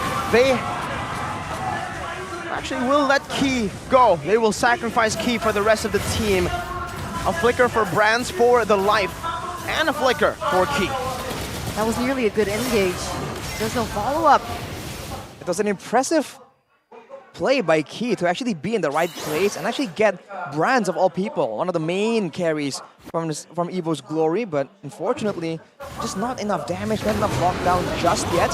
So now it's back to the waiting game, and you can see Vanstrong is already in place. Evos Glory knows what they're doing. They're the ones playing textbook. They have to just cruise to a victory. Bigetron Alpha are the ones who have to try and be creative right here. So otherwise, it's a matter of time kind of deal, unless they really want to stall it out to 20 minutes by defending the base. But you know, usually, we haven't seen Bigetron Alpha play that style for a long, long time. Slow push in the bottom lane, Super can already chunk low. Veldora doing a good job at zoning them again, once again. Dropping back, Eternal Guard, Amon doing a lot of damage on the Van, actually almost laying Van, the Lord might just do it. But Veldora again in the back is just slicing through the back line. Moreno's gonna be next right now as Key is there, but look at the vengeance, and Monclar in a bad spot, but he's able to actually look for the outplay. Vanstrong 1 HP, a few hits him on with the flicker out to safety as the last Insanity does not connect. But the Lord was slain, and it was slain by Brands. Evos. Yeah, Brands was able to take that because Van was taken out in the final moments before Key was taken out. So that was a plethora of chaos and just energy everywhere. But in the end, it was Evos Glory being able to take that Lord. It's marching down in the bottom side. There is still a few more seconds for Keith and Super Ken, but it shouldn't be a problem as they're gonna be standing back as 5. Bigetron once again can clear. They have Iman to really shred down the Lord, but Evos now, they have seen the play coming from Bigetron. They will be a bit more prepared. And that range difference that the plane brings in the hands of Brands is definitely going to be very valuable in the siege. But look at that. Bye. Zone it away, shred it down. That's the Lord just deleted by Bigetron. They can keep doing this for quite a while. That was so quick. You would expect Evos to be able to get a little bit more with that, but the fast clear coming in from both Sorizo as well as Iman is insane. The inhibitor turret in the bottom side does fall though, thankfully for Evos Glory. Yeah, with that range, Brands just snipes it out. Now it's back to the waiting game, and I do wonder if Bigetron are trying to go for some other play, a play that's a bit more aggressive before the Lord is up. Because when the Lord is up, that's the signal for Evos Glory to set up for that split push, for Vanstrong to move away from the whole team. If you can see right now, they're all grouping together. That pressure from the macro play isn't available unless the Lord or something else is in play, but Super Ken loses his purple buff to Van. But that should be predictable now though, right? Bigetron should know by now that whenever they go for a Lord fight, Vanstrong always goes to the far lane to clear. And with an EXP laner like Sorizo, do you think he has enough movement speed to tackle that problem and maybe go for a 1v1, eliminate him out of the entire equation? Well, before we get on that, let's take a look at the replay here where that's just the CC and Angela combo once again. Even against a well-farmed carry with backup, by the way. It was just a bit too tanky. The sustain seems to be the main issue here. Whether or not the X-Borg can spring a trap for Vanstrong on Angela, I think he lacks the crowd control and the damage to burst her down. Worst case scenario, the X-Borg shows up, tries to go for a big play, and Vanstrong can just hard guard into someone. But maybe if he gets caught off guard, that could be a possibility. Good poke, Warlord. The Malefic Aurora was built up already. Look at Key's positioning as well. Very, very deep in enemy lines. Maybe looking for a flank. Warlord does have Purify, so it's not the right target if they do want to go for something big. I think they're looking for Angela, no? think they were looking for Van Strong, but Van Strong, see, this is the mind game play again. He knows that he knows that he knows, you know. Yeah. Yep. Same story. It's a weird chess match. All about the hold on the Lord right now, and Van pops in that shield unity. Van Strong finally revealing himself. Oh, spatial migration. The Lord actually knocked him up. Veldora jumping on the Amon. Flicker out. Implosion. To disengage right now. Cerezo's dealing some damage back on towards enemy team. Veldora, Vengeance now jumping on the Amon. Rose Gold Meteor there already. Meanwhile, Cerezo is going to be isolated. Super Ken jumps back forward. The sustained battle by Evos and BTR. It ends with a stalemate. Both teams disengaging again. This is good though. This is good for Bigetron. They were able to buy some time. Amon wasn't picked off, thankfully, with his mechanics. And now Evos, they want to reset for sure. But Super Ken already opening up the Lord once again. You see that Van is in the vicinity. And look at again, see Van Strong always in the top lane, pushing. They're going to lose that top inhibitor turret if this continues. He knows his job. And honestly, for Bigetron, if they trade like that with no deaths but low HP bars, Evos Glory can heal up again, and it seems like they're trying to go for another play. Implosion, onto 2, spatial migration with Val Requiem, Immortality. Veldora bought it just in time right now as Warlord jumps into the back line, but look at him on, just bursting him down. And now he loses that last insanity HP. Warlord's 1 HP, Brands is doing a lot of damage, save Warlord, but that delayed basic attack finally reached Warlord. So far, it's still worth it for BTR, but if they lose this base turret, it might not be. Van Strong is getting ran down, but he has that flicker to get out. 2 for 0, but for a base turret. Bigetron needs to go for an enhanced Lord, or it's not going to be value for them. Looks like they're racing there. Key already on the way. You can see Iman not far behind. It looks like trying to blitz this, and they need to as soon as possible and pray that Van doesn't go for a drive-by, seeing as Van Strong is up and available if they want to. There's a cleanse of card control, so Evos Glory let it go. Finally, a huge swing in momentum with this Lord. The macro play will no longer be in the hands of Evos Glory. This is their chance. They're gonna have to manipulate the waves, trying to make something happen. And you can see Key already being so proactive, but he's alone. Just trying to get that vision down. As long as they know where the Baksha is. Oh, he actually baited out Poissons there. The mind games. Just keeps going for plays without any backup. Yeah, you would not think that the Tiger will be alone, right? Exactly. So Evos, they just kept guessing, and maybe now he's gonna make a big play. Watch for him. Possibly going for a big flank. But look at the towers equalizing. This is exactly what Bigetron has been looking for. Key conceal. Oh, Implosion onto the back right now. That's the follow-up right into! It was Brez that was caught by Key! And that truly is the key to victory. They found the main carry. Now last insanity to the back. Warlord with a flicker forward, but it's a triple kill for Iman. He's looking for Maniac. Maybe looking for the Savage right here. It's a Maniac, and it might just be the first Savage of Season 13. Iman. And there it is, ladies and gentlemen, Bigetron take game number 1 in this best of 3 series with, like you mentioned, the first Savage here at MPL ID Season 13. It was looking tough. It was looking bleak. But finally, Bigetron were able to find their rhythm, find their tempo, and find that combo that we were looking out for from the first seconds of that game. We saw him, man. Sneaky beaky. Just hiding us around the corner, waiting for a chance. Bigetron Alpha, if anything, they know how to make plays happen, man. They just play with the vision. They play with what they have.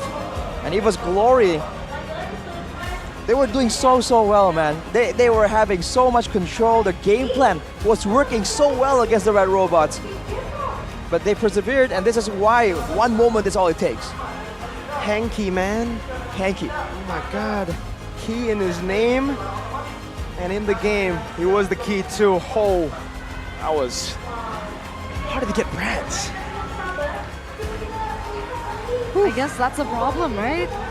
Forcing Brands. I mean, you talked about it before the game.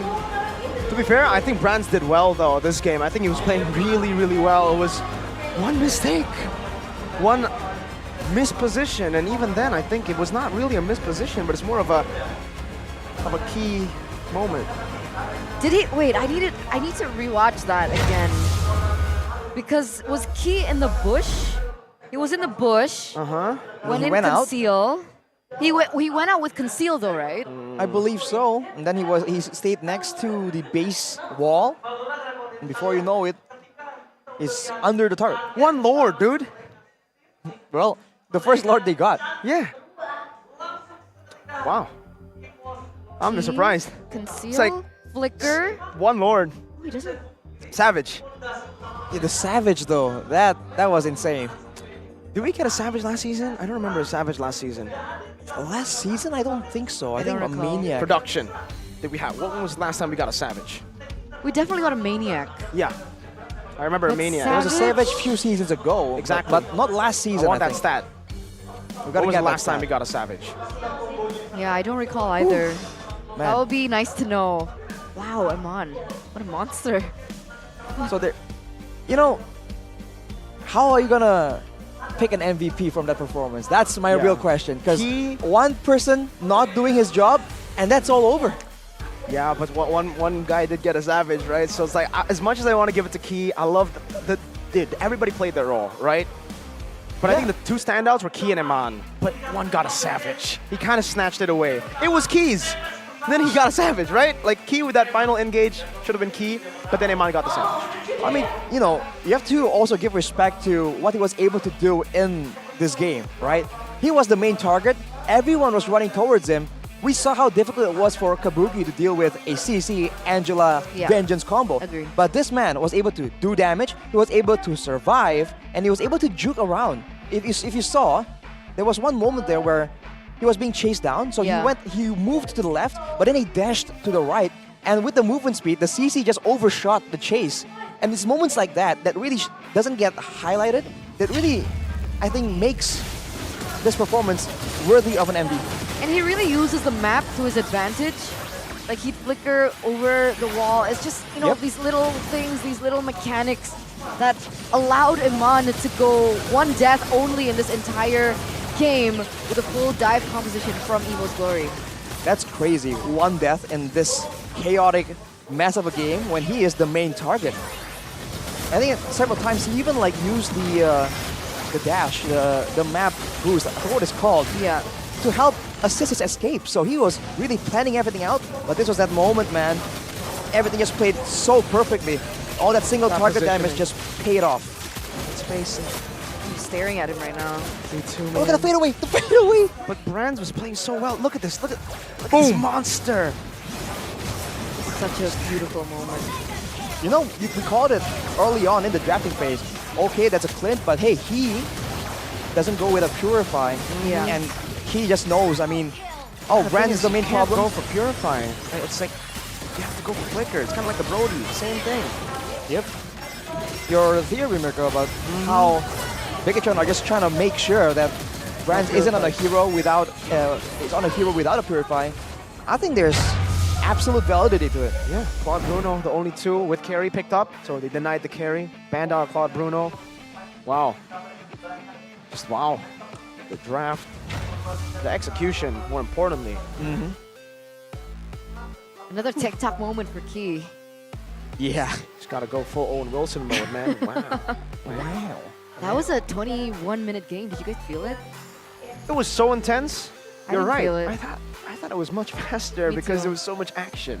It did feel kind of long though, because again, we saw 25 kills in 20 multiple minutes. base defenses. Yeah, it was an intense game. And if you look at it, it's kind of a bold move from Bigetron Alpha as well, because if you look at the items, against an Angela, right, against this combo, only the NOD, right, is there. I'm trying to make sure I don't get it wrong this time, because earlier I missed one. Yeah. But it's only one NOD. Yeah. That's what they were relying on to really slow down the healing coming in from Evos Glory.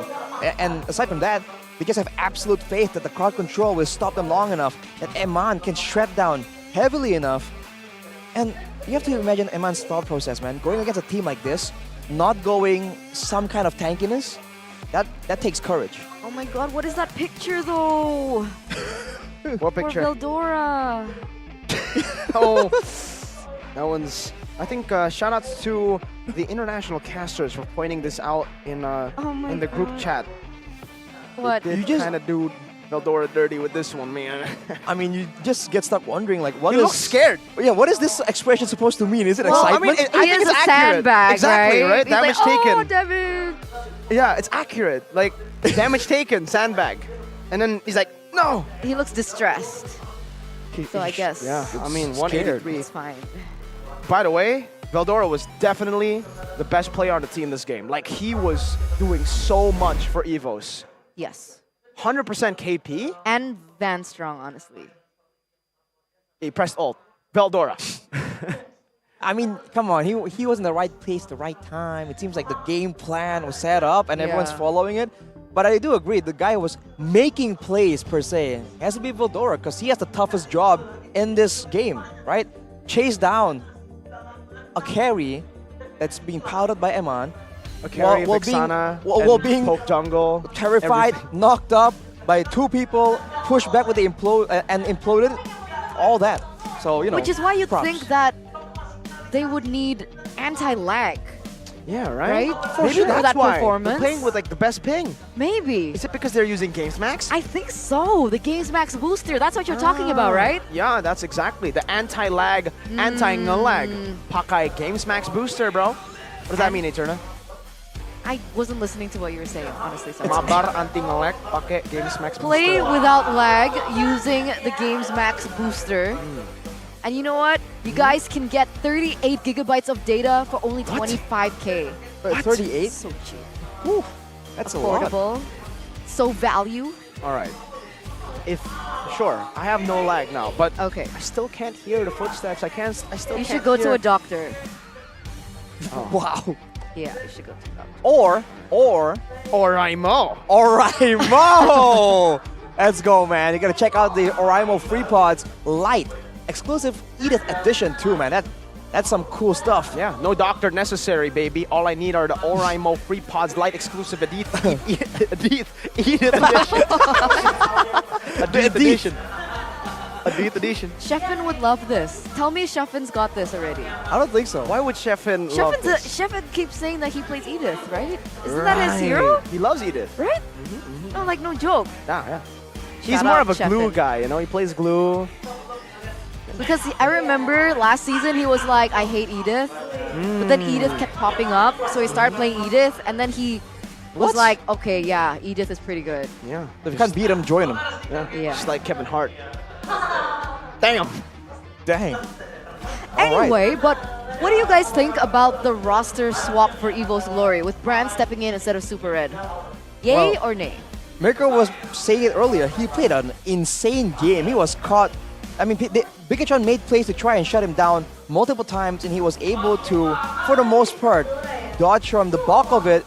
It was just at one moment where it really counts, where they got him, and that is a concentrated effort. So I must say, performance-wise, I think Brands has shown that Bigetron Alpha isn't a easy opponent, and yet he's still able to become such an issue. So I think it's got to be a yay for me. Yay over Super Red. For now.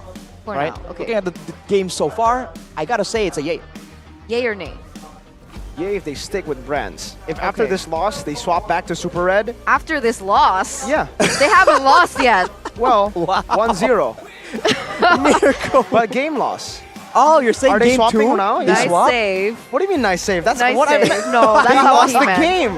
That's not what he meant. Did you not watch season 10, 11, and 12 where they swap I players know, mid-game? I know. Let's see. I'm just waiting for the It was, thing to pop up at this point, right? Who was the old gold laner that was super cool and Lar, good? Lar, No. Psychots? Gold. The domain man? Domain Man. What's his name? Doma. Domain Man. Domain Man. He Domain lost game Man. number 1 and then he Yeah. got swapped in for Brand. Yeah. See? That's what I mean, man. Yeah, and then Lar for Pendragon, remember? Nice save.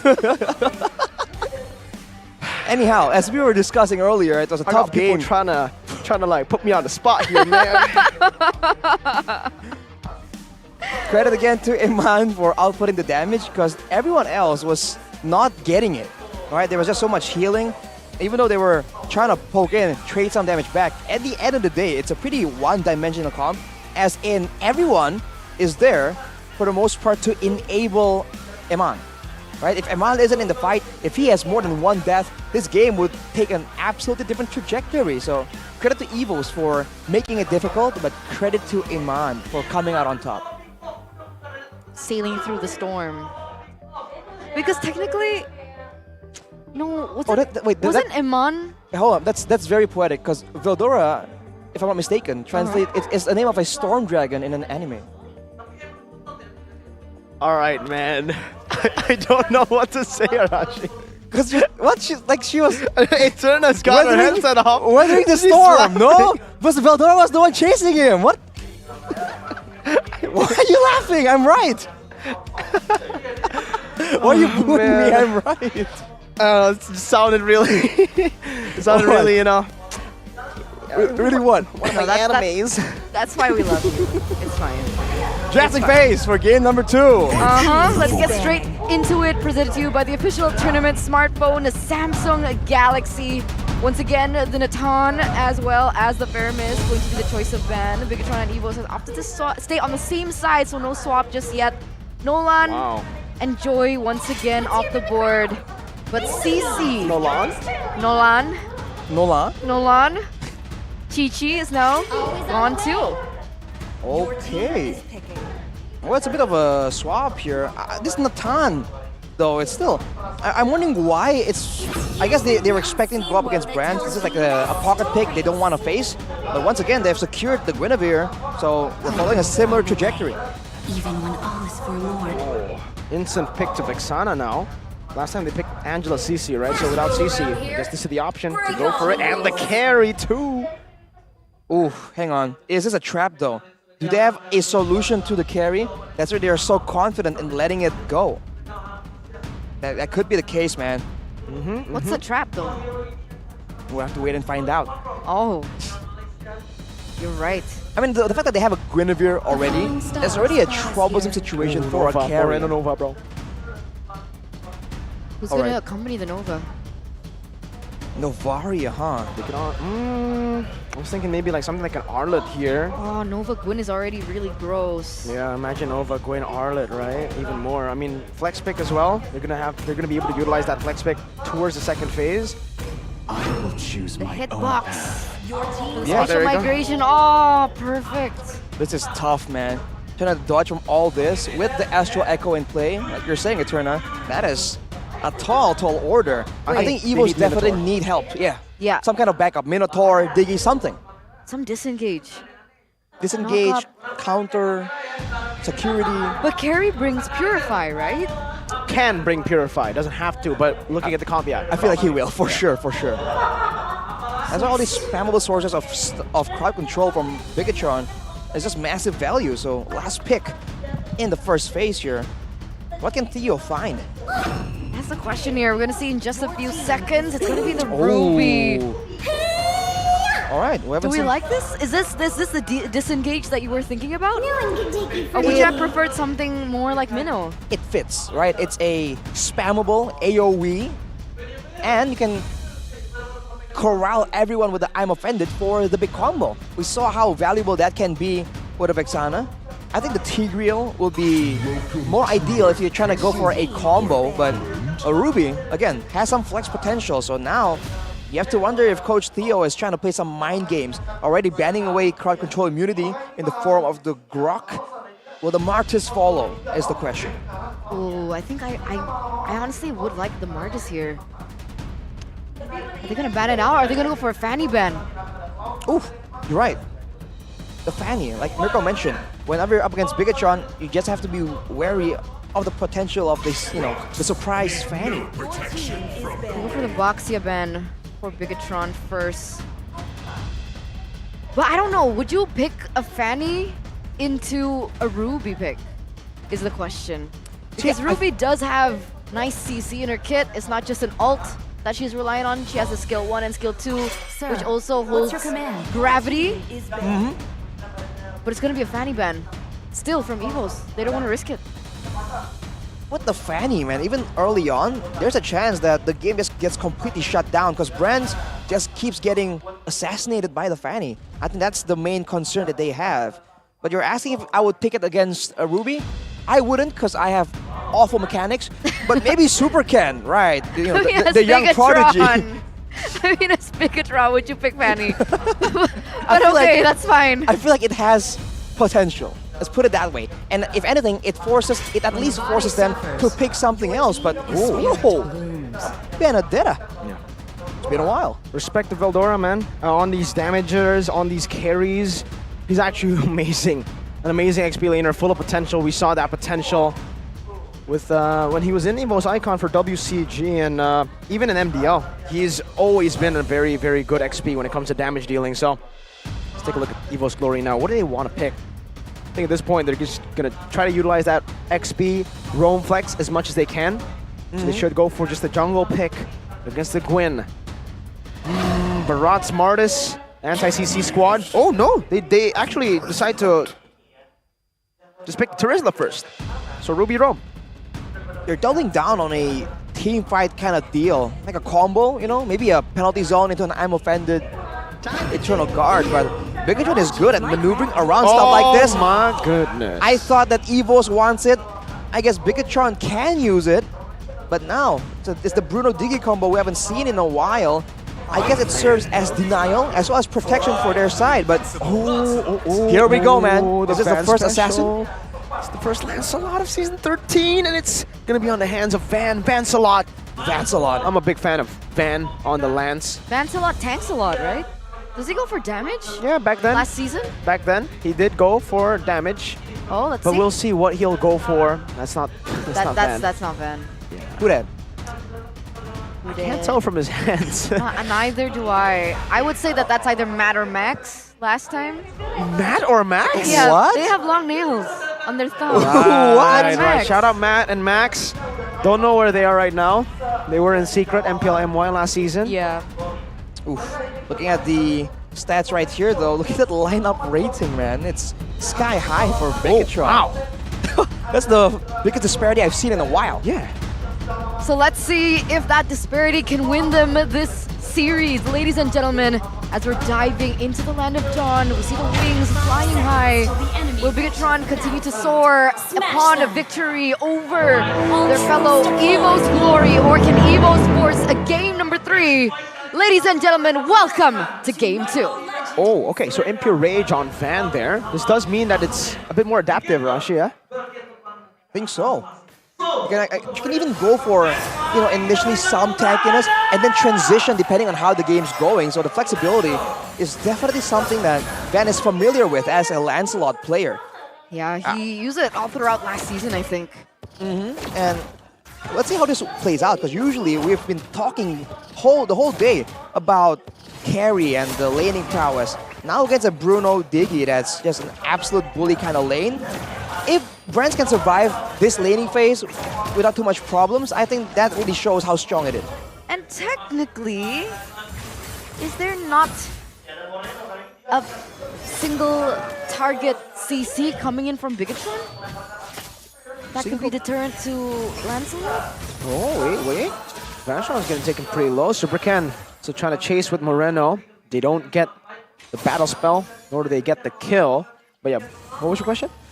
Rashi remembers. Single target crowd control to shut down Van is what you're asking about. Yes. I think deceptively, I think the reverse time can be a deceptive tool to really just mess with the calculations, the mechanics of Van on that super mobile assassin. Can't he not get out with skill 2 though? Wow, that third goal. It depends on the interaction, right? Which one he uses first, kind of. But if he's just trying to puncture away, that can ruin his calculations. And if you do that, there's still the tackle, there's still the spatial migration, so there is crowd control. It only depends on whether or not Van can dodge from it. The only targeted one is from Geek. Okay, it's risky, but it might just work, ladies and gentlemen, as we are entering that moment where both of these teams are going to collapse on the next neutral objective here. Oh, and they get it without the help of the Diggy. Eternal Guard comes down. Fansel on the purple buff, so a very interesting decision to still be committing onto the turtle there. Vanstrong gets picked up for free. 1 kill, full turret gold, plus turtle. Already the pressure in this gold lane. The gold of the turret is completely stripped away. And this is, I wonder if this is where Iman gets left alone, but I guess not. Vanstrong tries to make a play, but no. I think Bigetron just have so much control right here, and Van is going to require a bit longer before he can even try and make something happen. And even then, who is going to set up the kill for him? And that's a problem now, right? Because Brands is falling behind with Key babysitting Amon constantly in that gold lane. The keys to victory that Evos Glory had has been completely negated with this particular setup. Looking at the HP bar of Brands though, against a Diggy Bruno, just staying at almost full HP all day, that's kind of impressive. And now Supercan trying to juke around, trying to emote as well, asserting dominance here. Oh, my god lane. I'm offended. Time journey instantly. Oh, the damage to Key will be assassinated by Vanstrong and Brands there. Only the roamer traded in. Brands though finishes that corrosion scythe. Ooh, Van Square. The Van Square. Van Square. Strong. The Van Strong combo. I guess Key on the Diggy. A lot of people usually voice their disapproval. They want the El Momento, the key to victory plays. On a Diggy, it's less prevalent, but maybe it's just what they need. What? I didn't even get to play-by-play that. Yeah, the camera moved and Vanstrong is just gone. Requiem, was that Moreno? Spatial Migration, Moreno. It was both Ken and Moreno. Ken with the base damage. 4th minute turret take from Bigetron down below. Oh, Eternal Guard on Chorizo. Just a flicker. Penalties on flicker from Veldora. A Vengeance coming down now, trying to survive just a bit, trying to buy some time, but it is going to be a kill over the Warlord. Meanwhile, Ken sets up for the turtle. It doesn't seem like Van is too concerned with that turtle. He's going to be happy with just that kill. Hand cam. Look at this. Mechanics, man. Go for the turtle. Let's go. Super high mechanics on the turtle there. Turtle didn't stand a chance. Man, he's tapping so fast. That's insane. For now, though, it's still almost a waiting game. And somehow I feel like Evos, they're playing the way RRQ was playing with Skylar, but now Van is the one just power farming. He's been just focused more so on the farming instead of the neutral objectives. If you look at the gold, though, he's still not really ahead compared to Supercan. So there's some concern there for sure for Evos Glory. The Warlord's going for that build. Whew. Boom! And the shot, and Ken to execute. Penalty zone into the time journey, gets out. Oh, the turret shots! Brands very low. A bit too deep just for Vanstrong, right? If they got Warlord or Brands in that trade, maybe. But the fact that they traded for Vanstrong, who is already kind of expendable. Oof. Happy feet. And the recalls, man. Moreno might be the next Sans here, the way he's recalling, right? Van goes for Fury Hammer. Does that mean he's building damage or tank?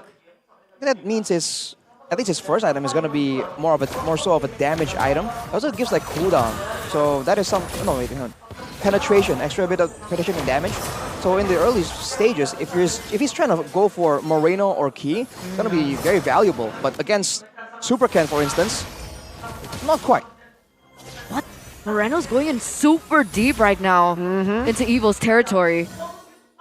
He took the super out of his name to his playstyle from Super Moreno to Super Deep. Super deep. Mine with the Berserker's Fury though now, those are some hard-hitting crits. So he is on curve, and again, back to the keys to victory. That is not how you want the game to be going. Everyone's probably rotating now towards the turtle. Will Evos Glory feel confident enough to try and go for some kind of exchange right here? Because Bigetron, they're on a roll. He was 2 levels above Brands. Now Brands is catching up. Oh. Never mind. I keep from forgetting the time. That's an amazing set. Could have been. But now no time journey. Veldora revealed. Oh, cancelled out. You might have to go DPZ. What? He decides to go for the OPZ, and Supercan jumps in now with the Violent Requiem, locking Vanstrong down, and Iman picks up the kill. Brands is kiting away. Oh, no. But now he gets taken out by the Vengeance of Chorizo. There goes his life. 3 members taken down. A Prelord into Iman's pocket, by the way. As Supercan goes in for more, takes away that purple buff. Man, he was Glory. I think they weren't expecting that kind of damage, that amount. Yeah, definitely not. At that kind of speed. So Veldora definitely was making a split-second call here, like, oh, dude, DPZ or APZ? and then he just went for it, and that was just not the way to go. Key, man, this is pretty dirty, man. Moreno reminds me of Sans. Who, Moreno? Yeah. No, yeah, I mean, look at him. He's already doing Navaria things right now, but dude, these alarm bombs, I think it took Warlord really low earlier.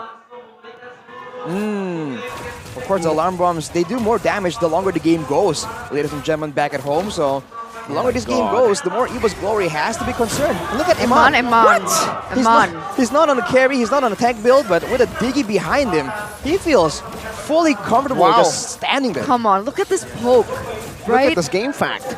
Let's take a look at this game fact. In MPL ID Season 12, Diggy from Key has 100% win rate from 5 uses. It could be 100% from 6 uses real soon, looking at how this game is going, because look at the poke, right? You got poke from Key, and then you have poke from Moreno, and then Iman just does Iman things under the turret onto Evos Glory. So even before Evos look for a proper setup, they're already caught super low. That puts them at a disadvantage. What do they do? Falcom Cell, go get better connection with 3 gigabytes of extra quota.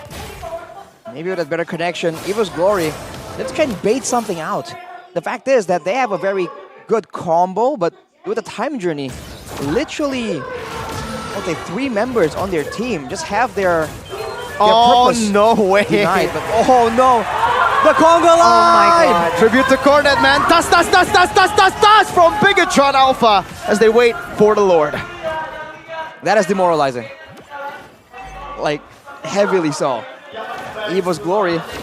Van is still trying to make something happen. He gets a turret, but it's going to be a free Lord for Bigetron. He doesn't have purple though, right? Don't think he does. I believe it was stolen by Iman in their earlier sequence. That was our first 5-man Tastas though. Yeah, I think, what was the last time we saw the 5-man Tastas? I think it was Onic. Might be Onic, but not in a line like that. No, it was like, but it was outside of the base. The last time I remember the line was RQ, season 7, I think. Oh, that's a Season long 8. time ago. Yeah, it's been long. Okay, I think it was up against Alter Ego. Oh. you love to see it, but you feel bad for the guys on the receiving end. This is tough enough as it is. But hey, if they can turn this around, that's gonna be, big flex as Van 1v3. He's clearing. He's the minion waves, doing a good job. He has to be careful though. That's well played by Van. The Lord is still marching down in the bottom side though. Look at the cut by Van. Top side. Ooh. The snipes coming in. Look at the player head-to-head right here. It seems somewhat even. It's just the average KD for Moreno is insanely higher than Warlord. Shows again the experience. You were calling him potentially something of the second side. Van, go back! Van, go back! Eternal Guard coming down. Super Cannon with a defensive spatial migration. Key not popping the time journey there. Pops it a bit too late. I don't know if that was a bug, but he was in the little bird form and we did see the time journey. 6.3k, base turret only down below. Evo still holding strong. This is such an annoying draft, by the way. I just realized. The Diggy gives intel, and so does Navaria. Whoa! He's gone, he's gone! Yeah. There's no... Oh, no! Oh! Backstrom missed, and Chorizo doesn't. Penalty zone to the back, and Mana again looking for maybe possibly the second Savage.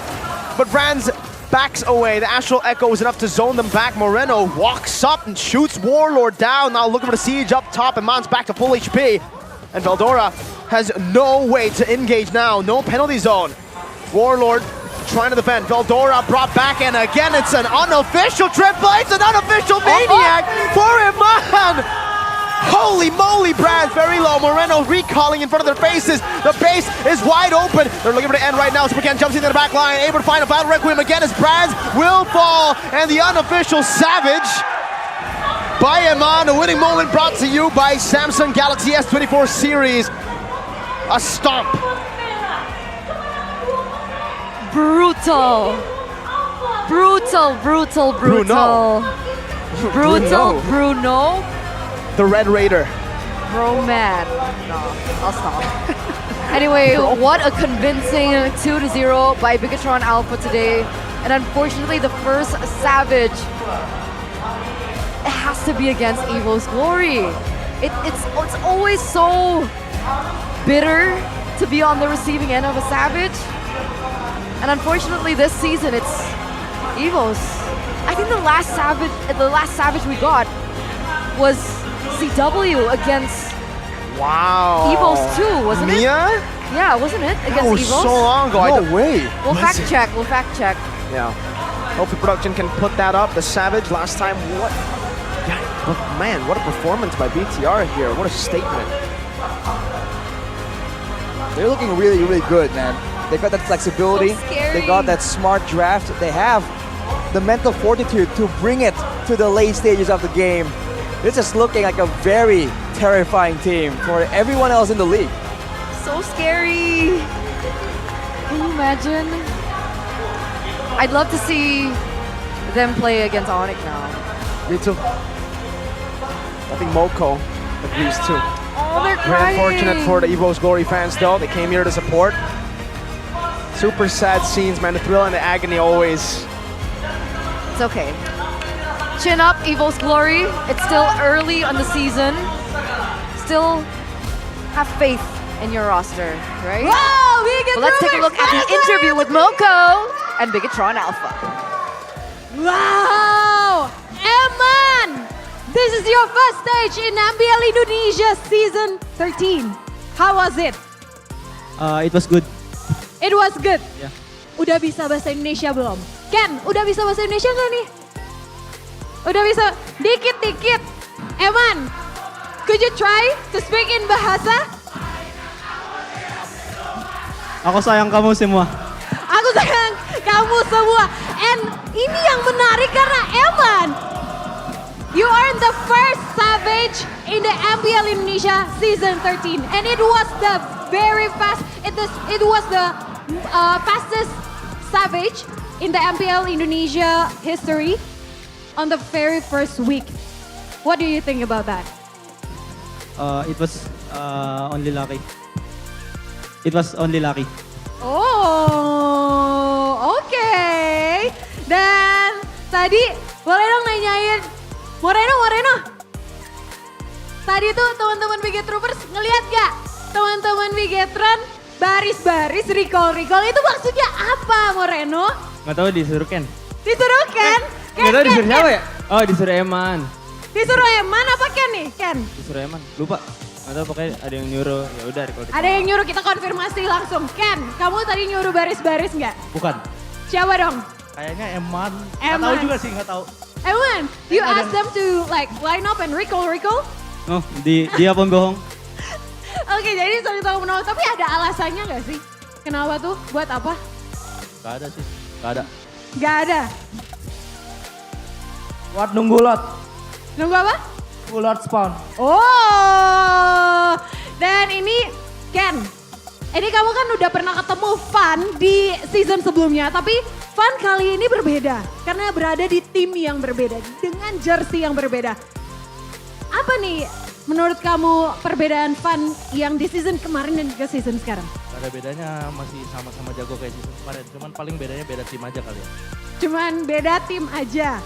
Tapi Fan yang lebih menyulitkan kamu tuh yang mana? Fan sebelumnya apa Fan yang sekarang nih? Fan yang sekarang. Fan yang sekarang, kenapa? Soalnya game 1 kita hampir kalah.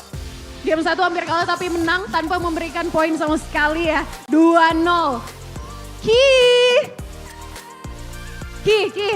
Ini Ya. gimana nih rasanya kamu ketemu Warlord dan juga Brans yang dulu nih rekan setim kamu, sekarang jadi lawan di Land of Dawn.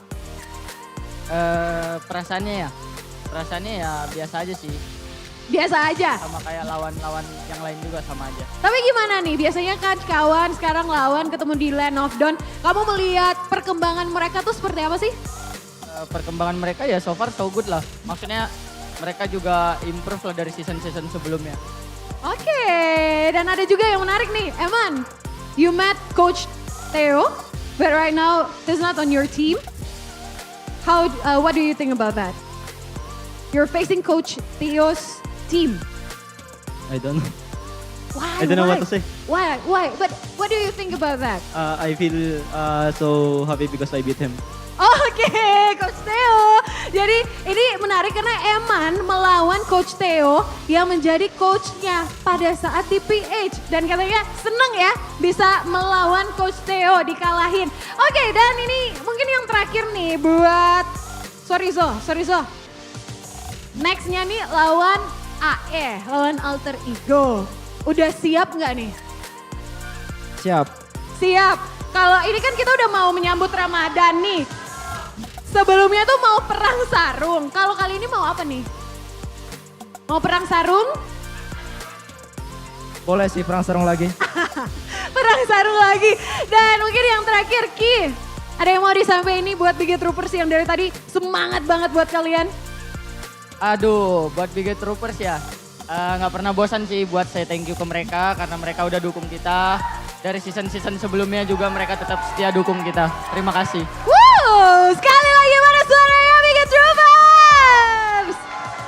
Luar biasa dan kali ini Bigetron Alpha akhirnya menutup hari ini dengan kemenangan. Tapi seperti apa kemenangannya? Akan dikupas langsung oleh para casters kita yang sudah ready. Silakan casters.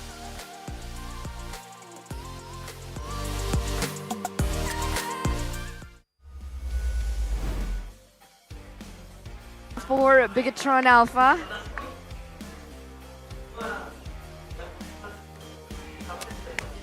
Why aren't there any congratulations to me today? God bless you, bro. God did. God did. It's fine. Rome wasn't built in a day.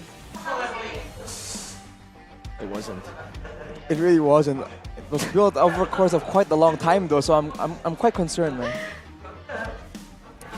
It's fine. Just let it settle in. But for Savage, am I right? Savage and then unofficial Savage. Twice. That's crazy. Hi. Dude, the robots threw the Tigers into the meat grinder, man. I mean, in the end there, they were just moving out one by one, just getting shredded. That was tough. They're trying to make it the MASH era, bro. It's almost like Malevolon. Oh, Creek. Sorry, weird reference, but go on. It's fine. But like, you know, best transfer of the season. Emma. Yeah. So far? It looks like it, right? Because I think Kabe said Worst Eman. transfer. Not gonna talk about that. Okay. Keep it positive. Keep Kolio it said good vibes. Yawi. Kabe said Eman. Okay. So Kabe has been right. What did Momo say? I forgot what Momo said. He's gonna draw a conclusion immediately. Oh, Kabe is right. So far, right? 2-0-0-2. And Yeah. Savage? No blame to Yawi, but right, like. Yeah, I mean, it's hard to argue with the Because facts. the problem yeah. is, it's like a difference in role as well. True, one is a roamer, trying to build Exactly. Rome in a day. The other Exactly. is a gold laner, who's not There. Roman. There he is. He's Filipino. There he is. He is it. No? Well, the MVP. Player of the match. It's your boy. Not Roman. He's Eman. It's Eamon. That's Bruno. We saw it earlier. And it didn't leave a great impression due to how the game went, but man, that was insane. Yeah. I thought he was going to struggle at least with the frontliners because we saw Kabuki struggle against the beefier members that build all that physical defense, but whoa, what? Just goes. Look at the GPM, I'm sorry. 9. That's the highest, That's the highest. GPM we've seen in Season 13. Wow, you're right. 976. sorry, Arashi. Almost 1K, Arashi. Yeah. I died. I mean, man, he was farming constantly, and his team was very intelligently funneling all the resources to him. Like when he was farming in the lane and the jungle was up, his teammates would like leash the jungle for him to just pick up on the way back. So he was gathering everything all the way from the early game. And it's almost like his farming is one of the things that makes it so impressive because we haven't seen him have a game with like bad farming just yet. Can I give a honorable mention though? Go ahead. To Key. Oh, for sure, man. We gotta give an honorable mention to Key. Maybe even Ken here. Yeah. A lot of his initiations with Moreno too. I mean, to be fair, everybody kind of played their part here in this game. Maybe the least flashy was Chorizo this game. Yeah. But even then, he also did what he was meant to do. And we're talking about the mobility counter, the reverse time, that's definitely a thing. And that conga line is gonna be haunting, it's gonna be living rent-free in the heads of Evos Glory for weeks. not just them, but also the fans. Can you imagine? Personally, I would have taken the kind of disrespect. What would you do? What would you do, Arashi? I would What would voice you do? my displeasure. Okay, I thought you would go on to the stage and voice that displeasure, but all right. There it is, ladies and gentlemen. The stellar performance coming in from Bigetron Alpha. Look at this. Oh, Look at the oh, dance. oh, Look at that. oh. Oh, wrap it yeah. up. Wrap it We're up. feeling it. They're going back to. How does it go? Doom, doom, doom, doom. Ah. You. Oh yeah, you, that. Yeah. Yeah, that one. Someone's gonna edit that for sure. Yeah, for sure. Someone's gotta edit that. Oh, my God, man. I mean, like, Rashi. These are 11 minutes? Is this the shortest game we've had, too? Basically 12 minutes. 11:55? It might be. We need a fact checker. Yeah, we need someone to confirm, to cross-check, but man, look at the items, even Key. He's going for the Imperial Rage, going straight for a glowing one, so damage over time is what he's looking for. He's not trying to nuke anyone down, he's just trying to make sure that he gets the optimum level of damage over time every single time anyone runs into the alarm bombs. And considering the fact that there is a Novaria, it's a bit of like usually it's a mix of physical and magical damage, but this time for Bigetron, there's also a mix of burst damage and damage over time coming from the alarm bomb. So everyone is just going with Athena to try and mitigate the Novaria damage, but then whenever they just walk slowly but surely into multiple alarm bombs, yeah, the passive just doesn't reactivate that quickly. So there's a bit of synergy here between Novaria and Diggy. Novaria and Diggy synergy. Right, yeah, I get your point. I'm still starstruck with this 976 GPM. Can't get over it. Look at the damage dealt, man. It's like twice. Yeah. Twice the damage Yeah, dealt. So that's a Novaria thing, I guess.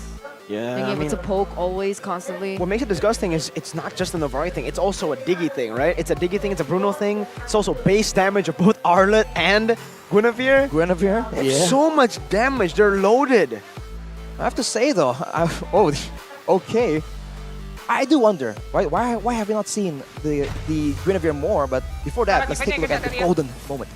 Tigreal bakal masuk. Ada. Boleh Cici, lihat gua. Boleh, Cici. Gadain mo dia, Cok. Lihat gua, dapat dia. Aman kah? Kena gua. Santai, aman guys. Try defend. Masuk aja. Udah flicker. Ada masuk gak? Bisa end bang. Cici guys, bunuh.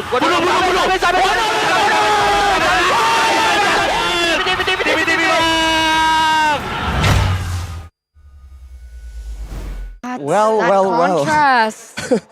That contrast. Oh my God, Evos Glory, they're so quiet. They're so quiet. Their marksman did just get picked off, right? So I think they were also just like, well, damn. Dang, is that it? Yeah. But we were talking earlier about, some of these teams, the comps just don't seem very neat. You know, it's just go. You know. All right, Changa. Well, I'm just saying, right there, that was a pretty hype comp session from Bigetron. Why aren't you dancing too? Too late. It's okay. It's fine. The moment's over. I wasn't ready. But yeah, that was so quiet. That was so silent. Do you think something might be happening? No. Okay. No, I think it's fine. I mean, like, they were leading, and to lose in a fashion like that, comeback, you know, it definitely is demoralizing. And in that situation, they were probably like, wow, like we just messed up there in the positioning. Key was able to outplay. He was able to find a big implosion. And they're probably thinking individually, what do we do now, right? Because they had to think one step ahead, even in the defense there. And then we did see after the pickoff, they were talking about, okay, he flickered, blah, blah. So they went back to normal. It was just right after that big play from Key. They were kind of stunned in real life too. The implosion. The shock factor. Holy moly. The fourth wall break from implosion. It's understandable in that regard. Yeah. But does this put Aura back in 6? Ooh. Or Evos? Ooh. Yeah, Evo 0-2. So that and then they will. But Aura is also 0-2, right? But they did win one game. Evo's 2-0 to 0-2. So Evos is back in 7. No way, dude. Right? That's the pain. We'll see. But that is that will be very, weird. It's like because worst case it's scenario. like first week. It's like, what are the odds of that actually happening? Not much, actually. I mean, nobody would have. I didn't expect this outcome from Evos. Neither did It's like they can't escape it. Yeah. Evos. I feel if it happens, once we look at the standings, I'll feel really bad. I didn't expect Now I'm hyped to see the Dewa. standings. I want to see what's happening because BTR and Dewa should be tied for number 1 right now with 4-0 game rates, 2-0 match. I didn't expect Dewa to perform that well. Agreed. Dewa's have been amazing. Rebellion. Yeah, kind of expected. Expected. Okay. Aura, unexpected Unexpected. for me. Bigetron expected. RQ expected. For me, personally. Expected RQ to do better. Oh, really? Yeah. I'll be honest, I was quite concerned after game 1. I'm like, yeah, me too. Right. That's like a tough victory, tough defeat to swallow. But it's like that adjustment period that was so quick for them. Yeah, it surely feels like a different team altogether. What Yeah. about All of a Alter sudden. Ego? Did you guys expect Alter Ego? Because I didn't expect them to No, be this good. no. I actually put Alter Ego in the red areas. Yeah. Same, Dewa too. Yeah, with Dewa and Rebellion. And then Wow. Dewa and Alter Ego say, no. Nah, There. dude. Nah, 2-0 as well. Red zone, nah. We don't do that. Okay, See. finally. After week 1, man, we've been through, 8 matches in total in week 1. Super excited to see this. Yeah, 8. Quick math. 3 + 3 + 2. There's 8. Quick math. Quick. I'm sorry. The quickest. I'm sorry. Not the most accurate, but the quickest. Don't peek, don't peek. Oh, we don't I see it see it, yet. I see it, we I don't see see it yet. Who's that number 1? Ding, ding, ding, ding. Is it Drum roll, Dewa? please. Oh my lord. It's Man. Bigetron Alpha. Okay. There you go. So Evos are, I mean, is it really better? Okay. That's better. Like we Okay. were like talking about 7, but Dang. is it really better? I don't think so. know. Maybe I think it's objectively not better. Yeah. But I think mentally speaking for the fan base, it might be better. Wait, is Bigetron Alpha number 1 because of alphabetical order? Yes. Because And you game can't rates. you can't smile because of that. I can. Game rate, they're both at 100%. Yeah. So you can't smile because of. No, that's not fair. It's an advantage. It's an advantage. Hey, if Blame the Alter system. Ego didn't lose 1 game, they would be the ones up there, Just saying. Don't hate the player, just hate the game. Yeah, don't hate Oh, the player, man. hate the game. Don't hate this player though, because unfortunately he didn't. It's super sad that the Rookie of the Week has 0-2, like a record this Yep. week. But he's actually exceeded my expectations. He's been really good. Who was he up against initially? He won a lot of retribution battles. Against Dewa Yorad. and then Irad. Yeah, so nothing to scoff at. Player of the week, it's your boy. I see Mirko grinning. And I see his man. teeth. He's a man. A savage, an unofficial savage. 3 game MVPs, 2 player of the matches. Highest GPM. Crazy Highest average GPM. as well. Man's breaking levels. Man is on a whole new level. He's a man. He is a man. Not a boy. Literally, that A guy's boy on is a Geek. player. Yeah. Wow. He And can a man beat a A boy, boy. yesterday. Wow. All right. All right. All right. I think we're supposed to take a look at next Oh week's schedule. man, stacked. Woo! Soon. Good matches, man. Oh, Dewa versus BTR. Oh my God, BTR versus Alter Ego as well. So the zeros are gonna go. We saw the top 3 earlier. They're all facing each other. You're right. Whose win streak's gonna break? Well, oh my God, we have a Royal Derby on Saturday as well. Onic RRQ. Wow. I think I'm more excited for Alter Ego and Bigetron though. Yeah, the STM To be Derby. honest, this season. I mean, I don't know these what are to some expect. stacked matches, man. Really, we've got a good week up ahead. I think there's a lot to look forward to, man. Especially on big matches. Again, I think there's just more time for these players to actually show some growth, some improvement. Because I feel like right now, week number 1, a lot of people are talking about the nerves, the stage fright, right? But in week 2, right, you can expect those there'll be less of those. So I think that we're going to get even more impressive matches. Because first week, I think has exceeded our expectations already. It has. I'm happy about this week. I mean, I wouldn't complain, right? I'm pretty happy about the week, but to say that it exceeded expectations, I think it's been as expected. For the most part. Ooh. I only made one wrong prediction. By wrong, I mean I only made one right prediction. You know, because, yes. Which one? Dewa? Dewa, Dewa, yeah. Oh. Woo. So that means it's been like pretty predictable so far. That was one upset for me. Aura almost upset RQ. That would have been crazy. That would have been. If that happened, then it would have exceeded my expectations. I really like the Savage we got today, though. And if you guys want to meet Savage, okay, never mind. rookies, the guy winning Retro Battle. behind the Savage, you guys can come on over Man. for a meet E-man. and greet with the pro E-man. players, and you guys can get official signed jerseys. Only for the first 50 people, though. Yeah. So first come, first serve. Go ahead and head to the meet and greet area over from the venue. Just walk out of the door, go straight in front, and you'll see it. Where is it? Is it next to... Are you not listening, man? I don't listen to Miracle Summit. Is it next to Elevate? Yes. So, here, venue, Venue, door, straight. Straight. Oh, that's what it's for. I the was wondering outdoor what that area. area was Yeah. for. But you guys can also get your head Where in the the game. jerseys are. The jerseys. Where the jerseys Aren't the are. jerseys inside? No, they're outside. Oh, they're out there.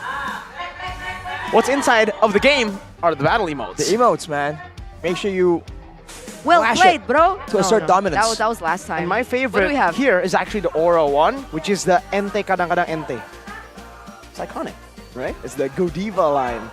Santai, bro. Santai. Oh, that was really good too. Geek Fam and Aura have fire wands. I've There's always also- loved Geek Fam's emotes. Yeah, I think the Onic one is pretty memeable as well. You know, the Ura! Oh, yeah. And then Pretty good. Evos Glass. The class, I think, is a personal favorite for a lot of others as well. It's Santai, Indo bro. culture. What about the RQ? Back. It's solid, no? Yeah. Pretty funny. It's pretty funny. It's good. You know what's competitive as well? Ooh, a lot No of one people. was talking about Yeah, but you're right. No one was. But you know me, man. I like to add in these topics on top of my head. Shout out Jaden Smith, MDL, ladies and gentlemen. We got MDL. If you guys are worried, hey, Mirko, weekends, they're over. MPL, no more. What am I gonna do with my life? MDL. Watch.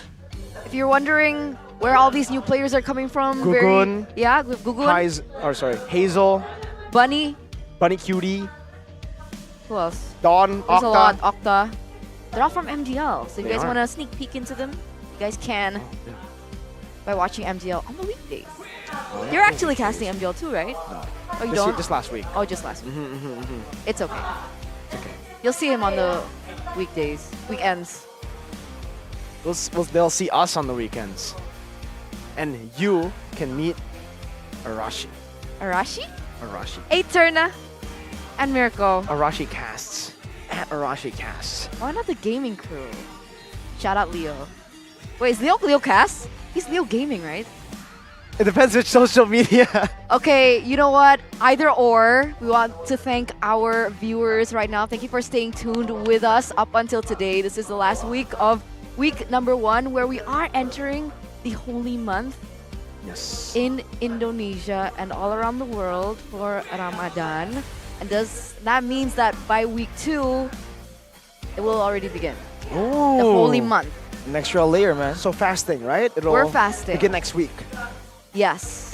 All right, there you go. So to everybody who will be fasting, good luck to everybody. Thank you. Yeah. Good. Oh, yeah, I forgot. Eterna's going to be fasting as well.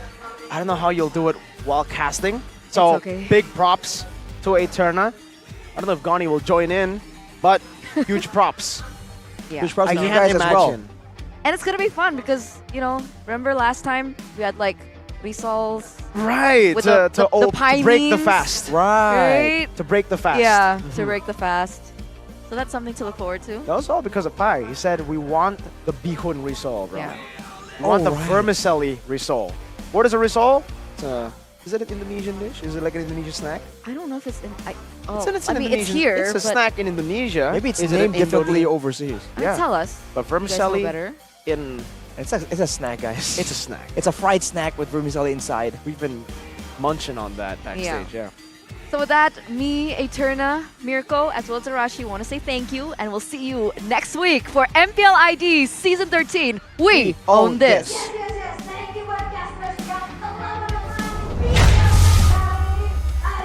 Chan, ada Ranger Emas dan juga KB, dan di English Broadcast ada Mirko, Eterna dan juga Arashi. Wow, luar biasa sekali menemani 3 match hari ini. Dan tentunya kita sudah melewati minggu pertama di MPL Indonesia Season 13 kali ini. Kita sudah melihat 8 match. Seluruh tim telah mengambil atau mengamankan poin-poin mereka pada minggu pertama kali ini. Tapi tenang saja karena masih ada minggu-minggu selanjutnya di MPL Indonesia Season 13 yang gak bakalan kalah serunya. Dan tentunya keseruan ini tidak lepas dari MPL Indonesia Season 13 powered by Moonton, presented by official tournament smartphone Samsung Galaxy, official e-wallet GoPay, official gold partner by Ubas Gold, ada juga partner in esports kita. Tentunya ada Dunia Games, Games Max, ada Oraimo dan juga Telkomsel. Tak lupa juga thank you untuk seluruh suppliers kita, ada Indomaret, Point Coffee, Samsung Neo, QLED Super Smart TV Plus, dan juga ada Saturdays dan juga government partner kita ada PBSI. Luar biasa sekali. Dan tentunya pekan ke depan kita masuk ke minggu kedua MPL Indonesia Season 13 dan ini akan sangat spesial karena kita akan memulai minggu kedua dalam masa yang baru, yaitu masa bulan puasa Ramadan. Tentunya puasa ini, bulan puasa bukan sesuatu yang hanya bermakna kita menahan lapar dan haus, tetapi juga untuk mendorong kita menjadi sosok yang lebih baik lagi. Tentunya contohnya menjadi komunitas yang semakin sportif, suportif, respect satu sama lain. Pokoknya komunitas e-sport yang semakin baik. Dan kami semua di sini telah hadir mewakili tim MPL Indonesia Season 13 mengucapkan marhaban ya Ramadan. Selamat menunaikan ibadah puasa. Thank you for watching and see you on the second week of MPL Indonesia Season 13. See you. Marhaban ya Ramadan.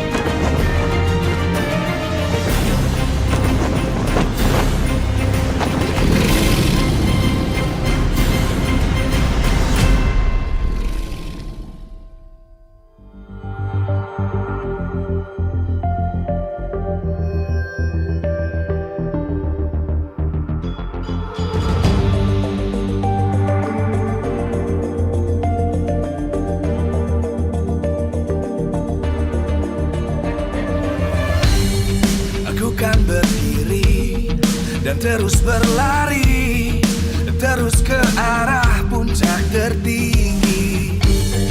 Ku takkan berhenti hanya sampai di sini.